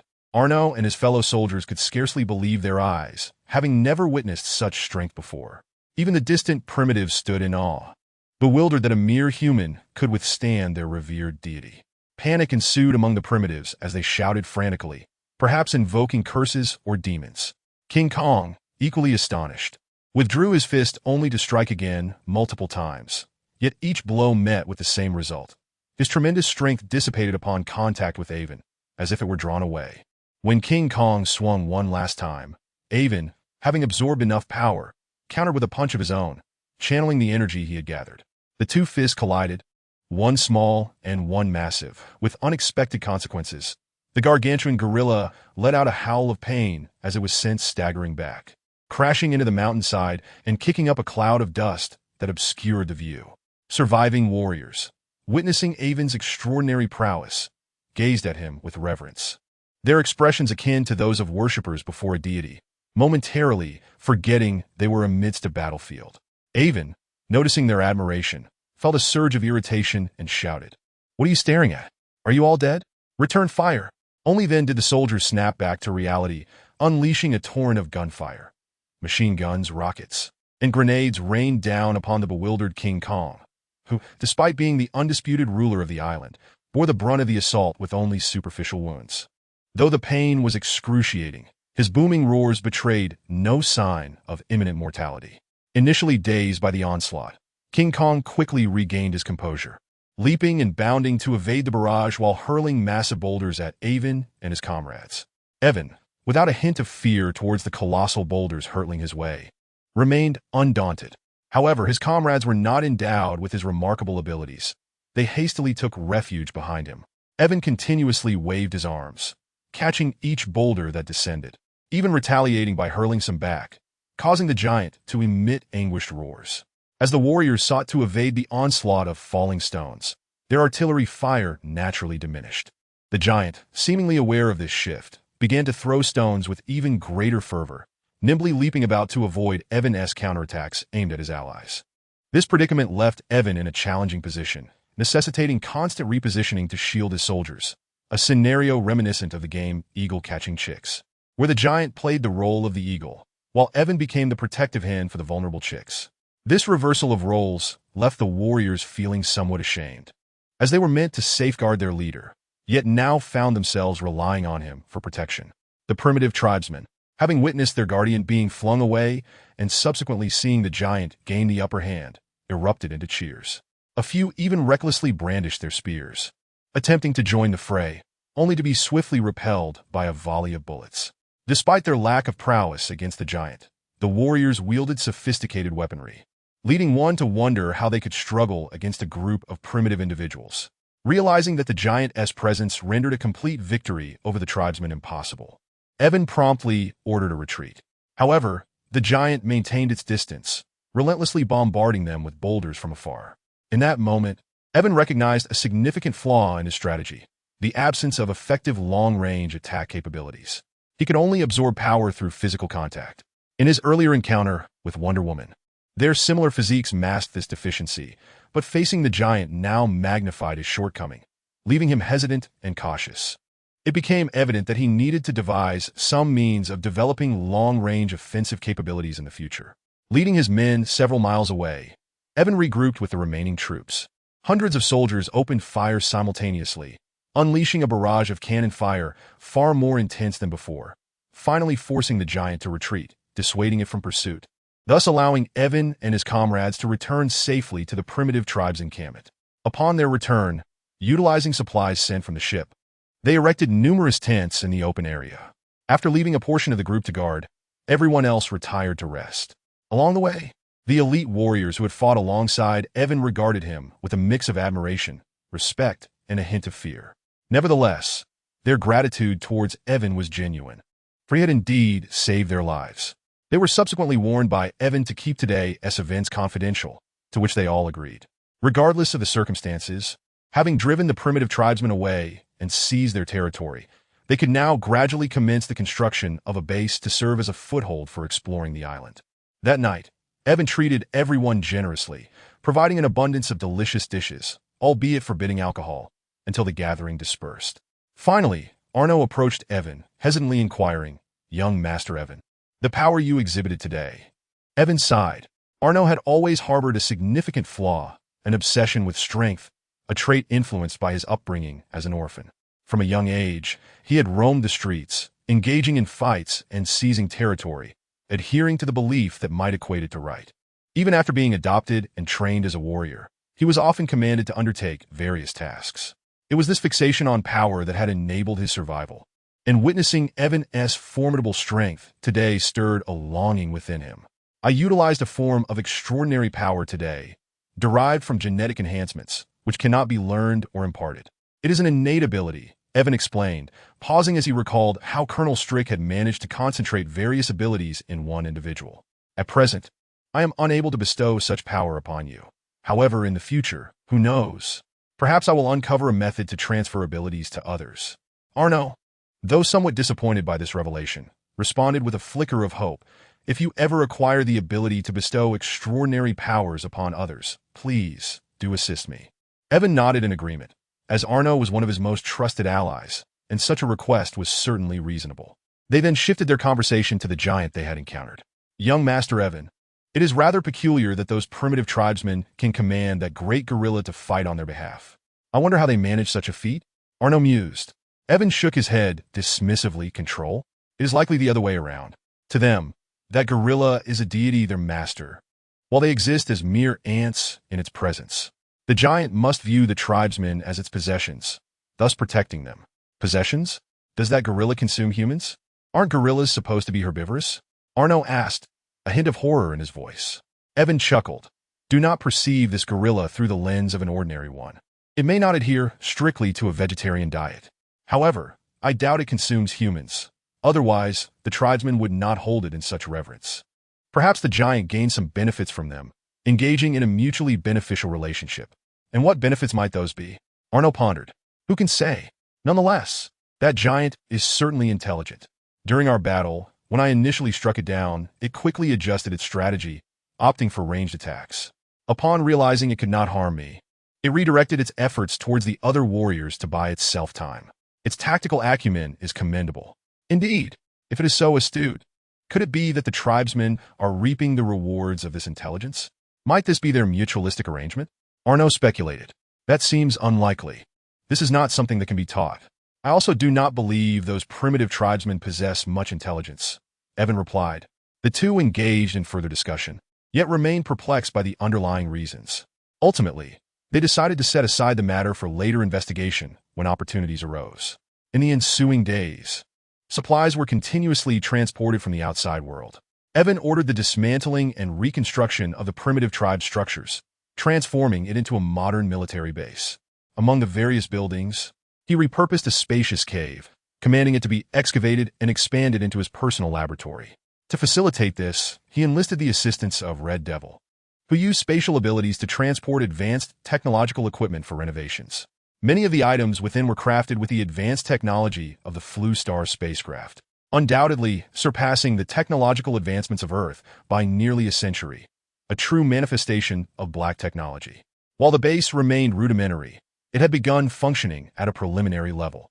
Having devised a plan, Evan delegated the implementation to others and commenced an exploration of Skull Island, only to encounter immediate challenges.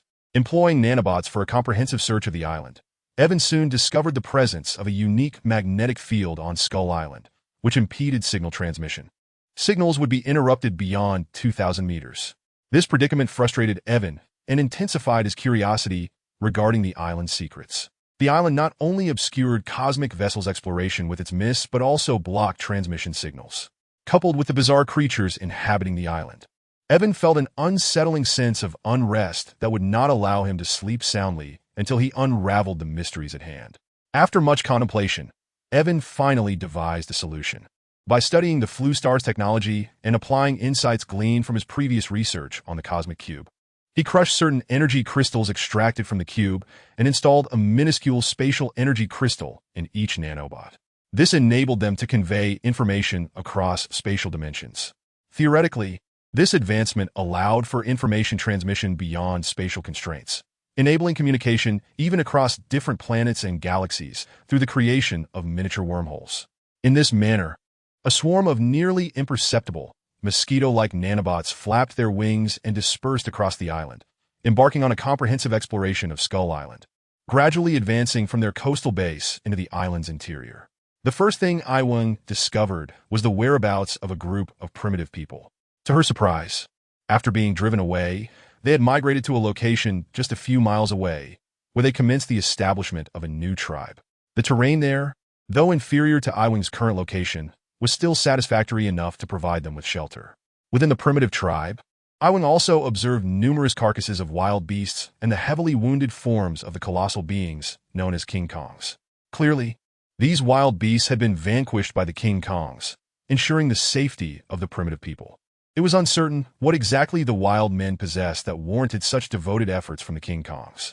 Iwang paid only slight attention to the primitive tribe, as she deemed them no longer a threat, so long as they did not provoke her. As long as they remained uninvolved and did not instigate trouble, she would not pursue their annihilation. With the nanobots undertaking the exploration, Iwang found herself with ample free time, as the operation of the robots could be entirely entrusted to Hongho, allowing her to await updates. Thus, in the following days, Iwang merely checked the progress on the large screen in the cave occasionally, witnessing an array of extraordinary creatures: dinosaurs, giant lizards, enormous pythons, and multi-headed worms. Initially, it was a source of excitement, but soon she experienced a sense of visual fatigue. One day, while Iwang was inspecting the base, she suddenly received news from Hongho about a significant discovery. Without a moment's hesitation, Iwang returned to the cave. Before she could even sit down, she eagerly inquired, "What is it? What have you found?" A beam of light projected from the cave's ceiling, revealing the image of a young girl resembling Hongho, who gazed at the image of a lake displayed on the large screen and said, "I believe I have uncovered the greatest secret of this island." Iwang's face lit up with excitement. "That's wonderful. Please tell me what it is." Hongho nodded slightly, and the image on the screen began to shift, depicting an underwater scene. These visuals were captured by the nanobots, and the change indicated that the robots had penetrated the water. Initially, the footage was quite clear, but as the nanobots descended deeper, the light diminished, rendering the image somewhat blurry. However, this was inconsequential, for the nanobots possessed sonar detection capabilities, allowing them to synthesize images, albeit in black and white. It was evident that there was a winding passage beneath the lake. The nanobots navigated underwater for several minutes until they arrived at an expansive underground cavern, where enormous beasts lay in slumber. They possessed skull-like heads, serpentine bodies, and two thick forelimbs. This was unmistakably the lair of the skull crawlers, the fearsome creatures capable of contending with King Kong, as depicted in the film Kong, Skull Island. As the visuals continued to transition, it became clear that the greatest secret of the island, as mentioned by Hongho, was not merely the skull crawlers, but something else entirely. Ultimately, the image settled on a colossal, oval-shaped stone measuring over 100 meters in diameter, its surface incredibly smooth, the formation of which remained a mystery. Just as Iwang pondered the significance of this stone, the screen displayed information detected by the nanobots regarding it. Iwang took one glance and was immediately rendered speechless, her astonishment beyond verbal expression. As it turned out, this was not merely a stone, but an egg laid by an unknown creature. More importantly, life signals have been detected emanating from within the egg. My goodness, an egg of such immense size. What manner of creature could possibly have laid it? How colossal must it be? Iwang wondered aloud. Could it be a demon or a deity, intended to bring about the destruction of Earth? Iwang's musings were merely rhetorical, as she did not expect Hongho to possess any information regarding the creature within the egg. However, upon hearing her question, Hongho immediately responded, "This is the egg of a star whale. It will not destroy the Earth. Rather, it serves as the Noah's Ark for all life on this planet." "You know about this egg? How is that possible?" Iwang turned her head, her expression one of disbelief as she regarded Hongho's virtual form. "There is information on star whales aboard the Fluorine Race's spacecraft. I found legends about star whales in the database." "Legends? Are you suggesting that star whales are rare in the universe, or even extinct?" Iwang quickly picked up on the implications of Hongho's words. Indeed, according to the information in the spacecraft's database, star whales have been hunted for countless years and have not appeared in the universe for over 100,000 years. How can this be? If an egg is this enormous, then the star whale itself must be astonishingly large.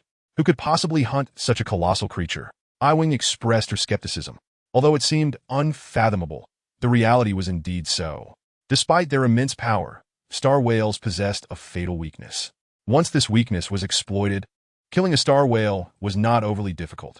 Moreover, the brain of a star whale could yield a miraculous substance that enhanced intelligence, a coveted treasure for many cosmic beings, which ultimately led to their demise. The ability to perceive the emotions of other beings was a remarkable trait, yet it also heralded their downfall, as it caused them to empathetically share in the suffering of others. In a universe where planets were constantly at risk of destruction, the agony of life-bearing worlds would resonate within the star whales, causing them immense distress. To alleviate this suffering, star whales would voluntarily approach planets on the brink of annihilation, allowing the beings of those worlds to climb onto their backs, carrying some of them in search of new habitable planets, thus ensuring the continuation of life. This unique characteristic of the star whales became widely known among cosmic beings, spreading to every corner of the universe. When a star whale appeared on a particular planet, the beings there would migrate, with technologically advanced civilizations utilizing spacecraft for relocation, while others relied on the star whale's strength. Some even constructed cities upon their backs, while others would cling to their unique fur, entering a state of slumber until they reached a new world, at which point they would be awakened. Initially, star whales were revered as saviors, earning the respect of all cosmic beings. However, one day, the discovery of a deceased star whale's corpse led to insatiable greed. Following research on the carcass, a miraculous liquid was extracted from the star whale's brain, which granted heightened intelligence and facilitated brain development. This revelation sparked a frenzy among cosmic beings, despite the efforts of some to halt the madness. Yet greed, once unleashed, proved incredibly difficult to contain.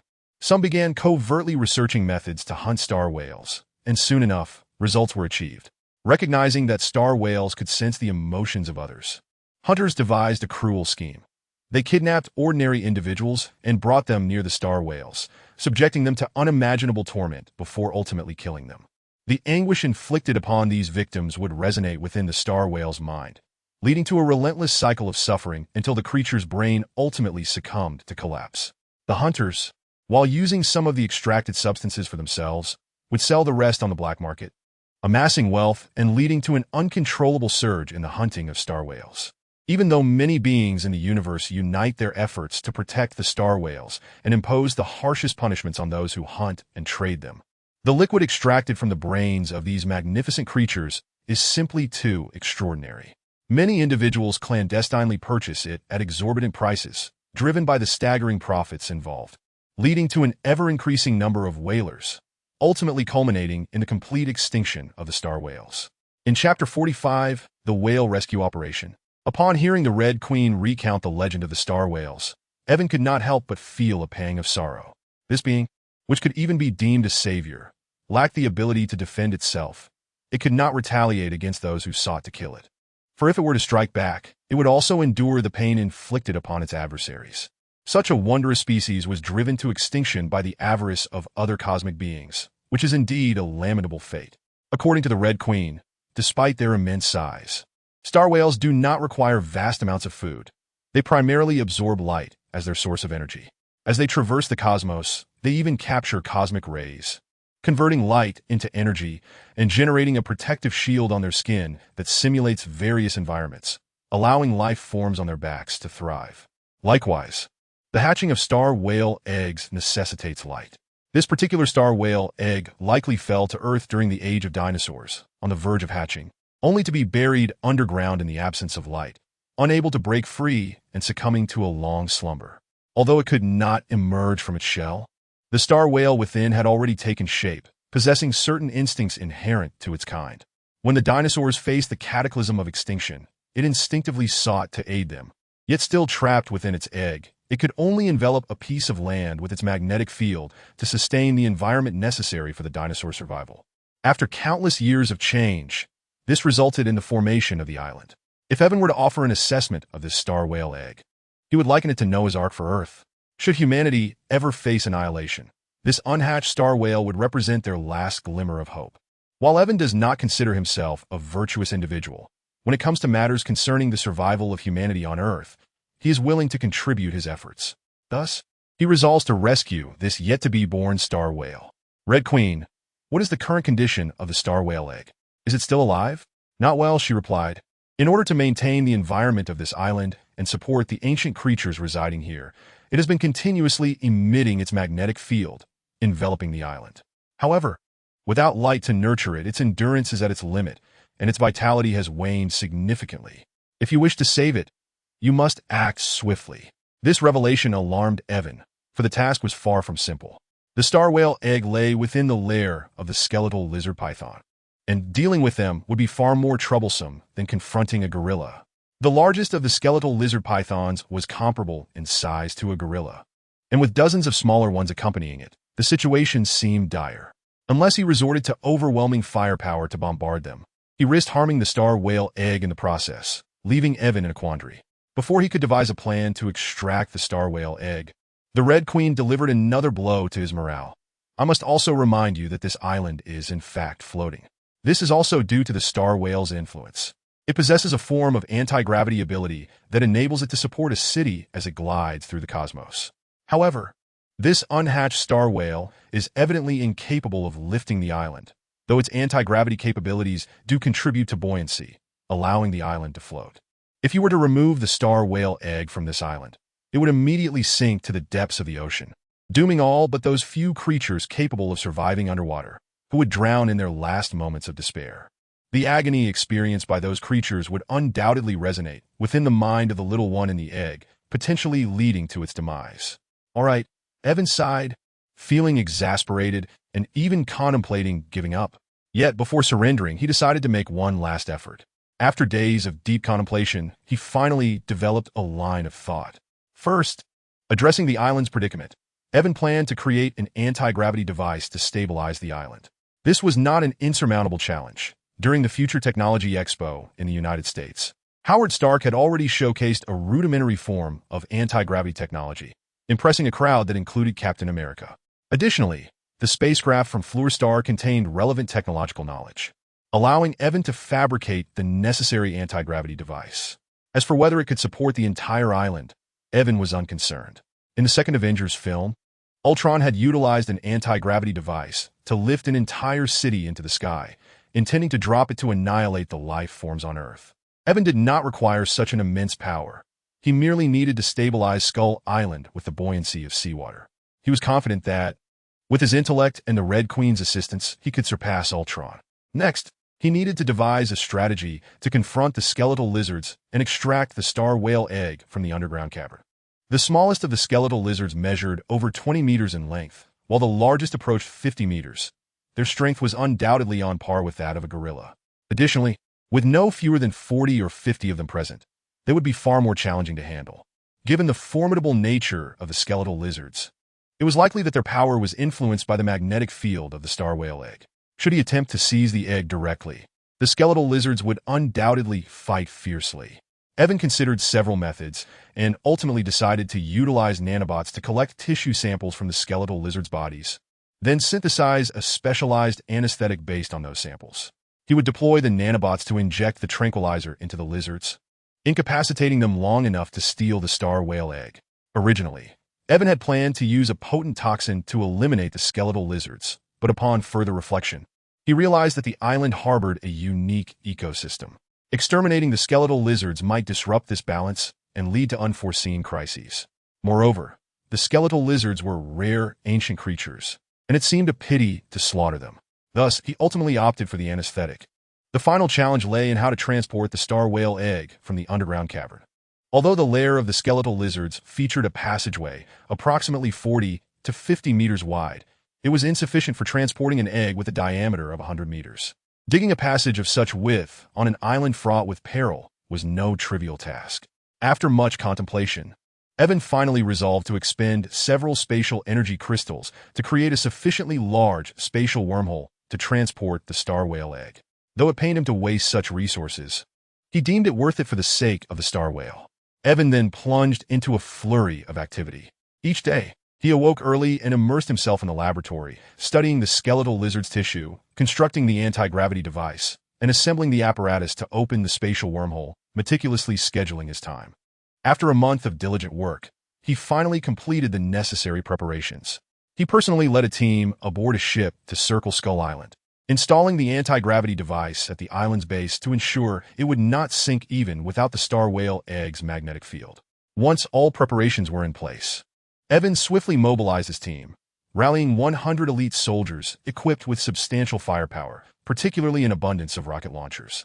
Evan understood that once the skeletal lizards realized the star whale egg had been stolen, they would undoubtedly swarm out in search of it, potentially wreaking havoc and posing a disaster for the island's ecosystem. He was determined to prevent them from destroying the delicate balance of life on the island. Thus, he planned to unleash a show of overwhelming force against the skeletal lizards, instilling a sense of fear that would compel them to retreat. Led by Iwan, over 100 individuals traversed the rugged mountain paths of Skull Island, each one drenched in sweat from the arduous journey. The terrain was indeed challenging. However, it was the most suitable route that Iwan had meticulously selected. At present, Iwan's nanobots were dispersed throughout the island, allowing him to confidently claim intimate knowledge of every inch of Skull Island's terrain. This chosen path cleverly circumvented the majority of wild beasts, rendering it the safest and most even. After 3 days of relentless trekking, the group finally arrived at their designated destination. Gazing upon the tranquil surface of the lake, they were enveloped in a profound silence, with no wild creatures daring to approach. In this hushed environment, the warriors felt an overwhelming pressure, for they understood that such a quietude could only signify one perilous possibility, a dangerous entity lurking beneath the lake's depths, one that struck fear into the hearts of all beasts. Iwan, not particularly skilled in matters of combat, refrained from excessive interference, delegating the responsibility to Arno. With a subtle gesture, Arno signaled to 100 elite soldiers, who immediately sprang into action, surrounding the lake to establish a defensive perimeter, all while maintaining an eerie silence. Arno himself retrieved a futuristic weapon from his personal belongings, Iwan's sole creation of a laser cannon. This formidable weapon was specifically designed to counter the skull lizard python, a lethal adversary. In its construction, Iwan had even repurposed parts from a spacecraft and incorporated rare materials obtained from the Hydra base, investing considerable effort to create this weapon, which he entrusted to his most loyal confidant, Arno. While everyone else busied themselves, Iwan and the Red Devil slipped away to a concealed location. Hand in hand, the Red Devil sensed images transmitted by Iwan and activated her spatial abilities, causing both to vanish without a trace. Chapter 46. Skull Lizard Python as the surroundings transformed. Iwan and the Red Devil found themselves in an underground cavern, where colossal figures lay sprawled, their skull-like heads grotesquely fearsome. Fortunately, they were in a deep slumber, impervious to even the loudest of disturbances. An hour before Iwan's arrival, the nanobots had infused these skull lizard pythons with a potent anesthetic, rendering them helpless and at Iwan's mercy. Had King Kong been present, he would have unleashed a ferocious assault, mercilessly obliterating the slumbering beasts. Iwan surveyed his surroundings and spotted the largest skull lizard python resting atop a star whale egg.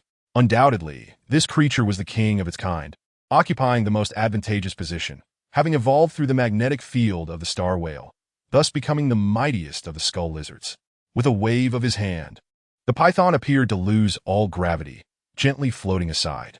The Red Devil then retrieved a pre-prepared device from her personal space, and under Iwan's guidance, it assembled itself into a circular machine with a diameter of 7 to 8 meters. At the center of this machine was a seat, perfectly positioned for the Red Devil, who took her place and grasped the handles firmly. Although Iwan had designed the machine to open a spatial wormhole, it was the Red Devil who would execute the operation. Initially, her capability to open a wormhole was limited to a diameter of 30 meters, but with this machine's assistance, it would expand to 150 meters, ample enough for the star whale egg's transportation. As the Red Devil activated her spatial powers, the machine's circuits illuminated, projecting a blue beam that formed a wormhole several meters wide, revealing the nascent base on the island beyond. As the wormhole expanded, reaching a diameter of 130 meters, Iwan cupped his hand, and the enormous star whale egg began to levitate, traversing the wormhole and landing safely on the other side. The Red Devil promptly ceased her abilities, causing the blue wormhole to vanish. Only once the wormhole had completely dissipated did Iwan allow himself a sigh of relief. Successfully accomplished, everything had gone smoothly. The anesthetic's effects would last for another hour, and when the creatures awoke to find the star whale egg missing, chaos would undoubtedly ensue.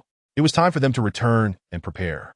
The Red Devil grasped Iwan's hand, activating her powers to reunite with Arno. She informed the group that the monstrous beings would emerge in approximately 1 hour, urging them to ready themselves.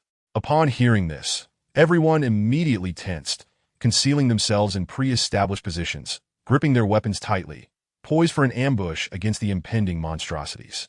Seizing an opportunity, Arno approached Iwan and inquired, "Young Master Iwan, is the creature known as the skull lizard python truly as formidable as you say, even surpassing the legendary King Kong?" "Indeed," Iwan replied, "these creatures and King Kong are sworn enemies, locked in a perpetual struggle. I suspect that King Kong is not a true match for the skull lizard python. Rather, his agility and speed allow him to evade their grasp, ensuring his survival. After all, in terms of raw power, the skull lizard king is undoubtedly on par with King Kong, surrounded by numerous aides. In a direct confrontation, King Kong would have long been devoured. While others might tremble at the thought of such a powerful beast, Arno's mindset differed from that of the average person. His obsession with strength surpassed all expectations. Rather than fear, a glimmer of yearning appeared in his eyes. "What immense power! How I wish I could possess such strength." Struck by Arno's remark, felt a spark of inspiration. Perhaps it was indeed possible. Previously, he had perused various magical tomes in the library of Rasputin, discovering numerous fascinating magical theories, including those pertaining to potions, felicity elixirs, compound decoctions, wolf venoms. Among them was a remarkable potion known as the transmutation biochemical agent, which, through the infusion of certain biological bloodlines during its creation, granted the user a diluted lineage of that organism, bestowing them with some of its unique abilities. What intrigued Iwan was not the transmutation biochemical agent itself, but rather the implications it held. If such a potion could enable one creature to inherit the bloodline of another permanently, could it not also facilitate genetic modifications at a fundamental level? If that were the case, concocting a transmutation biochemical agent from a skull lizard python's essence for Arno to consume could yield astonishing transformations. Might he acquire the abilities of a skull lizard python? However, he recalled a certain lizard scientist who had attempted something similar, integrating lizard genes into his own body. Initially seeking to remedy his maimed arm, he ultimately transformed into a monstrous being, a fate Iwan wished to avoid for Arno. Contemplating further, Iwan mused upon the distinction between mutants and ordinary humans, which lay in a mere 0.01 difference in their genetic makeup. This slight variation resulted in a plethora of unique abilities among mutants. If the transmutation biochemical agent could instigate genetic alterations, could it not also serve as a means to artificially create mutants? The wondrous transmutation biochemical agent, combined with genetic transfer technology, what marvels might arise from the fusion of magic and science? Iwan's excitement mounted as he recognized an intriguing research avenue. Furthermore, he recalled the pinnacle of metamorphic magic, the animagus, capable of transforming into a specific animal and maintaining that form indefinitely, much like Wormtail, who had remained a rat for over a decade, hiding in Ron's home. Such interspecies transformations piqued his curiosity even more. Ultimately, Iwan felt a twinge of regret. The magical tomes from Rasputin were far from comprehensive, offering only fleeting glimpses into vast knowledge. After all, he was merely a fugitive dark wizard. The most exhaustive collection of magical texts resided within the hallowed halls of Hogwarts in England. Resolved, Iwan vowed that once he had completed his current endeavors, he would devise a means to visit Hogwarts School of Witchcraft and Wizardry, determined to copy every piece of knowledge pertaining to magic for thorough study. Avon shook his head vigorously, suppressing the excitement that surged within him. At that moment, the most pressing concern was the imminent confrontation with the skeletal lizard python. Matters of lesser importance could wait, as distraction was not an option.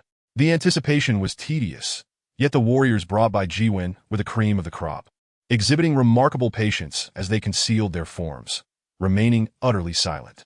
Surrounding them were a multitude of rocket launchers, numbering close to 1,000, complemented by the floating mines scattered across the lake's surface. Should they all detonate, the resulting chaos would be nothing short of cataclysmic. Avon's estimations proved accurate. Approximately an hour later, a series of ferocious roars erupted from the depths below. The already scarce birds in the vicinity seemed to sense the impending danger and took flight in a frenzy.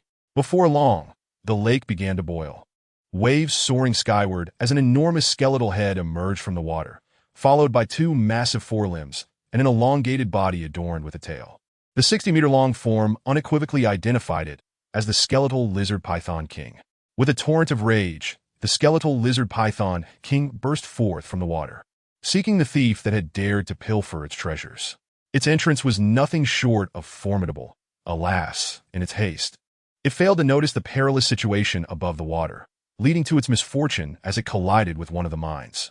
The subsequent explosions reverberated through the air like thunder, leaving the skeletal lizard python king bloodied and battered, its cries of agony echoing across the lake as crimson stained the waters. On the shore, Arno and his comrades had long been prepared. Upon spotting their target, they shouted in unison, "Fire!" Swish! Swish! Swish! A barrage of rocket launchers unleashed their fiery projectiles, striking true and further devastating the skeletal lizard python king. Once more, it was met with a grievous blow, releasing a thunderous roar as the lake churned violently. From its depths surged several smaller skeletal lizard pythons, charging towards the shore. Evidently, the skeletal lizard pythons possessed a remarkable intelligence. Upon realizing they were ambushed, several formed coordinated groups, deducing that these attackers were not to be trifled with, and that the ambush was likely orchestrated by the very thieves who had stolen their treasures. The formidable strength of the skeletal lizard pythons stemmed from their proximity to their coveted treasures, which had spurred their continuous evolution, establishing them as the overlords of the island. These treasures were their lifeblood. Without them, their evolution would stagnate, leading to inevitable decline and potential extinction at the hands of the mighty. Thus, reclaiming their treasures was paramount. With the aid of its fellow pythons, the skeletal lizard python king felt a significant reduction in pressure. Having endured 2 successive assaults, it sought vengeance, lunging towards the warriors on the shore with bared fangs and outstretched claws. Arno, with a cold smirk, thought to himself, "If you seek death, do not blame me." The mines detonated, and the rocket launchers continued their relentless barrage, executing a carpet bombing. Boom, boom, boom. At Arno's command, the engineers triggered the mines that had long been buried along the shore, unleashing a continuous hail of fire upon the skeletal lizard pythons. The air was filled with the haunting cries of the creatures as they were engulfed in chaos. Finally, the skeletal lizard python king was pushed to its limits. Consumed by rage, disregarding the multitude of wounds that marred its body, and with a furious lash of its tail, it struck at the nearby warriors. 2 warriors, caught unawares, were sent flying hundreds of meters, crashing against a boulder. The rocket-propelled grenades they had yet to fire were set off, leaving nothing but obliterated remains in their wake. Seeking death, Arno's eyes blazed with fury upon witnessing the brutal demise of his comrades. He fired the laser cannon he had shouldered, unleashing a red beam that surged towards the skeletal lizard python king. As one of the island's apex predators, the skeletal lizard python king possessed an innate sense of danger. In a frantic twist, it narrowly avoided having its skull pierced by the laser, but not without suffering a grievous wound to its left forelimb, where a 2-meter gash now bled profusely, revealing the world beyond. The skeletal lizard python king was genuinely terrified. It had felt the chilling grip of mortality. This weapon posed a genuine threat, one it had never encountered before. Torn between the instinctual fear of death and an unyielding attachment to the treasures that dictated its clan's future, it hesitated, uncertain whether to advance or retreat. In that moment of indecision, several more pythons emerged from the water, ruthlessly slaying several warriors. Arno, infuriated, retaliated by piercing the skulls of several pythons with his laser cannon. The skeletal lizard python king, witnessing the lifeless bodies of its kin, succumbed to fear, abandoning thoughts of reclaiming its stolen treasures. It turned and plunged back into the depths of the lake, retreating to its lair. The remaining pythons, seeing their leader flee, followed suit, swiftly disappearing beneath the surface, leaving behind only a few colossal skeletal remains on the shore. Chapter 47. The Birth of the Star Whale. Once the skeletal lizard pythons vanished from sight, the warriors gazed at their hard-won spoils in disbelief. These skeletal lizards were evidently more formidable than the previous titans, with their king's prowess rivaling that of the mighty, and their numbers overwhelming. Yet, they had been caught off guard in their encounter with the titans, while they had effortlessly vanquished the stronger skeletal lizard pythons, leaving them incredulous. This occurrence was in fact quite normal. Avon had meticulously prepared for the confrontation with the skeletal lizard pythons, equipping himself with a plethora of weapons and setting up ambushes in advance. In stark contrast, the battle with the titans had been a complete surprise, lacking any semblance of preparation.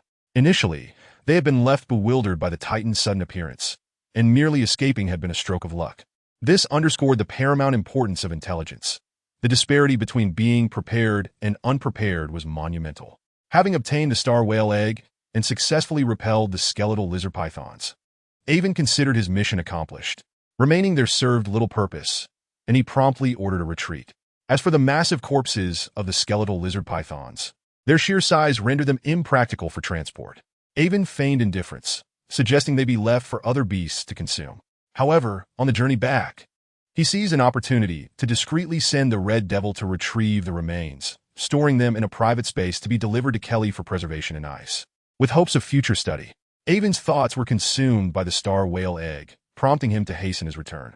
He traveled day and night, completing the journey in just over a day, a stark contrast to the 3 days it took to arrive. Although the return journey involved fewer supplies, the group was weary. Upon reaching the base, nearly everyone collapsed into rest.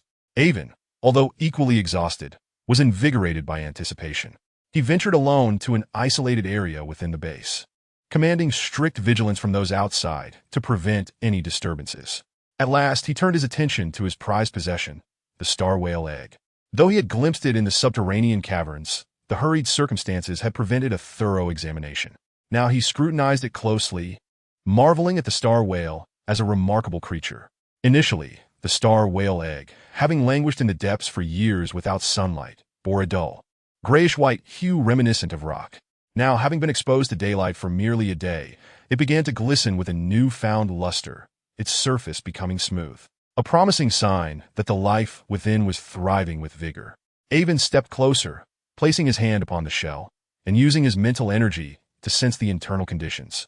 He immediately discerned the pulsations of life and a faint, nascent consciousness. Avon was stirred. He reached out with his mental energy to connect with that flickering awareness.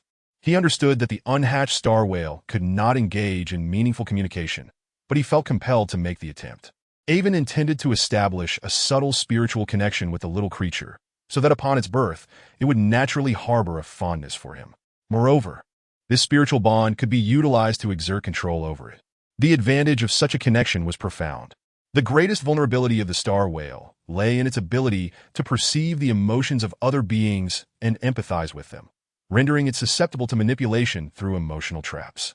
With the establishment of this mental link, Avon could harness the extraordinary psychic power developed in his brain to assist the creature in closing off its mind, shielding it from painful emotions. Although complete avoidance was unattainable, at the very least, it would allow the creature to remain within a bearable range of suffering. During his exploration of the star whale's eggs, Avon had glimpsed the form of the little being within. Apart from its colossal size, the front half of the star whale bore a resemblance to a whale from the ocean, yet its rear was strikingly different. Its tail consisted of 3 long tentacles, even longer than its body. Without accounting for the tail, it measured slightly over 100 meters, but with the tail included, it approached a staggering 300 meters. With the star whale as a new subject of research, Avon dedicated nearly all his energy to this endeavor, seldom leaving Skull Island. He focused on nurturing his bond with the little star whale, causing several of his original plans to be postponed. While Avon secluded himself on the island, the international landscape underwent a dramatic transformation. Germany was finally defeated, and Hitler, in a state of despair, took his own life. In such circumstances, Germany had no choice but to announce its surrender. The Allied forces, led by the United States, originally intended to seize the opportunity to impose harsh reparations on Germany, demanding territorial concessions and aiming to set the country back by decades. However, at this juncture, Avon intervened. He instructed Klee to clandestinely meet with high-ranking German officials, bringing along research materials on nuclear weapons and a pre-manufactured nuclear warhead. In exchange for these 2 items, he sought their commitment to support his ascension as the leader of Hydra. Upon reviewing the nuclear weapon documentation, the German officials immediately acquiesced, with the deterrence of nuclear capabilities. They believed they could negotiate from a position of strength at the bargaining table, ensuring their nation's stability. Originally, Avon had intended to handle this matter personally, but at that moment, he was preoccupied with fostering his relationship with the little star whale, thus delegating the responsibility entirely to Klee. He selected a trusted confidant to manage Hydra's internal affairs on his behalf. Unexpectedly, Avon's seemingly innocuous actions yielded unforeseen benefits. The Scientific Research Division had long pretended to devote all its energy to scientific inquiry, presenting Avon as a researcher devoid of ambition. This time, Avon's absence led the German officials to mistakenly believe that someone was manipulating Hydra under Avon's name, when in reality, he was merely a puppet. Avon made no effort to clarify this misunderstanding, choosing instead to cooperate with their assumptions. He decided to leave all Hydra matters to his subordinates, remaining hidden in the shadows. In truth, since the demise of Red Skull, Hydra had fragmented into several factions, each led by its own leader. Although they maintained connections, none would take orders from Avon. This did not concern him. What he truly sought was Hydra's network, as he had resolved to build a global business empire leveraging the resources at his disposal. He was well aware of Hydra's potential to control numerous high-ranking officials in politics and business, and their assistance would undoubtedly yield significant advantages. Throughout this endeavor, Avon never expected the other Hydra leaders to heed his commands. However, cooperation was possible. He had nearly captured all of Hydra's scientific personnel, ensuring access to a plethora of advanced technological equipment. Eventually, others would seek his assistance, allowing him to engage in mutually beneficial transactions. The subsequent developments unfolded smoothly. After the German officials received the documentation and the nuclear warhead, they invited the Allied forces, led by the United States, to witness a military exercise before negotiations commenced, demonstrating the nuclear warhead in a desolate desert. The sheer power of the nuclear device was awe-inspiring. At that moment, the only nation possessing nuclear weapons was the United States. But upon realizing that Germany's nuclear arsenal surpassed their own, they were taken aback. The devastating radiation of nuclear weapons could linger for a century. If provoked, Germany might unleash a barrage of nuclear weapons, potentially leading to national annihilation. Ultimately, they demanded only modest reparations from Germany, allowing the industrial system to remain intact. Now, Germany was no longer under Hitler's rule, and the new leadership did not share his frenzied ideology. Although the reparations would significantly weaken Germany, they were within acceptable limits, facilitating a swift resolution to the negotiations. From certain perspectives, Avon emerged as a significant benefactor to Germany, earning the attention of its leaders. However, he remained indifferent to this recognition. While nominally the controller of Hydra, he never made an appearance, delegating responsibilities to his subordinates. This only reinforced the perception among German officials that Avon was merely a puppet, coerced into compliance, and they even contemplated rescuing him, unaware of his whereabouts, ultimately leading to their abandonment of the idea. Having resolved the organizational matters of Hydra, Avon found himself without immediate plans and allowed himself to fully relax, spending his days immersed in the company of the embryonic life on Skull Island. One day, the star whale egg finally exhibited signs of activity, accompanied by a series of crackling sounds emanating from within. A fissure gradually formed on the eggshell, expanding ever larger. Following the increasingly resonant sounds, the cracks multiplied until a section of the shell, measuring several meters across, shattered, revealing the massive head of the whale struggling to emerge. Its strength was insufficient, and it emitted a series of distressed cries. Avon merely stood by, observing the little creature's determined efforts to break free, showing no inclination to assist. He understood that this was a necessary hurdle for the creature, one it had to overcome on its own. Any external assistance could prove detrimental. After numerous attempts, the little one finally succeeded, the cracks now covering the entire egg, which split completely in half. The little creature emerged, gradually stretching its body, which alone measured over 100 meters in length, complemented by 3 long, tentacle-like tails, bringing its total length close to 300 meters. As the newly born star whale encountered the world, it was filled with curiosity. Its 3 tails gently swayed as its body began to float and swim, observing its surroundings. Suddenly, the little creature let out a lengthy roar, releasing a peculiar aura that enveloped the entirety of Skull Island. All creatures on the island, regardless of size, including the mighty gorillas and the skeletal lizard pythons dwelling in the subterranean caverns, turned their gazes towards the direction of the little star whale, bowing their bodies in reverence, as if to welcome the arrival of a king. The unique magnetic field of the island had influenced all life forms, creating an innate connection with the star whale.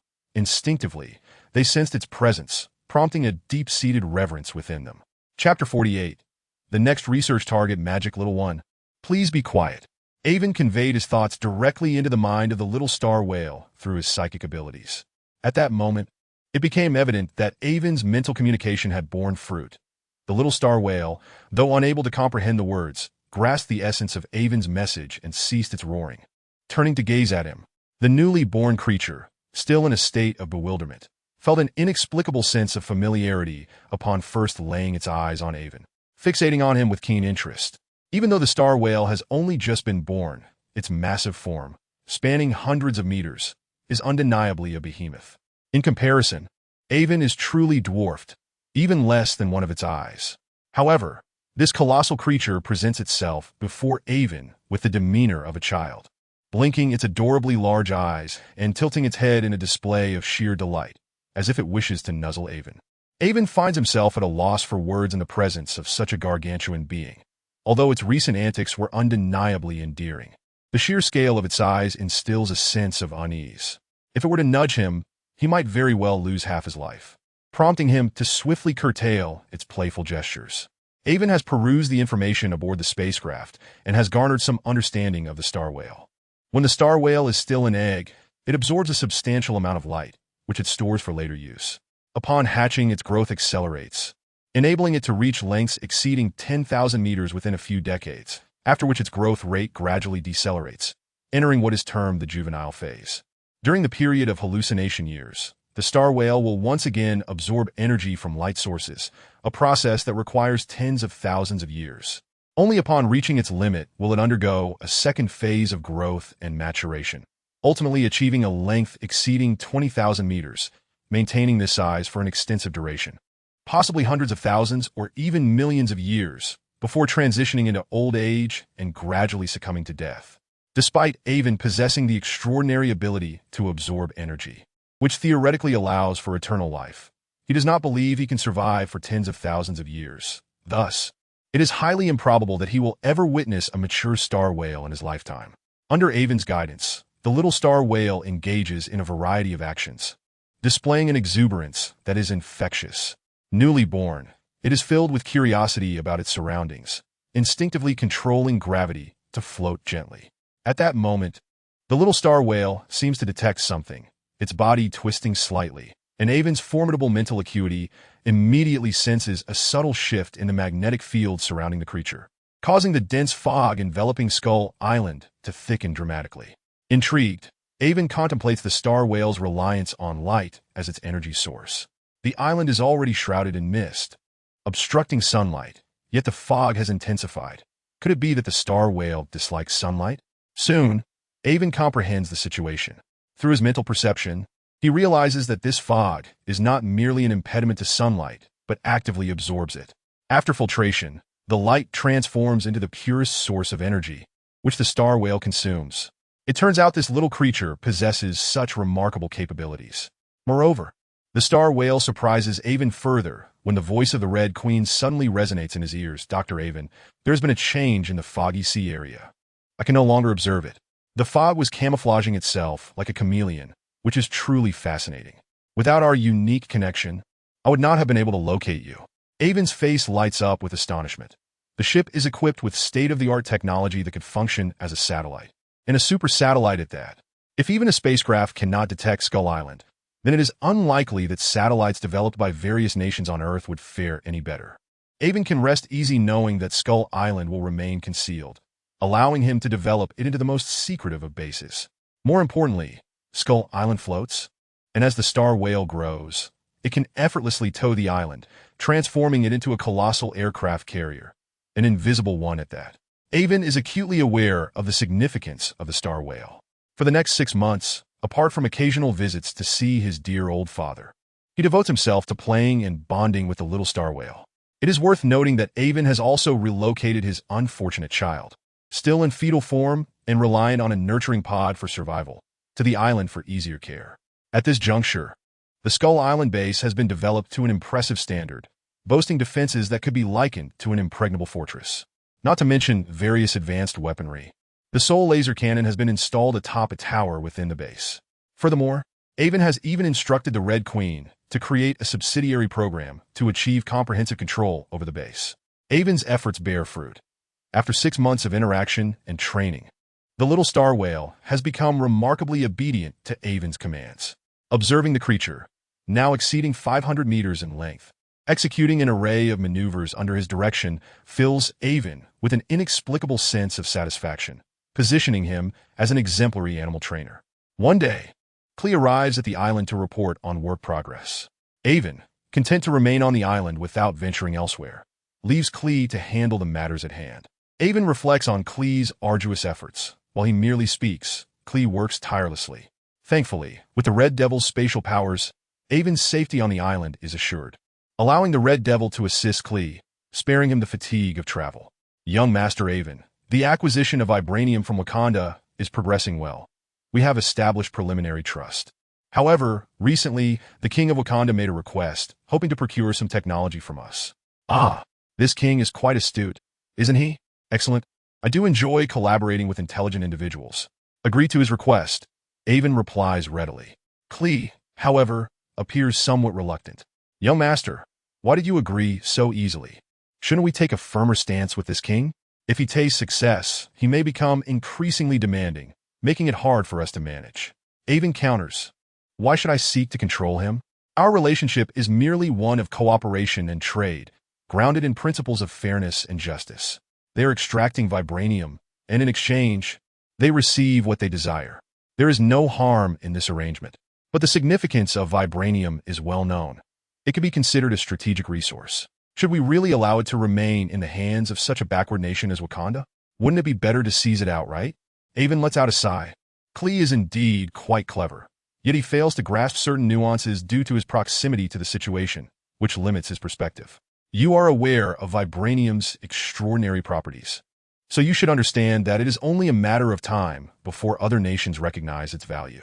If we resort to forceful conquest of Wakanda, it will inevitably lead to the premature exposure of vibranium. The allure of vibranium is sufficient to provoke intervention from powerful nations. Do you think we could withstand the onslaught of an entire country? No, we cannot. At this moment, Klee realizes his misjudgment. Avon's approach is indeed the most logical. By engaging in trade with Wakanda early on, they establish fundamental trust. As long as this trust is maintained, they can continuously acquire vibranium from them.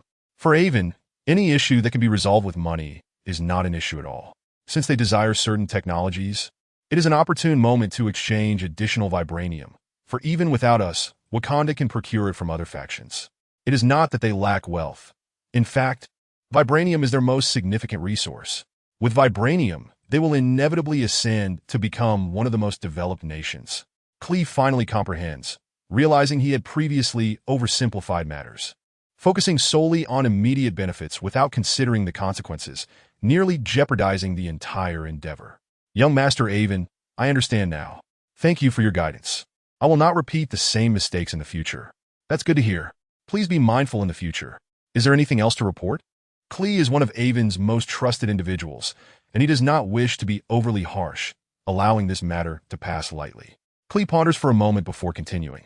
Previously, you mentioned your desire to attend Hogwarts School of Witchcraft and Wizardry in the UK to study magical knowledge. I have news on that front. Just as you anticipated, the UK is astonishingly fixated on nuclear weapons. Upon learning that you were willing to exchange research materials on nuclear weapons, they readily agreed.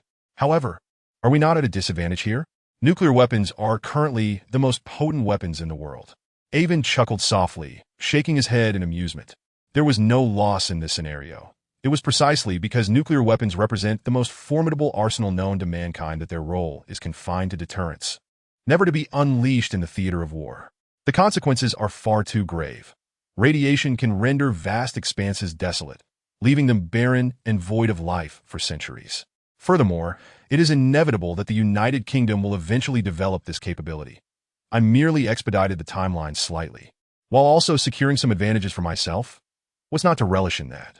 Well, although I don't quite comprehend it all, I have faith that Master Avon is undoubtedly correct. Given the British government's emphasis on nuclear armament, even the royal family has personally intervened to communicate with the headmaster of Hogwarts School of Witchcraft and Wizardry, incurring certain costs merely to gain the consent of those wizards for you to attend the magical institution and access the entire library's resources, he noted. However, Kelly hesitated, trailing off in thought. But, what is it? Speak your mind without hesitation, Avon interjected, somewhat irked. I have heard whispers that the wizards at the Magical Academy are quite displeased with your unrestricted access to the library's resources. They might resort to underhanded tactics, and I believe it would be prudent for you to exercise caution. After all, the wizards possess cunning abilities and operate within their domain. Should any mishap occur, we would be unable to provide assistance, Kelly advised. Enough, Avon exclaimed, cutting Kelly off with a wave of his hand. You must have confidence in me. When it comes to self-preservation, I dare say no one can rival my prowess. Even if all the wizards at the Academy were to unite against me, I am confident in my ability to retreat unscathed. You need not worry. Kelly stifled the remainder of his concerns, resignedly shaking his head. He understood that persuading Avon to alter his stance was a futile endeavor, and thus he acquiesced to Avon's decision. Chapter 49. Further enhancement. Kelly's report extended over the course of 3 hours before concluding. Once he departed, Avon found himself alone, seated in contemplation. Suddenly, his eyes flickered open, a spark of brilliance illuminating them. He clenched his fist and swung it with force, summoning a tempestuous gust of wind, accompanied by a resounding explosion, as if invisible ripples were radiating outward. For nearly a year, Avon had been harnessing his extraordinary abilities to absorb energy and fortify his physical form, diligently practicing internal martial arts and experiencing rapid enhancement in strength. If he were to confront Wonder Woman now, with his abilities combined, even if victory eluded him, he could at least maintain his ground, avoiding the humiliation he had endured previously. However, of late, Avon discerned that the method of utilizing his powers to intensify his body was yielding diminishing returns. His physical capabilities had already reached approximately 13 times that of an average human, akin to the stature of Captain America. Although further augmentation was still feasible, the pace had slowed to a maddening crawl, as if he had encountered an insurmountable barrier. This predicament troubled Avon deeply, as he suspected he had reached the pinnacle of human physicality on Earth. To continue enhancing his strength, he needed to shatter these limits, allowing his body to evolve. There were 2 potential paths to achieve this. The first involved slowly accumulating energy, steadily condensing it within his being until a qualitative transformation occurred, propelling his physical evolution. However, this method would require an extensive passage of time, potentially decades, and Avon was reluctant to wait that long.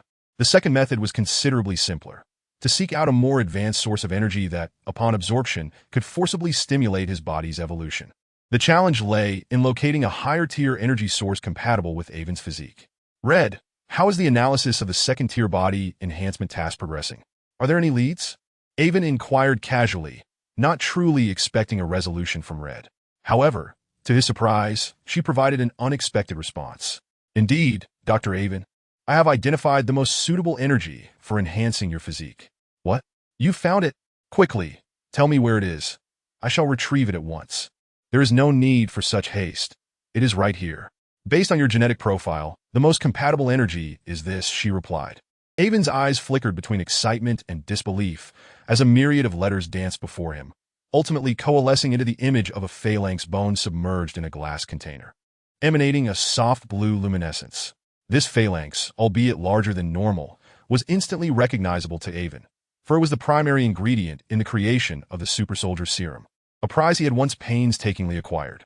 The energy contained within this bone was extraordinary, possessing a remarkably high grade, and was guaranteed to aid him in transcending his physical limits, enabling a further evolution of his body. Avon pondered for a moment before asking, why this particular source? The energy contained within the Tesseract should theoretically be of a higher grade, and I possess a substantial amount of energy extracted from it. Could those energy blocks not be utilized for enhancement? Indeed, the energy from the Tesseract is of a higher grade. However, it consists of spatial energy, which is not suited to your constitution. Utilizing spatial energy for enhancement would yield a success rate of merely 60% and could potentially entail unforeseen dangers.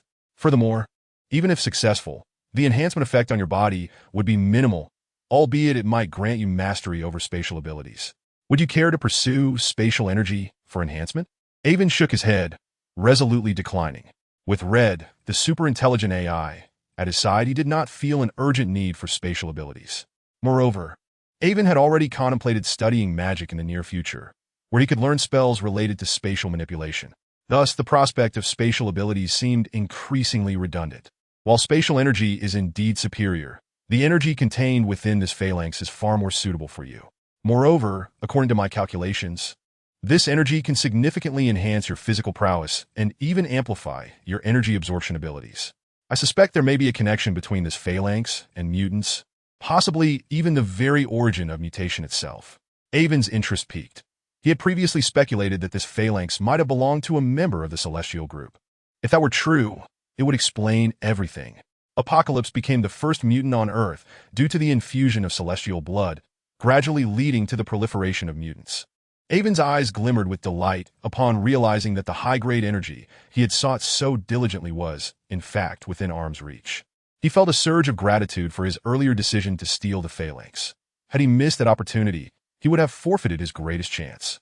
Very well, I shall employ this energy to enhance my physique. However, there is one issue. The energy contained within the phalanx is finite. Even if I were to absorb it entirely, it would likely yield limited benefits. How shall we address this dilemma? Rest assured, Dr. Avon, I have already devised a solution for this. I previously analyzed the energy within the phalanx. While I have not fully deciphered it, I have gained a general understanding. It is feasible to create an energy converter, but it will necessitate the extraction of half of the phalanx to serve as the core of the converter. Any energy passing through the phalanx will be filtered and converted into a similar form, with light and electric energy being the easiest to transform. I recommend utilizing these two types of energy for conversion. Excellent. Let us commence immediately. I need to acquire the energy converter as soon as possible. Avon felt a surge of impatience and promptly checked the materials required for constructing the energy converter, sending a message to Kelly to assist in its preparation. With Red, the superintelligent AI, as his aide, Avon found the process remarkably effortless. Red transmitted the schematics for the energy converter to Avon, who then placed his hand on the pre-prepared materials, utilizing his abilities to deconstruct and reassemble them into individual components. In no time, an exquisitely intricate apparatus materialized at the center of the laboratory. Continuing, Avon retrieved a half-meter glass bottle from a safe at the back of the laboratory, containing the mysterious phalanx. He carefully extracted half of it, and after meticulous polishing and sculpting, transformed it into a spherical form, its surface adorned with numerous tiny perforations, which he then installed into the energy conversion device. It must be said that Avon's ability to deconstruct and reorganize materials proved remarkably effective in mechanical manufacturing. The energy converter was crafted in a mere 2 days, largely due to the extensive time spent on material preparation. The principle behind this energy converter bore similarities to Avon's innate talent for energy absorption and transformation, allowing him to absorb energy and convert it into a wondrous form that could substitute for metabolic processes, thereby achieving the elusive goal of immortality. Avon's father, unbeknownst to many, had lived for countless years relying on this variability. The device originally employed by Rasputin to open a dimensional rift and summon the offspring of demons operated on a somewhat analogous principle, albeit utilizing magical energy transformed into spatial energy, which was comparatively simpler. With the energy converter successfully constructed, Avon was naturally compelled to test its efficacy. Previously, Hong Ho had mentioned that converting electrical energy and light energy was relatively straightforward, although collecting light energy posed its own challenges. Thus, Avon opted for electrical energy. The facility was, in fact, powered by a small nuclear generator located beneath the laboratory, where a subterranean space had been excavated to accommodate the generator. Avon directly connected 2 lines from the underground generator to the energy converter and pressed the switch. Grasping the protruding handles of the converter with both hands, an influx of pure energy surged into his body. Boom! Avon felt as though a tremendous sound reverberated in his mind. This extraordinary energy radiated outward, and he distinctly sensed that every cell in his body was rejoicing. A profound sense of comfort enveloped him, akin to being immersed in a hot spring or returning to the womb, so pleasurable that he nearly cried out in ecstasy, gradually succumbing to a blissful stupor as he closed his eyes. This energy harmonized splendidly with Avon's physiology, being effortlessly absorbed and far surpassing the earlier direct absorption of electricity in enhancing his physical capabilities. While Avon reveled in this sensation, he remained oblivious to the chaos unfolding throughout the entire base. As he began to absorb energy, the facility's lighting flickered erratically, and various devices exhibited signs of insufficient power. The underground generator operated under high load, its brightness intensifying, yet it struggled to keep pace with the energy conversion rate, causing the power supply equipment to emit crackling sounds and sporadically spark, threatening to ignite at any moment. Before long, Avon opened his eyes, awakening from the intoxicating experience. Not by choice, but because the energy converter had ceased its energy transmission, abruptly severing him from that pleasurable state. Upon regaining his senses, Avon was startled to find the laboratory shrouded in darkness, puzzled by the sudden power outage. "Dr. Avon, are you all right?" The voice of Hong Ho echoed from behind him. "Fateful. I'm fine. What has happened at the base? Why is there a power outage?" Upon hearing Avon's inquiry, Hong Ho's expression tightened. Having accompanied Avon for some time, he had gleaned some scientific knowledge, and after recalling Avon's earlier grasp of the energy converter and the electrical circuit's sporadic sparking, he deduced that the base's turmoil was due to Avon siphoning off all the electrical energy, while Avon himself remained blissfully unaware. Upon learning the sequence of events, Avon was equally taken aback. The facility was powered by a nuclear generator capable of supplying electricity for an entire city for a year. Yet the energy he had converted had been entirely depleted in such a short span, an utterly astonishing realization. Avon hurried to the underground generator room, confronted with the energy-depleted nuclear reactor, momentarily at a loss for words. Fortunately, being wealthy afforded him some leeway. Otherwise, few could sustain such a voracious energy consumption rate. Avon took the initiative to activate the facility's backup power supply, restoring electricity and returning everything to normalcy. Chapter 50. The Magical World in the Aftermath of World War II. England found itself in an economic downturn, with a surplus of weapons accumulating in manufacturing warehouses that could not be sold, forcing many factories to declare bankruptcy and leaving countless workers unemployed. At King's Cross Station, throngs of people crowded the platform, awaiting the arrival of trains. Typically, those waiting for trains would cluster near the platforms to board swiftly upon arrival. However, two individuals stood apart, positioned between platforms 9 and 10, closer to the 10th platform, curiously examining a wall as if studying something of great interest. Logically, such an odd behavior would attract attention, yet strangely, no one seemed to notice them. It was as if an inexplicable force compelled onlookers to overlook their peculiar presence. At that moment, the young man studying the wall turned to his companion and inquired Azazo, "As a wielder of spatial abilities, what do you sense about this platform 9 3/4?" Unmistakably, these two were Avon and Hong Ho, who had invested significant resources to establish contact with the British authorities for this opportunity to learn magic. According to their arrangement, they were to meet the designated individual at this very platform. "I can sense spatial energy fluctuations emanating from this wall.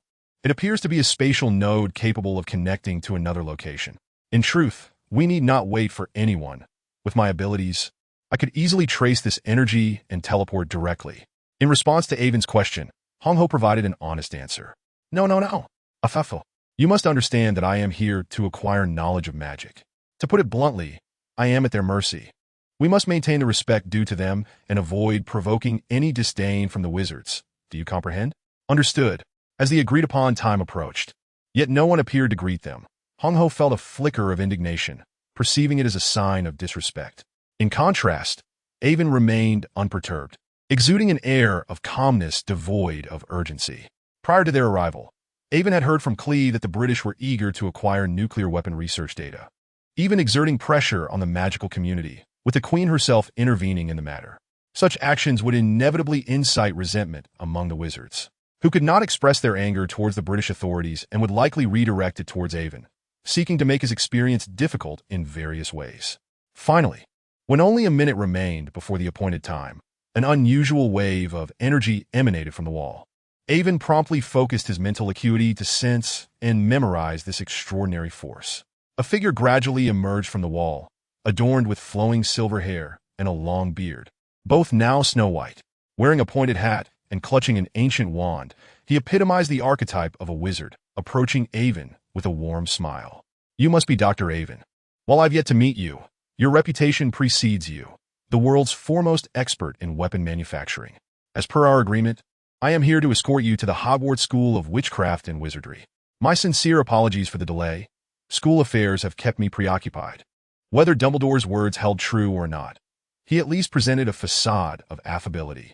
Dumbledore extended his hand towards Ivan, employing the modern handshake rather than the customary magical greeting, clearly indicating his inner reluctance to accept Ivan, coupled with the peculiar glimmer that surfaced when he referred to Ivan as a weapons manufacturing expert. It was evident that he regarded Ivan merely as a purveyor of lethal instruments. Ivan maintained a smile, feigning ignorance of any underlying tension, and reached out to shake Dumbledore's hand.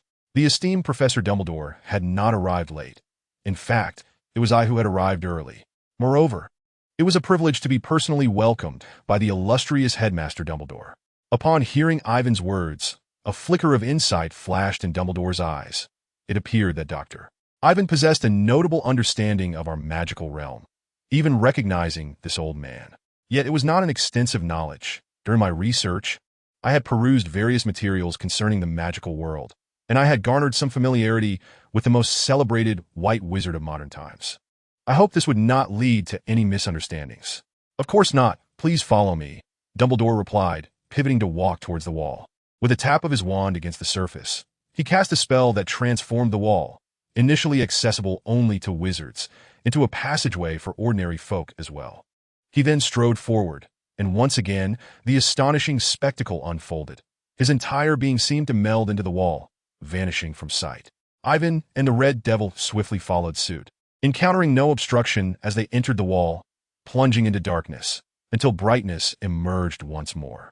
Upon regaining their sight, Ivan and the Red Devil found themselves in an entirely different realm of magic.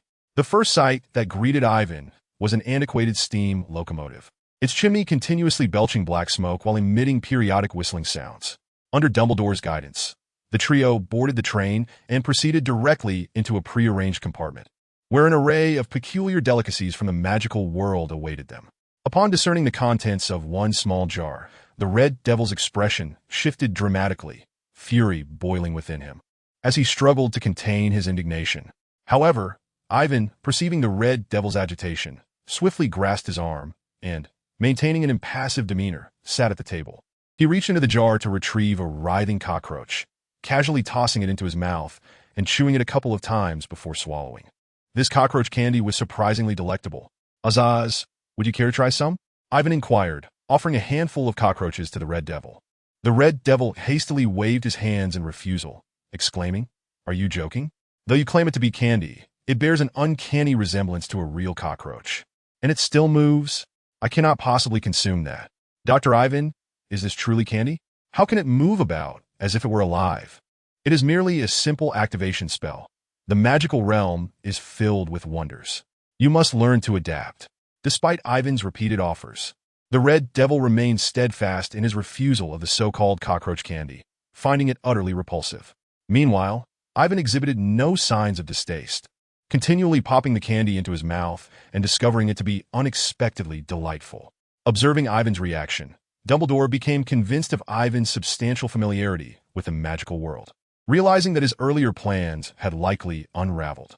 Initially, Dumbledore had intentionally presented the cockroach candy, seemingly revolting, hoping to provoke Ivan into a fury that would lead to a confrontation, thus providing him an opportunity to teach Ivan a lesson and drive him away. However, it appeared that this scheme had failed. Throughout history, wizards have been feared by the masses. Specialized organizations have existed to hunt them, primarily composed of ordinary individuals armed with weapons. Although wizards possess powers far surpassing those of mere mortals and can easily contend with scores of adversaries, the numerical disparity between wizards and ordinary people is staggering. One is no match for 10, 100, or even 1,000. Through sheer attrition, wizards could be overwhelmed and exhausted.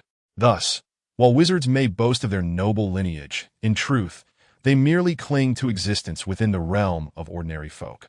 Under such circumstances, wizards have opted to collaborate with the commoners for survival and development. While the lower echelons of society regard wizards as mere legends, oblivious to their existence, the upper echelons are well aware that wizards are not a mere secret. With the advancement of human technology, particularly with the advent of firearms, the existence of wizards has become increasingly precarious. A single gun could spell doom for even a wizard, regardless of the wielder's age. Consequently, they are compelled to conceal their identities while simultaneously seeking support from the British elite, offering their assistance to the nation in return. Just days prior, when Ivan sought to study magic and requested full access to the Magical Academy's library, Dumbledore had denied him. Yet, with the Queen herself intervening, employing a half-threatening approach, they were compelled to acquiesce. Dumbledore, feeling a surge of frustration, sought to assert his authority over Ivan, only to find his efforts effortlessly thwarted. Now that it was clear that Ivan possessed a commendable understanding of the magical world, Dumbledore chose to abandon his petty tactics and spoke plainly. Dr. Ivan, since I have agreed to your request to study magic, I shall not refuse you access to the Magical Academy's library. However, there are certain matters I must caution you about. Magic is an exceedingly perilous force, particularly dark magic. The library contains many accounts of forbidden powers, and I hope you will not lose yourself in the pursuit of such power. Additionally, I wish to request that during your time at Hogwarts, you refrain from excessive interaction with the students. Ivan pondered this for a moment and replied, "That is certainly agreeable. My purpose here is to learn magic, and I have little interest in the antics of those young children. However, I would like to inquire whom I should approach should I encounter difficulties in my magical studies. You may come to me with any questions. I will personally guide you. Whatever the issue, I will do my utmost to provide clarity, as I would prefer to avoid any unpleasantness between you and my students. Of course, as you wish. During my time at the Academy, I shall adhere to your directives. However, I cannot remain confined within the school. Having arrived in the magical realm, I must explore and procure some local specialties. Surely you would not deny me this freedom?" After a moment of contemplation, Dumbledore finally relented, saying, "I shall not interfere in that regard. However, the magical world is fraught with dangers, and I hope you will not come to regret your choices. Regardless of what transpires, I shall have no regrets, and I trust our time together will be enjoyable." Chapter 51. Dumbledore in distress, seeing Ivan's agreement. Dumbledore exhaled in relief. The magical realm had indeed been tumultuous in recent years, significantly impacted by the ongoing war. Wizards were in a state of unrest, with some advocating for the preservation of ancient traditions, seeking to conceal their existence from ordinary people, while others aimed to wholeheartedly assist Britain in achieving victory in the Great War, thereby gaining national support to revitalize the magical community. Dumbledore represented the faction of wizards who favored maintaining ancient traditions. As the most formidable wizard of modern times, he possessed the capability to ensure his lineage held an absolute advantage.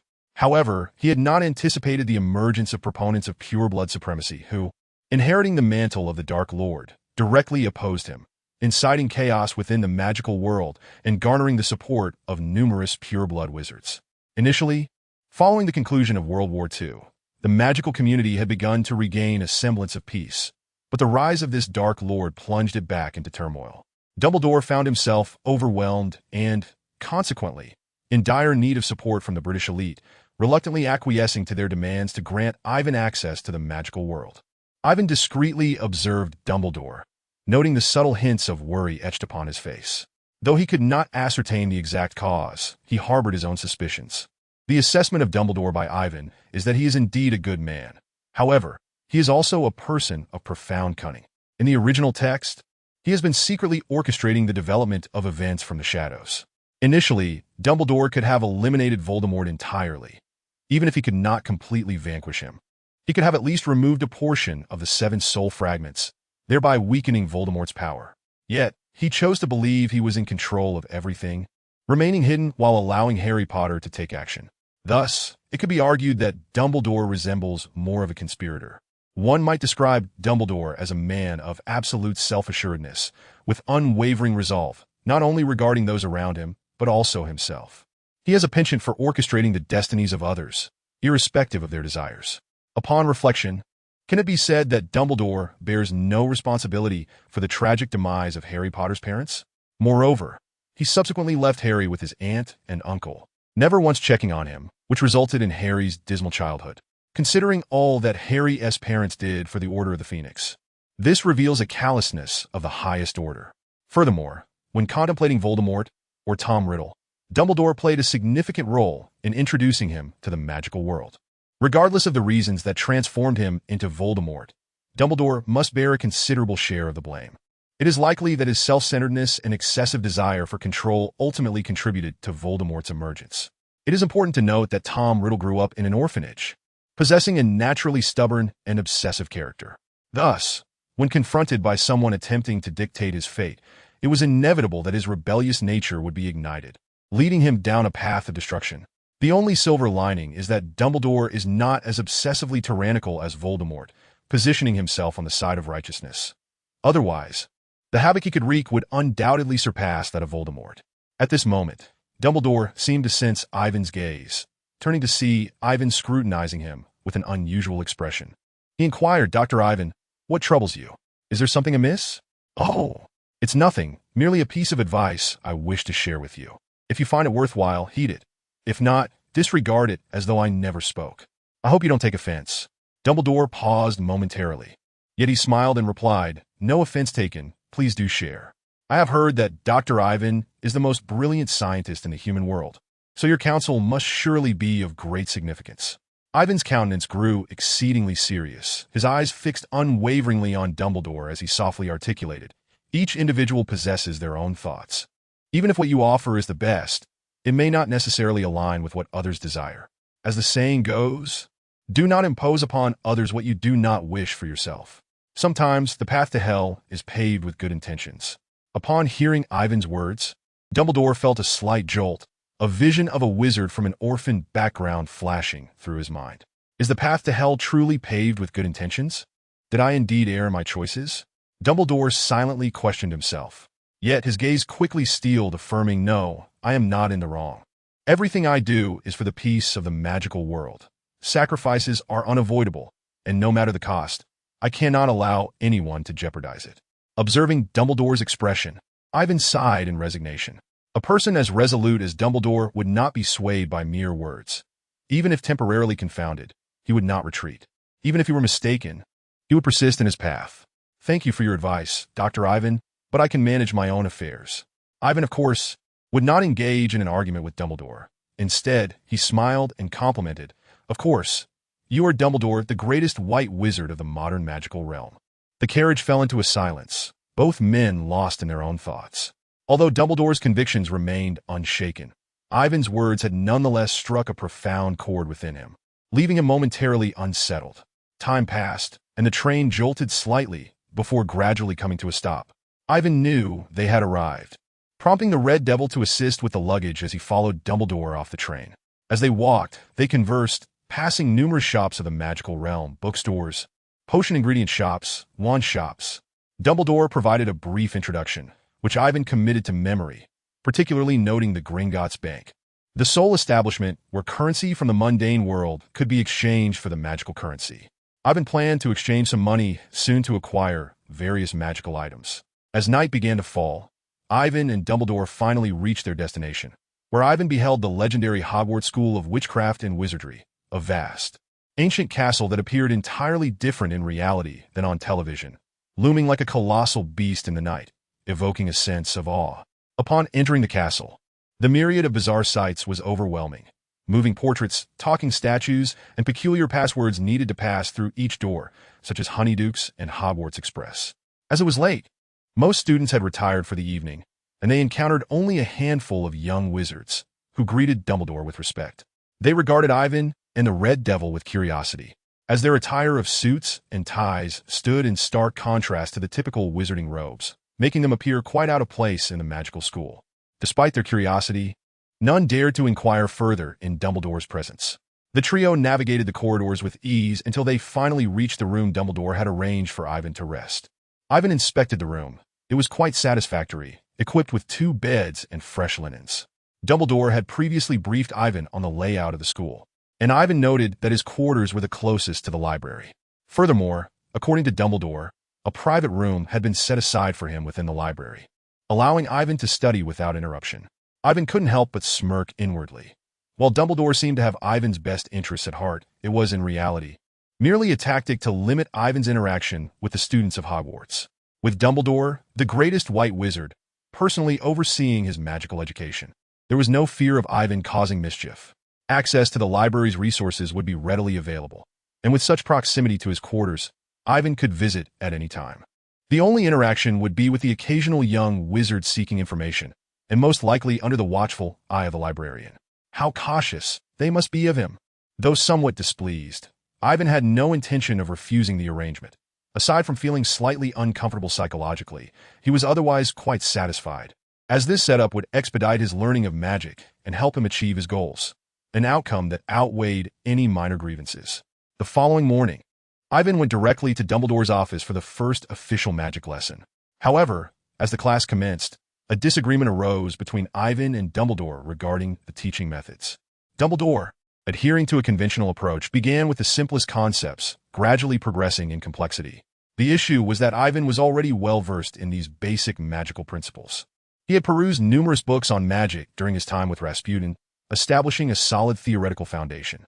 Consequently, a debate ensued, leading Dumbledore to realize that Ivan was indeed as knowledgeable as he claimed, and in some aspects, even surpassing him. After some discussion, Dumbledore adjusted his teaching style, opting to demonstrate magic directly. Ivan experienced the magical energy firsthand, and with the combination of his exceptional intellect and the extraordinary computational abilities of the Red Queen, he quickly analyzed the intricacies of magical energy. The next step was to find a way to convert the energy within himself into magical energy. In truth, when it comes to the theoretical knowledge of magic, few in the entire magical realm could surpass Iwan. However, the dilemma lay in the fact that while he possessed theoretical knowledge, he lacked the practical ability to wield any magic. During the initial demonstration by Rasputin, Iwan had not truly engaged with magical energy. Without such energy, he was naturally incapable of casting spells. Now, however, he had finally completed the last piece of the puzzle. Iwan deciphered magical energy in merely a few hours. Yet mastering the transformation of his own energy into magical energy took him a full 3 days. Following this, Iwan's pace of learning magic astounded Dumbledore. Regardless of the spell, as long as it was demonstrated and its principles explained, Iwan could instantly employ it. Although he was somewhat clumsy at first, within 1 or 2 hours he would become exceedingly proficient, even rivaling Dumbledore himself. The greatest white wizard, Dumbledore, was thoroughly disheartened. Within just a few weeks, Iwan had absorbed the majority of his magical repertoire. Countless times he cursed Iwan as a freak, far surpassing his most brilliant student, Tom Riddle. Ultimately, he found himself reluctant to face Iwan, as he was unsure of what else to teach. Consequently, Dumbledore decided to send Iwan to the library to study independently, only to return with queries regarding any magical difficulties he encountered. Iwan complied dutifully, spending his days immersed in the library, perusing every tome he could find. Magical potions, magical techniques, the history of the magical world, and even the magical creatures that inhabited it. The library housed hundreds of thousands of volumes. For a normal individual, even skimming through them would take several years. However, Iwan was no ordinary person. After quickly flipping through a book within minutes, he could retain all its contents in his mind and comprehend them fully. Although the sheer number of books was daunting, many overlapped in content, allowing Iwan to read at a pace that was nothing short of astonishing. Thus, Iwan became enraptured in the ocean of magical literature, while Dumbledore found himself entirely relieved, thinking he would not have to deal with Iwan's inquiries for a long while. Little did he know that before long, he would once again find himself in distress. Chapter 52. The Wand. Iwan, insatiable in his thirst for knowledge, absorbed magical information like a sponge. In the blink of an eye, a month had passed, during which Iwan uncovered numerous intriguing subjects within the tomes. For instance, the concoction of magical potions such as the Truth Serum, Felix Felicis, Polyjuice Potion, Shrinking Solution, Aging Potion, and the Elixir of Life, among others. Additionally, he explored the creation of various magical artifacts imbued with special functionalities through runes and magical materials. Among the most renowned were the Sorting Hat, the Philosopher's Stone, the Locket of Salazar Slytherin, and the Sword of Gryffindor, all of which fell within this category. The train that had brought him to the Magical Academy was also considered a magical object. Iwan even spent money to acquire materials, crafting a few magical items himself, the most successful of which was a travel trunk. He employed a seamless extension charm, sacrificing a spatial energy crystal to amplify its internal space, enabling it to accommodate a structure as large as a 50-meter edifice. In addition to these, Iwan discovered a plethora of dark magic, including the Cruciatus Curse and the Killing Curse. However, what piqued his interest most was Voldemort's method of slicing his own soul. Iwan did not intend to use this magic himself. While it appeared to grant additional lives, it bore significant flaws, resembling a pit of madness that could drive one to insanity. His fascination with this magic stemmed from a desire to explore the mysteries of the soul. While Iwan was engrossed in his studies at the library, several young wizards from the school occasionally came to consult materials. Although they were immensely curious about Iwan's ability to remain there at will, the library staff's silence led them to refrain from questioning him further. Seizing the opportunity presented by the young wizard's visits, Iwan discreetly released nanorobots to collect certain tissue samples from them for analysis. The findings revealed that the primary distinction between wizards and ordinary people lay in certain mutations within their bodies, seemingly caused by exposure to a form of energy radiation. Moreover, this radiation-induced mutation could be inherited by their offspring, meaning that these individuals' descendants had a higher likelihood of becoming wizards. In contrast, ordinary individuals were left to rely on luck for awakening their magical potential. It was no wonder that some wizarding families boasted about the glory of pure blood, derogatorily labeling ordinary folk as muggles and referring to wizards born from them as mudbloods. This mindset reflected a delusional sense of superiority. In just a month, Iwan had managed to read through half of the library's collection, comprehensively grasping all its contents. Had anyone known the speed at which he devoured knowledge, it would have terrified a multitude. Nevertheless, as he delved into his studies, questions inevitably arose, prompting Iwan to approach Dumbledore with inquiries regarding the complexities of magic. Initially, Iwan's questions were relatively simple, and Dumbledore could easily provide answers.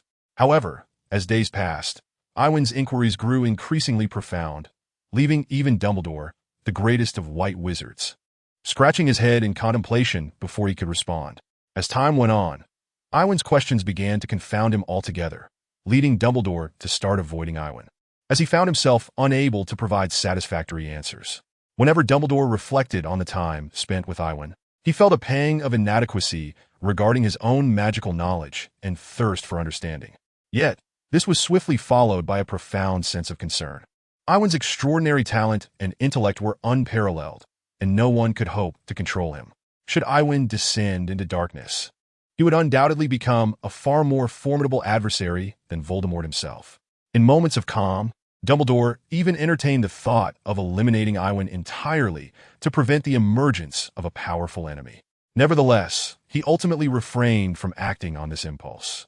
Setting aside the fact that Iwan's presence in the Magical Academy was an arrangement made by the upper echelons of the British government, killing him could provoke discontent not only from the authorities but also from the royal family, which would have dire repercussions for the entire magical community. Furthermore, given Iwan's current strength, Dumbledore lacked confidence in securing a victory. A confrontation between them could wreak havoc upon the school, potentially leading to its utter destruction, which was a prospect Dumbledore could not bear to accept. During this period, Iwan thrived, discovering something new every day and spending the majority of his time in the library. However, all endeavors require balance, and research is no exception. One splendid day, Iwan decided to take a stroll and admire the scenery of the magical world. Departing from the Magical Academy, he was followed closely by a red goblin, who carried a gleaming silver trunk. This trunk was none other than Iwan's own creation, enhanced with a seamless extension charm, boasting considerable interior space. Although the Red Goblin's private space could easily accommodate Iwan's belongings, Iwan opted to have him carry the trunk to maintain a low profile. Iwan had previously heard Dumbledore's descriptions of the magical world, and during his studies, the Red Goblin had conducted thorough investigations, allowing them both to navigate the realm with some understanding. Their attire, custom-tailored a short while ago, bore no distinction from that of the magical community, allowing them to blend in seamlessly without attracting undue attention. Diagon Alley served as a gathering place for wizards, and both Iwan and the Red Goblin were filled with immense curiosity about their surroundings. As they meandered along, a particular shop caught Iwan's eye, piquing his interest immensely. The establishment was none other than Ollivander's wand shop. Those familiar with the Harry Potter saga would recognize Ollivander as one of the 3 premier wand makers, renowned for crafting the finest wands. Many foreigners journeyed to London solely to procure a wand made by him, as nearly all students at Hogwarts wielded his creations. Furthermore, Ollivander possessed an extraordinary memory, recalling every wand he had sold and its respective owner. Iwan's fascination with wand-making compelled him to seize the opportunity, and he strode purposefully into the shop. "Ah, guess I've arrived. Welcome to Ollivander's wand shop. My establishment boasts a history spanning several centuries, undoubtedly one of the finest." Upon seeing a customer, Ollivander immediately launched into an enthusiastic monologue about his shop. Avon chuckled softly, refraining from expressing any opinion on Ollivander's words, and merely stated in a nonchalant tone, "Please hand me a wand to try." Upon hearing Avon's words and noting his indifferent demeanor, Ollivander felt a surge of irritation. How could one be so casual? A wand accompanies a wizard throughout his life. It is essential to understand that it is not the wizard who chooses the wand, but rather the wand that chooses the wizard. The significance of a fitting wand for a wizard cannot be overstated. To select one arbitrarily could tarnish the reputation of my shop. Avon feigned surprise. Is that so? In that case, please select the most suitable wand for me. Of course, money is not an issue. Ollivander, interpreting Avon's words as those of a wealthy scion, felt a twinge of discontent regarding his attitude toward the wands. Nevertheless, as he was a customer, he resolved to treat him well. You appear to be from a pure-blood family. Why not try this one? He presented a wand crafted from white wood and unicorn hair, measuring 10¼ inches, symbolizing purity and nobility. Avon scoffed inwardly. To him, unicorns were merely self-important magical creatures, claiming to only associate with pure-hearted maidens. Yet in reality, they were merely narcissistic. He accepted the wand, meticulously sensing its craftsmanship, and began to attune his magnetic field and magical energy, gently waving it while uttering a spell. A burst of luminescence erupted from the tip of the wand, illuminating the entire shop with brilliant light. The simplicity of such a spell achieving such an effect was truly astonishing. Ollivander's eyes sparkled with delight. Oh, how marvelous! You have chosen the most compatible wand right from the start. I have sold wands for many years, yet this is the first time I've witnessed such a perfect match. I am certain it will provide you with immense assistance. For this wand, you need only pay 10 galleons. Let me try another wand. Avon interjected before Ollivander could finish his sentence. What? What did you say? I didn't quite catch that. Could you repeat it? Ollivander's eyes widened in disbelief, looking as if he might explode. I said, let me try another wand. Avon maintained his placid demeanor, yet his words were infuriating to Ollivander. Do you realize what you are doing? You are discarding a wand that resonates so profoundly with you, forsaking your best companion. You are utterly unworthy of being a wizard. Ollivander's speech became increasingly incoherent as he reached the end of his tirade. How can I know there isn't another wand more suited to me if I haven't tried others? If I find a wand that truly fits after trying others, I will certainly purchase it and make it my closest ally. But for now, I simply wish to try another. Very well. If that is your desire, I shall acquiesce. However, I must caution you, wands of such high compatibility are exceedingly rare, and I doubt you will find one more suited to you.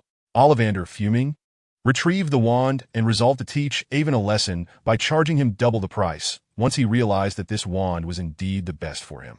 Shortly thereafter, Ollivander presented another wand, softly stating, this one is made from ironwood and dragon heartstring, symbolizing strength and immortality, measuring 12¼ inches.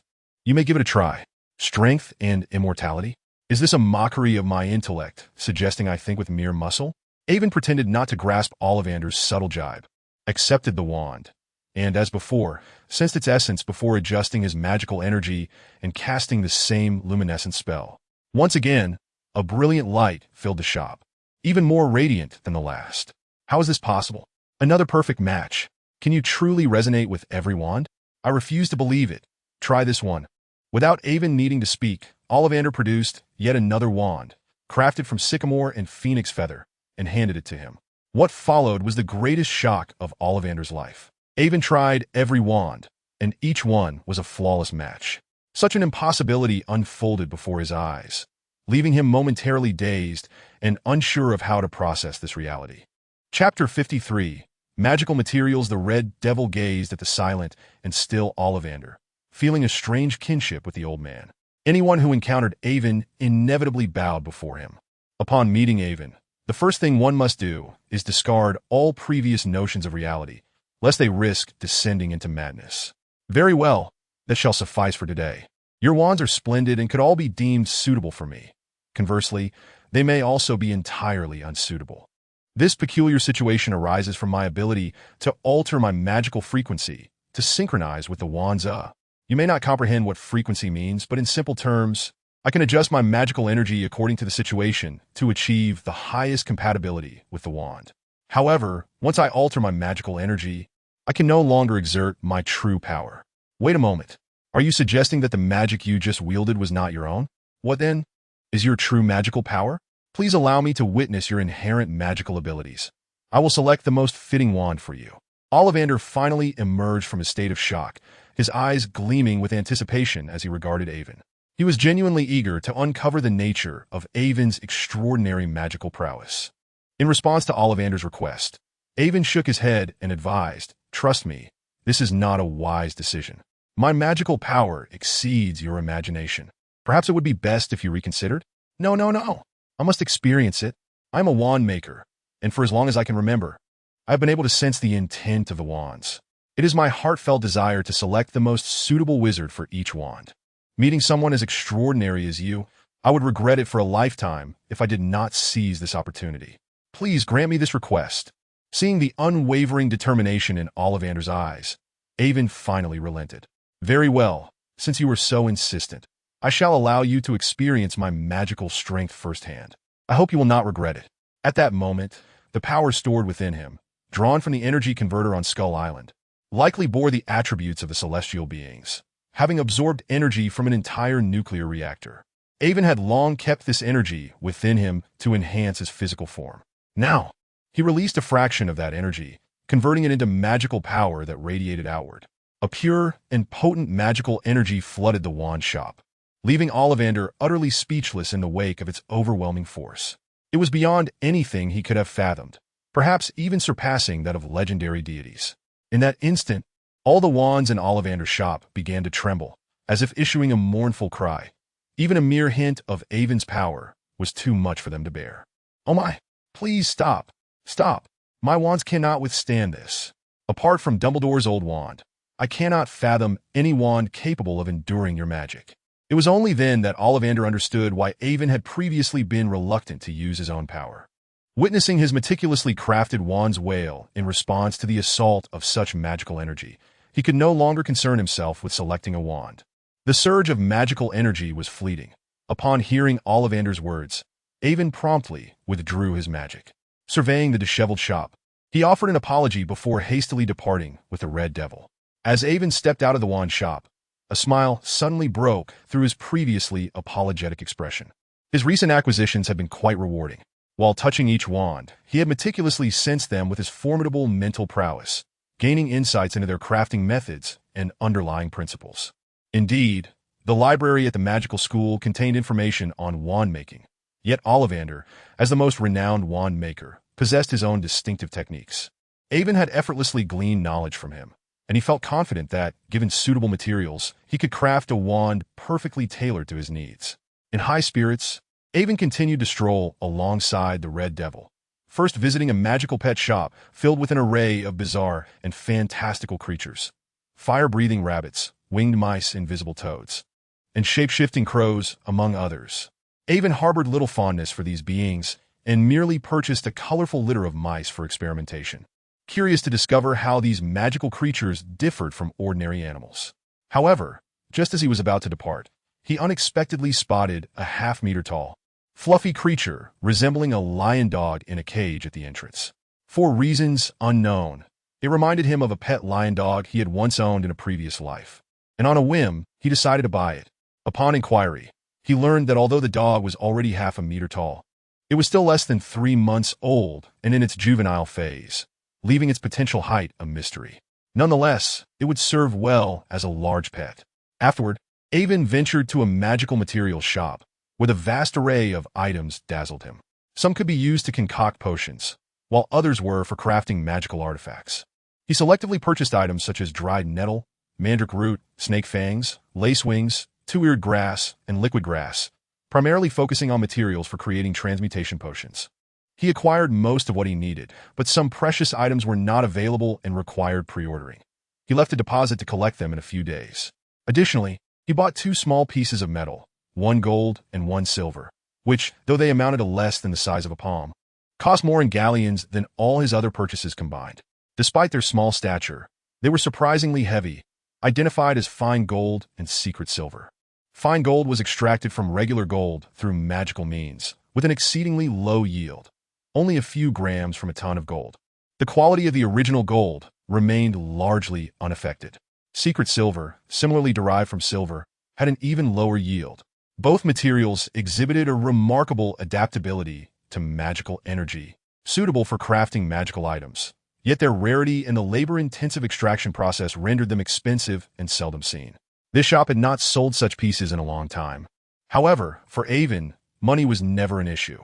He firmly believed that anything resolvable with money was not worth concerning oneself over. Without haggling, he purchased the metals outright. Avon, with thousands of galleons at his disposal, was the epitome of extravagance. Initially, he faced challenges when exchanging currency between the ordinary world and the magical realm due to limits on amounts. However, this minor inconvenience did not daunt him. Upon discovering that the magical world had a penchant for collecting antique art pieces, particularly from the era of King Arthur, he immediately instructed Creature to procure items at high prices. This included crowns of kings from Arthurian times, swords belonging to certain knights of the Round Table, and jewelry belonging to queens. Creature amassed a significant collection, which Avon then sold within the magical community, garnering much acclaim from certain pureblood families and acquiring a substantial amount of galleons. Although he incurred considerable losses during the transactions, Avon remained unperturbed. Wealth afforded him the luxury of whimsy. Avon's shopping spree was far from over. He felt compelled to peruse nearly every shop he encountered.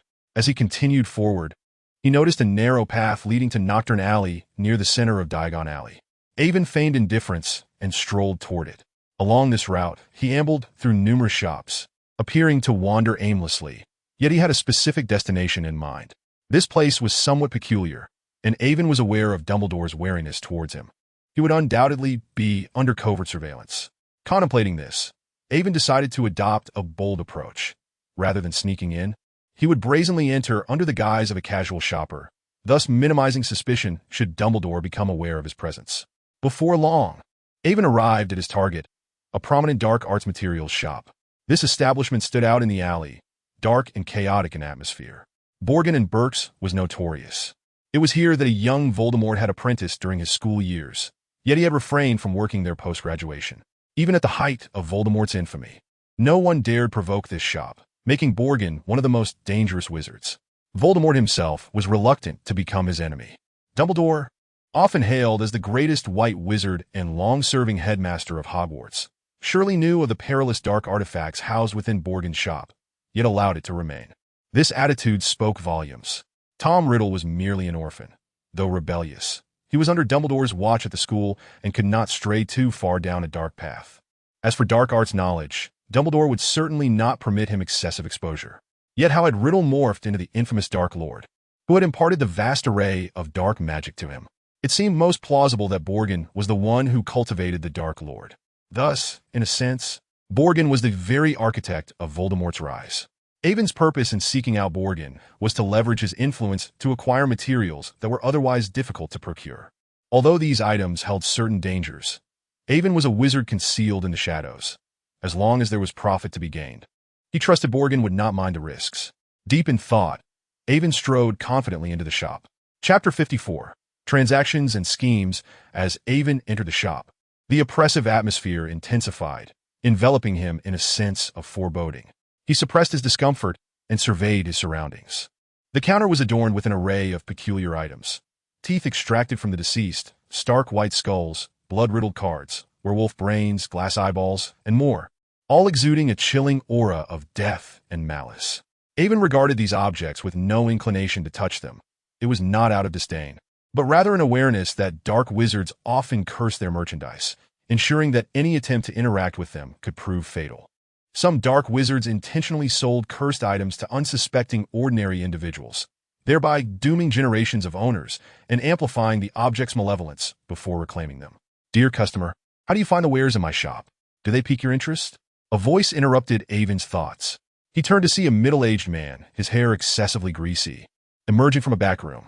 With unsettling eyes and an eerie demeanor, it was clear he was the proprietor of the establishment, Karkaroff Borgin, though most simply referred to him as Mr. Borgin. These items are all quite commendable. Among them, the ordinary ones are indeed genuine, yet the truly exquisite treasures are but mere fakes. What I require is authentic financing, thus it remains insufficient. Upon hearing Evan's words, Mr.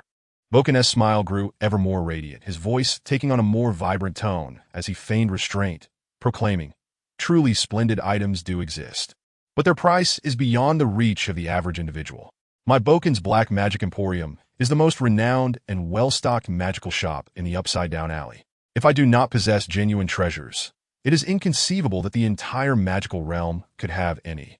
Evan snapped his fingers, and the red devil following him stepped forward, placing a box on the table before opening it. For me, money is never an issue. Anything that can be procured with currency, I shall never find myself lacking. Mr. Boken approached the box, peering inside to find the space remarkably expansive, courtesy of the extending charm. At the very bottom lay a mound of galleons, estimated to be in the tens of thousands. What is your lordship desire? Boken nearly succumbed to the urge to seize the treasure upon seeing the galleons, but with great willpower managed to restrain himself, inquiring with a slightly trembling voice. Evan said little more, retrieving a note from his pocket and passing it over. Upon reading it, Boken's expression shifted dramatically. The contents were primarily contraband, including both the fire dragon and the phoenix, creatures fiercely protected by the entire magical community. I know not why you seek me, nor your identity, but I am a legitimate businessman. These items are beyond my means. Begone! Boken's demeanor darkened, his fury escalating as he brandished his wand, seemingly poised to strike. Evan remained unfazed, recognizing Boken's suspicion of his identity, yet the inner greed compelled him to feign ferocity. Even while gripping his wand and attempting an intimidating facade, his gaze involuntarily drifted toward the box on the table. It was hardly surprising, given the overwhelming allure of the galleons piled high before him. I understand you suspect me to be an aura from the Ministry of Magic, deliberately testing you. You needn't worry about that. Our transaction can proceed in an alternative manner. For instance, I will provide you with a portion of the deposit. Upon your acquisition of the items, you need not deliver them directly to me. Simply bury them in a certain location, and you needn't even handle it yourself. Allow another seller to do so instead. Just inform me, and I shall retrieve them. For each item procured, I will pay the corresponding galleons, with no debts incurred. Even if caught by the aurors, we can disavow any connection, and the repercussions will not fall upon either of us. The rest is contingent upon your own capabilities. Boken's expression fluctuated as he contemplated the security of this method of transaction, and he found himself genuinely tempted. However, this notion simultaneously birthed another thought. It appeared this individual truly wished to procure dark magical items from him, sharing similar apprehensions about potential complications arising from their dealings. Thus, it seemed he had come here clandestinely, unwilling to disclose his intentions to anyone else. Perhaps I could. Boken cast another glance at the galleons, mentally resolving to accept the proposition. A radiant smile spread across Boken's face as he ingratiatingly remarked, I apologize for my excessive caution. I hope I have not offended your esteemed self. Since you are so sincere, I shall not withhold any further. I can procure all these items. Grant me 7 days, and not a single item on the list will be missing. Await my news. Excellent. I appreciate straightforward individuals. In that case, I shall also provide a portion of the agreed deposit up front. The address is on the back of the list. When the time comes, simply write down the location where the items are stored and send it there, Evan stated as he approached the table. With a wave of his hand, a flurry of gold flew from the box, forming a pile of exactly 2,000 galleons beside him. This is the deposit. I will dispatch the subsequent galleons to you upon receiving each item. Boken gazed at the pile of galleons radiating a dazzling brilliance, a profound sense of happiness enveloping him, rendering him somewhat dazed. In that moment, he truly grasped the meaning behind his guest's indifference to money. As Boken observed the red devil closing the box and following Evan out, he suddenly recalled that he had matters to attend to and could not allow the visitor to depart so easily. Esteemed guest, please hold for a moment.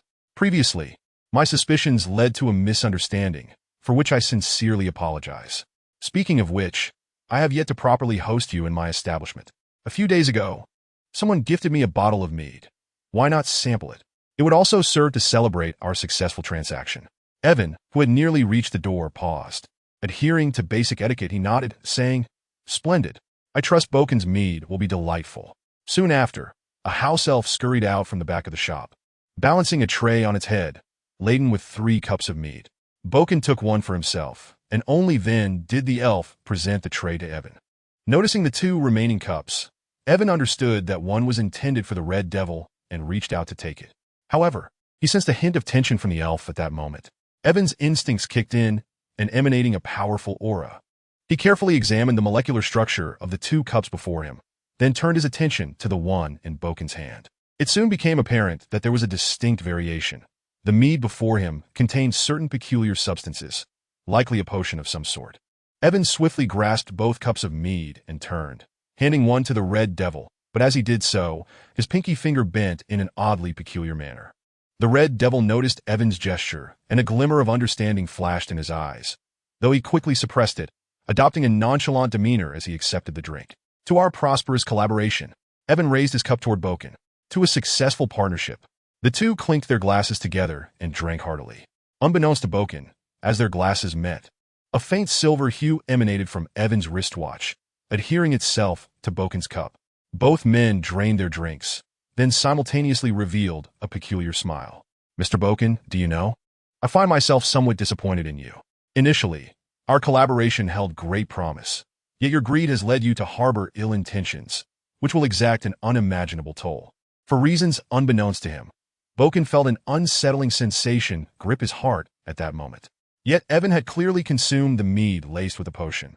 Logically speaking, it should have been foolproof. Why then did he feel this way? I do not comprehend your meaning.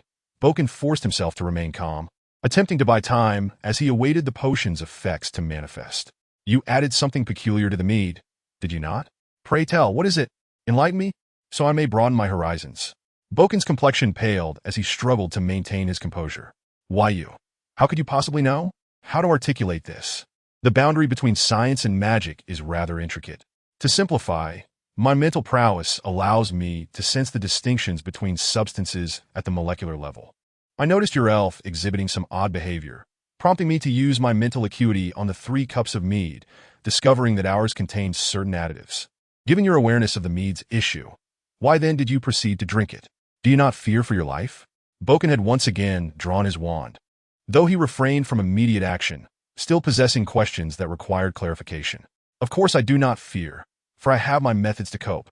I can envelop it with my mental energy, preventing absorption by my body. Should I ingest it, I can simply expel it. As Evan spoke, he opened his mouth, releasing a stream of pale yellow liquid, the very mead he had just consumed.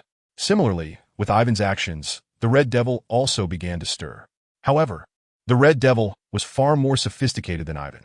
With a mere wave of his hand, a wormhole from a prestigious university appeared in midair, and mead flowed forth, cascading onto the ground. Upon witnessing this, Boggins realized that his plans had been utterly exposed. Gritting his teeth, he brandished his wand to cast a spell. But Ivan merely smiled coldly, treating Boggins as though he were invisible.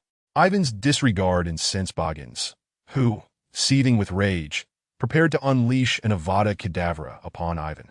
Yet, he soon discovered a terrifying truth. Boggins found himself utterly immobilized. The house elf nearby sensed its master's distress and rushed to his aid. However, Ivan was not inclined to allow such interference. With a snap of his fingers, he rendered the elf motionless, while simultaneously the Red Devil conjured a spatial barrier to confine it. Thus, the elf's expertise in apparition became utterly futile. Chapter 55. Ivan's control tactics within Boggins's dark magic artifact shop. His countenance was a tableau of horror, regret, helplessness, and fear, silently cursing his own folly for succumbing to greed and daring to assault someone of such caliber.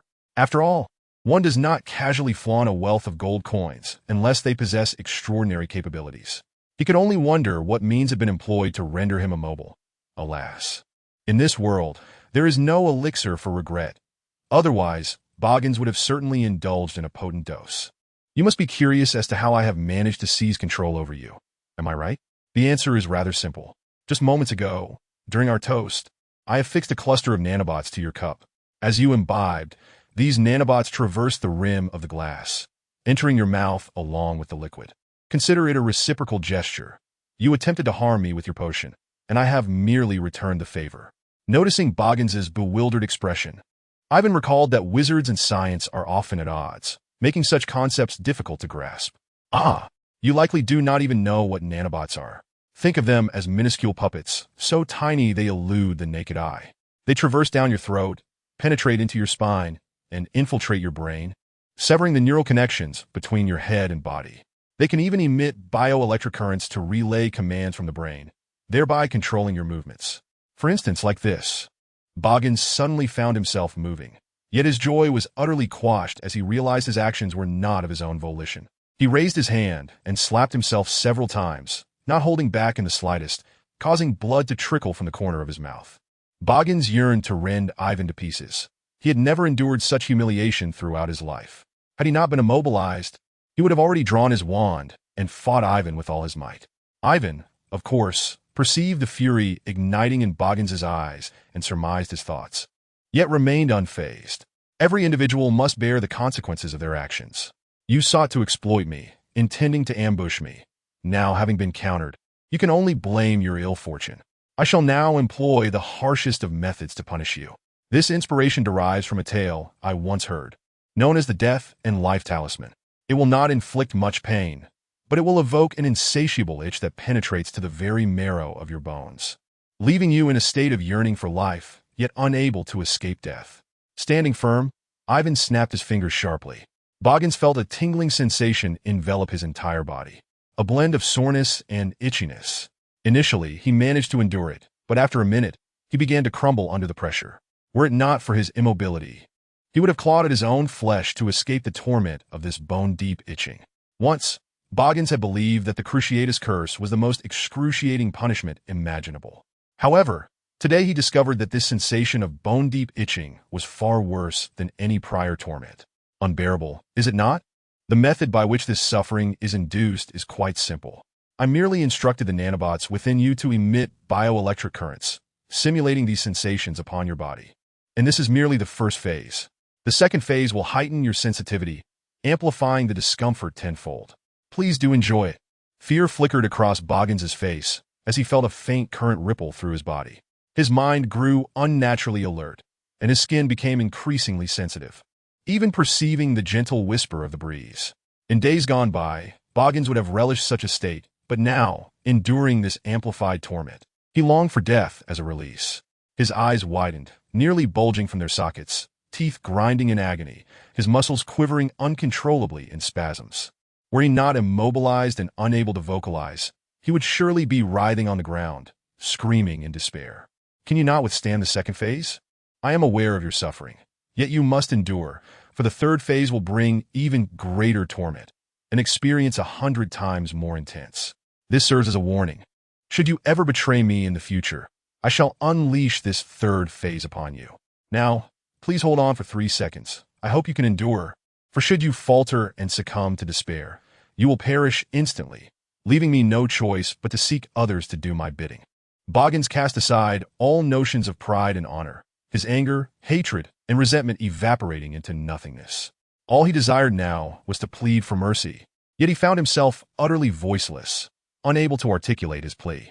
An extraordinary sensation surged from the depths of his being, an itch that penetrated to the very core of his soul, prompting him to tremble violently. The unrelenting discomfort threatened to liberate him momentarily from the control of the nanobots, his body curling into a tight ball, head tilted back and mouth agape. As though he yearned to roar like a beast, yet not a sound escaped him. He managed to endure for a mere 2 seconds before his eyes rolled back, succumbing to unconsciousness under the weight of his agony. When Boggins finally regained consciousness, he found himself utterly drained, sprawled upon the floor, his clothing drenched. It dawned on him that he had fainted from the unbearable itch that had invaded his very bones, his garments soaked through with sweat. "Mr. Boggins, welcome back from the abyss." An infernal voice echoed in his ear, and Boggins, who had previously felt devoid of strength, sprang to his feet like a startled rabbit, retreating in terror to cower in a corner. "Indeed, you have survived.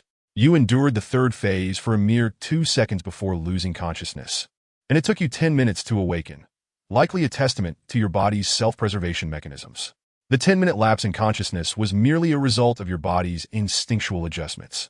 At this moment, Boggins could only feel fear toward Ivan, eclipsing all previously encountered horrors. Not even the Dark Lord inspired such dread within him. "Do not be afraid. Your punishment has concluded. Now come closer and stand by my side. I have tasks for you, and I hope you will be wise enough to heed my warning. I trust you would not wish to endure such punishment again." Though Boggins felt utterly weak and unsteady, upon hearing Ivan's words, he jolted to attention, forcing himself to approach Ivan with an expression of deep respect, devoid of any hint of defiance. "Master," Boggins's voice, no longer oily, carried a raspy timbre. "Precisely. Those who recognize the tides of fate are the true geniuses. From this moment forth, you are my subordinate, and you shall serve me diligently. Should you perform well, I shall reward you handsomely. Thank you, master. I shall devote myself wholeheartedly to your service." Boggins had utterly abandoned any vestige of resistance, for he could not bear the thought of experiencing that bone-deep itching again. Merely recalling it sent shivers through his entire being. Death would be a welcome reprieve. "Excellent. Now that you are mine, you may keep the gold galleons within this chest as initial funding to procure the materials I require." The chest was opened once more, and the golden galleons within burst forth, cascading into the corner and forming a small mountain. However, Mr. Boken dared not harbor even a flicker of greed in his heart. Avon was quite pleased with Boken's reaction and handed him 2 silver orbs the size of thumbs, which were, in fact, 2 clusters of nanobots.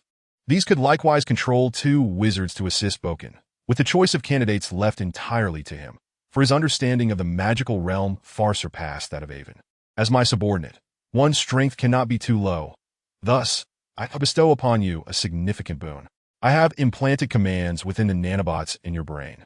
They will stimulate your mind, prompting your pituitary gland to secrete a special substance that will enhance your mental prowess. According to my calculations, within approximately 10 years, you will experience a rapid surge in your mental capacity. As long as your magical power keeps pace, your strength will undoubtedly be greatly augmented, potentially reaching the levels of Voldemort and Dumbledore. This method is the result of my recent research into the physical capabilities of wizards, although it does come with certain side effects, notably the depletion of your potential, rendering further advancement impossible. Attaining Dumbledore's level should suffice, and I trust you will not lament the inability to progress beyond that. Indeed, to reach such heights brings me great joy. I shall utilize this newfound strength to serve you, my master." Alas, this may be the sole piece of good news for Boken today. Yet thoughts of his grim future left him devoid of any semblance of happiness. What use is strength if one remains merely a tool in another's hands? With Boken fully subdued, there was no need to keep the house elf confined any longer. Avon nodded to the Red Devil, who immediately understood and lifted the spatial barrier, releasing the elf. The frightened house elf cast a wary glance at Avon before cautiously approaching its master, having witnessed Boken's earlier ordeal. In the eyes of the elf, Avon had now become the most terrifying figure. Gazing at the wretched creature, Avon pondered the origins of house elves, aware that there were various theories regarding their genesis. 2 particularly credible accounts posited that one involved a pair of brothers who, after a conflict, cursed one another, transforming the cursed sibling into the first house elf. Another theory suggested that wizards crafted house elves from the bloodlines of various magical creatures through alchemy, intending to create servants for their own purposes. Regardless of the origin, the enslavement of an entire race by magic is undoubtedly a process of unimaginable cruelty. However, Avon found it curious that as time progressed, the wizarding community began to decline, with pure-blood families that once almost universally awakened magical abilities dwindling in number, forcing the recruitment of awakened wizards from the general populace to bolster their ranks. In stark contrast, the bloodlines of house elves had not diminished. Their innate ability to traverse dimensions rendered them nearly uncatchable.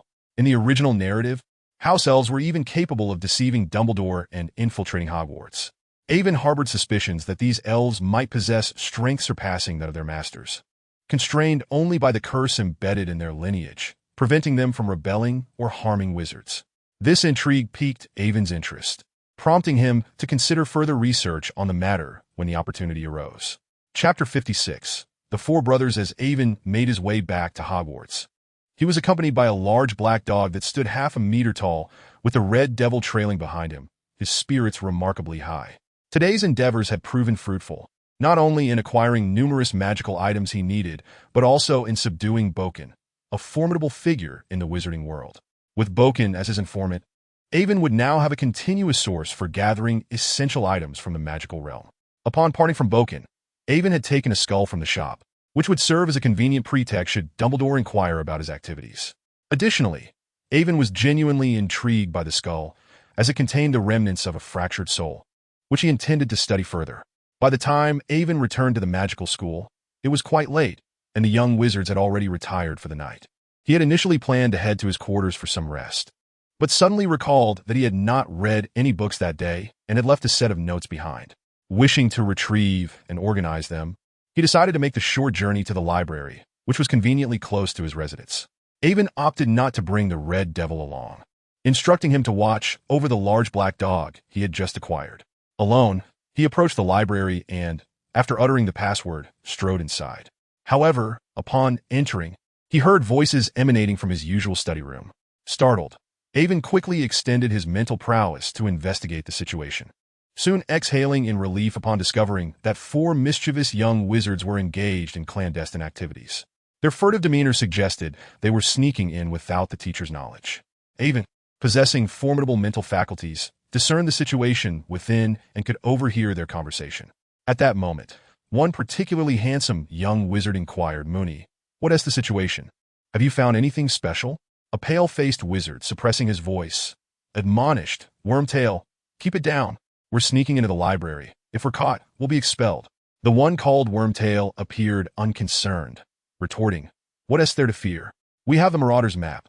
If anyone approaches, it'll show up, and we can leave before anyone notices. Padfoot, how is it looking on your end?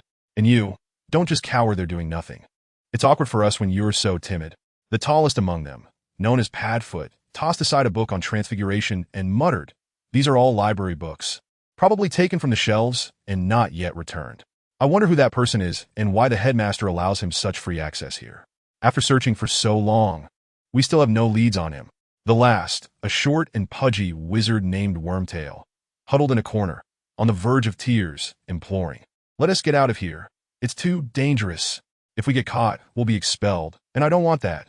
Unfortunately, Wormtail's pleas fell on deaf ears as the other 3 young wizards dismissed him, treating him as nothing more than an appendage without any real say. "Hey, I found a notebook. Come over quickly. There might be clues about that person's identity in here," Mooney called out, and the other 2 young wizards hurried over, leaving Wormtail behind. At that moment, Avon recognized the identities of the 4 young wizards. Wormtail was none other than Peter Pettigrew, the traitor responsible for James Potter's demise, while the handsome one was James Potter himself, the future protagonist of the magical world. The other 2 were his close friends, Mooney, who was Remus Lupin, a werewolf, and Padfoot, who was Sirius Black, the future godfather of the main character. Intrigued by this band of young troublemakers, Avon pushed the door open, exclaiming, "Students, out late at night, sneaking into the library to rummage through my belongings? What audacity! Are you not afraid of expulsion?" The noise startled the 4 young wizards, who reacted like startled rabbits. James Potter glanced at the Marauder's map in his hand, but found no trace of Avon's presence. "This is impossible. Why hasn't the map detected you?" Avon chuckled inwardly, glancing at the silver ring adorning his finger, and replying, "Of course it didn't detect me. During my research into magical items, I crafted several trinkets, one of which is a ring that conceals the wearer from magical detection, inscribed with an entire suite of magical runes, surpassing your Marauder's map in sophistication. So, Gryffindor's little lions, should I commend you for being the most troublesome house? What business do you have spying on my belongings?" Evan's gaze swept over the pale-faced werewolf, Lupin, the diminutive and rotund Peter Pettigrew, the tall and imposing Black, and James, the father of the future protagonist. The 4 young wizards were in a state of panic, particularly as they clutched Evan's notes, unsure of how to proceed. Ultimately, it was James Potter who, possessing a stronger capacity for composure, managed to suppress his inner turmoil and spoke. "What do you mean by spying? We merely observed your comings and goings at the library these past few days, suspecting you of harboring ulterior motives, so we came to investigate." Just as James rambled on, attempting to deflect blame onto Evan, the latter's gaze fixed intently upon Lupin, feigning surprise as he exclaimed, "Oh, to think there is even a little werewolf here. How is this possible? Dumbledore actually permits werewolves to attend this school? Is he not concerned about the safety of others? If this were to leak, his position as headmaster would be at stake." Boom! The 4 young wizards felt as if a thunderclap had resonated within their minds, and even James could no longer maintain his calm demeanor. In truth, they were all astute individuals, although they had engaged in some reckless antics, including sneaking into the library, an act that could ordinarily warrant expulsion. Potter and Black hailed from renowned pureblood families, even though they had been sorted into Gryffindor. Their esteemed lineages would certainly not abandon them. The influence of these 2 pureblood families could easily suppress this incident. However, if the truth about Lupin being a werewolf were to be unveiled, the consequences would be dire. Not only would Lupin be expelled, but they too would face expulsion. and even Dumbledore could find himself embroiled in the fallout. As the young wizard stood in a daze, Lupin, the werewolf, felt his breathing quicken.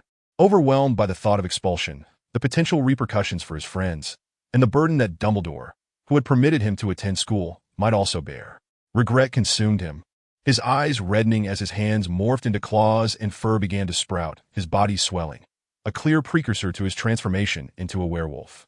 As Lupin completed his metamorphosis, James and the others realized the situation had spiraled beyond control. Once unleashed, a werewolf's primal instincts would dominate, and the truth would soon be undeniable. Awaken! Just as despair washed over the three young wizards, Evan's eyes shot open, a flash of brilliance igniting within them as he uttered a soft command. Strangely, at Evan's gentle call, the nearly submerged rationality of the small werewolf jolted, the feral gleam in his eyes gradually receding, his form shrinking back to that of Lupin's original self. The three young wizards stared in astonishment at Lupin's transformation, marveling at how this mysterious figure had effortlessly restored Lupin's sanity. It was utterly unfathomable. They had perused countless texts on werewolves in hopes of assisting Lupin.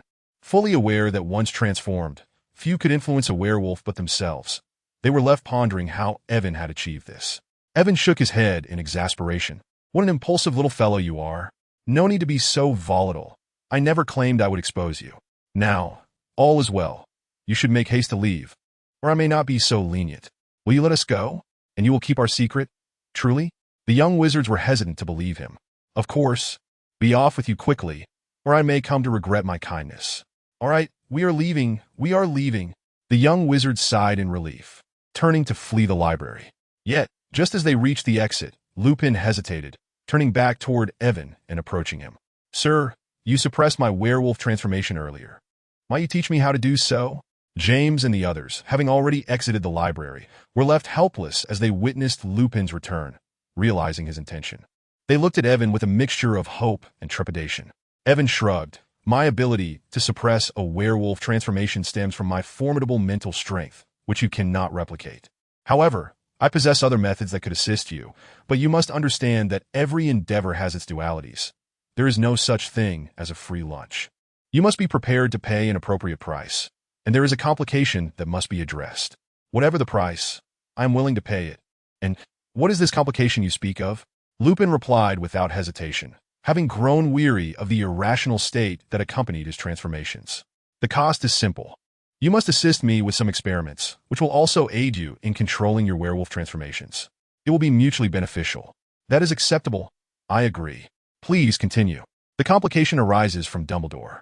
When I came here to study, I promised him I would not interfere with any matters within the school. If you wish for my assistance, you must first seek Dumbledore's consent. I suspect he is already aware of your situation, so you must clarify things with him first. Once he gives his approval, we can commence at any time. Upon hearing this, Lupin fell silent. He understood that Dumbledore's allowance for him to attend school had already placed considerable pressure upon the headmaster. To trouble him further felt somewhat unjust. Yet controlling his transformations was essential for Lupin. On each full moon, he had secretly ventured to the Whomping Willow, each time filled with dread of harming his friends or being discovered. Now that an opportunity had arisen to resolve his predicament, he was reluctant to let it slip away. With a firm resolve, he ultimately decided to approach Dumbledore for a discussion. Chapter 57. The Werewolf Research Project the following day. While Evan was engrossed in his reading at the library, Dumbledore sought him out directly. The first words out of his mouth were, Evan, do you truly possess the means to assist Lupin in overcoming his werewolf transformations? Evan looked at Dumbledore, somewhat taken aback. To be honest, he had anticipated Dumbledore would come looking for him, but he had not expected it to happen so swiftly. Did he genuinely care so much for Lupin? What Evan failed to realize was that Lupin's identity as a werewolf was of greater significance. Despite the societal disdain for werewolves depicted in the Harry Potter narrative, even a professor like Lupin endured considerable hardship. In the realm of dark forces within Britain, vampires, werewolves, and wizards represented the three major factions. If Evan were to discover a solution to the werewolf dilemma, he could potentially rally a faction of werewolves, an invaluable political asset that could be leveraged against the emerging threat of Voldemort. I cannot provide you with a definitive answer on this matter. Without first-hand experience, no one can guarantee success. I can only promise to make an earnest attempt. However, I can assure you it will not worsen. Dumbledore was somewhat dissatisfied with Evan's response, finding it rather irresponsible. If that is the case, I cannot allow Lupin to cooperate with you in your experiments. Should any issues arise, how shall I explain it to others? Evan chuckled lightly. It's of no consequence. If you are unwilling, then so be it. There are plenty of werewolves. Perhaps I shall find another willing to experiment in the future. In the meantime, I can enjoy my reading in peace. At this rate, I will finish in 3 months, after which I will take my leave and no longer trouble you. Dumbledore found himself momentarily at a loss for words, his face flushed with frustration as he thought, why does this man not follow the expected course? He has so easily declined my request. How am I to propose my subsequent demands? In truth, Dumbledore had already internally agreed. He merely feigned a strong stance initially to extract certain assurances from Evan, hoping to gain a psychological advantage and some benefits in return. Unfortunately, Evan was impervious to such tactics. Very well, for the sake of this child, let us give it a try. Now, could you elaborate on how confident you are? What specific ideas do you have? Please share the general outline so that I may have some assurance. The understanding of this matter remains elusive, yet my thoughts can be distilled into 2 primary avenues. Firstly, from a physiological perspective, I must confess my curiosity regarding the transformation of humans into werewolves. It represents a profound breach of species boundaries. I speculate that this phenomenon may stem from a genetic mutation, wherein wolf DNA has intermingled with human genes without resulting in rejection or death, an extraordinary occurrence. Werewolves undergo transformation through biting, with the venom serving as a conduit for transmission. This venom must possess a considerable infectious quality, bordering on contamination. The physical constitution of beasts evidently surpasses that of humans, leading to a significant augmentation in physical prowess upon transformation, accompanied by excruciating pain. Coupled with the inherent ferocity of wolves, a loss of rationality becomes rather commonplace. Particularly during the full moon, a time when wolves are most inclined to howl at the celestial body. It can be posited that the full moon evokes the deepest memories within wolves, consequently resulting in the loss of control experienced by werewolves. In light of this, I am inclined to devise a means to enhance Lupin's physical condition, allowing him to evolve and embody the physique of a beast. This way, he may undergo transformation into a werewolf with diminished suffering, striving to maintain his rationality. Dumbledore, upon hearing this, felt somewhat overwhelmed. When it comes to magic and potions, he comprehends fully. However, the discourse surrounding genetics and evolution, laden with scientific terminology, is akin to playing the lute before an uncomprehending cow. Stop. Halt this line of thought for a moment. I cannot grasp it. Please present a simpler, more accessible explanation. Ah, my apologies, Lupin replied, momentarily caught up in enthusiasm and forgetting the chasm that separates magic from science. Allow me to present an alternative perspective. This approach involves enhancing his mental fortitude to master the primal instincts that arise during werewolf transformation. Thus, it is imperative that Lupin does not forcibly suppress his transformation, but rather learns to adapt. Once he becomes accustomed to it, he should be able to transform and revert at will. The remaining challenges will be considerably simplified. Dumbledore, now understanding, recognized the feasibility of this line of thought. Despite the myriad of challenges that lay ahead, it was a path worth exploring. They could devise solutions as obstacles arose. The two engaged in discourse, with Dumbledore even offering insights on the troubles Lupin faced. After an hour of discussion, both parties emerged satisfied. Lupin had obtained valuable experimental materials, and he received the headmaster's authorization to proceed without concern for repercussions. Dumbledore, equally pleased, acknowledged that should this method prove successful, it would alleviate the greatest tribulation faced by werewolves, a veritable boon for the magical community. Though he had not received any guarantees from Lupin, the outcome was promising.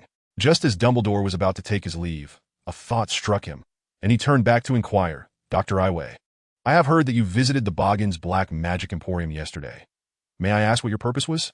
With an air of nonchalance, Lupin responded, what else would one do in a shop but purchase items? I acquired a skeletal remnant encasing a fragmented soul, intending to explore the mysteries of the soul. Dumbledore, upon hearing Lupin's candid admission, felt a wave of relief wash over him.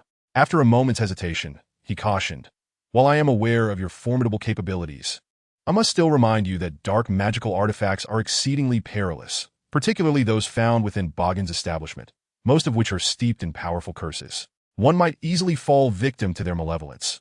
so it is prudent to maintain a safe distance from such items. Rest assured, I was acutely aware of the curse upon my acquisition, Lupin replied. I conducted a preliminary examination last night, and I found the curse to be intriguing. The residual soul harbors immense resentment, forming a distorted magnetic field capable of inducing physical alterations in humans. However, I have since dispelled the curse. Furthermore, I gleaned a remarkable insight from this curse. If a magnetic field can induce harmful changes within the human body, it stands to reason that a beneficial magnetic field could also be harnessed. If one were to preserve such a field within a magical artifact, it could potentially enhance human physiological functions, leading to a state of perpetual health and longevity. As Lupin expounded upon his ideas with increasing fervor, he began to slip into the realm of scientific jargon that left Dumbledore feeling disoriented. The headmaster, finding this state of affairs intolerable, resolved to excuse himself. Your ideas are commendable, Dr. Iway, worthy of further exploration.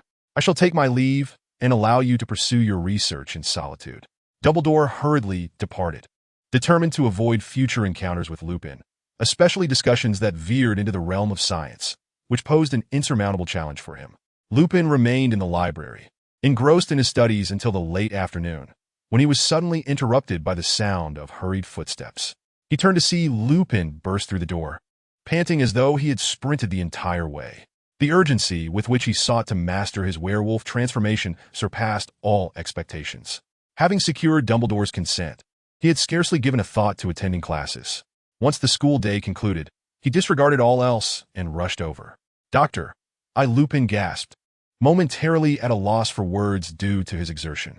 Lupin gestured for him to calm down, saying, "Do not rush. I comprehend your intent.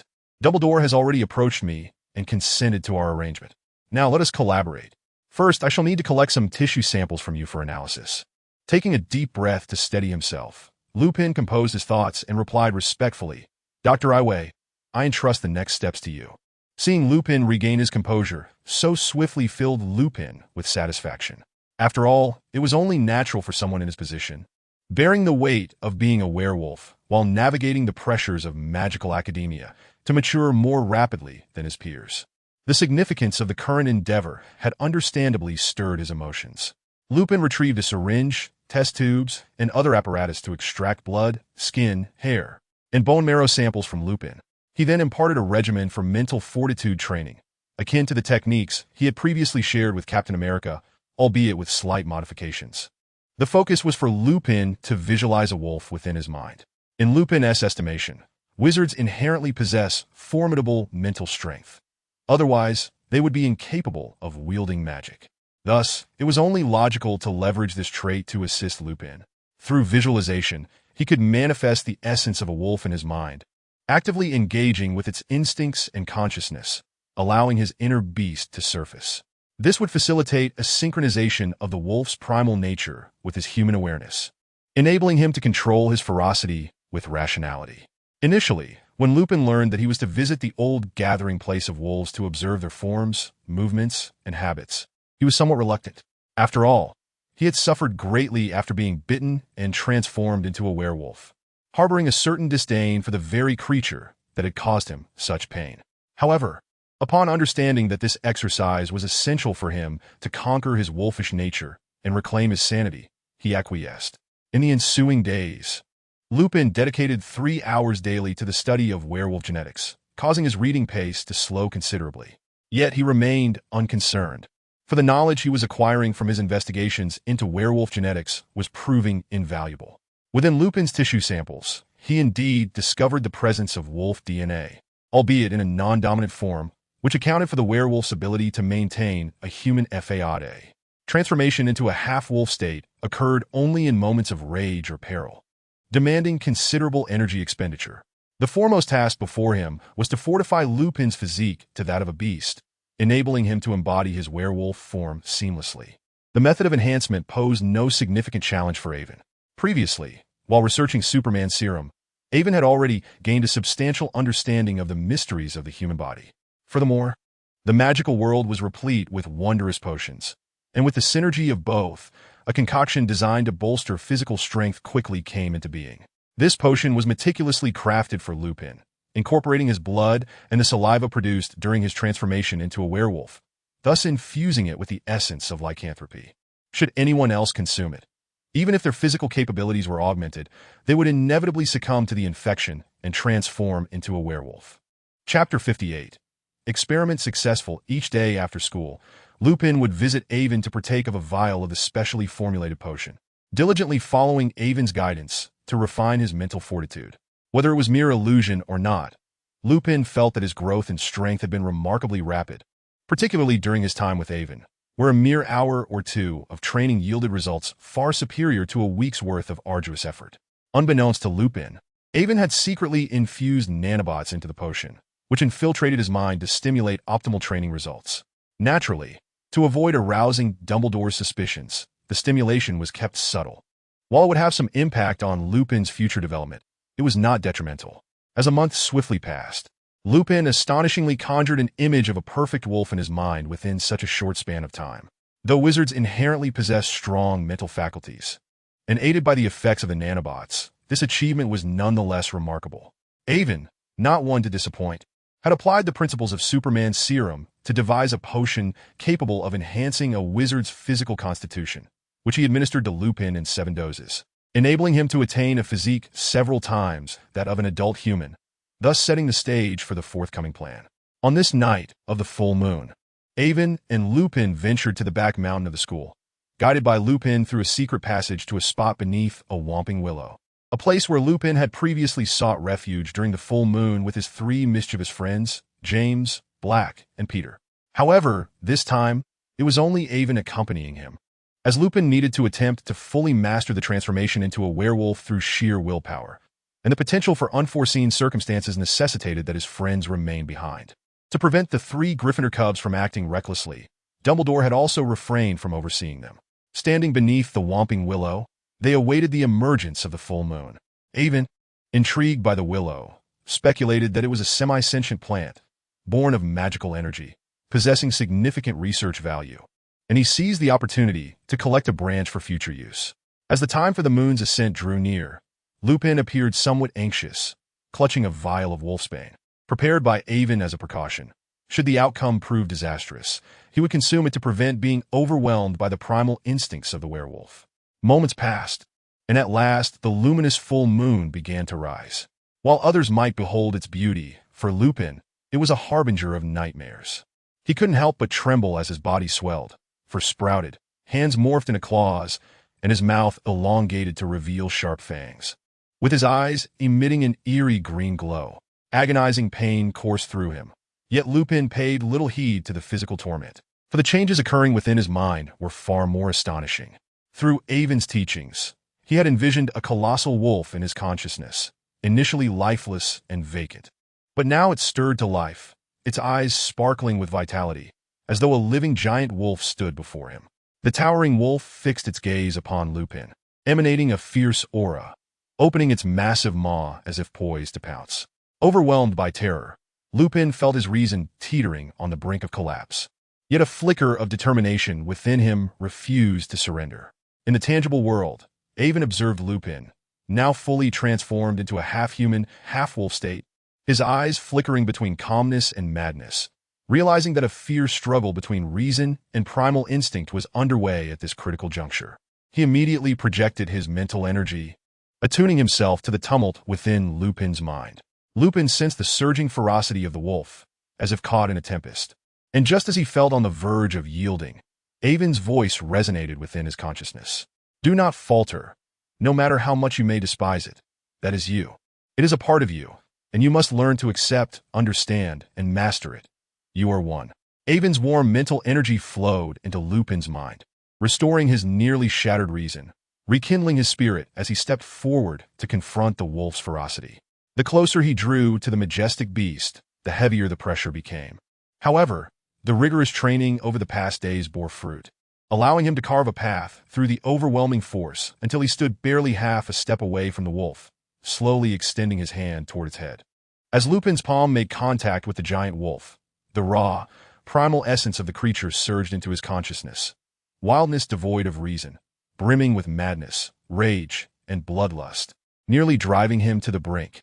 Yet, Avon once more sent forth a soothing wave of mental energy, calming Lupin's tumultuous emotions. Gradually, Lupin began to engage with the chaotic nature of the beast, seeking to comprehend it. With Avon's assistance, Lupin withstood the tempestuous assault of primal instincts, standing resolute like an unyielding rock, and eventually, victory was within reach. The fierce aura emanating from the giant wolf began to dissipate, and the wildness in its eyes transformed into a gentler demeanor. Beneath the whomping willow, in his werewolf form, Lupin's gaze regained its clarity as he surveyed his surroundings, glancing up at the radiant full moon before inspecting his own clawed hands, now covered in fur. It dawned upon him that he had succeeded. I did it. I have finally done it. I need no longer fear the arrival of the full moon, nor worry about losing control and harming others. I have conquered my greatest fear. Reflecting on his past experiences, tears welled in Lupin's eyes. Applause erupted behind him, and Avon's voice followed. Excellent. To succeed on your first attempt is commendable. While my guidance played a role, it also attests to your unwavering resolve. Congratulations. Turning to face Avon, Lupin opened his mouth to express his gratitude, only to realize with surprise that a wolf's growl escaped him, reminding him that he remained in his werewolf form. Observing the tearful werewolf, Avon waved his hand. Do not rejoice too soon. This is but the first step. Though you have learned to control your transformation, it is contingent on your state of calm. Should you encounter circumstances that provoke intense anger or resentment, you will still risk losing control, becoming a danger to friend and foe alike. Thus, you must proceed to the second step, not only mastering the werewolf transformation, but also learning to wield this power effectively. Lupin's heart brimmed with curiosity, pondering what the second step entailed. Avon continued, in simpler terms, you must harness your human rationality to govern the wolf's primal nature. While you can maintain your reason during the transformation, your consciousness remains divided between man and wolf. The task now is to immerse your awareness into the envisioned giant wolf, taking command of its body. In doing so, it will transcend mere irrational beastliness, becoming a true, wise spirit wolf. The method is straightforward. Simply return to your conscious space and visualize yourself entering the giant wolf. At this moment, Lupin harbored an unwavering trust in Avon, and without uttering a word, he closed his eyes once more, delving into the realm of consciousness and following Avon's instructions. Before long, the werewolf began to undergo another transformation. First, its body expanded, and its bones twisted and reshaped. Initially, it had stood upright on its two hind legs, but now it gradually lowered itself, its powerful claws touching the ground, while a tail began to emerge from behind, marking a departure from its previous half-human, half-wolf form. It had transformed into a true gray wolf, standing approximately 1 meter tall, its long fur billowing in the night breeze. Although its eyes were closed, an extraordinary aura emanated from it, exuding an air of majesty. Just as I suspected, with wolf genes involved, how could it merely shift into a half-human, half-wolf state? As long as the wolf's genes are fully awakened, it can genuinely become a wolf. My earlier hypothesis has proven correct. Avon was filled with excitement and exhilaration, not solely because he had helped Lupin fully harness the power of the werewolf, but because his conjectures had been validated. From the very beginning of his research on werewolves, Avon had been captivated by their mode of transmission. Through biting, they injected venom into others, transforming them into werewolves. Since this was the case, the werewolf's venom must not only contain wolf genes, but also a kind of fusion agent capable of breaking down species barriers, allowing the wolf's genes to seamlessly integrate into the human body.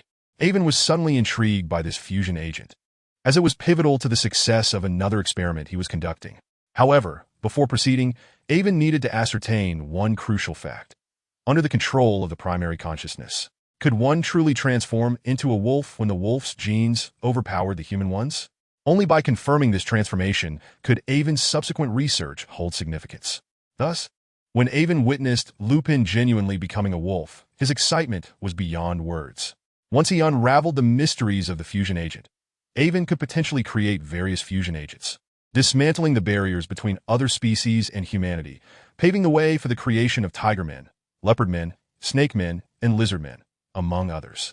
Yet, Avon had no intention of being so pedestrian, as his true aspirations lay with the mighty gorillas and the skeletal pythons of Skull Island. Avon's mind wandered into a vivid tableau. When faced with the countless armies of foes, he would wave his hand, and command hundreds of soldiers behind him to roar as they transformed into towering gorillas or skeletal pythons, mercilessly tearing their enemies to shreds.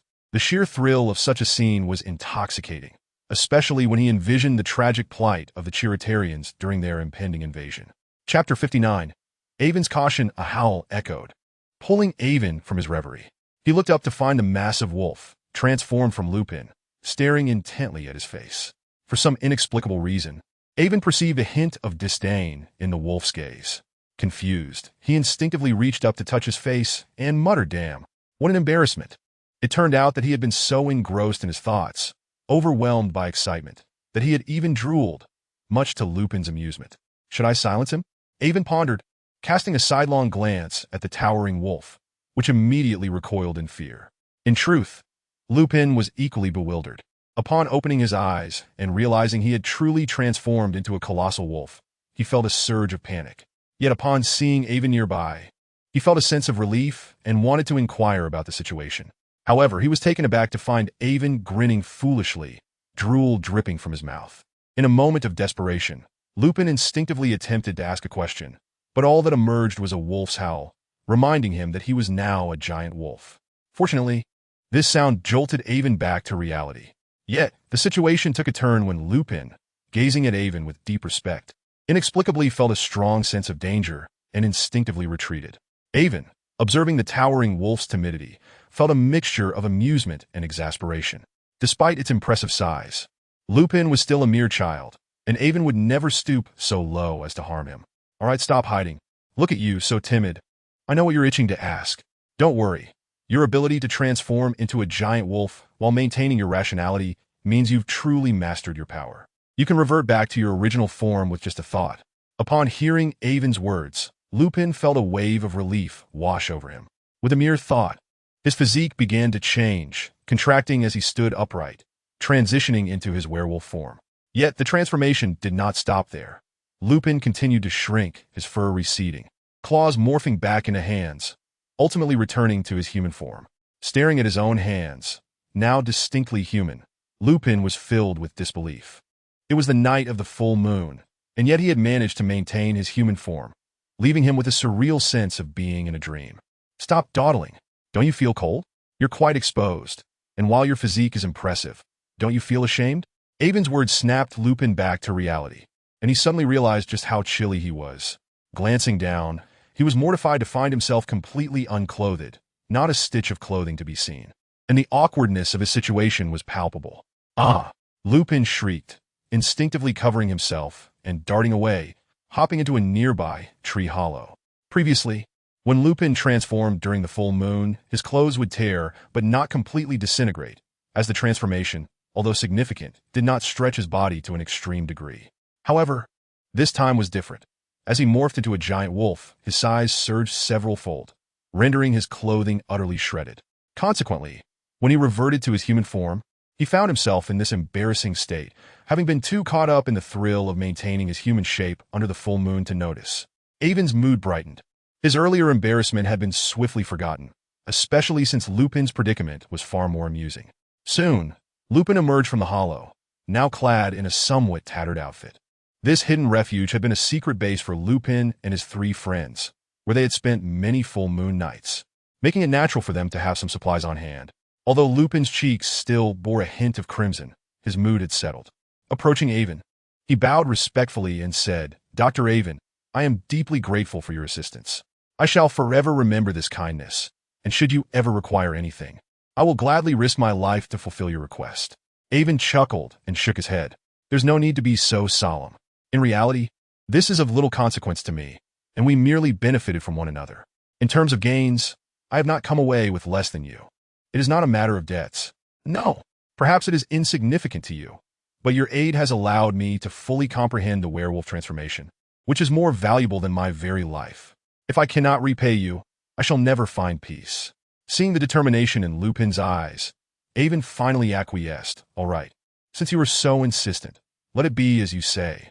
I shall reach out to you should I encounter any difficulties. Thank you for your understanding. By the way, I must remind you, it would be wise to keep your ability to transform into a giant wolf a secret from others, including Dumbledore." Lupin hesitated for a moment before responding, "I will certainly adhere to Dr. Avon's instructions. However, may I inquire about the reasoning behind this?" In truth, Lupin found himself in a quandary. While he held profound gratitude towards Ivan, he felt a similar indebtedness to Dumbledore, making the prospect of deceiving him weigh heavily on his conscience. It had been stated that there was no need for such solemnity, if he preferred not to conceal anything. That was entirely acceptable. This was merely a suggestion, and the rationale was quite straightforward. Although the magical realm possessed its own laws, the paramount factor remained one's strength. Danger lurked everywhere, and one could invariably encounter various perils. Hence, it was prudent to keep a trump card close at hand, providing an enhanced chance of survival when faced with threats. Ultimately, the decision rested with him. It was at this juncture that Lupin comprehended that Ivan's suggestion was genuinely for his benefit, and he felt a swell of emotion in his heart. He promptly acquiesced. Moreover, Lupin believed that while transforming into a giant wolf would significantly bolster his power, such strength would be negligible in comparison to the might of the greatest white wizard, Dumbledore. Whether to disclose this transformation was of little consequence. At this moment, the youthful Lupin remained unaware of the true implications of his ability to morph into a giant wolf. Enhanced by the magical potions developed by Ivan, his physical form was already formidable. Upon becoming the giant wolf, he embodied the apex of beasts. His speed, strength, and agility reached their zenith, rendering even the swiftest of wizard spells ineffective. Furthermore, he was a wolf endowed with human intellect.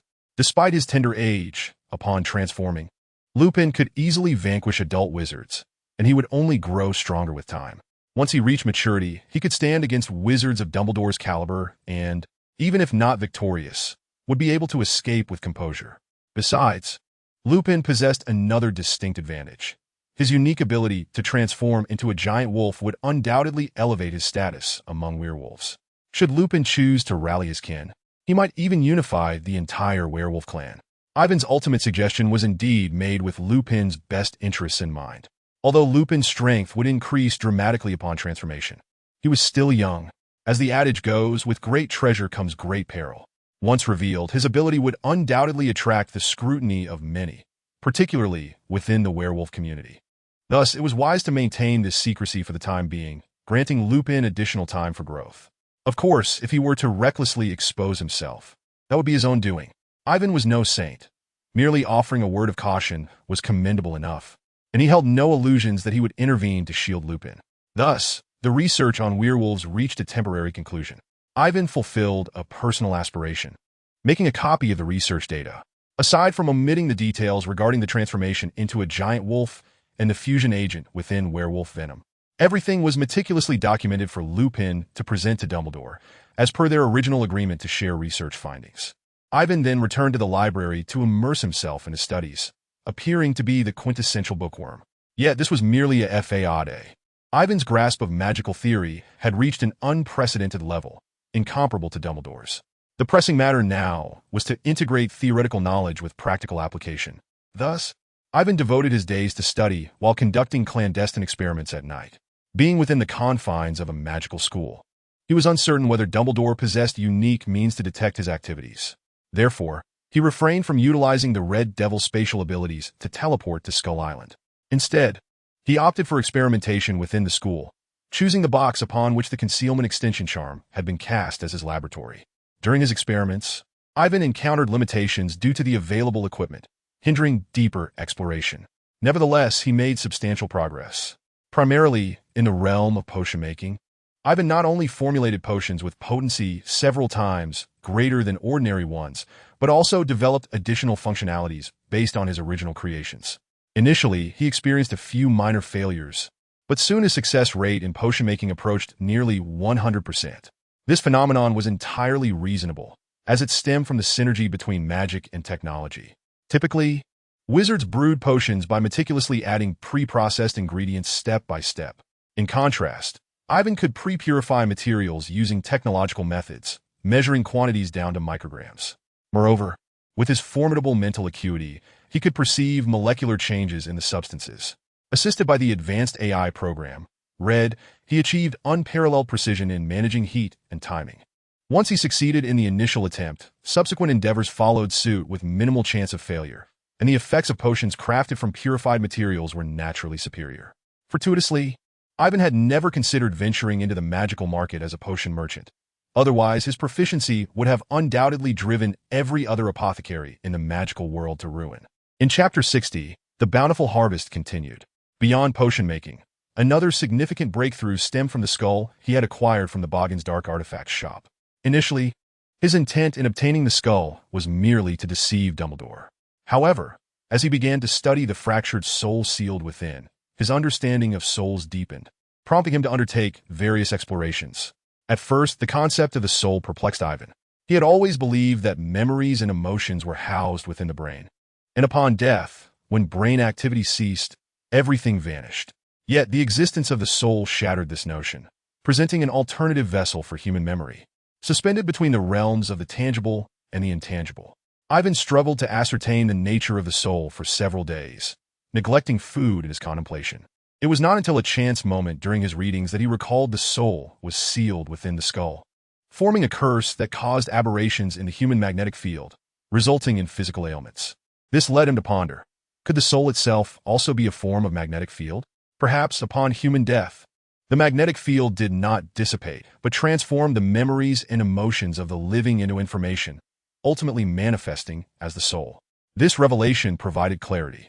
Armed with this insight, Ivan extracted the fractured soul from the skull and employed methods to enhance its magnetic properties. Miraculously, the fragmented essence began to mend, gradually coalescing into a cohesive form composed of a faint black mist, visible to the naked eye and possessing the ability to fly. The newly formed soul resembled a man in his 30s, possessing an unremarkable appearance, neither handsome nor ugly. Due to the previous disarray of the soul, it had lost all memory after Ivan's restoration. However, it seemed to understand that Ivan had granted it a semblance of form, leading it to approach him with an innate sense of familiarity.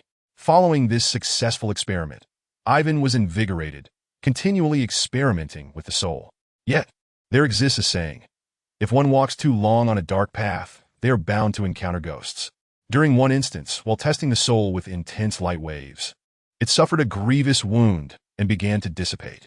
Even though Ivan promptly halted the experiment, the soul was gravely weakened. As it began to fade, it gazed back at Ivan with a foolish smile, harboring no resentment towards him, which filled Ivan with profound sorrow. Although the soul had lost its memories, it was far from foolish. It had cooperated wholeheartedly throughout the experiments. Now, due to Ivan's miscalculations, it faced the loss of its essence. No, not its life, for it had long since perished, but rather the annihilation of its soul, which left Ivan feeling disheartened. In a moment of desperation, Ivan's mind raced, yet he found himself bereft of solutions. Ultimately, driven by the adage of treating a dead horse as if it were alive, he summoned the power of the reality gem that hung around his neck, unleashing a red beam that enveloped the soul. Miraculously, the forces of the prior intense light and the red light from the gem intertwined, transforming it into a being of radiant energy. The new soul appeared to be composed of countless particles of light, ethereal and swift, capable of leaping several meters in a single bound, moving with astonishing speed. However, there are drawbacks. Unlike before, it can no longer soar through the skies, but is confined to scurrying along the ground. Initially, AI Fu felt a tinge of disappointment. Yet soon this new soul surprised AI when once again, the soul, seemingly composed of countless particles of light, swiftly reverted to its previous nebulous form. It turned out that this entirely new soul could freely transform between two distinct states. AI would immediately commence testing this novel soul, discovering that both forms possessed the ability to become invisible. When he wished to remain unseen, he could actively cloak himself. Of course, this ability was effective only against ordinary humans and was nearly useless against wizards.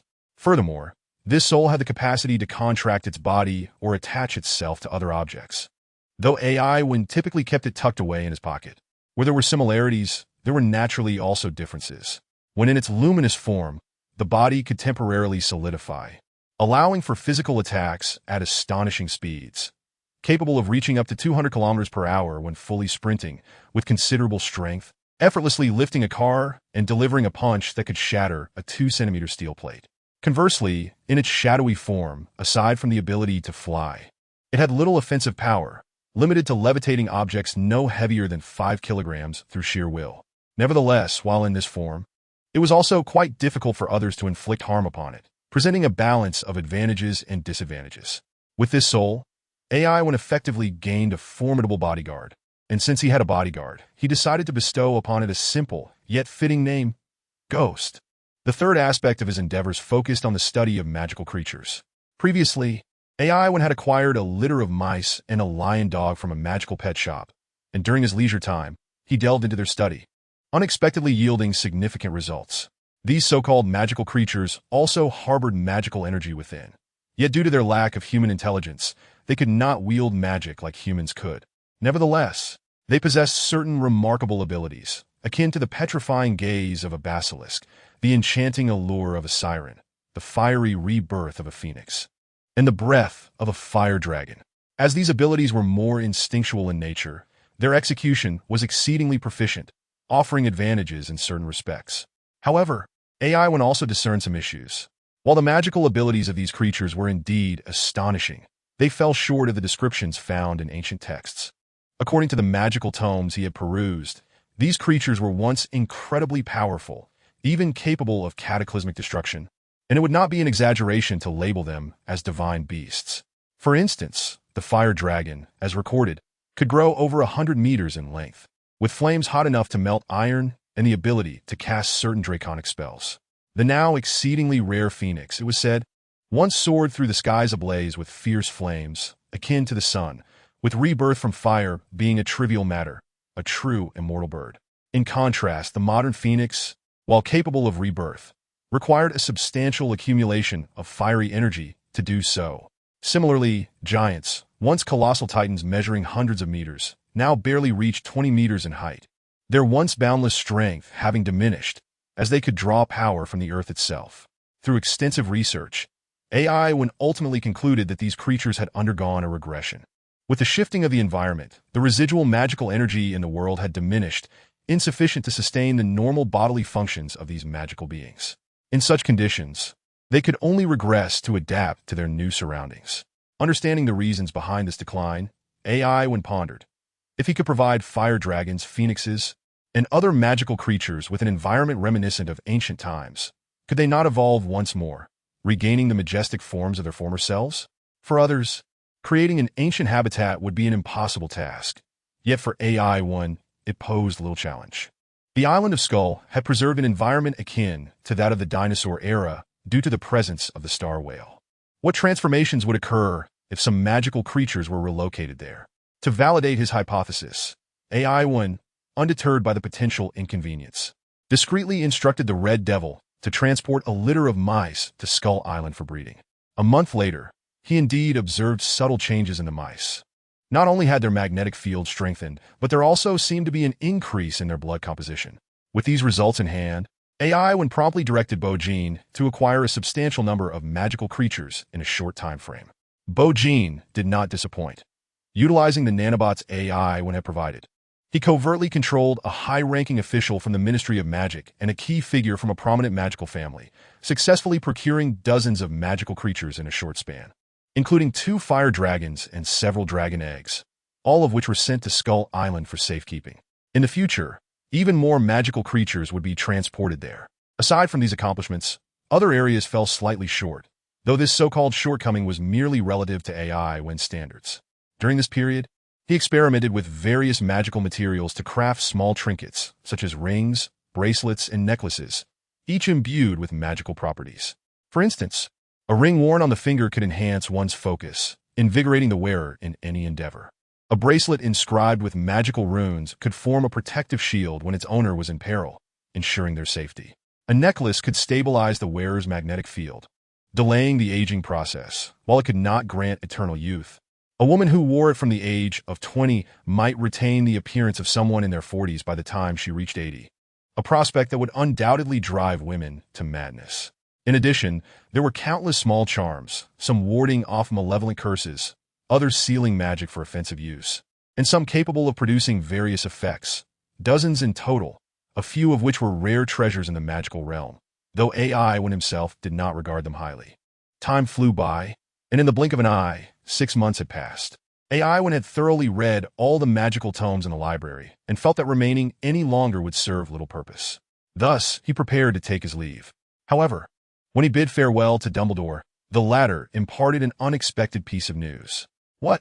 King George VI wishes to meet me and intends to bestow upon me the title of Earl, allowing me to choose my own domain? Are you certain there has been no mistake? While AI had anticipated that England would seek ways to court him, the magnitude of this offer was staggering. He stood there, astonished, unable to comprehend the situation. Dumbledore, with a casual remark, stated, "The message has been conveyed. Whether you go or not is entirely up to you." Yet as he departed, there was an enigmatic glimmer in his eyes, leaving AI to wonder what thoughts occupied his mind. In truth, the British had initially intended for Dumbledore to subdue AI, and deliver him to their research department, compelling him to contribute to their scientific endeavors, with the alternative being his elimination. However, AI had not provided them with the complete research data on nuclear weapons. A portion of the critical information was slated for gradual delivery. Although the British could eventually decipher it with more time, acquiring nuclear capabilities sooner would bring them greater peace of mind, which is why they had refrained from taking drastic measures until they secured all the data. When the time came for Dumbledore to act, he unexpectedly refused, standing firm against the pressures from the British elite. Dumbledore was well aware that AI was undoubtedly the most formidable being he had ever encountered, having surpassed him in power. Even if he were to unite all the wizards in the Academy, there would be no guarantee of success in subduing AI-1. This would lead to facing the wrath of a wizard whose strength was terrifying, a calamity far greater than that of the Dark Lord. Dumbledore withstood the mounting pressure and steadfastly declined to act, leaving the British High Command with no choice but to seek alternative solutions. Although Dumbledore had the intention of persuading them to cease their reckless actions, he was fully aware that those self-righteous higher-ups in England would undoubtedly disregard his counsel. Thus, he chose to remain silent, allowing them to navigate their own course regarding future matters. Chapter 61.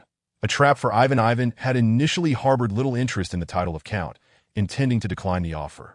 However, at that moment, the Red Queen divulged a piece of information that piqued his curiosity, compelling him to accept the noble title. It turned out that during this period, the Red Queen had been exploring the entirety of Earth and had uncovered many intriguing phenomena, including the discovery of energy nodes in the hills near a small coastal town in England. These energy nodes were remarkable, with intersecting veins of or converging to form a focal point. Within the Red Queen's database lay a method for constructing an energy extraction device. If this device were to be manufactured and placed at the energy node, it could utilize the subterranean mineral veins as conduits, directly absorbing the Earth's magnetic electrical energy, essentially an inexhaustible source of power. After reviewing the materials provided by the Red Queen, Ivan realized that it would require drilling nearly 10,000 meters underground to install the equipment for optimal efficacy. However, this challenge did not daunt him, and he promptly resolved to accept the title of Count, designating the location as his domain. The following morning, Ivan bid farewell to Dumbledore and boarded a train to meet the king, oblivious to the fact that he had fallen into a conspiracy orchestrated by certain individuals. Upon arriving at platform 9 3/4, Ivan and the Red Devil disembarked the train. As they passed through the magical barrier, they sensed an overwhelming wave of danger, accompanied by a cacophony of incantations. A barrage of sickly green beams hurtled towards Ivan and the Red Devil. At that moment, Ivan understood that he had been ambushed, seeking death. He bellowed, unleashing a surge of potent magical energy without employing any spells, instead opting for a raw and violent clash of power. Boom! The incoming Avada Kedavra curses were dispersed by Ivan's magic, sending the assailants reeling backward from the shockwaves generated by the magical collision. To be frank, the attackers were intimidated by the force emanating from Ivan, though they believed that he could not possibly possess such formidable magic without resorting to some arcane technique that surely came at a steep price. It was then that Ivan turned his attention to his surroundings. Beyond the magical barrier lay King's Cross Station, which should have been bustling with people eagerly awaiting the arrival of trains. Instead, an eerie silence prevailed, save for the 3 to 4 dozen wizards cloaked in black, wands in hand. Observing this situation, a glimmer of coldness flickered in Ivan's eyes. Whether dark wizards or light, they all adhered to a fundamental principle: to avoid drawing attention from ordinary people. Hence, they would not act openly in the realm of the mundane. Yet here they were, brazenly revealing themselves and clearing the area in advance, seemingly unperturbed by the possibility of being discovered. This indicated that they had the backing of the authorities governing the ordinary world, who were likely complicit in their plot. Coupled with the inexplicable title of Count that had unexpectedly fallen upon him, Ivan quickly grasped the gravity of the situation.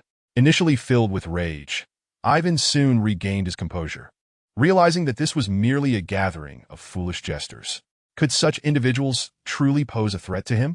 Drawing a deep breath, he surveyed the cloaked figures before him. Devoid of fear, he stepped forward with the Red Devil hastily following, the power of space enveloping them in a defensive stance, ready for action. Ivan Shao, you bully the weak with your connections to the British elite, usurping the knowledge of our magical realm. For the sake of our community's peace, I shall bring you to justice today. Surrender now, or else do not blame me for my lack of courtesy. What?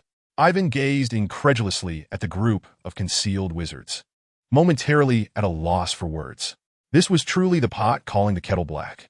To hear such words from your lips is laughable. If anyone has caused turmoil in the magical community, it must surely be you. How should I address you? The Dark Lord? Voldemort?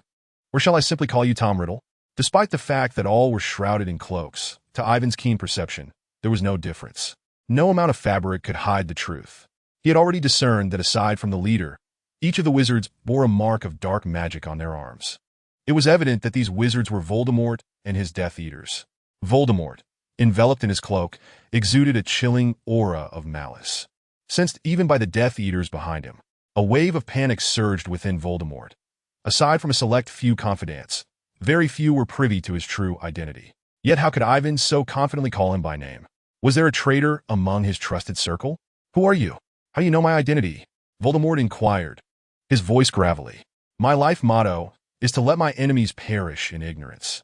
Do you truly believe I would divulge such information? Ivan replied with a mischievous grin. Still defiant, are you?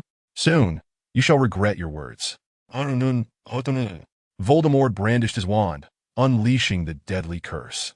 As Ivan sensed the trajectory of the Avada Kedavra, he deftly twisted his body to evade the lethal spell. With a flick of his wrist, a mass of light materialized into a humanoid form, resembling clusters of luminous particles. Asazuo, you and the Phantom deal with those minor nuisances.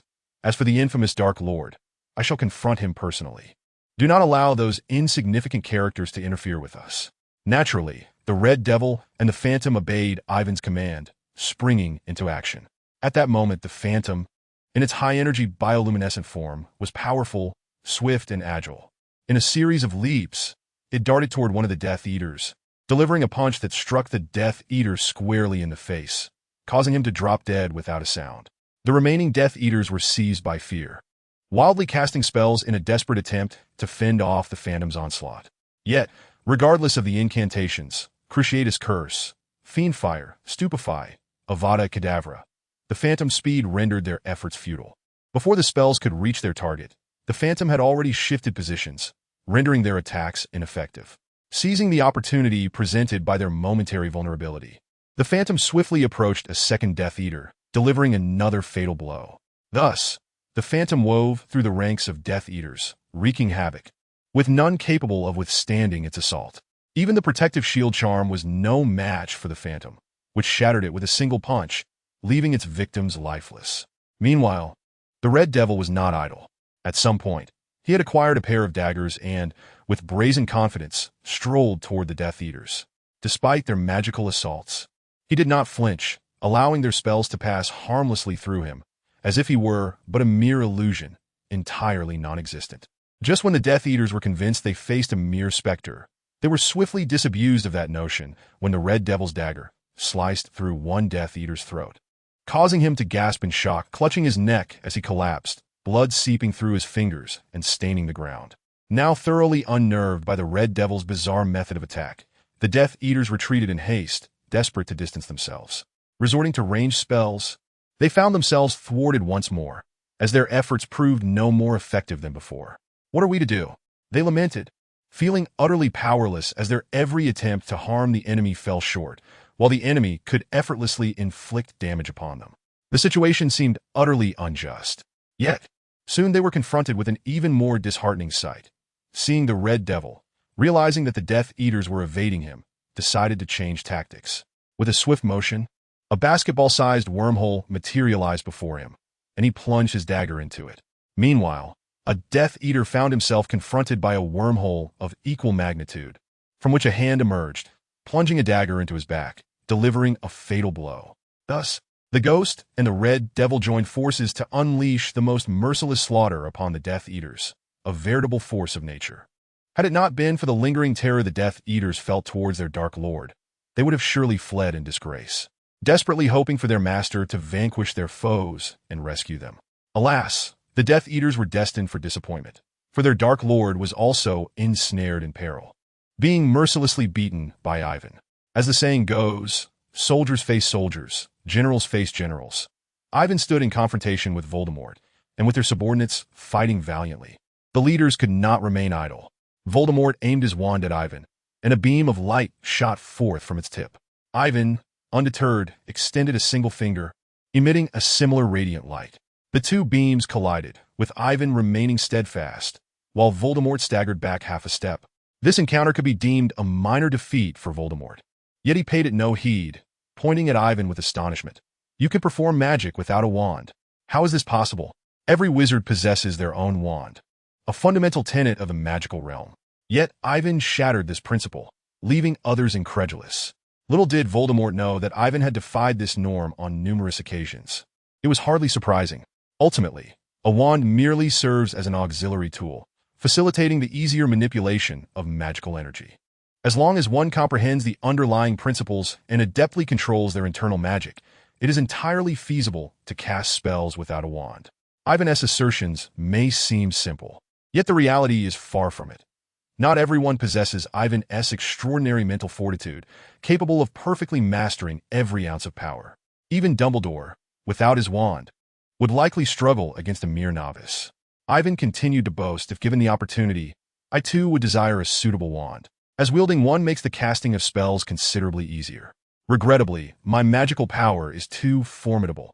Ordinary wands are utterly ineffective for me, rendering it more advantageous to use magic barehanded. Initially, I wished to borrow Dumbledore's old wand to experiment, but alas, he was too miserly to even allow me a glimpse, fearing I might damage it." Such audacious claims.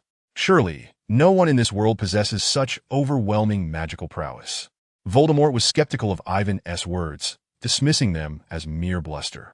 "Your belief is inconsequential. Let us resume our unfinished battle. I wish to witness the renowned Dark Lord's capabilities.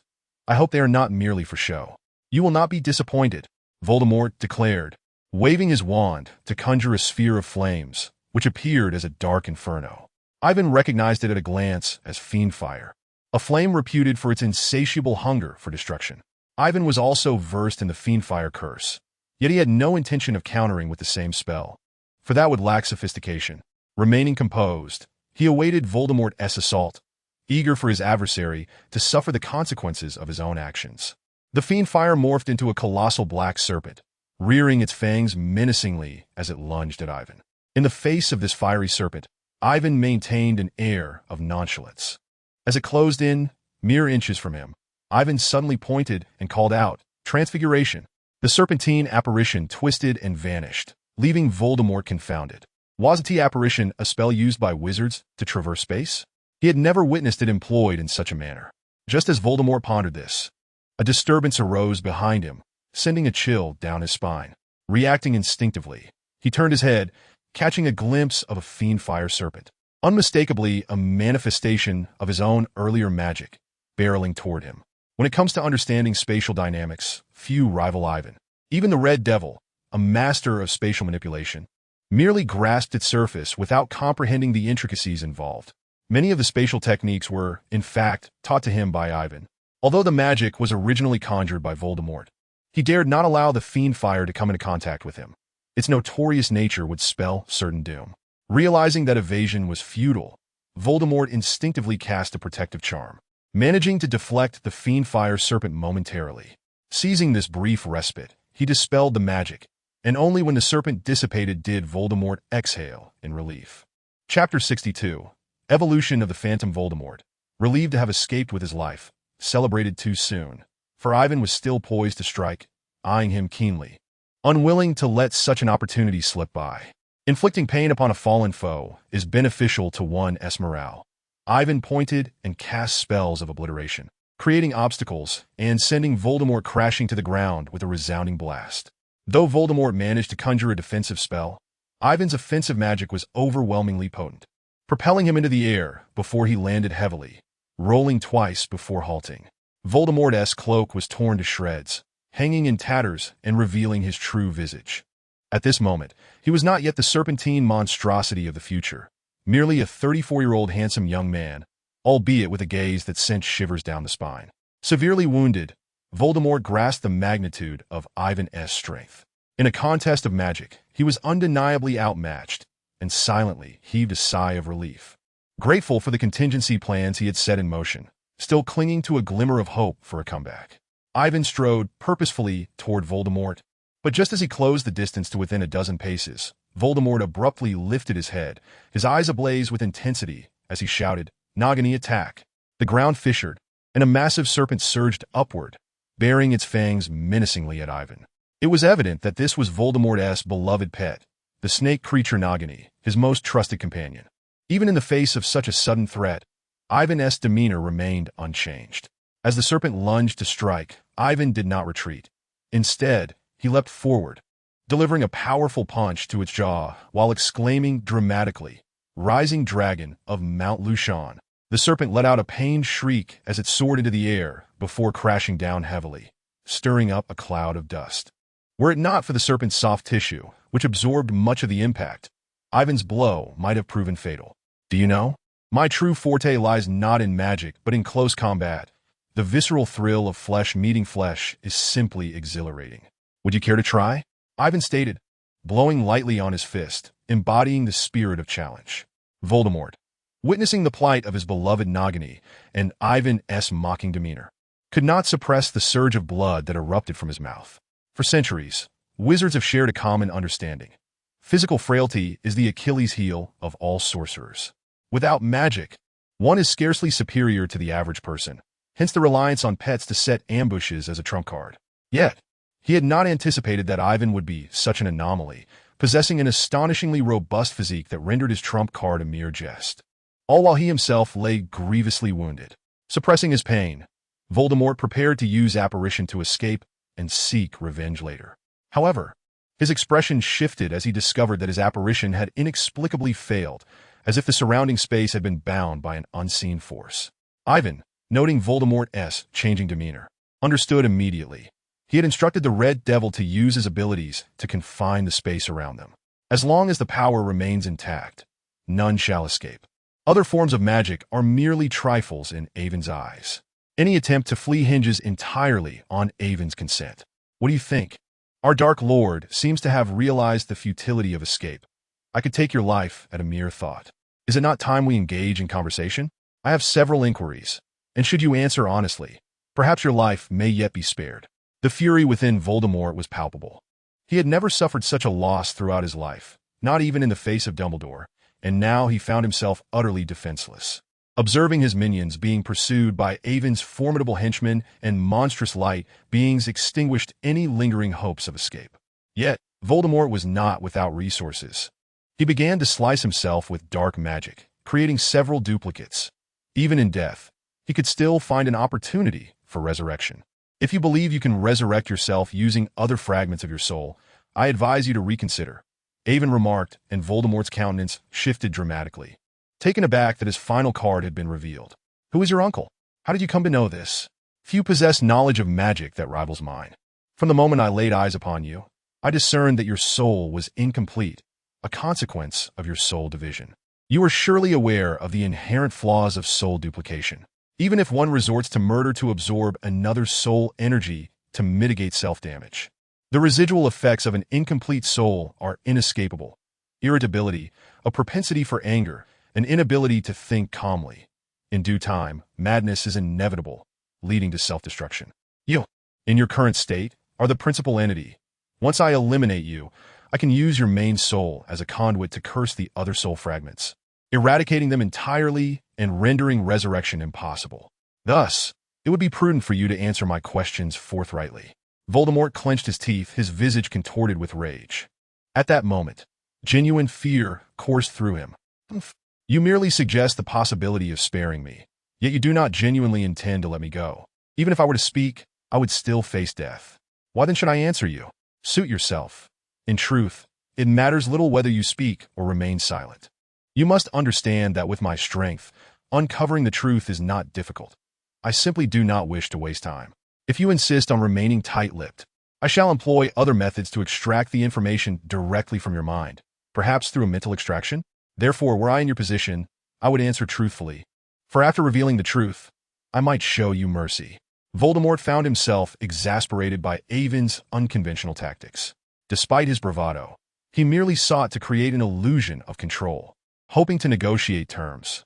To secure a promise of clemency from Avon would be ideally solidified through a binding contract or an unbreakable oath. Alas, Avon was not swayed by such tactics. Very well, I shall speak. I know you wish to inquire about the recent ambush. One must bow when under a low eve.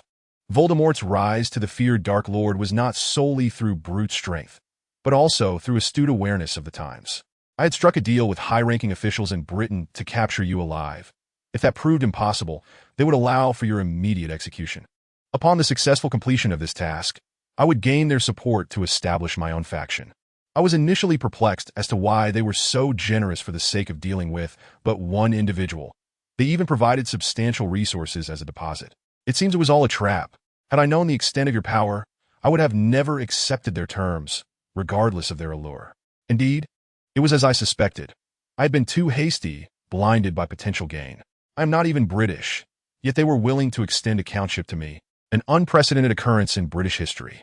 While I had my suspicions, confirmation from Voldemort left me somewhat unsettled. Avon, it seems the Brits dare to conspire against us. We must hold them accountable. The Red Devil, having just returned after decimating a host of Death Eaters, interjected upon hearing Voldemort's words. Avon waved dismissively. There is no need for that. In truth, this may serve as a test from the British side. And have they not already offered compensation? The Red Devil paused. Compensation? Where? I was unaware. Where else could it be but the title of Count? Moreover, I could select my own territory.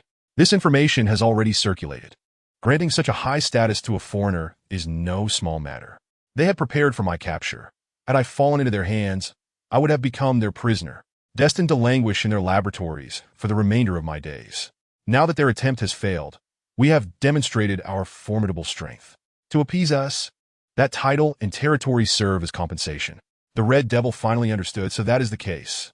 Yet I still feel somewhat cheated. Why don't we cause a commotion when we meet the British king, delivering a resounding slap to their faces?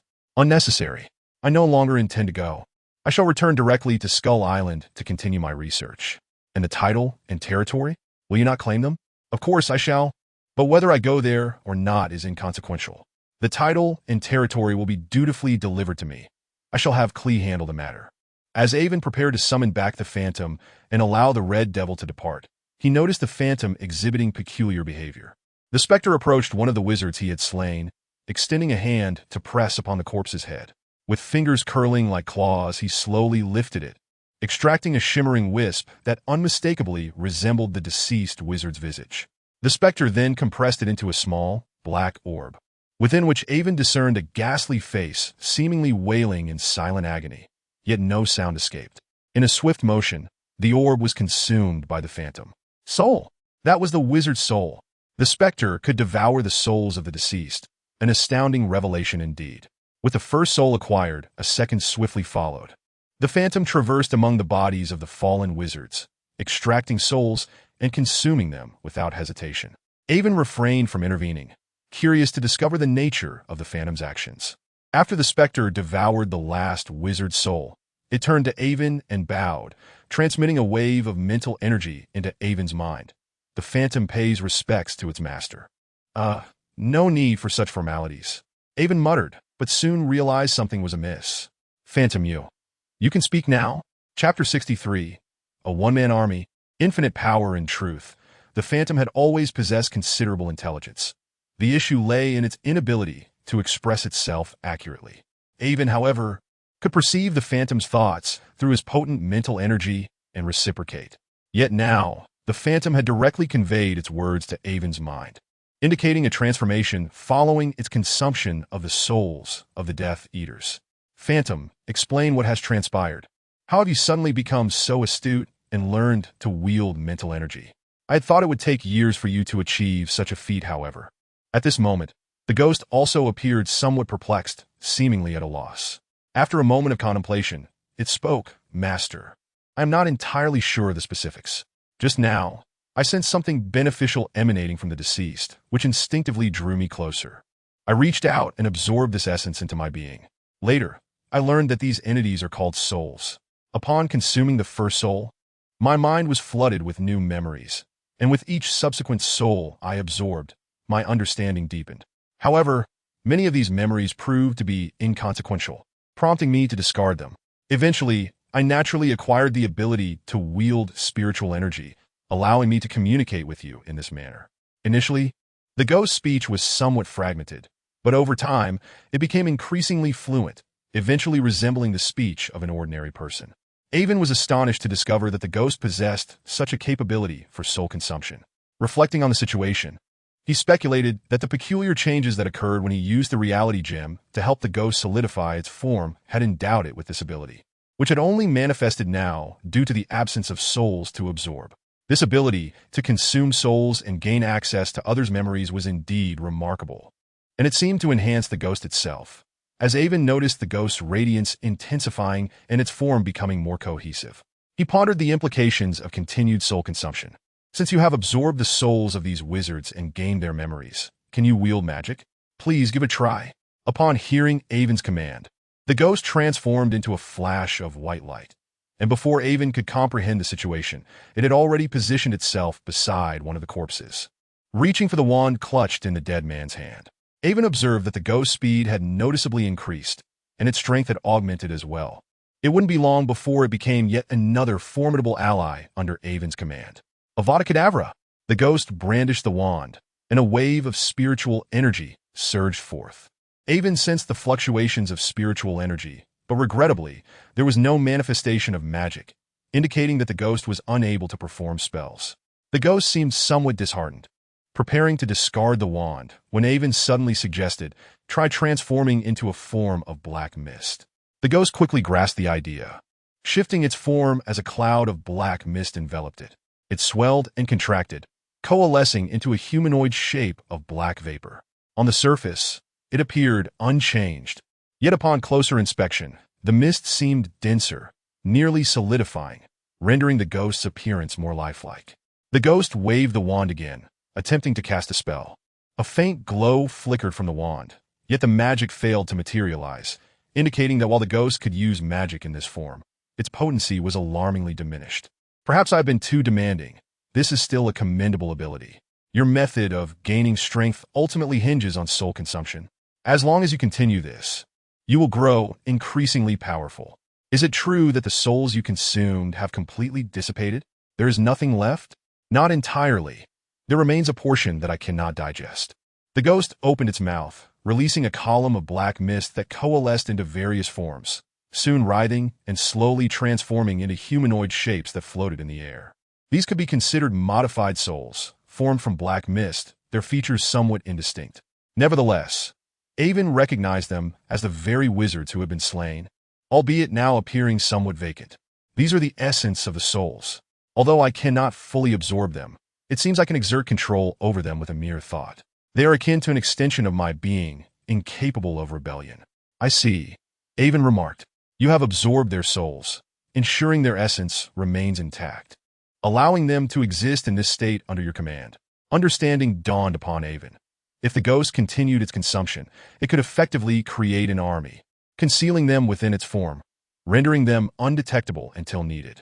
Among the souls you control, are there any that can transform into a hyperspectral form like you? Avon, still somewhat unsatisfied, pressed on with his inquiry. The ghost's spiritual energy surged again, seemingly conveying a command to the souls. Two of them began to shift, transforming into a hyperspectral form, yet their appearance was exceedingly vague, as if they would disperse at the slightest breeze. They maintained this form for a mere 3 seconds before reverting to mist. Only these two, and their duration is far too brief to be of any practical use. Any attempt to forcibly transform others would likely result in their immediate dissipation. Avon scrutinized the two souls closely, but found nothing particularly remarkable. After a moment of contemplation, he turned to the lifeless form of Voldemort nearby and inquired, what special attributes did these two wizards possess while alive? Voldemort, his complexion somewhat pallid, responded with a hint of trepidation, they were among my most powerful subordinates, essentially my right and left hands. Voldemort's heart ached. In pursuit of a collaboration with the British elite, he had invested heavily in this undertaking, bringing only his most elite subordinates. To see them all fall here filled him with silent rage against those who had brokered this deal with the British. Most powerful? Then their souls should be formidable as well, Avon mused, grasping the situation. It seemed that for a soul to transform into a hyperspectral form, it must possess a certain strength to endure the transformation process. With this theory in mind, Avon resolved to seek validation in due course. Today had been fruitful. As the saying goes, joyous occasions uplift the spirit. Avon's mood lightened, and he had no desire to dwell on Voldemort's presence any longer.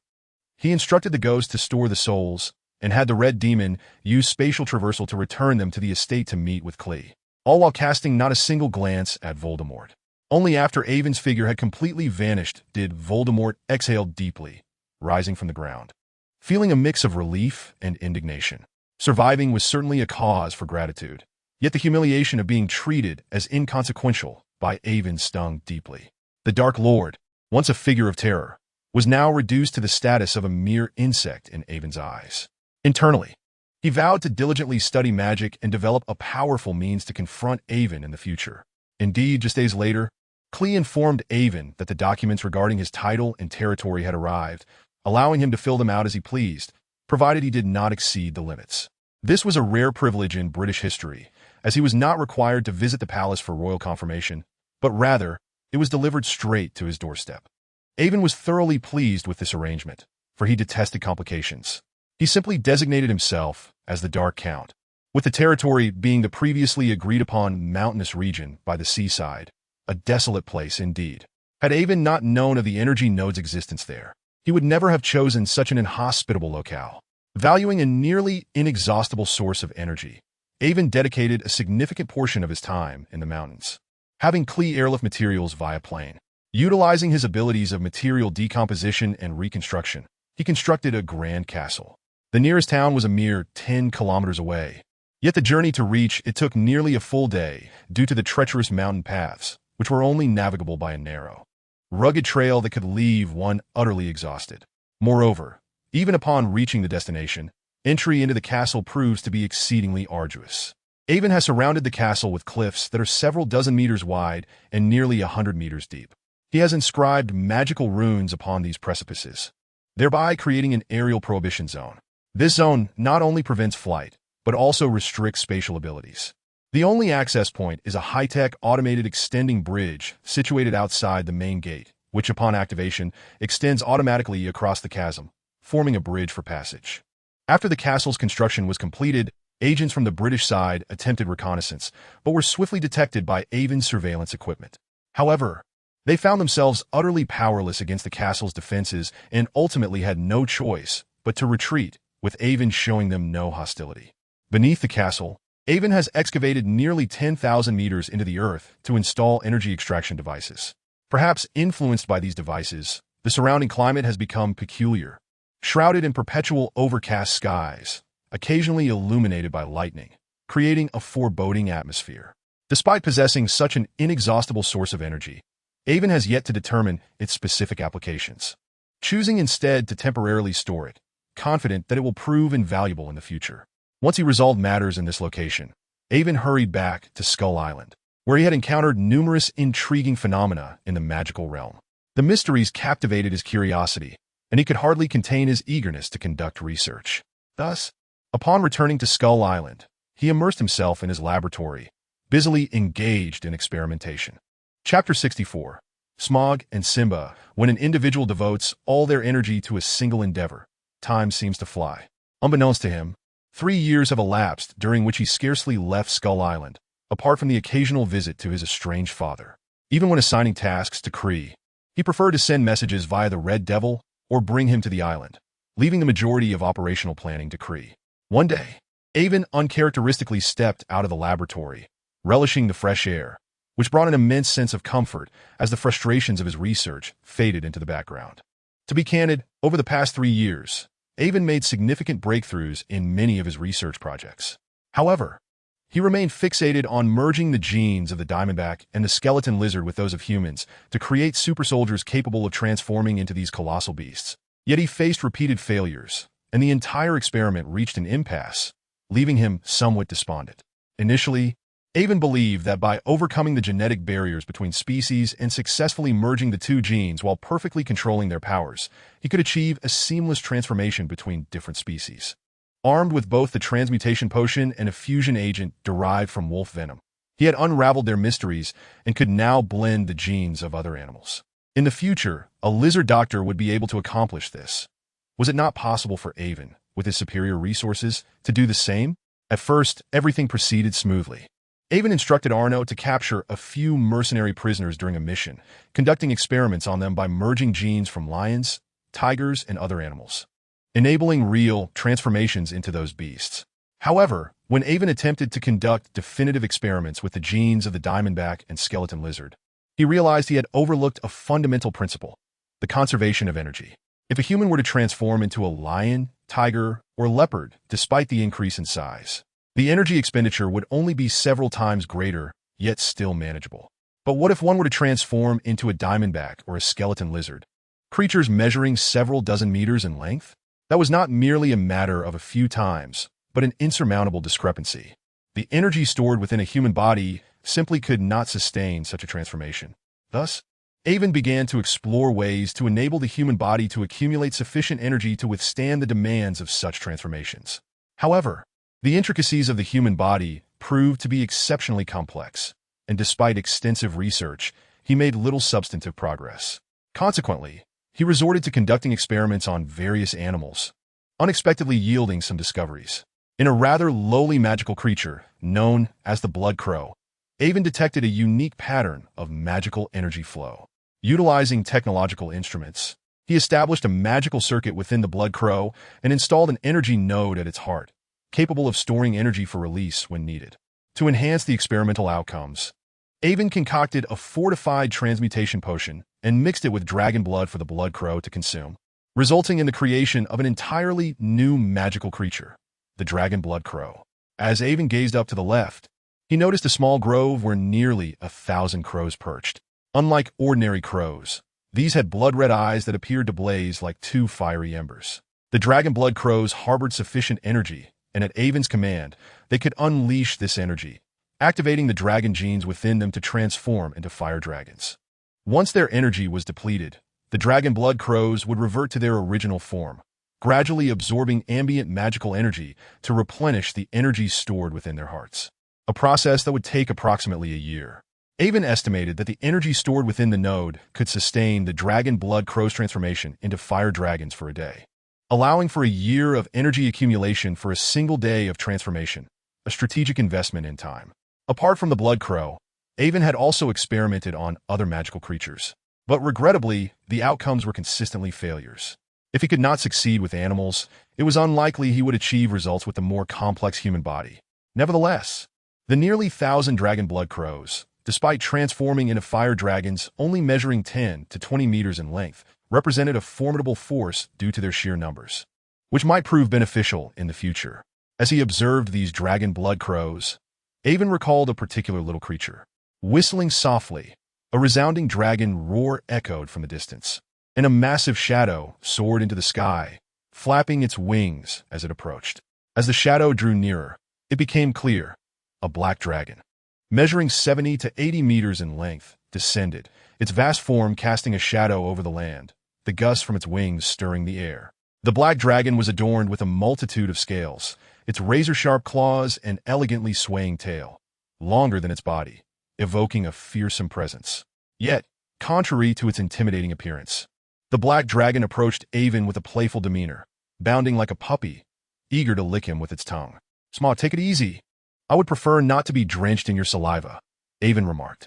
The black dragon obediently halted, though its expression bore a hint of disappointment, rendering it somewhat endearing. However, The sight of a 60 to 70 meter long black dragon displaying such an expression was both amusing and bewildering. This black dragon was another of Avon's discoveries in his research on magical creatures. He had raised many magical beings on Skull Island, leveraging the island's environment to enhance their bloodlines. His goal was to facilitate their evolution, restoring them to their former glory as mythical beasts. However, the pace of their evolution was excruciatingly slow, requiring hundreds or even thousands of years. Avon was unwilling to wait so long, hence sought methods to expedite their advancement.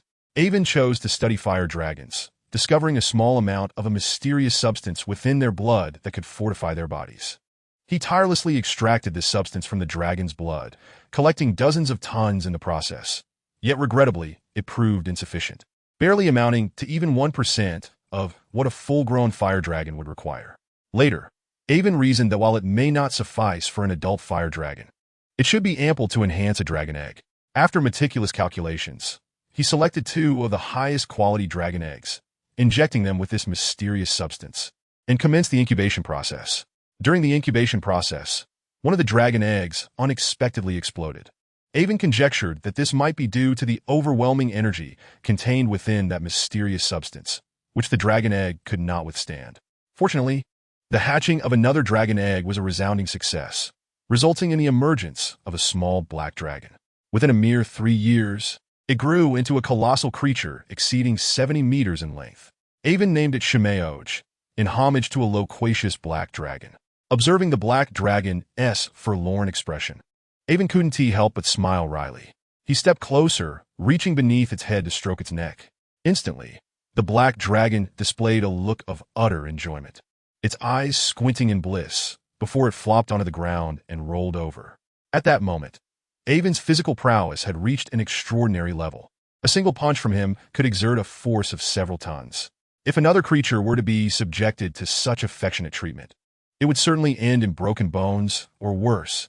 Yet, the black dragon showed no signs of distress, indicating its own formidable strength. "All right, little one, rise and take me to the animal sanctuary. I wish to see how your kin are faring," Avon instructed. Upon hearing his words, the black dragon swiftly rose, letting out a few playful growls before lowering its body. Avon lightly leaped onto the dragon's back, and with a powerful thrust of its limbs, the black dragon launched into the air, leaving deep impressions on the ground. It then unfurled its wings and soared towards the center of Skeleton Island.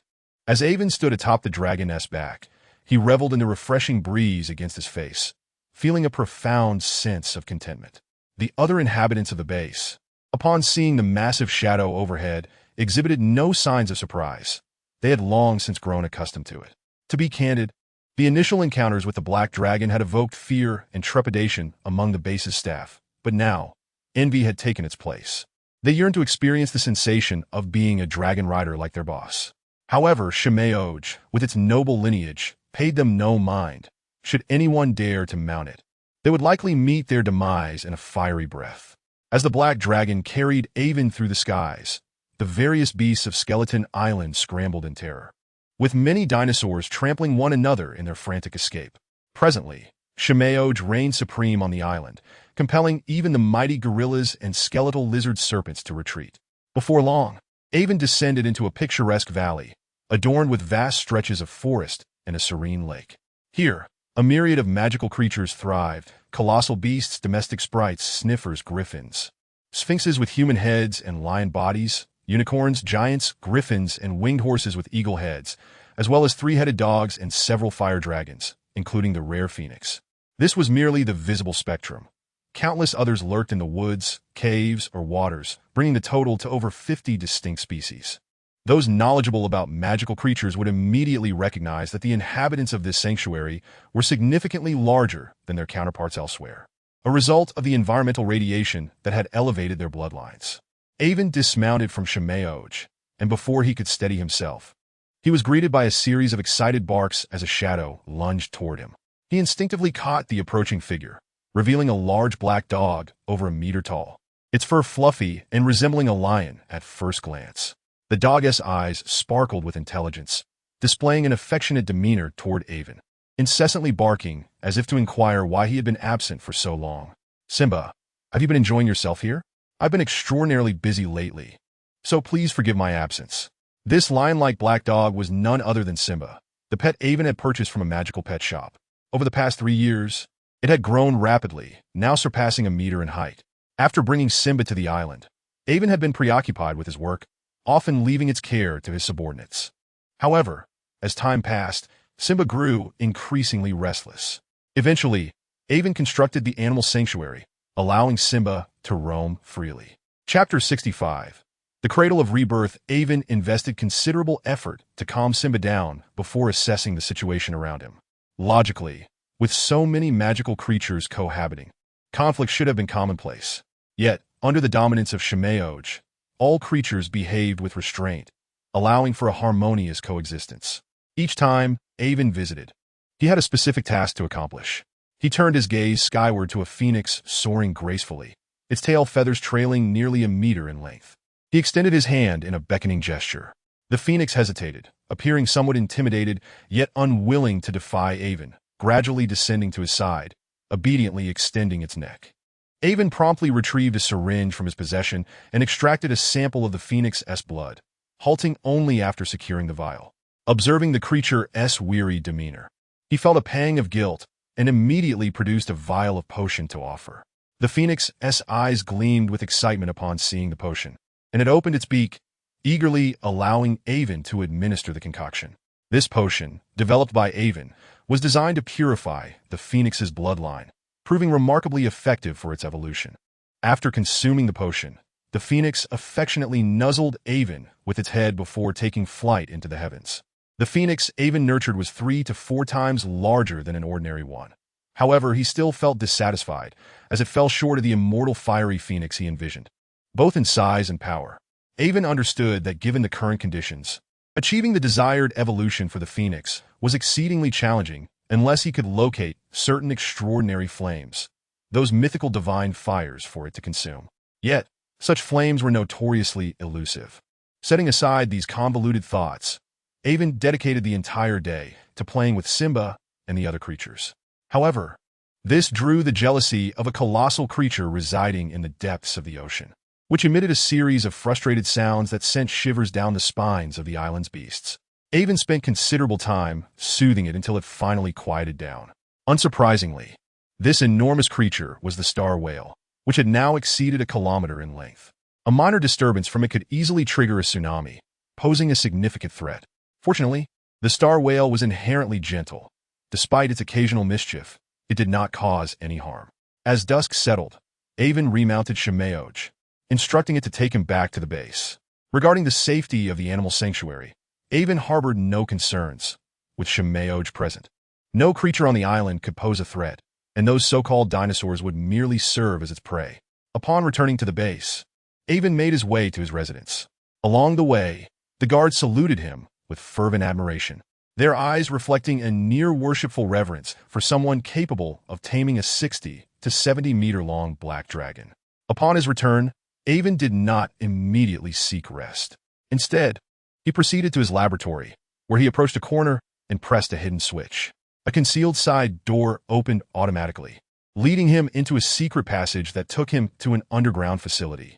Avon placed the previously extracted phoenix blood into a specialized apparatus, and after several processing steps, he extracted a few drops of a golden-red liquid, exuding an intense aura. He then retrieved a small vial from a storage box, which was already filled to the brim with the same liquid. He added the newly extracted liquid, causing the contents of the vial to shimmer with a flickering red light, as if it contained a flame within. Examining the vial closely, Avon sighed in resignation. It was still insufficient. With only one phoenix available, he could not extract too much blood. To meet his aspirations, he would have to wait an indeterminate time. He carefully returned the vial to the storage box and turned to face a glass window. Beyond the glass lay a vast circular chamber, its metallic walls radiating a sci-fi sheen. Should a discerning individual behold this apparatus, they would immediately recognize it as a cerebral wave enhancement device. A colossal contraption, far exceeding the capabilities of the future Professor X's equivalent. At the heart of this cerebral enhancement instrument hovers an extraordinary device resembling a brain, standing an impressive 2 meters in height. Within its intricate structure, one can discern a flurry of nanobots diligently traversing its depths. This brain-like apparatus was meticulously crafted by Evan based on the cerebral model of the White Queen, Emma, and when paired with the cerebral wave enhancer, possesses the ability to monitor every mutant across the globe. Beneath the suspended brain model lies a network of conduits, which from a distance appear akin to a sprawling tree adorned with numerous fruits. However, upon closer inspection, one would discover that these fruits are in fact liquid-filled bladders, salvaged by Evan from the genetic cultivation apparatus of a Kryptonian spacecraft. The terminal end of this cultivation device connects to a bone radiating a faint blue luminescence, submerged in a nutrient solution. This bone is suspected to be a phalanx left behind by a member of the Celestial Group. Previously, Evan had utilized part of it to create an energy conversion device, leaving behind a section that he perforated with nearly 10,000 minuscule holes, each housing a nanobot, several hundred of which are actively at work, each storing the genetic material of a mutant. Further down, one's gaze is drawn to an even more sophisticated instrument, its apex encrusted with thousands of blue crystals, a testament to Evan's extraction of spatial energy crystals from the cosmic cube. The device before him represents the pinnacle of Evan's accomplishments over the past 3 years. Upon returning to Skull Island, he prioritized research into genetics, while not neglecting the realm of the soul. During one of his investigations into the nature of the soul, an epiphany struck him: the legendary Lich, an entity seemingly impervious to death. The Lich's immortality is attributed to the existence of a phylactery, which harbors a fragment of its soul, allowing it to resurrect after demise by transferring its essence into a new corporeal form. Given the rarity of the materials needed for body reconstruction, it is common practice to mold the new vessel into a skeletal form. Evan pondered whether, if a Lich could resurrect in such a manner, others might not also achieve revival through similar means. He theorized that upon a person's death, if their soul could be retrieved and a new body provided, it would facilitate resurrection. The creation of such a body is far from insurmountable, especially in a world where cloning technology exists. With the right high-energy nutrients, Evan could fashion a fully grown adult body within a month. As technology advances, the radiation of nuclear energy awakens certain genes within humanity, leading to an increasing number of mutants. Unfortunately, the plight of mutants remains dire. They are often feared by their kin and persecuted by those with nefarious intentions, exploited or subjected to experimentation. As a mutant himself, Evan, motivated by his own interests and those of the Red Devil and others, resolved to present mutants with a gift: a chance at rebirth. Evan dubbed this array of devices the Cradle of Rebirth for mutants, employing Emma's cerebral model in conjunction with the cerebral wave enhancer to locate mutants across the globe.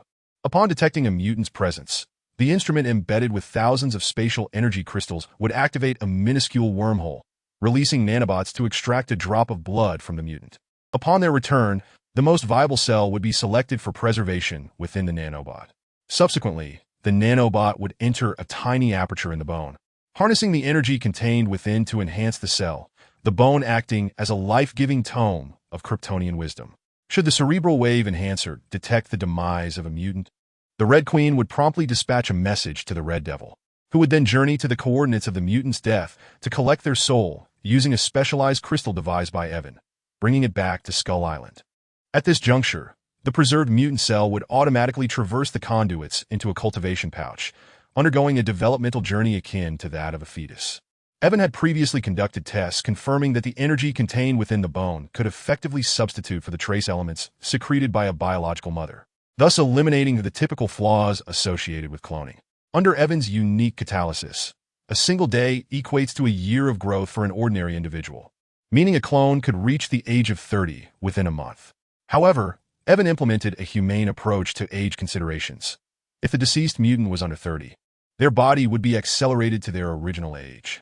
Conversely, if the individual had surpassed 30 or was an elder in their 60s or 70s, he would awaken them upon retrieving their soul, elucidate their situation, and inquire whether they desired a youthful form or wished to retain their original state, granting them the freedom to choose. Following the creation of the Cradle of Rebirth, Evan had successfully revived over 100 mutants, each making distinct choices thereafter. Some grew weary of the torment and disdain associated with being a mutant, opting to remain on the island and assist Evan in exchange for provisions, albeit their abilities were generally modest. Others chose to reintegrate into the world of ordinary humans, yet their resurrection risked inciting panic, prompting Evan to arrange new identities for them. Naturally, Those opting to leave would have their memories erased, with Evan ensuring they understood that the opportunity for rebirth was singular, should they perish again. There would be no second chances. To safeguard the erasure of memories, Evan employed multiple layers of security, casting a forgetfulness spell, administering a memory-erasing potion, and utilizing nanobots to perform minor surgery on their brain's memory centers, thus ensuring the complete obliteration of recollections pertaining to the island.